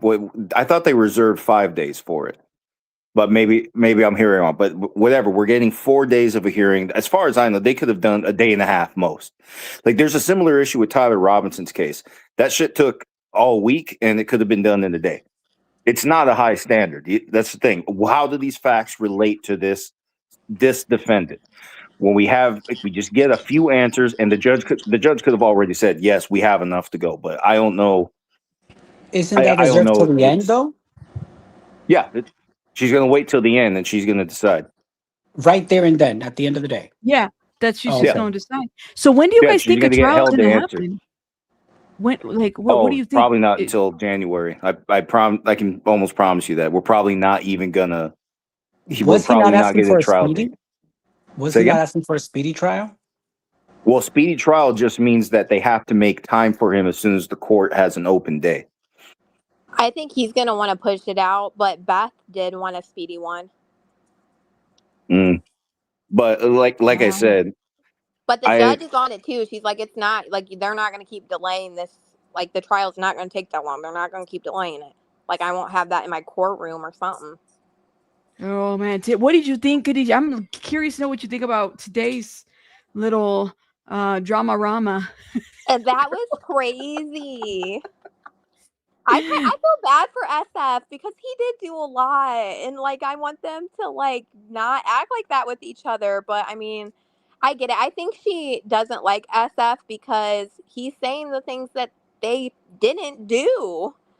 Like I still do have a problem. I mean, they tested stuff, but there's more stuff in my opinion. I think that they should have tested better. I think that they should have held that Tesla a little bit longer. I think they should have tested different things for like fingerprints. Not necessarily the chainsaws, because if there was nothing on them, then there's nothing on them. You know, the one's missing. But there is certain things that I do feel like they should have done a little bit more. But that's not Beth. That's the investigator. So, I mean, it's expensive to keep a car, to store a car. yeah. So I know that probably that took, that's it's part of that they don't have the funds or the budget or a place to keep this car all this time. You know what else is expensive? A criminal defense lawyer for 3 felonies because you're a fucking idiot. There you go. That's why I was saying I just have a feeling like I don't know. They was doing that money stuff for that lawyer too, because if you remember, he got the lawyer pretty quickly. Oh yeah. And that came out like not long after he was switching the deeds to his house, if not before that. I have so much on my phone, I would literally have to go back. But I remember the TMZ article talking about how he lawyered up. And everybody was like, what the heck already? Yeah, but and I don't blame them for thinking was getting arrested, though. Because, of course, there's somebody in your car. But there's a lot more to that is sketchy to me. It's not just that. It's the fact that you lied for one. You're literally admitting you lied to the grand jury. That is perjury. That's crazy. You told the grand jury you asked no questions after you said you saw it on the TV already. So you knew details, but you asked exactly what to Robert Morganroth, and what did he tell you? He didn't even answer the question all the way. And I was a little bit upset that Beth didn't try to get him to elaborate at least a little bit more on that, like not just. And how long did it take for Benjamin to finally admit it was for bail? And didn't they ask more straight up? Wasn't it for bail? And then he just dicked around. They finally circled back to it, and he said bail. Remember? Yeah, we went over that. That was insane. That whole David camp to me is crazy. Like, and even David's mom, I do not care. You guys are all in cahoots, talking in some encrypted site after asking questions about what David did. Celeste went to Texas. Like, Yes, absolutely. They knew it was her. They knew it was that little girl in that car. That's why they immediately went into like cleanup mode. yeah. I mean, They're I already already- knew that because that 2024, and I kept talking about it because it's driving me nuts. That performance, his parents were there. Celeste was there holding David's little sister's hand in that video with the little brother. They knew her. They knew about her. Can't nobody tell me different. I don't care. Sue me for defamation. You knew that little girl. Yeah, didn't you do a video about that? How Yes. they were even holding hands? Yes, Yeah. she did. She said, "Sue me for defamation." I don't give a crap. It'll all come out. I got all of this stuff on my phone. It'll all come out. Sue me if you want. Let's go. Yeah, I mean, it's true. You cannot see, because I would understand a friend that is his age not really looking so much or pressing so much about a person's age, but a parent is a grown adult. They see yeah. things, they know things. A grown adult should have known that little girl was a little girl. And just more and more would come out, like the second with the grand jury. But I'm glad that we saw like that February date, because I'm like, oh yes, they definitely wanted these parents afterwards to testify about all of this. Like, you're talking in encrypted sites, like about what? This money stuff. I'm like, oh yeah. Well, that's the reason why they went to a grand jury, is to compel those who were not willing to come forward with, voluntarily to Yep. testify. Yeah, that's why they went to a grand jury. Yep. They were already looking for bail money without having him been charged yet. I mean, all of that was just like, I guess you should have bail money prepared for a rainy day, I guess. I don't know. And then it makes me like think, like after seeing that guy's testimony, that financial manager, and how he's all over the place and talking about encrypted sites and all this, I'm like, dang, did somebody make that phone call like way back then, like on purpose? Like, did y'all know about, like, you get what I mean? Like, did they set up that fake phone call to make it look like feel sorry for me? Like, I don't know. Yeah. He was all over the place. What did you think about the whole shared document? I didn't even know people were doing that on Google. I thought I was gonna be. I was like, is that me? I was so honed into like what they were saying, so I kept hopping in and out of your chat. So that was that blonde girl yesterday, right? That was talking about the blood in the Tesla. Oh, yeah, in that nice garden. Was that her? The girl that. And she said she was in front of the LA courthouse, right? Yeah, and she's like, they're transmitting this stuff to me or something. She like basically told on herself. Oh, mother. Yeah. Did you? Can we? Well, can we look at outside the courthouse again, just so people could see how much that lady was lying? You're not gonna let this go, huh? You're gonna be like, No. I will forever remember I this. don't know why I didn't think of that yesterday, but like I think I was so freaked out that there was blood in the back of the Tesla. I didn't even think about what she said. I was just like, oh my gosh, like no way. No, that was hold up.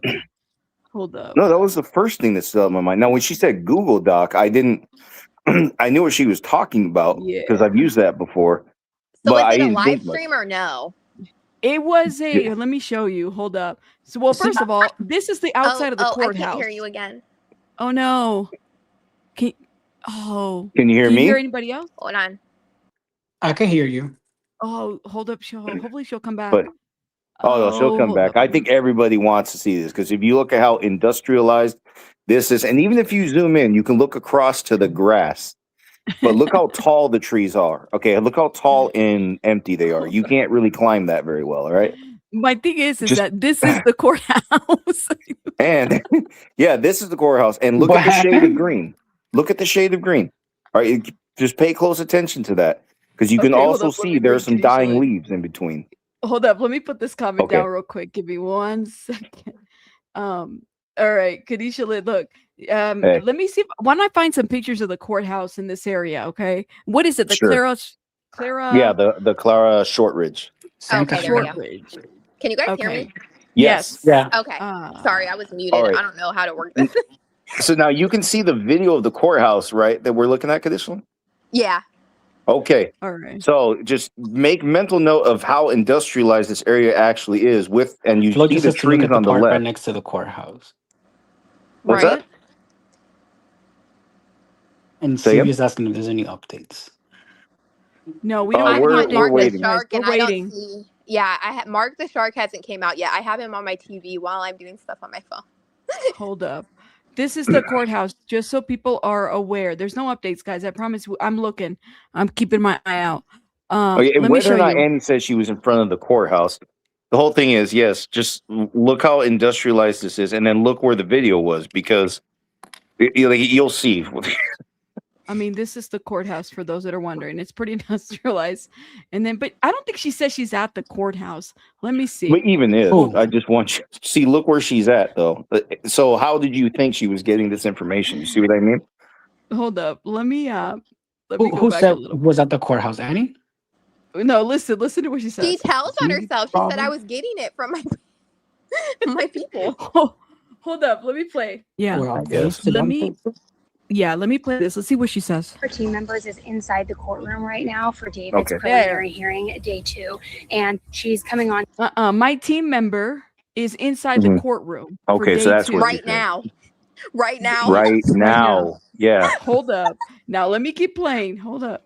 Here regularly to give you guys the updates, but she is press, and so she has a running document where she's sharing the updates with me live from the courtroom, and I want to give you this update. So right now there's an expert on the stand who tested the Tesla blue light. How come we didn't catch this yesterday? That's what I want to know. We were so shook about what she said that I don't think I didn't register it. I'm just like, blood, Tesla, backseat, what? That's what got me. I don't think. Listen, and some people think that we're blaming her for something. We're not blaming her for anything. I can totally see how an honest mistake this was. Yeah. I don't I think thought that it it's. was live streaming at first, so I'm glad. That's what I thought too. I thought somebody took a video and then Yeah, no. transferred That's it to how I understood somebody. the post too. So That's I'm glad what it was I understood. corrected. Yeah. But you know, that's the thing. And I mean, like I said, a lot of us are going to differ. For me, I was like, well, maybe it was just, I still believe it was a mistake. But guys, like, it's okay. It's YouTube. This is the kind of stuff we Yeah. talk about. And she actually posted this on TikTok. She's a TikToker case like me. She came on my Yes. For You page. She has like she? 1.2 or something million over on TikTok. That's where she made this video. And we want Oh. we don't want Annie to be put out like that, because she represents those who have a channel and stream and inform the public. So it affects her. It affects all of you guys. Yeah, they're gonna make that courtroom even worse for trial. Yeah. No. Right. like, And "You Khadijah, guys you're had almost more at a tickets, that's million. it." Girl, Yeah. you're almost at a million. Look at this. Yeah. Shout out to you. How come I don't follow? Well, I'm not really on TikTok like that. I'm following you now. always. That's where I I wasn't started with following you. TikTok. Oh my gosh, look at you. Yep. Yes, Hey. sir. Shout out to you. Look at that. Wait, You guys is make a that the big deal of pool? this here. Yeah, What- that's hold on. the pool. Oh, hold up. That's Can the we exact pool. Let's watch Yes, this that's real what it looks like in the pictures. Hold up. Matched up like puzzle pieces. The pool in David's garage matched up like puzzle pieces to the blue fragments that were found on Celeste Rivas Hernandez. Today started out with some drama because the prosecutor kicked out private investigator Steve Fisher because he was a grand jury witness after winning one of those lottery tickets to get in and watch. This seems like she does not like him because she said she was sure that he was probably going to go and post about it later because that's all he does. A YouTuber was caught breaking the court's rules live streaming the hearing yesterday, and the prosecutor was also yelling at Celeste's family attorney who has been sitting in. Wait. What did you say? Hold up. What? I said live streaming. Yeah, because that's how I understood it. Well, Yeah. I mean, I didn't even know. But Yeah, if I you mean, go back, I have another video where I also, you can see that, well, you probably already seen the chainsaw, but it has the exact chainsaw, the exact hearing tool. yesterday, and the prosecutor was like 5 down. 5 down, you said? Go up. That's too far. I'm going to be in front of the pool. The first one about the pool, right there. Yep. We're now seeing the exact items that David allegedly bought off Amazon to try to cover up the unaliving of Celeste Rivas Hernandez. This is the 8-by-8-foot pool that they are alleging that David purchased off Amazon under that fake alias. And this pool will be a crucial piece of information because they did recover I this can't hear pool, and they said that You it can't had hear it? linear cuts in it, and No. also some of the fragments in the pool obviously matched to. Anybody else can hear it? I was gonna hear say, it. if you guys can't hear it, I can email it. I have them saved. It's the pool, the pink. Did you do this chainsaw. video though? Is it on YouTube, Khadijah Lynn? I think I did that one on YouTube Shorts. You'd have to check. YouTube Shorts. Let me I don't want to check go right out now. of this and mess up my No, stream. don't go out. Hold up, girl. I got it. Okay, I think so I so did. the chat says they can hear. Maybe it's just us back here that can't. But you know what's crazy too? That first person that testified about this pool, when they talked about the stuff that was in Celeste, it was also the dark blue and the light blue. So it was both color pieces. Both colors. Fragments. Yeah, because it's 2 colors. Oh, so it is an inflatable pool. Yes. Yep. So did he blow it up first? At first, I thought it was like one of those hard y- plastic ones. That we don't know. So I don't know if it was blown up because when they found it, it wasn't blown up and it was actually like kind of crumbled together. Yeah, which makes sense. Yeah. People is it said Sloan said running it through the washer, but I didn't see that anywhere else. So I was trying to figure that out. Through the washer in a washing machine? Yeah. Imagine. Because He washed Stallone's his going pool? crazy right now on YouTube too, and he said that like a washer, like they put it in a washer, maybe. I don't know. Could that have been Yeah. the picture in the hold on, Alexa? Yeah, remember the artist Turn off music. renditions? We were seeing a washing machine for some reason. Could that have been the Yeah. picture that the sketch artist did that looked like a washing machine, like a front loading washing machine? No, that was the burn cage. So that was like all the evidence that they were showing that day. No, there was a separate one. This one was above the above the burn above cage. the It's burn separate. case. Let me pull Oh, it. really? Hold up. Pull it. Yeah. It was A1. Yeah, we were going through that yesterday, wondering is that a washing machine? Because that's what it looks like in the little drawing. And then I like took that one video, like minute by minute, they have him caught up with that Tesla. If you paid attention to that in the transcript, that was crazy. Yeah, and there was I also heard yesterday there was like dryer sheets with the pool. Yeah, in the pool. I think that's why Sloan was trying to say they ran it through the washer because it smelled like laundry too, but they did still find blood on that pool. But that's why I was confused when he said that how did they find like plant material and hair and everything? I don't know. You know what I That is mean? crazy. Here you go. Is that okay? Yeah, Hold up. right, Let like me see. right above burn That's cage. the burn cage. This is the burn cage. There's a laundry, and it says on top Victoria Mendez. Let me see if I can Yes, zoom in. it's to the right of the burn cage. I see there, it now. Right there. Hold up. I think I could pull this picture out actually. Let me see. Give me 1 second. I'm like, I should be able to. Here it is. Let's blow it up a little bit because this is not. I already had it. That's. Doofus McGee must have thought running it through the washer would have done anything. I wouldn't put it past him at this point, man. There's a lot of stuff. I'm just like. Yeah, I was like, what in the heck? Wouldn't that like, I don't know. What were you thinking? Mess I mean, it of up. course. Like, well, how are you gonna put a ripped up pool in the washer though? Also, like, wouldn't it rip it more? I know, right? I don't know. I would think. And then how are they finding plant matter and stuff if they put it in the washer? I don't know. That's just what Sloan said, and I tried looking for it and I couldn't find it, so I didn't even say that because I was like, I Well, don't know. remember, so this is a big piece of plastic. When you put it in the washer, it's not like all the debris is gonna leave through the exhaust thing of the washing machine. It's too big, so it would just gonna stay in there. You know what? Someone said it's an Amazon package. That would make sense because that was the fake name used. So it looks like a washer here. To me, this looks like a washer. Victoria Mendez was on the burn box because a lot of this stuff was actually ordered in the other fake name, and that's why I'm so confused why it didn't match the brief. A lot of the items were actually on that Trayvon Davis. Trayvon, yep. Yep, not even Victoria Mendez. So I'm like, why the brief? They need to fix their brief because they have that all down as Victoria Mendez. Dude, but why even bother to use another name when it's under your damn account? Like, come on. Yeah, And I it's the wish they same found credit his card. phone so bad. It's not. It's fake name. Robert Morganroth. Sorry. I saw him earlier in Mark, the Sharks chat on my TV, and I was like, what the heck? And then I had to I had to read it real quick. I was like, wait.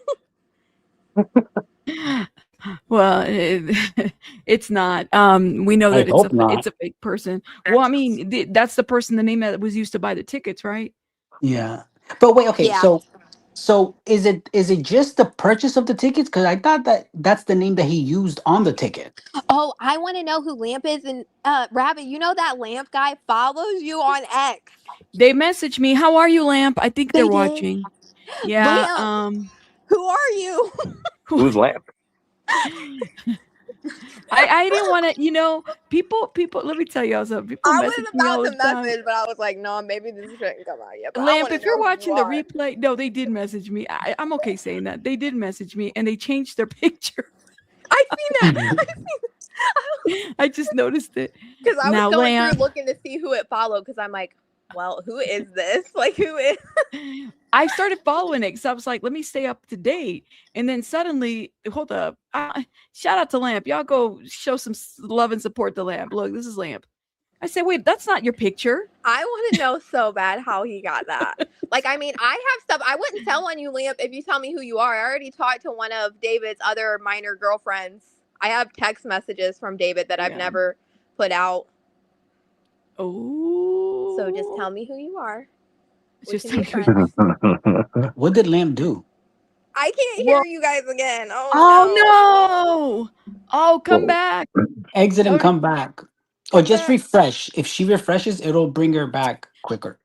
No shade. Shout out to Lamp. Lamp Lamp did message me just asking how I was doing, might have been concerned, shout out to them. If they want to reach out and let me know how they got that ticket, I would appreciate it. Nothing wrong with that. Let us know how you got the ticket.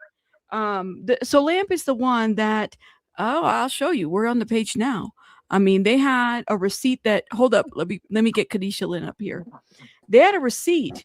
Abraham is asking who's Lamp, right? Mhm. And I was telling them they had the receipt, the airline ticket receipt, right? Oh. Kadisha, you can hear us? Yep, I can hear you now. Okay, so I mean, very, they just messaged me, "How are you?" And I don't know if I answered or not, but shout out to them. Did they delete it? Oh, there it is. So this is an interesting receipt. This dropped like a couple days ago? Yeah, just Here it right is. before prelims. Look at this. He or she, I think it's he, posted this on the 21st.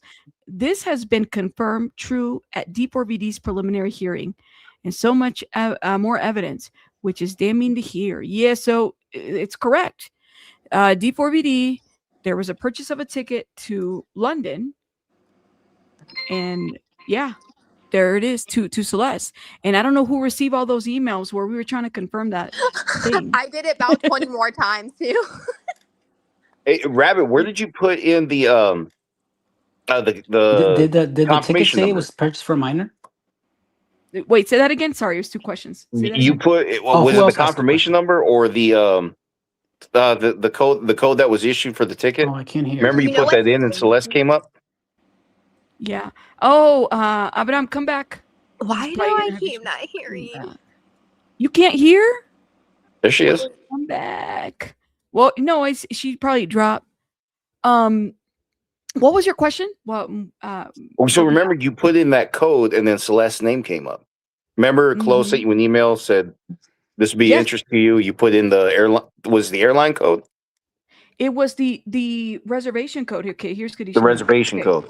Yeah. So it said that an email was sent to whoever purchased the ticket. We knew that. We figured out the email. It's in that transcript. That's right. Yeah. We don't know the password. The Abby, the Abby, right? Yeah. Yeah, Abigail. We need to hire a hacker to learn the password. I know one of y'all in the chat know what you're doing. Well, okay. Speaking of a hacker, I mean, I don't know if did you read that article from, was it The Wire, Kadisha Lynn? Hold on. From the 16-year-old? They're on break. Oh, Somebody just put, what does his tweet mean? DNA from where? What? Wait, where's that? I have Mark the Shark thing up on my Okay, let me put it up here. So Shout I out to know when they Mark go on the break. Shark.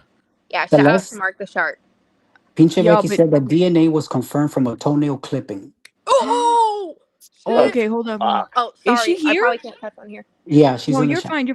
You're fine. Becky, you want to come up? Let me know. Well, I already texted her the link so she can come up. Update. It's break time for the court. All right, y'all. For those that are asking about updates, we're about to get them now. Hopefully. Whoop, there it is. From a toenail clipping. Oh my God. Now Somebody we put the know Can you what go to was it. Lauren Collin and see if she updates? And then after this, I got to get off. I got to make an update. Look at this. No Somebody way. somebody put the password as D4vd 123. He would be that dumb to put the password as D4vd 123. David's password. Yes. Wow. It's actually the words David's password. No, he's so dumb that he probably would make that the password. Yeah. I'm Or trying to probably figure out, Celeste's well, name what does again. that mean? I know, right? DNA What- from a toenail clipping, not blood? Oh, they're explaining DNA how from they a- identified Celeste. Yeah. Yeah. Oh, they cut. Oh, yeah. Because in the autopsy thing, it said that they cut her toenails. Yes, right. No update from Lauren Conlon yet, guys.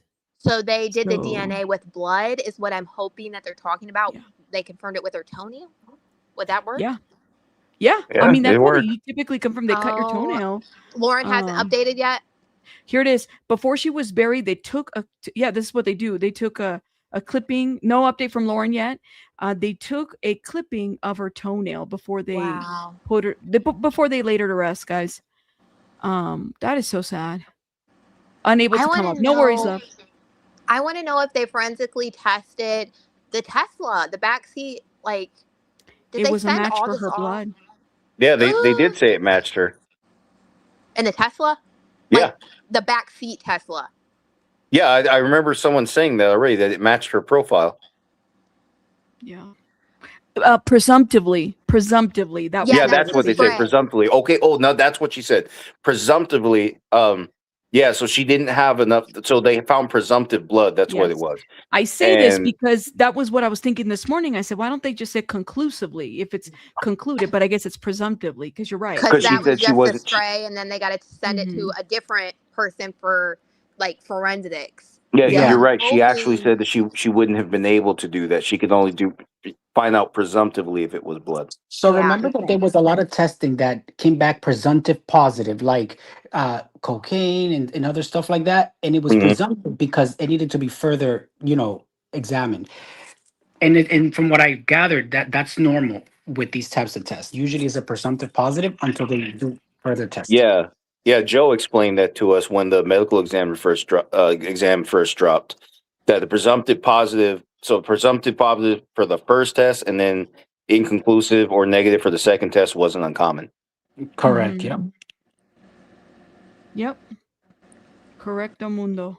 Yeah, That so is hopefully we hear insane. somebody talk about, because that's what I want to know now. I want to know, did they forensic test that was in the backseat of the Tesla and matched her?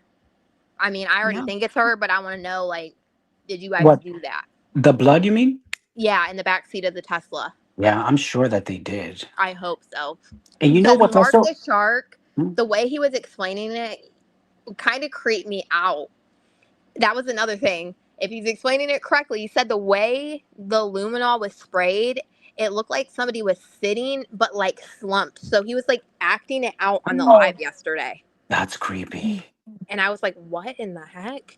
Like the outline of her body, you mean? Yeah. Like, Yeah, yeah. like I don't know if he meant the way it goes up onto the back seat and the bottom seat, but he was like, that's what it reminded him of, like somebody sitting, but also slumped over to the one side. And he was doing it like up against that concrete wall right behind those cameras. And I was like, Do we know whoa. what side? The car's left or right? I don't know. I don't remember which one he said. They said But I the was like, third row. that's kind of crazy because if she did go in the car right after, I mean, also it would take her a minute to, be gone. So I never thought to ask this. Is that third row, does that have two seats or one? Two.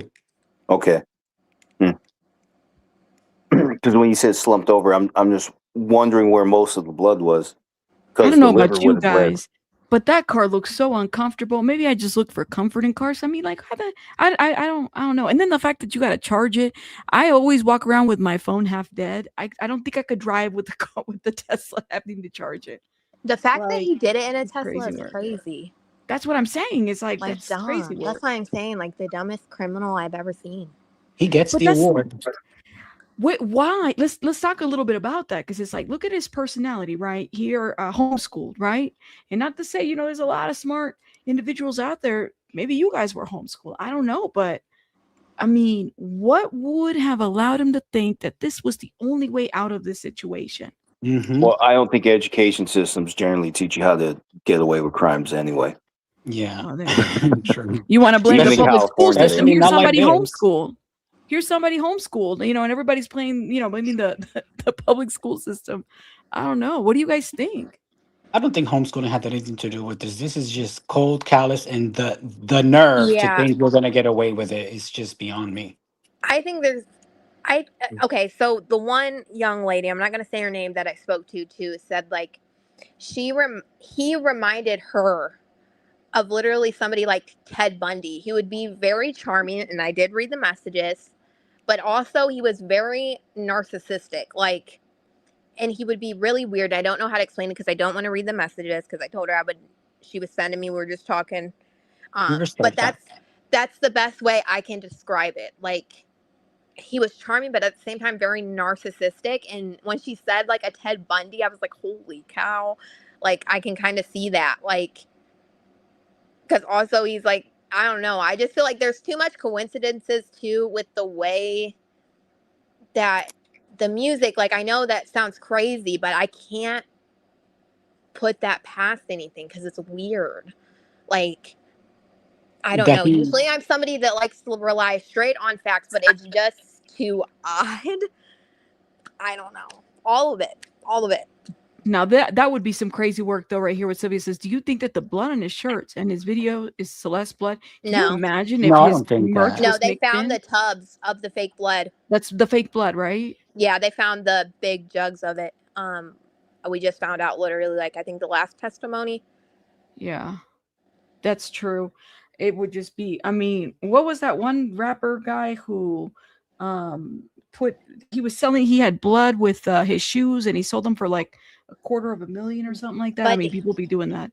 It's almost like he had a fetish with dismemberment, I think. Yeah. Like, based off, because that one I was allowed to put out, but that actually came from that girl, like him making those jokes about Tommy cutting arms off. That's what I'm saying. At the same time, I can't put it past, like, this is some like real, like, it's already crazy, but like another level crazy. Like, I don't know, because it's alter ego, and I don't know. Yeah, no, we've lost First Liberties. Hopefully he comes back. Oh no, now it's okay. So yeah, and I'm just thinking like maybe a Ted Bundy. Oh my God, we lost everybody. What happened? Did y'all drop? Yo, everybody dropped like a fly. I was like, what's going on? Where's Khadijah Lynn? Where's First Liberties? What happened? I stopped. I couldn't hear anybody. Oh no. I think StreamYard is glitching. Hey, y'all dropped out one by one. Hey, where is everyone?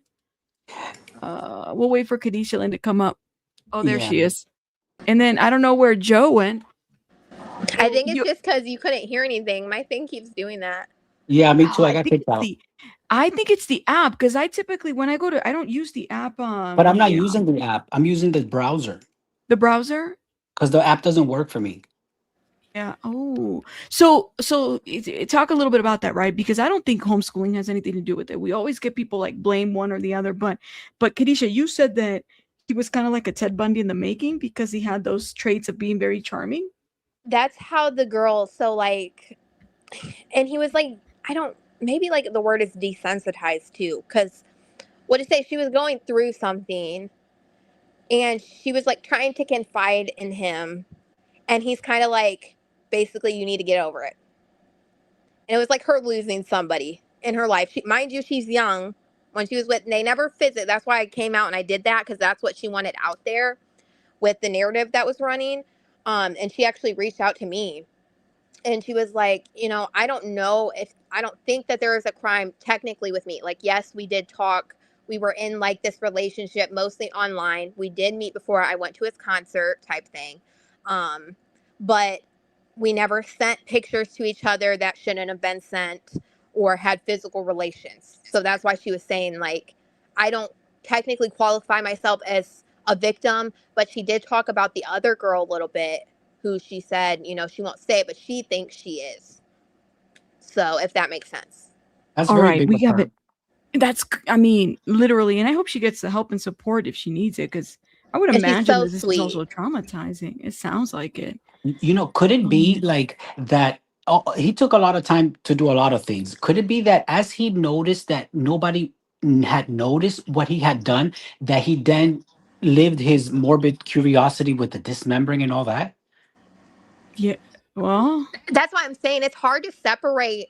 Like, Yeah. I do believe he did this because that's what she said, but also, like, it's hard to separate the things that he would always talk about. And I don't know, like, did he come up with this plan? At first, he freaked out, and then he's like, oh, I know what I want to do. I don't know. Because it's kind well, of hard to and not sing think about about, right? Because that was his artistry. Like Yeah. that was his music. His merchandise was jugs of fake blood and And he would coffins, talk y'all. about it in private, in text to people. Well, there you go. So Lauren has an update for us. Let me read it real quick, guys. So D4vd preliminary hearing day 3 afternoon break. Of note, multiple blood-stained items tested positive for DNA consistent with Celeste. A separate black trash bag contained DNA from 4 individuals. I gotta get off this. I gotta get off. I love you guys. I gotta go. Go do your Bye. thing, girl. Shout out to Kenisha Lynn. You can come back, girl. Come, listen, come back. Including 2 males of one whom was consistent with David Burke. Celeste's DNA was not detected on that bag. 2 males. 2 males? Oh, 2? And how many people 4, do we 4. think? Oh, Why wait. no, excuse me. 4. Oh my God, y'all. I'm like, hold up. That's where I got it. Where is Flo? Not Flo, Joe. Joe, if you're in the chat, come back. It's no 2 males. This is 2 males. Well, it's 4 individuals. So let's go back a little bit. Multiple blood-stained items. Shout out to Lauren Conley, man. She capitalizes. Blood tainted items tested positive for DNA consistent with Celeste. A separate black trash bag contained DNA from 4 individuals, including 2 males, one of whom was consistent with David Burke. Celeste DNA was not detected on that bag. Okay, so 4 people. One of them is David. The other one is they know is a male, and then the other 2, they don't know who it is. Furthermore, before the afternoon session, D4vd was seen smiling, nodding, and casually speaking with his defense attorneys, Marilyn Bernardsky and Blair Burke. His demeanor appeared relaxed. Detective Williams finished his direct testimony by explaining how he determined the last time Burke's Tesla was driven. He reviewed surveillance footage, license plate reader data, and Tesla records as part of his analysis. According to the detective, the Tesla was not moved or driven between approximately 2 p.m. on July 29, 2025 and September 5th of 2025, when the investigators recovered the vehicle. This corroborates earlier law enforcement testimony regarding the last known movement of Burke's Tesla. Defense attorney Marilyn Bernardsky began cross-examining Detective William, focusing on the limitations of his cellular analysis. Bernardsky established that the detective had also reviewed records related to Celeste Rivas Hernandez's phone, but did not personally examine the device for GPS data. The detective confirmed his analysis was based on AT&T, T-Mobile, and Tesla IMSI records, along with timing advance data from cell towers. Wait a minute. BJ did say 4. Let me go text BJ. BJ, girl, I'm not trying to bug her. Please go back to bed. Please go back. Hold up, y'all. But you are right. It's 4 individuals. I remember she said this 2 months ago, and I was like, yeah. 4, one is David, another one is a guy. We have 2 that are, we don't know. And it could be because the people that they've DNA'd is not one of the people that this DNA belongs to.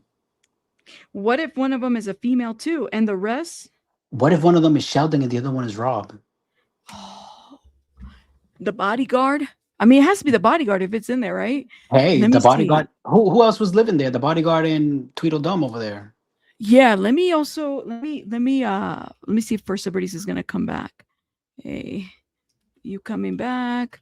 We got breaking news. He's probably in the chat. I haven't seen him. I'm keeping an eye on the chat. Okay. He probably had to step down. Oh okay. yeah, he is there. He is in there. 2 male. There it is. He may inconclusively, not clearly male or male. All right. So hold up.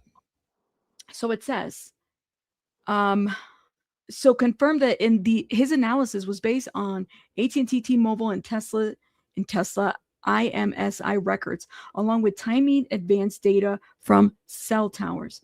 None of his analysis relied on GPS data from cellular carriers. The detective also confirmed he did not oh, hold up. Who's up? Okay, Joe, you're back? So I was listening. So I heard four different sets of DNA, 2 male, 2 inconclusive. And they know Celeste is not one of them. Yes. Not one of those people. And so one of that them could was mean, as it suggests, so if 2 were not identified, sorry, actually no one even bothered to say inconclusive. But if it is inconclusive, that means it could be male or female. They don't know who. So we know 2 males. Let's be honest about what we just heard. We know 2 males touched the bag. Yep. Right? For what purpose?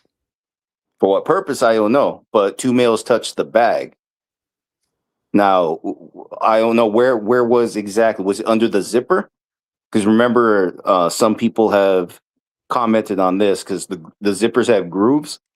So because they have grooves, most people would never think to actually wash it. So if they were zipping the bag without gloves, then DNA gets in the grooves. And most of the time, they never see it coming. Yeah. So I wonder if packaging at the warehouse when they package these items, I wonder if those people use gloves. If it was Amazon, I worked at Amazon, and back when I did, it was optional. I don't remember most people wearing gloves. Most people actually hated it, especially in packaging, because the way the tape sticks to the gloves is actually kind of frustrating. So they would actually just wouldn't wear it. It's actually easier to just do it with your skin. So most of the time they wouldn't wear gloves just for that reason. All right, let me finish this real quick, and then because I'm curious to know other thoughts on this. So he said that the lawyer questioned whether the maps shown to jurors identified Grand jury. Jurors? Oh, grand jury. Okay, identified exact locations. Detective agreed that they do not provide precise GPS coordinates. Attorney testified his analysis. Well, I think that meant to say the detective testified his analysis instead identified a device's general location and estimates its distance from a cell tower, but cannot pinpoint an exact latitude or longitude. He testified that Tesla data could not show who was inside the vehicle or who was driving it, and agreed he technically could not identify the driver on the dates previously discussed. Investigators instead based their conclusions on the Tesla and cell phone data moving in tandem. So Bernardsky pointed out that the latitude and longitude coordinates show on detective exhibits differ from coordinates provided by the CHP, Sean Buenrostro, during the Wednesday testimony. The exhibits marked the location where Celeste Rivas Hernandez's passport was recovered. So, the detective testified the 2 sets of coordinates were actually very close and was largely the same location. New witness. Okay, here we go. New witness. We're on the 9th witness then? Shit. LA criminalist. So maybe the ME is the 10th.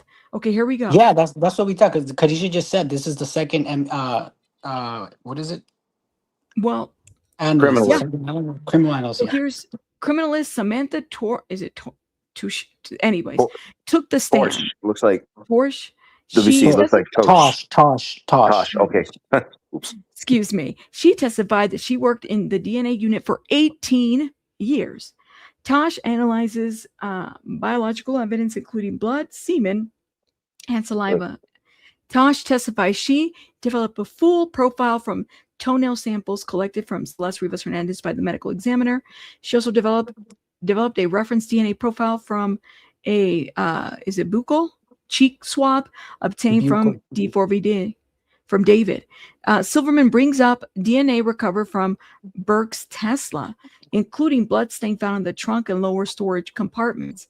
Tosh testified one bloodstain produced a single source female DNA profile that included Celeste Rivas Hernandez. She said that the statistical analysis showed the profile was approximately 1 septillion times more likely to have originated from Celeste than from an unknown individual or unrelated individual, excuse me. A second blood stain recovered from the Tesla also produced a single source female DNA profile consistent with Celeste with the same statistical conclusion. What's her name? Tosh also like Tosh, analyzed a blood stain on a black rubber mat recovered from the garage. There you go. The sample produced a partial single source female DNA profile with 15 genetic markers consistent with Celeste DNA. Although it was only a partial profile, Tosh testified it was approximately 20 quadrillion times more likely to have originated from Celeste than from an unrelated individual. Tosh continued detailing DNA results from additional evidence recovered during the investigation. A Stenian? What is that? What is this? Let me see. Wait, highlight that word. Stain. It looks stain. Oh, I think it's an error. Stain on a rowing machine. Oh, yeah. A stain on a rowing machine produced a DNA profile consistent with Celeste Rivas Hernandez, approximately 1 septillion times more likely to have originated from her than an unrelated individual. A stain from a charger yield the same result.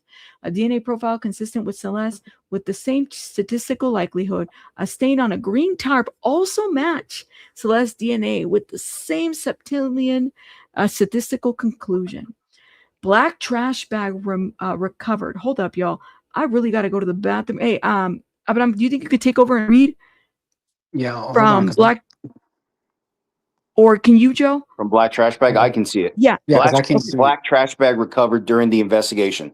Tosh testified the swab from the trash bag contained a mixture of DNA from 4 contributors, including 2 males, one being David Burke. Celeste was excluded from DNA mixture. So remember that two are apparently inconclusive. We don't know if they're male or female. Tosh also testified that the hand wipes with brown stains produced a single source female DNA profile consistent with Celeste, and Burke was excluded as a contributor. So that's her blood on those alcohol wipes. Cross-exam. Burke established that Tosh was not the primary DNA analyst who performed the testing in the case. That doesn't matter. Tosh testified the report was authorized by another analyst with multiple analysts contributing to the work. She explained her role was as a technical reviewer of the DNA analysis. And Burke asked about Tosh's communications with prosecutor. Apparently, Beth Silverman, I have to wait for the host to get back before I read anything else. So now maybe the rumors of some kind of immunity might have a basis. Now we can actually start saying that. So now we can actually. Y'all. I'm drying my hands. Give me 1 second. I'm like, I don't want to touch the computer when it's my. Hold up. Where did you leave off at? The bottom, it'll say Burke also asked about. Let me see. Tosh's communication with Beth Silverman. So that top paragraph right there. Okay. All right. You want me to go up? So one of the male is David. The other male we don't know. Right. Okay. So where do you want me to go? Where should I start? So yet. This is the paragraph right there. This is where I left off. Okay. Burke asked about Tosh's communications with prosecutor Beth Silverman before testimony. Tosh testified Silverman reviewed with her topics she would be asked about so she could review the reports. Burke says, because you weren't the analyst. Burke questioned Tosh about her background qualifications and prior testimony as an expert.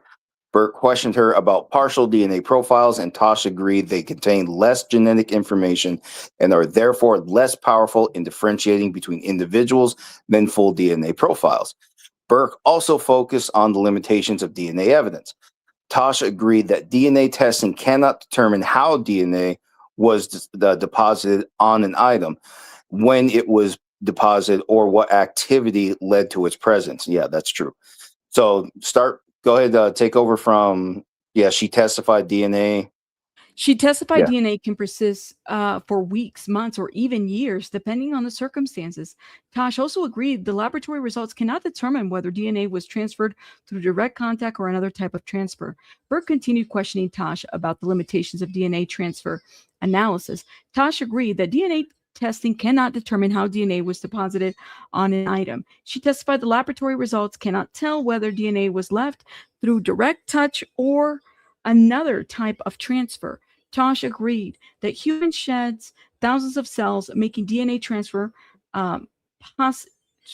possible in a variety, of ways. Burke asked about secondary DNA transfer, and Tosh acknowledged there are scientific studies examining how easily DNA can be transferred. Burke then asked whether Tosh could say how or when Celeste Rivas Hernandez DNA ended up on the rowing machine. Tosh said she could not. Tosh agreed the same limitations apply to the green tarp, black rubber mat, and charger. Burke also questioned whether the DNA necessarily originated from blood. Tosh testified that, Tosh testified that she could not specifically say the DNA came from blood and said it was not possible, and said it was possible that the DNA originated from skin cells. What is a rowing machine? A what? Is that what it's I called? don't know what those are. What is it? What is it called again? A rowing machine. Rowing machine. Chat, what is it? Rowing machine. A What is that? treadmill? Oh wait, the row. Remember, you sit down. I think that's the one where you sit down, and pull the cables. Yeah, well, you pull the cable. It's like a treadmill, but like you just pull to do exercise Yeah. for your back. Yeah, Naomi said it's exercise rowing machine. Gotcha. Yeah, that's what I Well, mean. you're You sit sharing down. If it's the one I'm thinking of, you sit down and you pull the metal cables Yeah. to lift the weights. Gotcha. Yeah. Okay. He worked out. Oh. Well, someone did. We don't remember. All kinds of stuff was in that house. Well, not him. Like, here's the thing: why he had an overground pool, and he had a built-in pool in the goddamn backyard. Well, I thought A lot of these people. the above ground pool was for he bought for crime, right. the crime. Yeah. I know, So but the you see what I'm saying. exercise machine came back to Celeste Rivas Hernandez as the contributor of the DNA. Check your Discord, Rabbit. I will check my Discord right now. Loach is just on it all the time. He's just Oh, quick. he's sending me. Thank you. No, he's sending me a picture of what it looks like. I'm glad that he did because I was like, that's what I'm is saying. that? He's quick. He is quick. He's quick. Hold up. Let me remove this. Let me show you guys. Because I was like, what is this? Well, I didn't know what it was. That's why. Whoa, stop sharing this. Okay, so let's go back to the DNA. Y'all talk to me like I'm trying to make sense of it. So this is 4 males. No, not 4 males. 4 people, and one of them is D4vd, and this is the rowing machine. I didn't know. Oh, I've seen those before. Okay, yeah, I've seen those before. One of them is D4vd, and then what do we make of the other? What would he say about the other? I don't know. See, I let my opinion. Yeah, I let the evidence dictate my conclusion or opinion, and it's beginning where to are you look at? like the 2 people that we know live there must be or could be one of those DNAs. At least we know one is a male, and it could be, who do we know live there? SJ and homeboy. Rob. Joculus. Jaquez. I just call him SJ. No, SJ he's forever for in my the- mind that because it's like I can't even. Girl, I mean, you get the first name you're baptized with. So I think that his inner circle would have already been swabbed for DNA. Had that been a match, do you think they would have mentioned this here or no?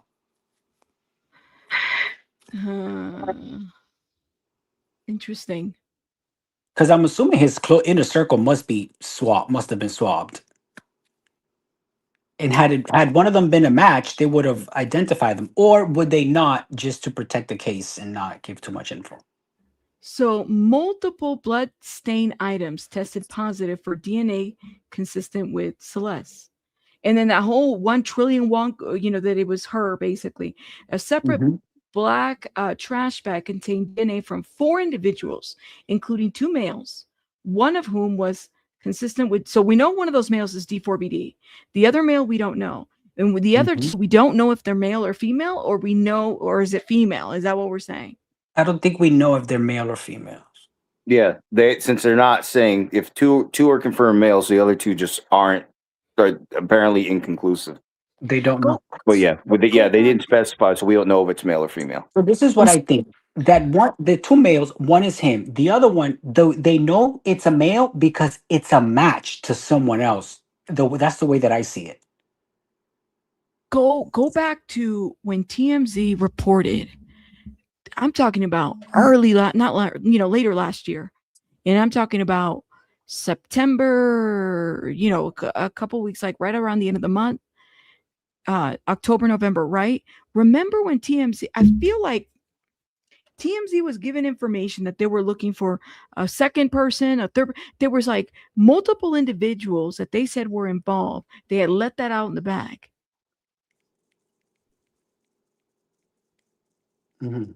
I think that, yeah, I mean, I remember I know BJ said 4. I also said 4 too, but I wonder if this is like just people that moved people that moved this without really knowing that she was in there, or Storm. Go ahead. Storm said that could it be that DNA determines if they're male or female? But if that was the case, then the other two, they would have made that determination. That's why I think one of the males matched to somebody they tested already. That's why they know it's a male. Yeah. Ooh, let me go find. What if I find that video, guys? What do you guys say? Because that's like right on the top of my head. I'm just thinking of the things that they said, and we were clowning because they're easy to clown.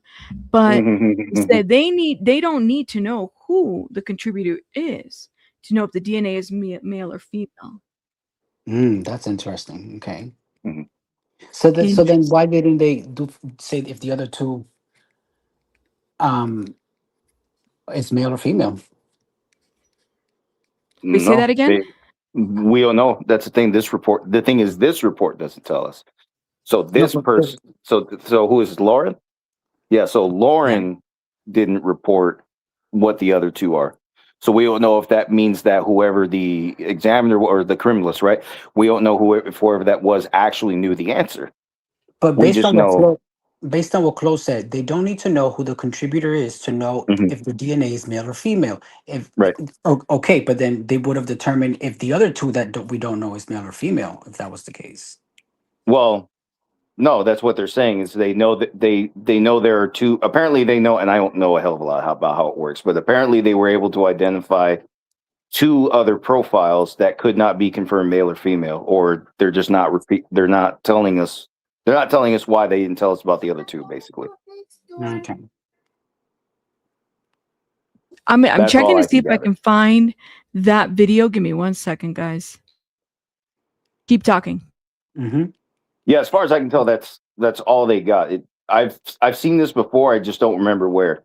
They know that there are other DNA profiles that don't match people who were identified, and that doesn't mean they can actually figure out who the other ones would belong to. So I don't know why they don't have an answer. I'm not that professional. I don't know why they don't have an answer. I just know I've seen that before where they don't necessarily have an answer, and they will move forward to trial like that. The point is, remember, David's the suspect. The point is they have David's. I don't know who that other guy is, and that's interesting. Oh, of course. I think this is pointing exactly what you're saying. I think that we're just like wondering who those other 4 people, all those other 3 could be, just to be like, Hey, what happened to this guy right here? Hold up. I found something that I forgot about this guy right here. Ooh, what was that? Hold up, y'all. That's my phone. No, it says suspected spam, so I closed it. I'm sorry. No, you're fine. If you need to answer, please do. No, it says suspected spam. I never answer that shit. Hold on. I'm sorry. Remember? No, you're fine. D4vd. What happened to Marky next door? I don't Y'all know who the remember hell that guy? Marky next door. Oh my God, where I'm going now? He dropped. Marky next door. Put one in the chat if you guys remember. You're here. I love that you're here. But I'm also wondering if Marky next door. Abraham, do you remember Marky next door? Yeah, Marky, I remember. Yep. So he wasn't the house bodyguard, right? Yeah, he was the one that said he helped buried her.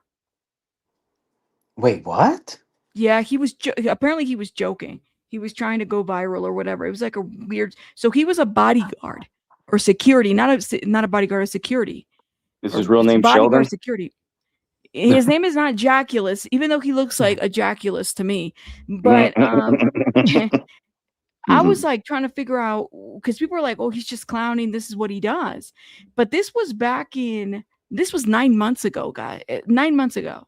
I remember I remember you mentioning something about him, yeah, but I don't really remember specifically who it was. Yeah. So, and there was a reason. Yeah, he was drunk, right? He was drunk and said something somewhere. Yeah, he said something really stupid, and people were dragging him in the comments about it because they're like, "Why would you say that?" Like, he helped bury her because he was asking about D4vd or something like that. It was like in a panel. Yeah, let me see if I can go to. I want to go to the. I'm gonna see if I can find any. That's his name. That's what. Yeah, people are saying Mark Morales. So he was a bodyguard to what? Was he just there like for the concerts or what? Anybody know? I don't. I think it was for the tours when he was on tour. Now that I'm thinking about this, once we're able to read all the transcripts, you know what might be helpful is for us to review all the videos. At least I'm going to review all the videos that I have and see what actually makes sense from the transcripts to the videos. Because you know how many videos, when all this was coming out, all the information that was being leaked. I mean, one thing we do know that the deed was transferred. I'm looking back at these videos. All of that. Josh Marshall, he did go to the wedding. Hold up, let's see. Here's it. Here it is. November 17th, TMZ calls LAPD, and it was a huge nothing. And then we were dragging them because they were saying like fake updates or something like that. Let me see. Sorry, I'm looking at videos because I'm trying to see. Because I remember something in my mind is telling me, go look at the TMZ video that you did. I remember that I did a reaction video. Here it is. Hold up. What does BJ say? It's the mothership or something? Some mothership something is coming through my head right now, y'all. I don't know. Hold on. Shout out to her. Let me see. This is it right here. Hold up. I remember I did a little reaction. I was like, what the hell? Hours. Hard to connect the dots that one of the things they seem to be looking at is whether Celeste was killed then and he buried the body there or left the body there in some way. We don't Santa Barbara County. This is back in like November. I'm kind of curious to see or 8 months ago, what matches. No, out of those 3 months, when that could have been. I think a lot of us could guess. There's a fantastic timeline on Reddit breaking this down. What date? Let's see. Hold up. We were going through Reddit, yada, yada, yada. Let me see. Somebody else remove the body from Santa Barbara County, which is 100 miles away from LA, and bring it to Los Angeles.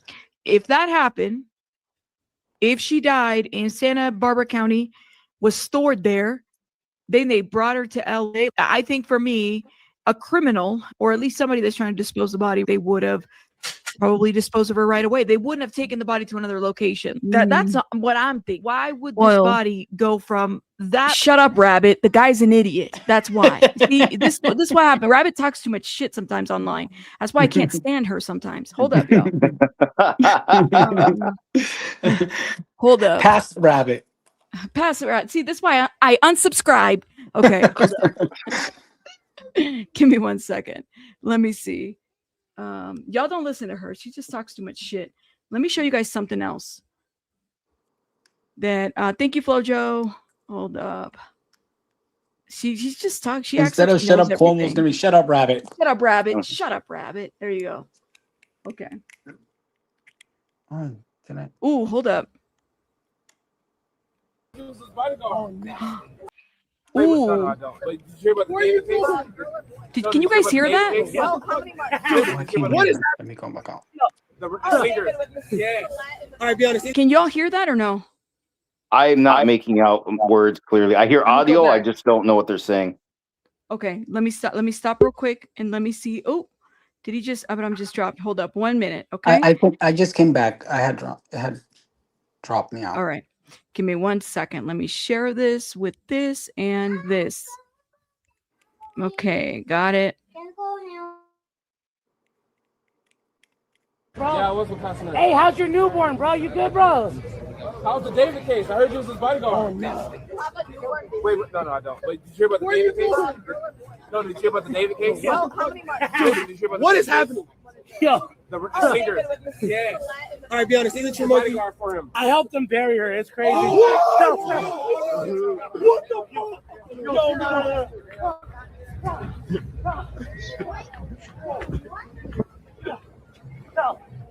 Yo. Oh, there's no way I just said that. Bro. You know what?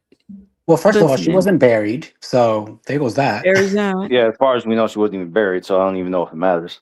Yeah. I think they were just trying to go viral. But shout out to him, man, because when he was running and he didn't drop that big gulp at all. Shout out to him. I thought they Kept were the drunk. soda. That's why I said they were drunk, because they're drinking. But that's a soda for all I know. No. Let me see if I remember the second suspect part, if it was this video, because I do remember specifically second suspect. Was it? It wasn't this video. What video was Is it? Rabbit talking? Yes, I am. Are you here? Let me know. I'm here, but I don't know Okay. which rabbit is talking. I'm talking. Not this one. Not the one that I talks. can't a hear. lot. Can you hear her?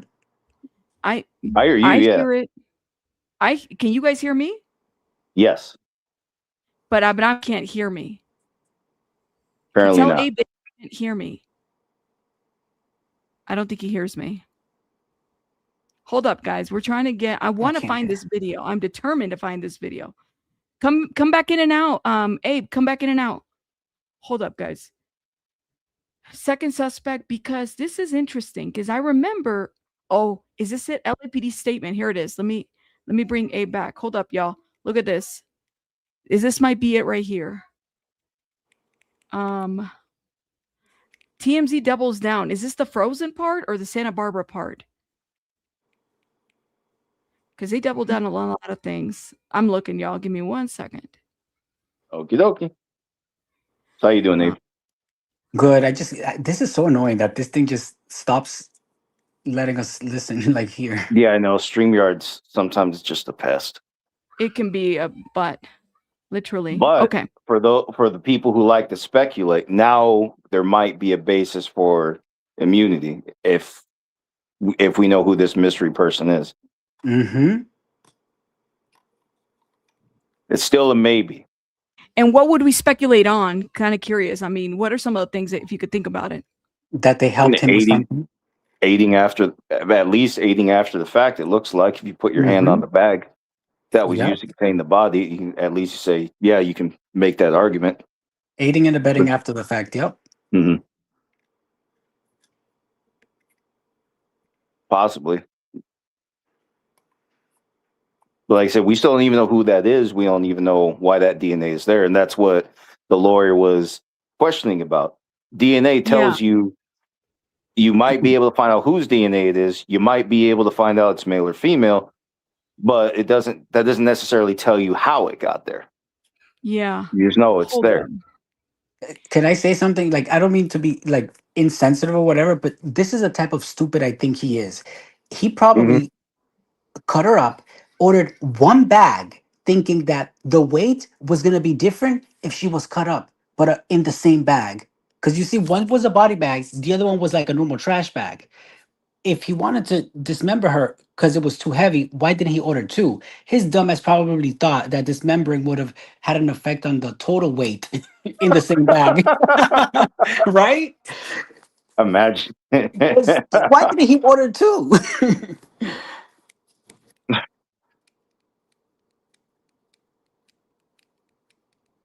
That, for some reason, it makes sense. But there's nothing bad you can say about this guy that doesn't make sense right now. He's just the stupidest thing ever. Yeah. He is the dumbest criminal. Yeah. Wait. Oh, Rabbit's still gone. So, yeah, like I said, so now people are well within reason to speculate on, whether or Immunity. not there's somebody got some kind of immunity. Or whether he had help. Now I'm beginning to think. Or there's maybe- somebody else stupid out there, and he said something dumb like, "Hey, you touch Grab this." that side. Yeah. No, he just said, "Hey, touch this," He just like handed someone, hey, touch this, because he was trying to frame somebody. See, I wonder if like not probably from Amazon, but like from the factory where these items are packaged, if they are actually handled by someone, because that could be part of the other DNA, you know. Yeah. Well, But I like I was said, unknown contributors. And like I said, I worked at Amazon. It does touch a lot of hands because first somebody has to grab it, then somebody has to package it. And sometimes between here and there, you could get auditors or something. There's another word I'm looking for. I can't think of. But do you yeah, think that? it can change hands quite a bit. But do you think like in an Amazon warehouse that particular bag is it's not fabricated there? It is probably sent to that warehouse already prepackaged, and you just touch the outside lining. Sometimes, you know what, things get opened for reasons maybe are best left unexplained, but sometimes they'll send it to you anyway. They know they're not supposed to, but they will. Okay, got it. So it's not impossible that some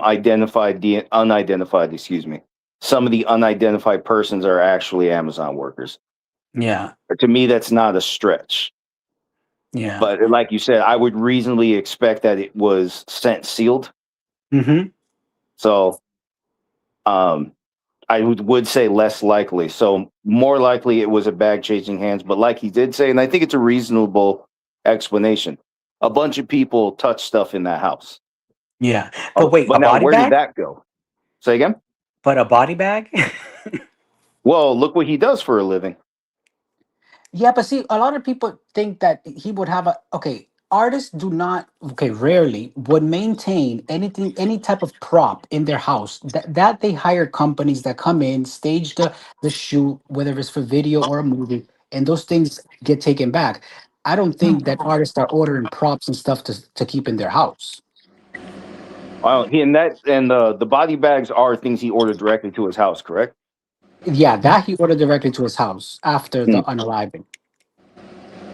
Well, I don't know who could have, but sure, I'm just saying, yeah, it's possible. There are innocent explanations for that. Oh, Khadijah came back. Oh, cool. Back. Hi. Sorry. So are you keeping up?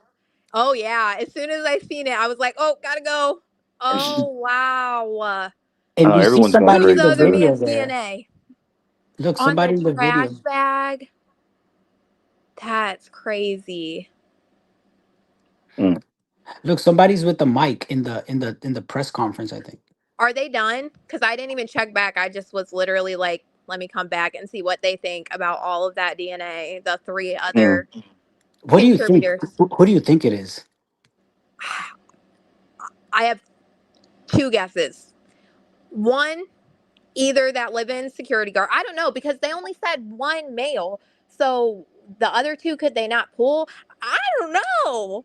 I think one of them is the security guard, I think. Yeah, the security guard, Robert. Or Rob. One of the two. Yeah. But the whole thing's the other two. It's not based. We don't know who the contributors are. They weren't. So it wasn't. Some of them weren't compared to other people. They just know one is David, and Celeste is not one of them. Yeah, that's and there's really all four they in know. total, but they know one of them is another male. It's another male, correct? But they don't know the other ones. That's so crazy. And I do have a feeling, I don't think it's going to work, but I wonder if that's why he kept, we did not cause her death. He did not, Yeah. You know that what I makes mean? perfect sense. He's about to probably try to blame it on whoever this is. Yeah, I've been waiting on that forever. Ever since. There you go. We were trying to figure that. Well, and I was trying to tell you. Go ahead. What did Bruce Rivers and Jay Oma say? You pin it on the manager. That was even Bruce said. That's Plan B. And Rabbit, is somebody talking in that press conference? I don't think so. It's just a reporter. She's just doing the news. okay. But let me see. Hold up. Not yet. Well, it's 3:58 over there. So let me see. It's probably over at 4. Let's see. Is she talking? She's just reporting the news. This is crazy. I keep going back. Khadijah, do you remember back in like 8 months ago when TMZ was doing those videos talking about there's other individuals that will be arrested? Other individuals. So I'm wondering if we go back to those videos back, because I'm trying to look back, and they were doubling down on this while LAPD was trying to dispel all that information. There's something about it. It was between the Santa Barbara stuff, right? Was one. How do we know? I mean, do we know that he just drove by himself over there, or did he drive with somebody else? And guys, the Tesla Charger had Celeste's DNA. There you The go. Charger too? The Charger. Yes, it was on the tweet. Charger. Oh, I'm sorry. This is great. This is like, that's a lot more than what I even thought it was going to be. That is great. It all pretty much, like, all the blood spots. I wish there would have been more discourse on the Tesla, though, like, so I could Yeah, the understand where Charger for the at. Tesla, right? Yeah, the Tesla Charger is positive for Celeste's thing, and it's all like a lot of her DNA is once a trillion times. Yeah, it was a like lot. 45 quadrillion, right? Yeah, it's like quadrillion. I don't even know. I ain't never even heard that. No, But they say quadrillion. Yeah, some number. This is the video. Second Oh, go ahead. suspect. This is the video. This is, thank you, Flojo. He sent it. Second suspect. Y'all want to watch it and see what this was 8 months ago. Yes. Hold up. Well, weren't they just blaming Morganroth? Isn't that what everybody gathered from it? Yeah. Look, I think again, as much as I can go back and forth on TMZ, but listen to what he had to say. Just David in the car, but a second person in the car. And then the question, do they have any evidence the body was possibly dismembered there? I'm going to tell you something, and I cannot be more specific, but there was an offhanded comment made to me by somebody connected to all of this about possibly hiding the body there. I mean, just the words hiding the body. And it was posed kind of as a hypothetical, but it's somebody with There some you go. knowledge. And I just got chills. Remember, what did you say? What was on her? What did you say, Khadijah Lynn? Go ahead. the Tesla Charger has her blood. That's like kind of like the thing I'm thinking. Like he put her there. At least I don't know how long. In my opinion, based off the timeline, I think he took her there and he was gonna leave her there, but he didn't. But he might have, just because we don't see him going back to Santa Barbara before the tools get there. Unless they have the date wrong of the dismemberment and he didn't dismember her until after May 8th. That could be a possibility. Well, I think the dismembering date is just narrowing it down Yeah, based because it on says the in tool. or about. Yeah, it's just based on the tools that's So how it could be possible that he left her there until May 8th, but I don't even think that, because I think like wildlife, like something, I don't know what your guys' wildlife is like in California, but I at least think that he took her there, whether it was the first night. I don't think he buried her. I think he took her there and he was gonna leave her there. That's just my opinion. And he brought her back and then was like, oh, maybe I need to, bury her there. That's why he got the shovel. And then he didn't do that. And he's like, no, I'm just gonna do all this. So we do have some wild predators. It's actually, especially out there, if you go out far enough, you get the 70 pounds or 80 pounds coyotes out there, and they travel in huge packs. So that's what if also, you left her with a person? Well, with a person, yeah, but I don't know. It makes me think. It makes me believe this even more. Like somebody else is in the car, because that trash bag was him cleaning. So was somebody holding the trash bag while he put the stuff inside? Yeah, but why is there possibly, four people?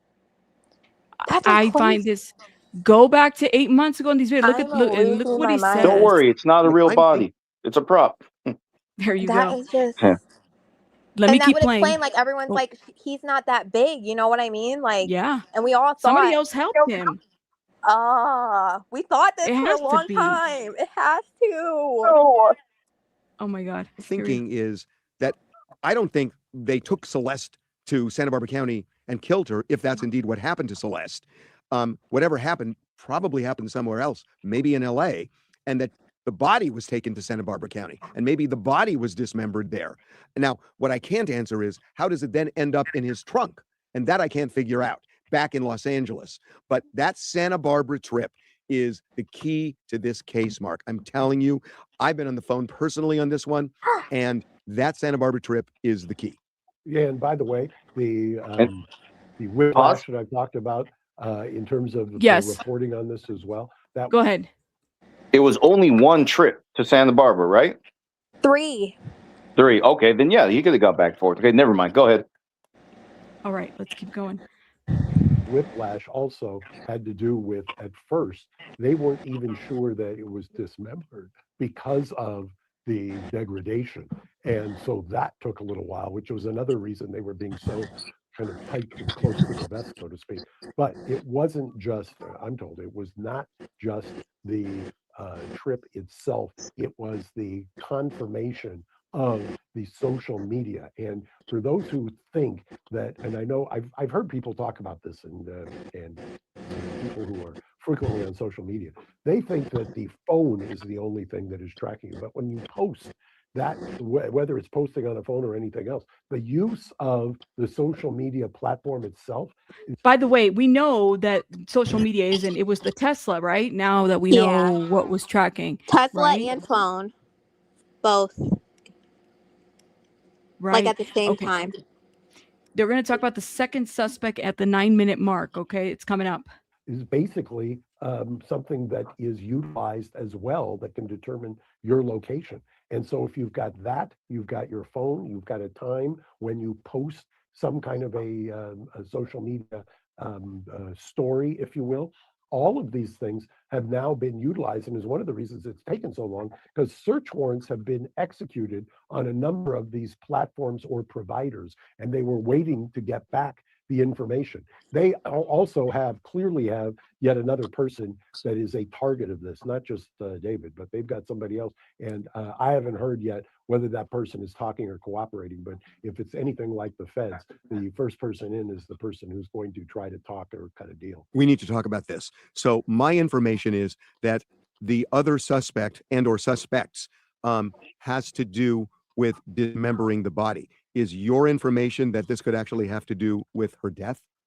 Yeah, and I've got a name, but I'm not going to put it out. What? I've already been told the name. As well. I just thought of something. Uncle Scrooge has a name. I just thought of something. Go ahead. Okay, so think back to TMZ's post about Morganroth. Why didn't you call the police? Yeah, that's why I was She would have wondering already the same been thing. I'm gone, looking for that and they're opportunity. cleaning up. Why didn't you call the police? Beth grilling him. The freaking financial worker guy telling him he heard details from Robert. That's insane. And So it I'm wasn't gonna even tell you about one her thing being a else. minor. I'm going to Yes, tell you go one ahead. thing else, but I didn't see any proof of this, but in the Reddit, they recently, just the other day or yesterday, were talking about how the bodyguard, they were like, yeah, we knew there was a bodyguard living with David. Robert Morganroth, too, was living with David. So what if it's both of them? Because Now there's they, 4 profiles. yep. And it could be because now we know, based on the testimony in the transcript, there were 2 people living there full time. I have chills right now. Me too. I got chills. That is insane. Sassy Crass, thank you so much for this super chat. Rabbi, you go back to the videos of all of them, D4vd bathroom. So I was telling them, Kadisha Lind, I was like, you know what we need to do is once we get through these transcripts, we got to go back to all the videos and figure out what actually matches with the videos, with maybe the timeline or what's been said to the transcripts. That just made me think of something too. I'm sorry. I feel like I'm interrupting you, but no, you're fine. okay. Thank you, Sassy Crass. Go ahead. So there's a date in the transcript where they said David's Tesla. I think this was yesterday in the transcripts. I don't know if that was yesterday's testimony in the transcripts or not. But anyway, there was a testimony what day a officer took pictures in May of David's Tesla on Bluebird, and it was before the 16th when the YouTuber caught it. So that would even help narrow down when the dismemberment was. I wonder how early that date was. And maybe that's where they were getting that they thought she was dismembered on the 5th. Do you get what I'm saying? Yes. I'm looking for it now. I can't remember what day that testified was, but I know it was before the YouTube video, that date. But I can't remember the exact date in May. Huh. Search it on it's on the transcript, right? Yeah, I'm searching for it now. Let me see if you're searching for it. Yeah. Can you do keyword search? That might help you. Yeah, I'm going by Maybe. keyword. Yeah, Tesla. Okay, cool. Go ahead first. I'm gonna step out, but I'll come back. I'll be checking back and forward in case things change. But yeah, sorry, I gotta step out again. Do your thing. Is it the All date right. that it was impounded, Khadijah? Or no? Is it the what? I'm sorry. Can you hear me? Can you hear me? I can hear you. Yes, I can hear both of you. Are you referring to the date that it was impounded, or no, or before that? Oh, she dropped. Can you hear? I can hear you. Oh, she dropped. Oh no, come back, Adisha. But go ahead, Abraham. What were you saying? Is she talking about? Hold on. Hold on. So the first mention. I want to know if it was around the time that it was impounded. If that was around the testimony that she's referring to. Sorry. Go ahead, Kadisha Lynn. You're fine. Okay. Abraham was asking you a question. Go ahead. Can you hear me? Yeah, I can hear you now. Oh, I can't hear you. Oh. I gotta bring him up. It was a good one too. He's Can you looking hear at the me? transcript. I can hear you. Oh, okay. Okay. Yeah. I'm like, Mark don't the go Shark anywhere. is out though. By the way, I don't know what. Oh, is he out? Yeah, I see him right now. Dang. He just came in camera, and all Okay, like the this is- major news are like we're doing it right in front of it. I don't know what they're. Wow. What they're Hold talking. up. Let me see what Mark the Shark has to say. But go ahead, guys. Oh, here it is. And also, Pinche Becky's out there too. Oh yeah. So I'm trying to keep an eye on her too. I wonder. That video is one that we have to watch at some point, man, because that's crazy work. But go ahead, guys. What was your question to Abraham? I thought he asked me something. If it was what something. Yeah, the date that you're looking for, is it around the impound date? No. So it was when they were tracking the Tesla's movement and like David, like walking after his phone disconnected, all of that. And then they testified that there was pictures from an officer in May also of David's Tesla being parked on Bluebird, Okay, hold on. if that makes sense. It was like an officer or something that took pictures of his car. And I'm like, okay, I wonder what date that was in May, because if it was in the beginning of May, that maybe that's where they're getting May 5th. Like, let's say it was May 6th that he parked it for the first time on Bluebird. Mm-hmm. Then that's why they think it happened like the 5th. Tracy, thank you so much. She says he stabbed her once in the garage, put her in the car, then stabbed her again. Drive her away because someone was in the house. Left her in Santa Barbara. Once all the Amazon stuff came, dismembered her in SB and put her back in the car. Why? Thank you so much, Tracy. Why wouldn't he have scattered her remains then? Like leave her remains in different areas? Yeah, that's the only part that doesn't make sense. Like, why did he just like put it in? Why did he put it in the trunk? You know what I mean? Yeah. Like, or Yeah. maybe he was like, I'm gonna drive it, and then he just got so busy right before tour that he couldn't. But in the timeline I did, he had big gaps of time where I'm pretty sure he wasn't doing anything. Maybe do you think he had like at some point some second thoughts about it, or he was like maybe not? Okay, I found. I think what you're talking about, Khadijah. Yeah. So Yep. Ms. Silverman said, okay, let's start with the photograph on the left. What do you see from here? The photograph was taken on May 24th. Oh, 24th. Yeah, it's taken on May 24th. Okay, so it's possible it could have been later then, because then that means the YouTube video catching the Tesla was before that photograph of the Tesla on Bluebird. And it says so the photograph was taken by a lead senior officer from the Hollywood area who was called out by a neighbor concerning a vehicle that had been parked in the same spot for quite some time. Is that the Yep. one you're referring to? Yep, that's it. Yeah. And then it's parked that it gives you the address. Bluebird, yes. So it is possible then, without narrowing it down, that he could have left her out there for all of that time. I don't know. Oh, I don't know, Lauren but just dropped a new update, guys. Hold up. I'm so scared. But if you left her out there, why go pick her back up? Like, I think he was just freaking out, like on Here we all go. of it. Like, what do we do? yeah.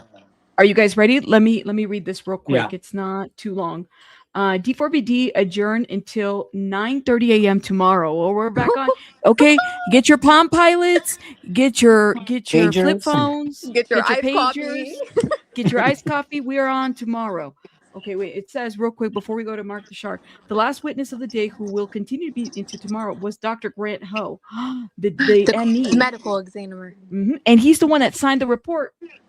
I have it here. He signed the report. We have his signature there.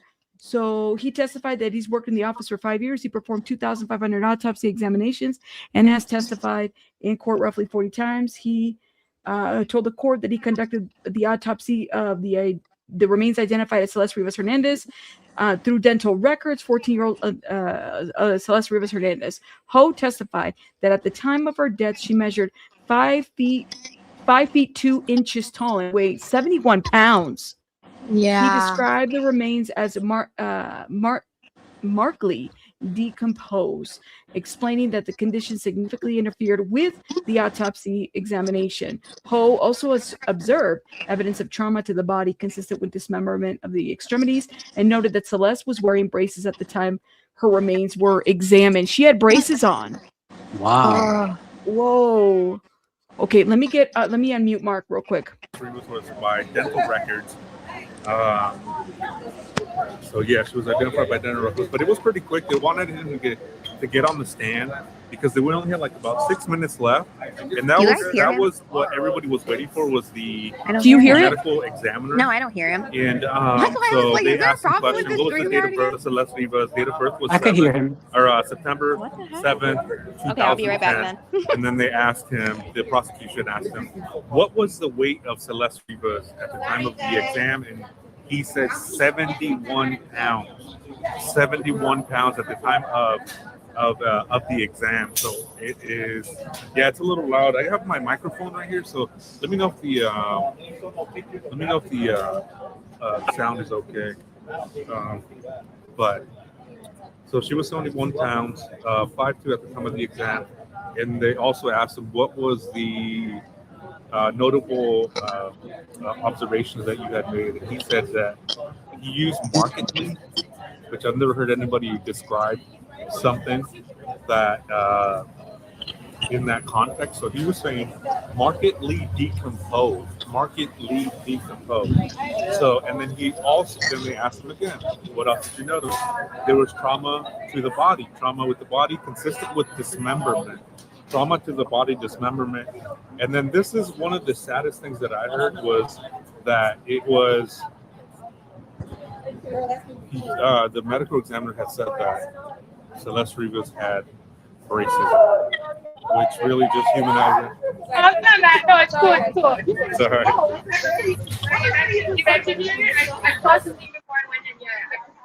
All right, guys, I'm going to remove Mark real quick because I have Pinche Becky here. Can you hear me? Becky, I can hear you. Give me 1 second. Let me stop sharing that. Oh, man. Hold up 1 minute. Let me put your main screen. Okay? Hold on, guys, real quick.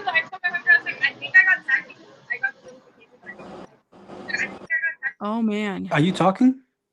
Yeah, can you hear me? Just trying to help me with the mic Oh, I can't hear issue. you. I'm gonna have to leave and come back. So Okay, I'm hoping come you back. guys can hear me.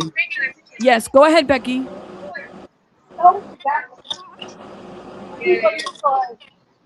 Becky, go ahead. Sorry, Becky, we hear you. Go ahead. I don't know if she hears us. I can't hear Rabbit. Okay. Yeah, you hear me, but okay, there you go. You hear me now? Yeah, we hear you. Go ahead. Okay. So I was able to get in for literally the last 5 minutes. But there will be a hearing tomorrow.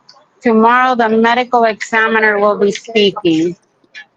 Let's see. Let me just tell you what little information I got right now. And that was the medical examiner, Dr. Ho. He's the one that did the autopsy. And then, here, give me 1 second. Sorry, I was hearing an echo and it was my own echo. Okay, so Dr. Grant Ho did the autopsy. Let's see, he identified the body through the dental records. And they gave her date of birth. I don't know if you guys want me to give that to you. I'm sure you guys already know it. We know. Yeah, her weight was 5'2", and 71 pounds at the time that they did the autopsy. And then the other thing, let's see,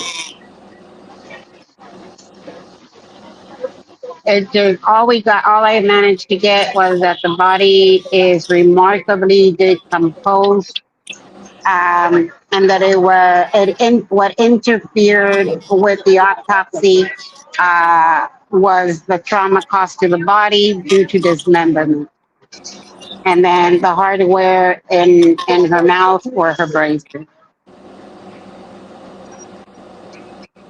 That's all I got, guys. I'm so Wow. sorry. We I heard that tried. part too. No, you're fine. Don't apologize. I mean, listen, it was a crazy day today. Clearly we saw, hey, but so she had braces, guys, when Yeah, she had braces. she had braces when she died. That is Mhm. insane. Wow. It's so sad to me, the parents did leave right as the medical examiner was going to testify. I don't know how to use. We'll do it later when I do my own life. Sorry, Jessica was trying to get me to use my mic, and I give up. I'll try it later. Oh, there we go. So, tomorrow there will be a hearing, possibly Monday as well. Okay. Wow. And then right now there is not going to be any, we thought maybe that they were going to come out and say something, but apparently they decided against it. I guess it's just been a very tiring day for everybody. I A bet. lot of I people bet. were being very snippy, you know? Oh man. Not towards me, Just but in you can general. tell that you can tell that the tensions are very high. Um, you know, again, I keep focusing on mom, just trying to desperately hold it together. You know, I can only imagine I those just poor feel for her. parents. Oh my God, yeah, yeah. We Um, gotcha. Wow. so tomorrow, no guarantees, guys. I will definitely try to be here Yeah. and see if I can grab a number. I mean, things change on a daily basis. It's usually you're put on standby, and then if you're the first on standby, they let you in. This afternoon, they were like, "Look, guys, we need to get people that haven't been into the courthouse inside of the courthouse." And it was, sorry, too bad, we're changing the rules again. And apparently, the DA brought up the incident, what happened outside, and, pretty much snitching to the judge. Hey, they called me a bad word or whatever. And the judge told her, well, I only control what happens inside of this courtroom. I cannot control what happens out there. So she was trying to get the young lady banned from going inside of the courtroom, and it did not work. She actually went in towards the afternoon, so it didn't work. I like that Wow. judge. I like that judge because that's a Oh yeah, very fair assessment. the judge is wonderful. Again, everything needs to be, there's a lot of, I guess, feedback, I'm going to call it, instead of criticism. Again, that so-and-so, she's so harsh. But if you have roughly anywhere between 100 to 200 people trying to get into the courtroom, and then you have the media, you have the general public, you have the streamers, you have some of the volunteers here, somebody, you have all kinds of people trying to get in. I think the only fair way she can do it is by, first they try the raffles, then they try the standby, and then there's a standby to the standby to the standby. I mean, when I tell you that I only got in for the last 5 minutes, it was, I was probably, what, 2 people behind me were able to get in for literally 1 minute. Yeah. So I find myself lucky. completely. I think it's great, Vicky. I mean, you know, you got to do what you got to do, but the tension I expect to be high, you know?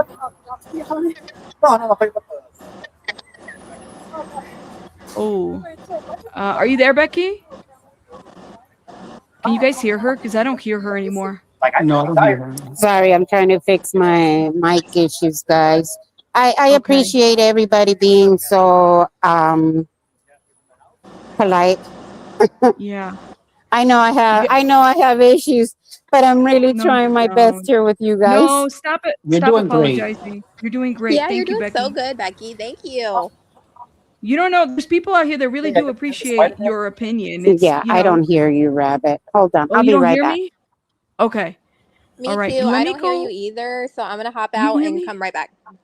Okay, come Yeah, back. can you? I'm gonna. Yeah, I can hear you. I Brad. hear you. Okay. All right. I Let just me. lost you. You lost me. Lord have mercy. Everybody's losing me. Hold up, y'all. I'm gonna add. I'm gonna put the mark the shark real quick as well. If there's any other details that we might have also missed. Hold up, guys. HOGRANANC.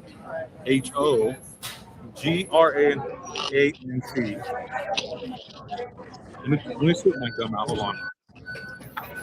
This was real interesting. Shout out to Mark the Shark. Okay, there you go. There we go. We were we put Mark the Shark on too. Becky, That's you want to okay. stay with us? I'll stay with you if that's okay. Oh, I'll that's mute fine. myself. Yeah. Okay, thank you. So he's the chief medical examiner in LA. So he's testified over 35 to 40 times. And he's done, I mean, this guy is decorated. So how they were able to identify Celeste Rivas was by dental records. So yeah, she was identified by dental records, but it was pretty quick. They wanted him to get on the stand because they only had like about 6 minutes left, and that was what everybody was waiting for, was the medical examiner. And so they asked him questions. What was the date of birth of Celeste Rivas? Date of birth was September 7th, 2010. And then they asked him, the prosecution asked him, what was the weight of Celeste Rivas at the time of the exam? And he said 71 pounds. 71 pounds at the time of the exam. So it is, yeah, it's a little loud. I have my microphone right here, so let me know if the sound is okay. But so she was 71 pounds, 5'2" at the time of the exam, and they also asked him what was the notable observations that you had made. He said that he used markedly, which I've never heard anybody describe something that in that context. So he was saying markedly decomposed. So, and then then they asked him again, what else did you notice? There was trauma to the body, trauma with the body consistent with dismemberment. Trauma to the body, dismemberment. And then this is one of the saddest things that I heard, was that it was the medical examiner had said that Celeste Rivas had braces, which really just humanized it. Sorry, guys. It's all right. So that's what the medical examiner was saying, that she had braces. So I don't know. I thought that was pretty heartbreaking. That was really, I don't know what that's what we ended up on was that she had braces, dismemberment, trauma to the body, and then markedly decomposed. 71 pounds at the time of the exam, 5'2", date of birth 9/7/2010, and the year and the number of her medical exam case is 2025-14252, and so it is. So, and then again, the dental records is how she was identified, and yeah, this guy's really decorated. He looks really young. He looks super young, and I mean, this doctor looks like he is. Oh, I'm sorry. Yeah, 9/7/2010. So let me see. Yeah, 2010. She was 14. So that was. She didn't get to. They found her a day after her 15th birthday. There was some.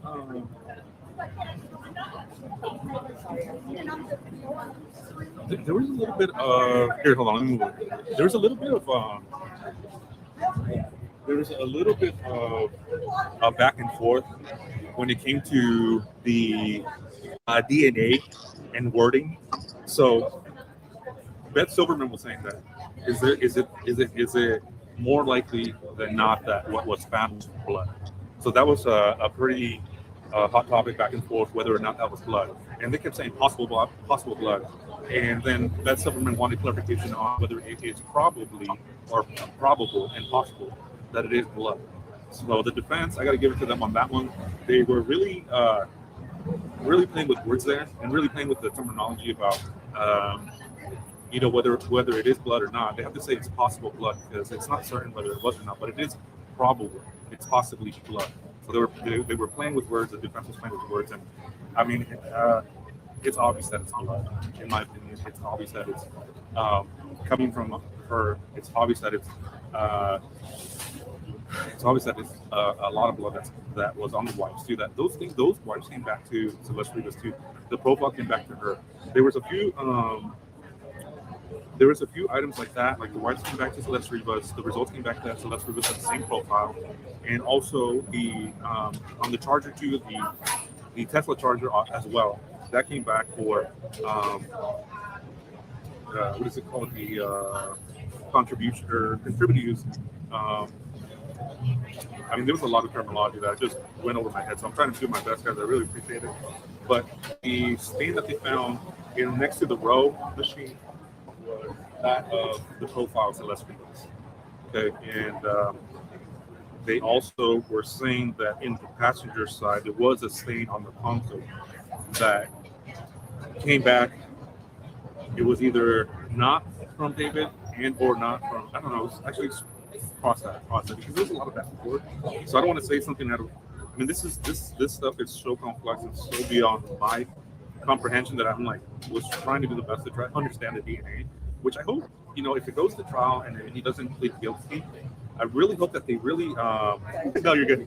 I really hope that they just like say it to the layman person and say it to like somebody like myself and the jury to understand the DNA, because the DNA, we're very familiar with it because we're from true crime, but when you're inside the courtroom, I mean, the terminology, the experts, the statistics, they're talking about sectillion, billions and quadrillions, and so I hope that if it does go into trial and it does go to a jury or it does go into that realm, that they do hope they like say it to the common person like myself to try to understand it, because it is really, really complicated. Once the defense gets their hold on the witness, they play with the word so much that you kind of start to doubt it a little. I started doubting it a little bit in the sense of like, wait a minute, wait. So it didn't come back to them. They're like, no, I got confused. That's all I'm going to say. I don't want to go back and forth between what was said, what wasn't said, how I interpreted it or not. I was confused a little bit when it came to that. But overall, I think Beth Silverman was doing a really good job to try to bring it back home and really try to tie everything back together. Because the defense, in my opinion, was really doing a good job at playing with words and playing with the terminology about that, the percentages and the contributors to one of the bags. That I believe it was the inner bag. Let's see. Right. So one of the bags, 4 contributors. So it was one for 41%, 27%, 21%, 11%. And David was included in that mixture, a specific DNA, that is higher. They said that is from human and or higher primates. I mean, this is the terminology that they're using. So, that was some really, really deep information. And so what the defense was trying to say was that, okay, so if it was from 2 males, and then they didn't specify in here that what the other contributors were, but 2 of them were from males. So is the other 2 from females? I mean, what else is there, right? Male, female. So that was one of those confusing parts of the case that I had trouble keeping up with, but I did try to write down as much information again from the report on March 11, 2026, that one of the bags had 41%, 27%, 21%, and 11% from 4 contributors. So that's how they put it, 4 contributors. Let me go back to my notes.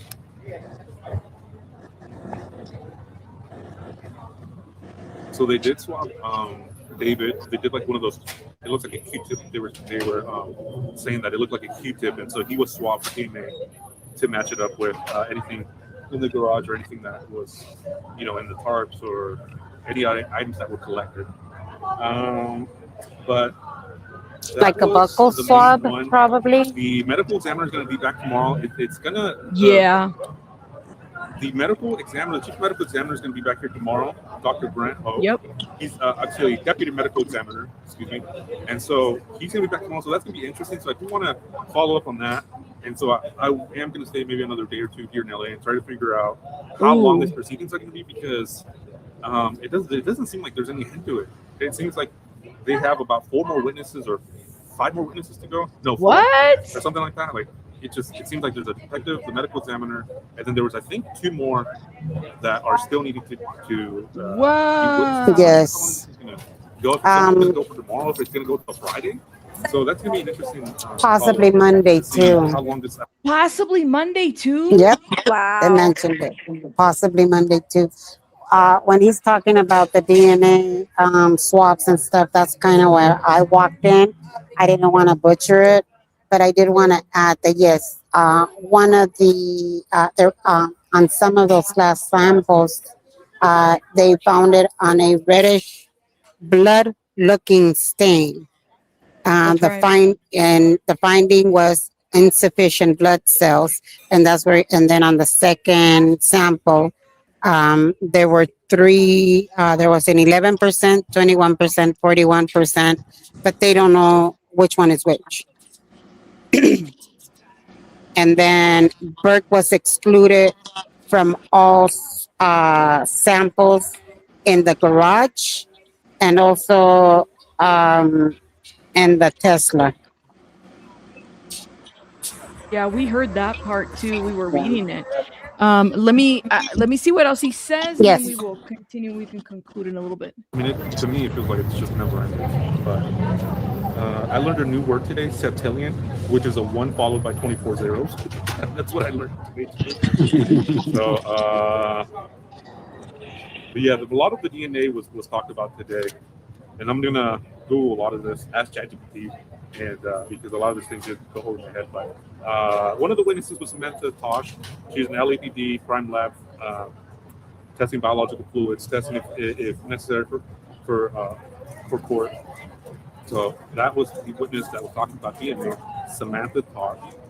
And at some point, the family did look upset talking about the blood. So that's another thing I did. I did witness in there. But that one also, Samantha Tosh, a lot of these people, a lot of the witnesses are really decorated people here. And so, so I'm just looking at my notes. Another note that I put down was that David was pretty calm. I think when it came to the DNA, I think this is the first time I've seen him a little bit worried about the evidence when it came to the DNA. There was something about it that his demeanor seemed like it was for cause for concern. This is one of the times that I've seen in my opinion that he looked a little bit out of his element. When the DNA was talked about, when they were going back and forth with DNA, whether it's probable, whether it's possible. I think this is the first time that I've seen David, Anthony Burke, in the courtroom with his orange jumpsuit, a little bit, not a little bit, I saw him that he was concerned. So there was that. So I'm going backwards from the medical exam. I'm going backwards, so I'm kind of jumping around a little bit, but that was talked about. The cell phone was talked about too. I came in there late because I had a sore throat, and so I had to come out. And so I came in kind of late. So I got a little bit of, I did tweet this out. I got some good information about, he didn't know they might have his DNA. Yeah, I mean, again, this is one of the first times that I've seen him really really concerned. All right, so, I mean, how do you dispute that, right? It's just, it's like, it almost seems to me that the defense is trying to get him off on a technicality, trying to find some technicality. I mean, it's all like that with the defense, right? Technicality, try to find poke holes in stories and poke holes in the evidence. So, again, one of the first times that I've seen him concerned. So I'm going back a little bit, and a lot of the information again with cell phone data, how they track David, and how they're tracking the Tesla. How it's in unison in traveling from LA to Santa Barbara, San Ynez, the charging station. The charging station, actually, I got the number for it if you guys want to maybe look it up and sleuth it, because it is the charging station in Santa Maria, I'm sorry. and it is number 2621. Excuse me. Targeting station 2621 in Lake Cachuma, in that area. Number 2621. So a lot of these areas I'm gonna look. I was gonna try to go to Santa Barbara today, but I didn't think that today was gonna. I thought today was gonna be the last day, so I did want to go to Santa Barbara. I might go up there. I mean, what are you guys saying? Should we go to Santa Barbara? I want to go check out. It's 2 hours from here. I want to go check out that area where the passport was found, but that's 2 hours up, 2 hours back, so that's 4 hours, and then I got to be back tomorrow morning. So maybe not. I don't know. Now that I'm thinking about it, I have to come back. I can't stay up there. So that'll be 4 hours. So if I leave now, we'll be up there for about 30 minutes. So Yeah, 4:30, no. 5:30, 6:30, 10:30, 8:30. Oh, we might be able to go 8:30. If I'm back by at least 10:30, I'll be fine. Am I pushing it? Lake Cachuma's a little hitch. Yes, it is. Maybe I can rest on my way up there. I can probably sleep on the way up there when I'm driving. It's 2 hours. I can probably sleep for about an hour and a half on the way up there. But let me show you guys this real quick. That's crazy work. Don't go. This right here is what they were. It's the map that they were showing right here. See that? See the map right there? I did put that on my. We saw that on my Twitter. So look at these dots right here. It's pinging every single time that it's pinging up here. Going to Santa Maria, from his home. The Tesla data and his phone. They're tracking his phone and the Tesla all the way up to Santa Maria and back. I mean, he was traveling so many times. They have the data from April 23rd, 2025, from 11:30 p.m. to the April 24th, 2025 at 4:04 a.m. going back and forth up here and back. You got some explaining to do later. What are you doing traveling up and down the coast of California, and then just found a body gets found in the front trunk of your car? Yeah, a car with a brain. So, I mean, there was a lot of dates on here. So I'm going back from like the last witness to I'm going back instead of going the first, second, third. I'm going back right now. So I'm going kind of jumping around a little bit. But let's see. So yeah, so they got data from April 23rd, 2025, 11:30 p.m. through April 24th, 2025 at 4:04 a.m. I mean, that was insane. That was some insane information, and seeing it up on the board too, because they have a TV there, and they're showing the map on there. So the map is more detailed. They have the streets over here. This is LA. This is my representation of what they were showing, and then right here, that's where the passport was found. Santa Maria. So Santa Maria, passport was found, and then that's his home in LA, in the Hollywood Hills. So they had a screen up there with all this information, the timeline, and the best thing, the stressful thing that they were trying to bring home is that the car was connected to his phone, and it was in unison traveling up and down the coast. I mean, I think that's huge. That's important because the defense was trying to argue, well, we don't know if he was driving the car. We don't know if that was him with the phone. I'm like, that's all you got. I mean, you got to do better than that. Like, what if it's not him? Then who is it? No other person has been presented. No other person has been mentioned other than David. No one else has been mentioned from the defense team that it's what's it called? Putting doubt in people's heads. It's not. I don't know if they're trying to milk this case or trying to just do the bare minimum to try to a drone or AI. Yeah, I guess it was a drone or something, or AI. But could be a friend to borrow his car. It could be, but he hasn't meant. The defense hasn't mentioned. If they're saying that it wasn't him, then who was it, right? Why aren't they bringing up names? Why aren't they bringing somebody else, a person of interest? Why aren't they bringing up other records that are indicating that somebody else was there? So, I mean, if it's the defense, guys, that's what they should be doing. Bring somebody else in that could have done this, right? I'm thinking. What do you guys think? I think that's what they're gonna do. 5,000 since I saw it. Oh, Abraham, what do you think? What was your question? Because Kadisha, I just asked her, so well, and Becky too. Why aren't they bringing other people who think could have done this? I think Mark the Shark is asking an appropriate question. Well, I mean, that could have done this or could have helped him. Could have helped him, could have witnessed, or could have done it. Pick one. Well, I think the prosecution. The prosecution is not going to bring that in if they're trying to blame David. They need to pick someone. No, the defense. The defense. Oh, okay. The defense. This is not where the defense can present Yeah. that type of evidence. And also, the judge will not allow the defense to just blame any random person. They will need to have something, valid to confirm that. And those instructions, I think, will be given to everybody once the trial starts.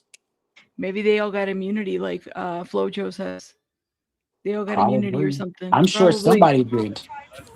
I don't know, but okay. So if I were to put my, if I'm going to be speculating and I want to take the blame away from him, I would say Rob. I would be like, yo, he had financial motives. And again, like it was said, this is not the trial. This is just a prelim.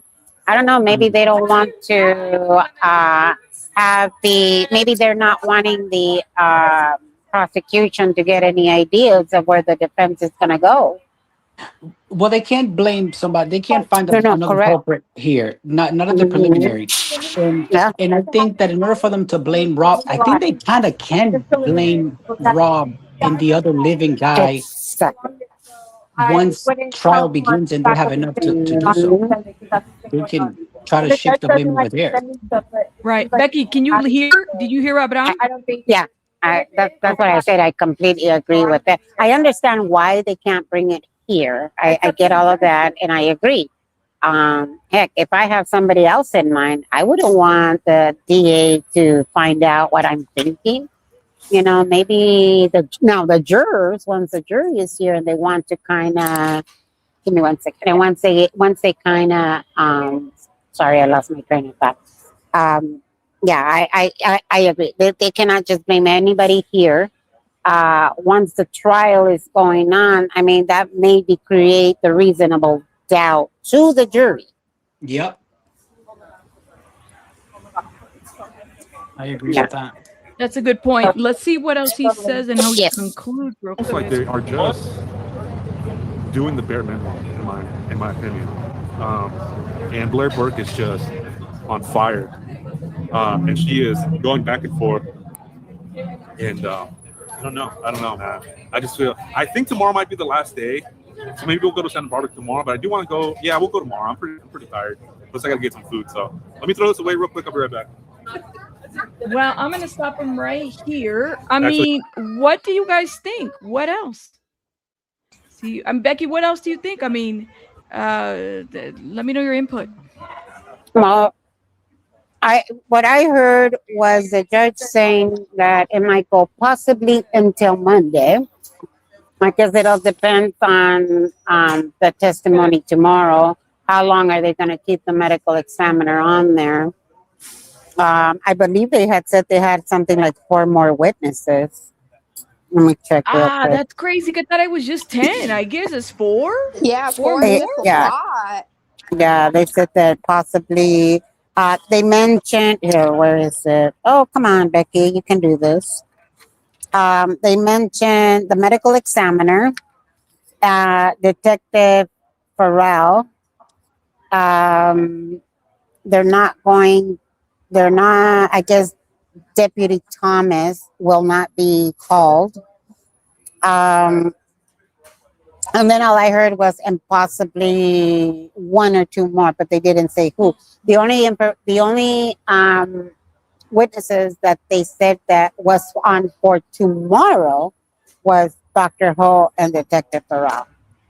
Gotcha. So, Ooh-wee. yeah, I mean, how I wish I could be there all day, every day, just to get all the information possibly can with this case. It's just been, yeah, I'm going to tell you though, there's so many people that want to get in. Like I said, you have law students, and the coordinator, the coordinator is trying her best. And I'm going to tell you, I know she's been criticized because, I don't know, for what everybody gets criticized for something. Yeah, But that's true. I believe that she is great at her job. She's very fair. Do I like it? Well, no, because I want to be all up in there. That's the only reason why I don't like it. It's not because I think, she's doing a shitty job or anything like that. It's just that I want to be all up in that business. And then we were talking about how before it used to be first come goes in. Yeah. But then, as big as this is getting, can you imagine the craziness of trying to get a spot? To Yeah. try to get a spot in here. As it is, it's already all over the place. You walk in, and down in the lobby, it's completely full. So just Yeah. imagine only 10 seats technically for the public. What's been happening though is that some mainstream media people are claiming they're part of the public, and they too get into the ticket, the lottery, to try to get a spot, because not just because you have your credentials and your mainstream media does not guarantee you a spot in there. Yeah.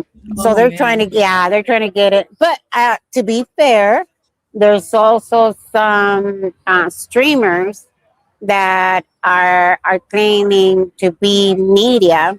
So if they're not getting in through the lottery, they might get in through the standby media. So, I mean, I tried it, and she's all like, no, I already know you're public. And I'm like, damn. And then she did mention, maybe you can try to get a press pass. But even with the press pass, again, there's no guarantee that you're going to get in. Yeah, it's all good. You know what, Becky? I really want to thank you for your work out there. Yeah, it is crazy, right? All the work you have to do. It's a rabbit. How I wish I can fly you over here so that, you can get in here and do the actual reporting and, get it done right. Girl, they'd be the one. No, man. After For the today's trial. action, I'm For the okay. trial. Oh my God, for the trial, yes. But I'm saying, Khadijah, can you imagine, just Let's this go, morning Rabbit. with SF? Girl, they'd be like, those two right there, she was talking shit about my dress on a live stream. Kick her out. Oh, I'm telling At you, least Claire. if one didn't get in, the other would get in, so we would be good either way. Do you guys want to We get talk in to the trouble young for lying lady? in the courtroom. Do you guys want to talk to the young lady that had the interaction with Blair? I have it right here. You want to talk? Come on, vente. Here, hold on. Oh yeah. Here, where? Yeah, we're gonna flip it. Hello, guys. Okay, go ahead and put it in your ear so you can hear. Beautiful. People talking. Oh my God. Hi, guys. Hi, how are you? I am good. This is my first time on here. I'm just always on Twitch, so this is this is new. Oh man! So you had interactions with the lawyer. What was that all about? So they know that you told them that it had to do with you too, kind of. So what had happened was yesterday in court. I'm sorry, let me interrupt. What's your name? If you Ashley. Ashley. My name is Ashley. My TikTok is filmed by Ash. Instagram is Ash Loves Pizza Rolls, LUVS. Okay. All right. Oh, now that that's out. Yes. Now that that's out of the way. Sorry, she wanted me to give it to you guys. What happened was that yesterday in court, when the lawyer was talking, mind you, the lawyer is on behalf of Celeste's group, but I just learned that today. I didn't know. I learned that after the argument. But I thought it was the defense for I thought it was David's whatever, because the way that the joke was dropped, I wouldn't expect them to do that. Anyway, so yesterday we were having issues with the projector, and they called an IT guy to come in and fix it. Mind you, the IT guy is just an IT guy. He has nothing to do with the court. He doesn't know Celeste's family, doesn't know David, doesn't know anything. He's just an IT guy. A little bit before the projector stopped working, we were reviewing photos of the chainsaws that were found in David's house. There was a blue one, an orange one, and a pink one. The pink one was a mini handsaw, hand chainsaw. So we all knew that, right? Projector stopped working. IT guy comes in, and the lawyer goes, "Oh, his shoes match the chainsaw. They're pink." And she said it more in a joking way. I say it like that because I didn't find it funny, but she said it in a way where the whole court started to laugh. And I said an example, like, when you guys are watching Full House or a family show where they're constantly like putting that laughing audio every like 10 minutes when they say something funny, that's what the court sounded like. It sounded like everyone was told to laugh at once. And there was a few people that did not laugh. Her mom, her dad did not laugh. I didn't laugh. A lady like down 2 people from me didn't laugh. We even looked at each other like, did she just say that? Like that the guy's shoes matched the chainsaw as a joke? Has nothing to do with it. So people were upset, whatever. This This is what we're thinking, that this is a weapon that could possibly have been used on this young girl's body, right? I hear what you're saying. Yeah, possibly, but the thing is that there was no blood found on it, so either he really cleaned it well, or because they said none of the chainsaws had any DNA on it, and that there's So no what's proof. funny about that? What's funny Exactly. about that? Gotcha. Exactly, right? And you see what I mean? That's the same reaction. So in the morning, everybody was talking about it, and I was telling her, I was telling Becky about it, and Becky misunderstood what I told her, and completely fine. That's fine, because everybody's talking at once to each other, trying to get the same story out of me about the joke, right? And Becky misunderstood, thinking that I told her that David's shoes were pink. So, and then you mentioned it was the defense attorney that said it. well, the thing is that the thing is I got it mixed up. I did think it was the whatever, the defense attorney, right? But again, like that has actually nothing to do with who they are. It's the fact that they speak on the microphone and everyone has to be quiet. And she said that, and she said that. So in the morning, I was telling everybody about that. We were waiting outside of the court door, and these are the people with badges that get put in first. We had no badge, so we were just waiting for an opportunity, right? And she knows us, so she'll let us in. We just gotta wait. And as we're waiting, we're talking about the joke. Everyone's agreeing, like, oh, right. Becky misunderstands me, thinking that I told her that David's shoes were pink, and that they matched the chainsaw. Which honestly, if she popped that joke, it still wouldn't be better. But Becky didn't say anything to her. So when the lawyer comes and passes by us, Becky goes, well, hopefully the shoes don't match the chainsaw today. Yeah, well, we were talking about, and she was telling me, mind you. And I knew that was the DA. So when I mentioned it, it was like, well, hopefully his shoes won't be like, hopefully David's shoes don't match the thing today. But she misunderstood the conversation, right? So when she says that, the lady that popped the joke hears her, and she turns around, and what did she tell you? She said, well, we'll see. Oh yeah, exactly. She goes, before she walks in and she hears her say, like, hopefully the shoes don't match the chainsaw today, she goes, well, we'll see, and just walks in and goes in. And I just said, oh. And she said, oh. And then I said, effing B. But to her, though, like, to her, not like to Becky, like, right? Again, Becky wasn't speaking to her. Becky was saying that to me.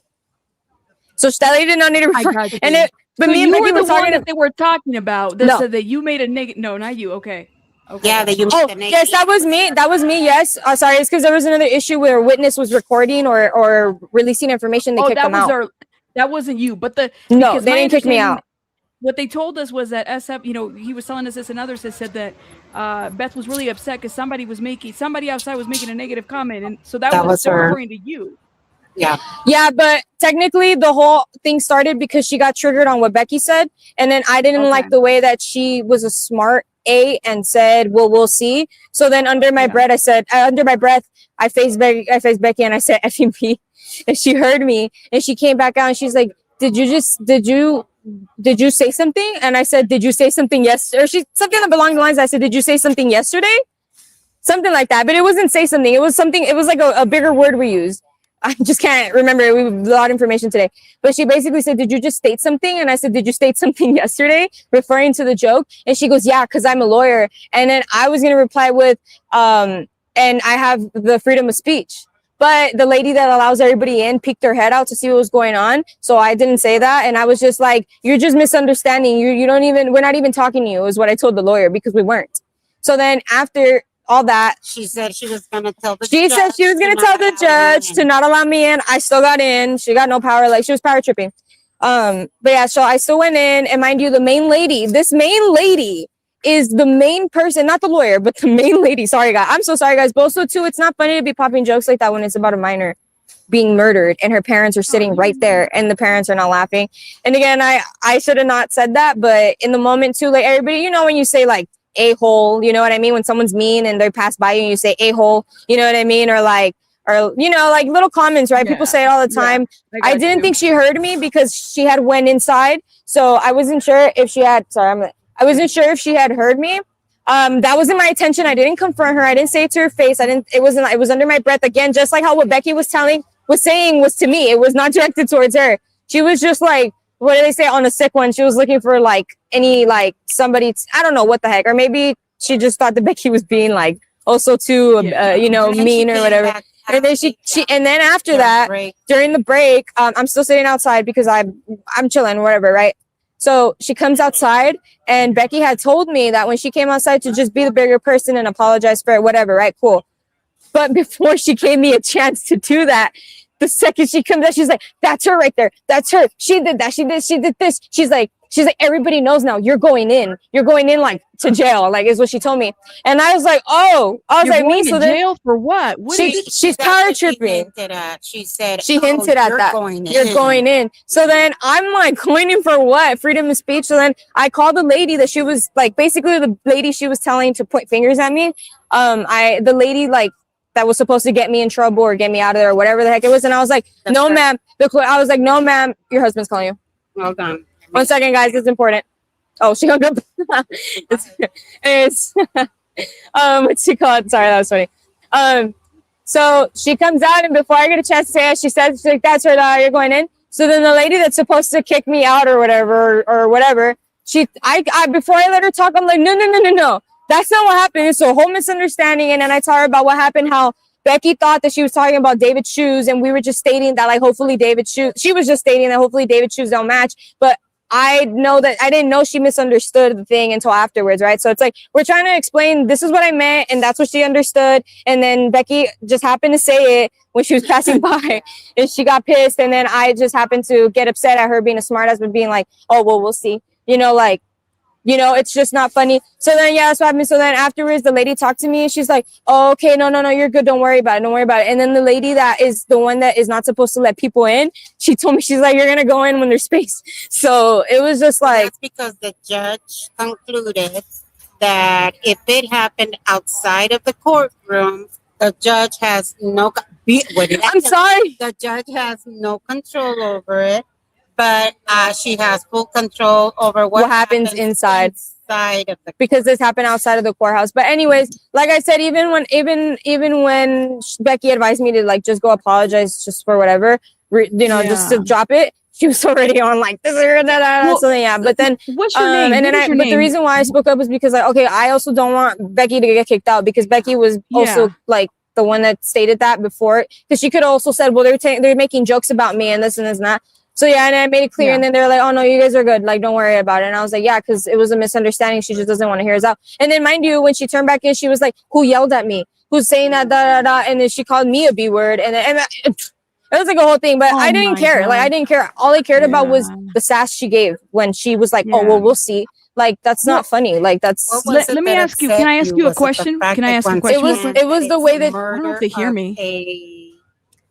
It was just the smart comments to what you said, and I think it was more so. I mean, the original comment that she made. The reason that you told me Maybe you were she so lost upset audience. was because this is a serious matter with her parents, and her parents are inside. Now I understand it still doesn't make it okay if her parents were not in there, but the parents were in there and they didn't laugh, and the whole crew laughed, and the dad even like looked down a little bit. So it's like, it's just not a laughing matter, basically. Becky, and I was in court, so I should have not cussed at her. I didn't know she was a damn lawyer. Okay. I didn't know. All I know Becky, is that can that you lady hear? basically had no respect for whatever's going on, and then it turns out she's representing Celeste's family. Mm-hmm. Becky, So, can yeah. you hear? Can you guys hear? No, but she's not the. No, my bad. Not represent. My bad. The state. Becky knows you more. hear? I'm just here to. Am I don't think muted? she can hear. No, yes. Oh, you can't hear. hold on. We'll be right back, guys. It's when I Okay. got that call. You're fine. Yeah, like I can't hear nothing. I'm go like, back in. whoa, y'all can't hear. Wow, that sounds intense. I was That trying was to a get lot. like how Yeah, that she was a looks very lot. young, or is it just me? She is very young, but she's out there for a good cause. She's out there for a good cause, but like, let me tell you something. I'm assuming she's like young 20s, and stuff like that. Yeah. It makes a lasting impression. Okay, hey, what is your name? Ashley, what part did you guys hear me, or what part did I cut off? We heard We you. we We heard can't. Oh, we everything. couldn't hear you. Okay. Okay, hold up. Hey, Ashley, just out of curiosity, how old are you? I'm 21. You're 21. So we were just saying, I'm like, she looks very young, which, hey man, shout out to you. Cause you're like out there and you're trying to get you see the wrong and the right. But the problem with these people, All right, and I ladies. speak on Take care. experience, right? Is that these people that work in these positions, Pull my they're hair. like 50 they're 50 layers removed from regular people that pay. It's the way they cope. Their too. They cope with salary. joking and stuff.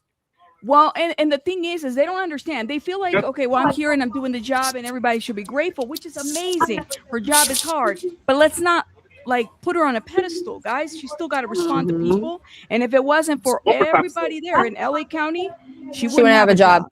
Exactly. So it's okay. And I'm glad that you advocated for yourself. There's probably a better way to do it, because I wouldn't have called her an F&B, you know. But I think I said it. I did call her that, but not to her face or to confront her or nothing. I said it under my breath away, like just when someone pushes you and you're like fucking asshole. You know what I mean? Like loudly. You said it. You said it loud, but loudly. I did not say it too loud, but I thought she was in already. That's why I thought she was in already, because when people walk in the court, they speed walk in there, and mind you, the court was already starting, so she had to hurry up. So when she said that, I should have waited maybe like 3 more seconds before saying that. Yeah. You won the battle, though. I hope you understand, because it's not like she could kick you out or throw you in jail. She was pissed that, mind you, I wouldn't even say that in court. I'm not dumb. Yeah. I'm not going to say that inside the court. I know I'm going to get kicked out for that. You want to show them your drawings? Yeah, but I do want to talk about how I spoke to Celeste's mom. Oh, there. Really quick. You're getting a. Oh, never mind. No. Yeah, I did speak to Celeste's mom. In the morning. Like around 11 or 10. They weren't inside yet, and everybody was inside the court. I wasn't, and Becky wasn't either. We were just chilling outside, again, waiting for a spot.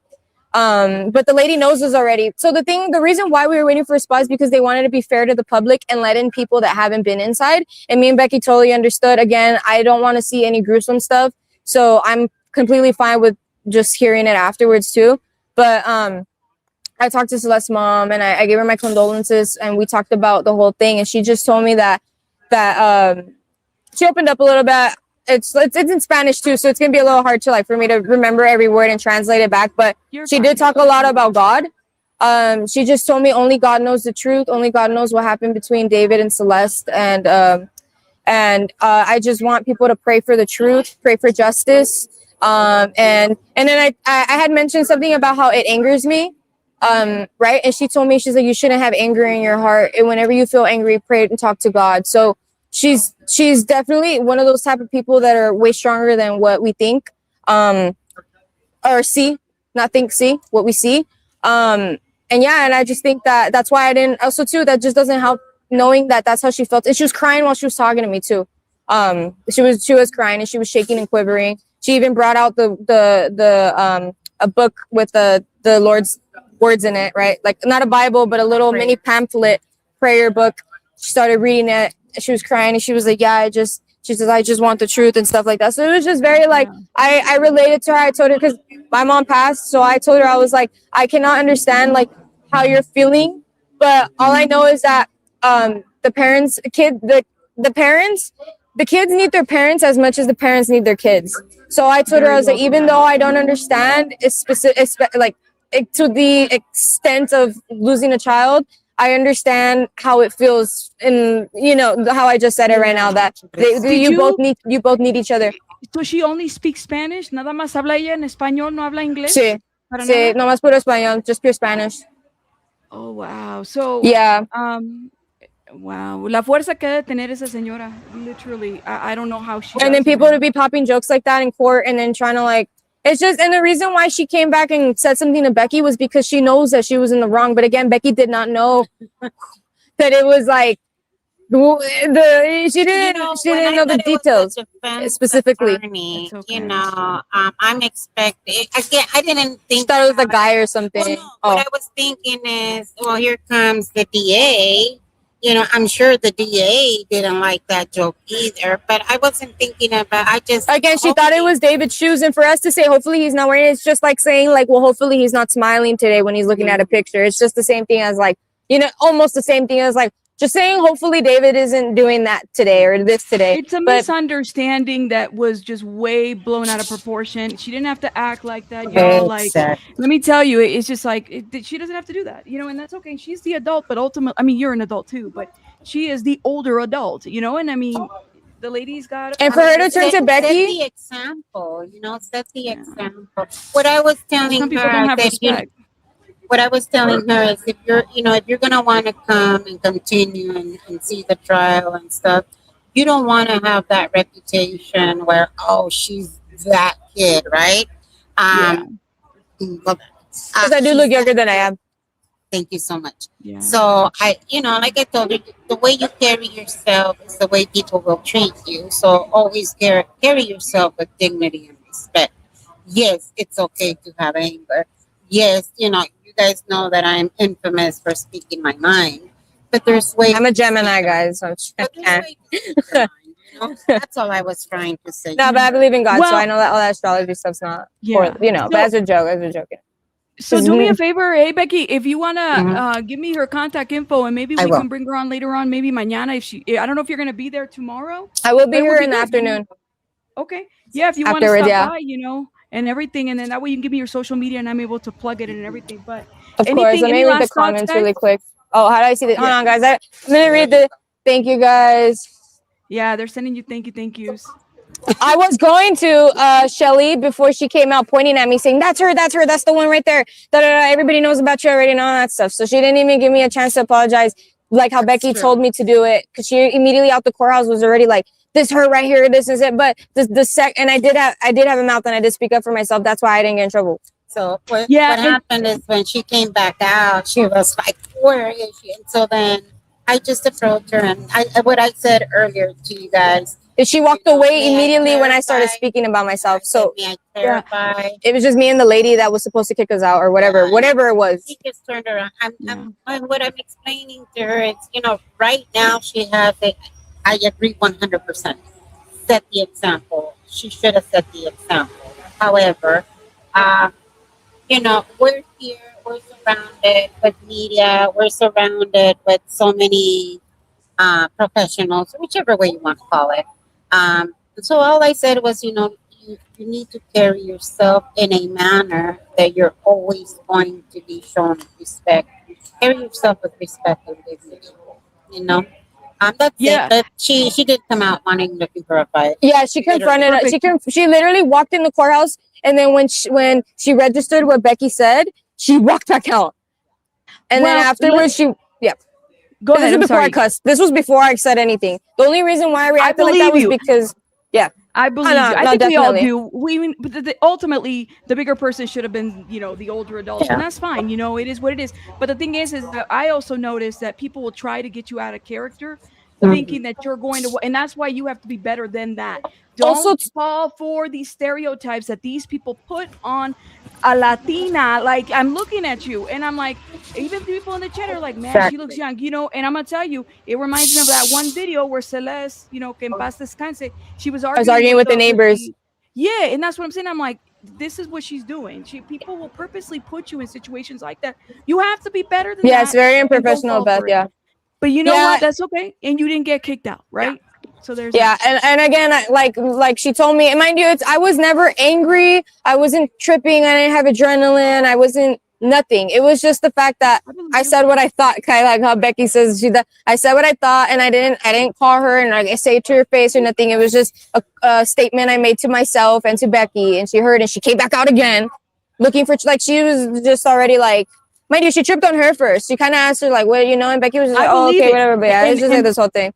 Becky's laughing because she already knows when I said you're fitting in that. She was hoping you'd fit into that Latina stereotype that can't keep her mouth shut and is running her mouth. I know that. I've lived that. Trust me when I tell you. I've confronted, and still, even I'm 41 years old, not 42. Oh, sorry. 41, and I live this even now. So I gotta keep my mouth on check. Now, here's the other question that I have for you, Ashley, before I let you guys go, because I've been on for like 10 hours. Let me ask you a question, Ashley. Did you do some arts? Because people are saying that you did some art. And do you have pictures? Where can we share those pictures so I can post them on the community wall and people can see them? So, so far I've posted everything on my stories. So if you guys want to check out this, and yes, Instagram is so far where I upload it first. So, and then TikTok is always last. So, the link in bio for both pages are on both accounts. But my Instagram is Ash Loves Pizza Rolls, LUVS, not LOVE, LUVS. Ash Loves Pizza Rolls. I don't like pizza rolls. Out, please, guys, go follow her. I don't, I can't even type that right now. Becky, if you want to, this was from that was from yesterday. This was from yesterday. Okay. This is the pictures they showed as a sketch, but this was my sketch of David today, just sitting in a courtroom and like. Oh wow. Okay, y'all got. If you want to see, listen, I might be showing your Instagram and showing some of those pictures, and I'll tell the people where to go. Okay. No, my TikTok is filmed by Ash. But Filmed by Ash. All right, I'm yeah, gonna go but follow you. thank you. But both accounts have the links or the users on for both of them. So you should, if you get one of them, the other one's on the bio. Awesome. Yeah, and again, let me clarify. I've been professional these days. I've been respectful. I've been quiet. I've been all. It was just today that was kind of like. I also didn't like the way she was being like. It was I just. think that it's because you spoke to Celeste's mom. And I spoke to no, I'm talking about today. No, I spoke to her. It was before. No, it was after. Oh, really? I spoke to her after. We were speaking after, yeah. Because that happened in the morning when they were walking in, and I spoke to Celeste's mom like an hour or two after the trial. Yeah, so yeah. So okay, ladies, I'm gonna let you guys go because Thank I you. have to also, you know, No, we shout out my understand. panel Don't too. worry. Go Thank take you. All right, give your eyes a rest. I'm gonna follow you guys. Thank you, guys. You guys drop I'll some. send you Becky, the info, drop your Rabbit. channel. Thank you, guys. Make sure you Okay. guys follow them. Take care. Pika had their stuff in there. Man, what do you guys think? Closing. Oh my God, y'all. That was crazy. That was insane. Yeah, That was that DA, insane. I've never seen the public get to a DA like that. They're usually focused and on point, and they just block everything out. You can Girl, tell that Beth thinks she is the boss. She's the boss, man. Well, they've been doing things her way, I guess. I don't know. I mean, that's just how it is. I wonder if she wears high heels. Told She you she probably was a does. dog. She's a dog. I kind of love probably call it the other kind of dog, but okay. Anyways, but listen, no shade. I mean, get the job done. You know, you got to do what you got to do, right? I mean, it's a tough job to do, and you don't want a wimp of a DA. But what I will say is, you know, there are people out there that intentionally try to get young people like her out of character for the purposes of trying to, you know, and I'm just like, no, we shouldn't do that. You know, we got to be better than that overall for our younger You know, people. and we make jokes here and make light of the situation. And I know that she was talking about making a joke in the courtroom, and it could be like we're being hypocrites, but really not. Inside a courtroom is not the type of setting to be making jokes. Yeah, When it you makes have sense why she was the upset about parents of the victim there, I wouldn't. You know, that's not a place to be joking around. Yes. Well, you guys, Kadisha Lynn and Abe, and also First Celebrities who's gone. But I really appreciate you guys coming up. I'm going to be live tomorrow. So if you guys want to come back and y'all know where I'm at, I really appreciate it. You know, it's not like we have a transcript to read, but hopefully tomorrow, if it ends tomorrow, we might be able to get them. I guess we'll see. You know. Thank you for having us. Yes, thank you. I'm Thank out. I'm you. gonna go eat dinner. Love you guys. See you tomorrow. Bye. Bye, guys. Thank you. You guys make sure you. Abe, what's up? Oh, You still there? yeah, I'm still here. What's up? Oh, are you there? Okay, he left. Maybe, I don't know, he dropped. Shout out to Abe, you guys. Okay, guys, I have to shout a lot of people out. I really want to thank everybody for supporting the channel, man. We have been going and going and going. Shout out to us. Y'all have a date tomorrow in the morning with me at 7:45 in the morning, or it'll be 6:45 in other places. We'll be back right here mañana. Make sure you guys come back. I told y'all we're in it for the long haul. Just imagine if we were out there actually covering it. We would hopefully, I don't know, man, we might be the ones that be getting kicked out of courtrooms. I don't think so. You know, I like I said, I've lived it, I learned. But let me make sure I shout out some people. First of all, the Boss Bitch, thank you so much for renewing your membership. Is it T Tips? Thank you so much for becoming a member. Thank you. Zinnia's Black, thank you for renewing your membership. Soul Power, thank you so much for renewing your membership or upgrading. Morris, thank you for upgrading. Thank you. Crystal, thank you so much for the gems. Tammy, thank you for becoming a member. Robin, thank you so much for the gems. Zoe, thank you for these gems. Robin, again, thank you for these gems. Greek Lady, thank you for these gems. Breezy, thank you for these gems. Marshy March, thank you so much for the 199. It's not much, but don't worry about it. Y'all hit the like button. That's the biggest thing that I ask. Thank you. You know, whatever y'all said, I'm collecting so that we can make a big payment. Nevi, thank you.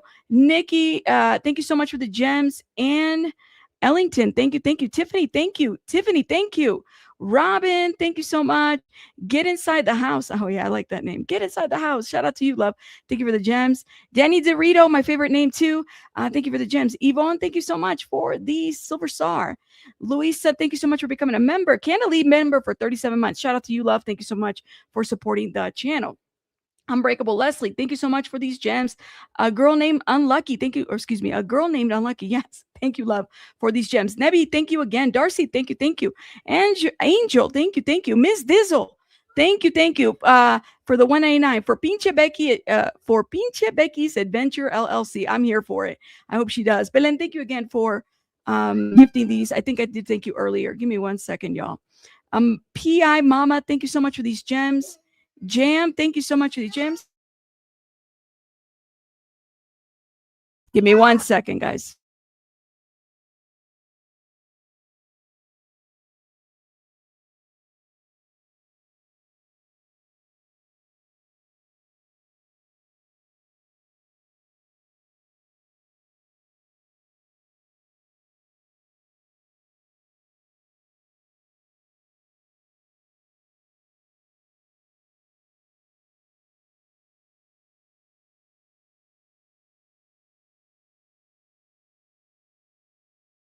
Ooh, sorry about that.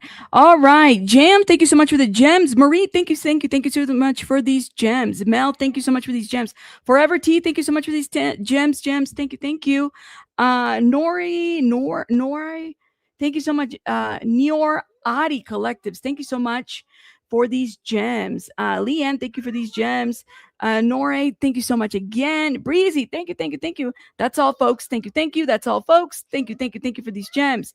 Faith, thank you for these gems. Jude, thank you so much. Angel, thank you. Jude, thank you so much for these $9.99 for Baby Bunny Happy Meal. She didn't have one today. She had something else, but thank you so much. That's going to be for Happy Meal, future Happy Meal. Danny Dorito, thank you so much for this. I appreciate it. Thank you so much, Joey, for the $1.99. Just sent you a link via email, posted 4 minutes ago. Thank you. Wow, that was 11:15 a.m. That was a couple hours ago. Thank you. Lily, thank you so much for the $4.99. I think it's Marcy Law that allows parents to be in there. That's absolutely correct. Thank you so much again for the $4.99. Nikki, thank you for these gems. Luna, thank you. Leanne, thank you. Mags, thank you. Joey, I think I showed this. Thank you so much again. Louisa, thank you. Patrick, thank you for becoming a member. Hey, shout out to my Morris. People need to stop messing things up for others, trying to be the best and the first ones to put things out. It's not that serious, people. Shout out to my boo Morris. Shout out to my supporter. 21 months. I feel like it's been longer than that. Princess Jasmine, 14 months. It's been longer than that. I know that. Thank you, love. Breezy, thank you so much for these gems. Nebby, thank you for the flower. Corinza, thank you so much for the sunshine. Thank you. Sneaky, thank you so much for these gems. I appreciate it. Robert, thank you.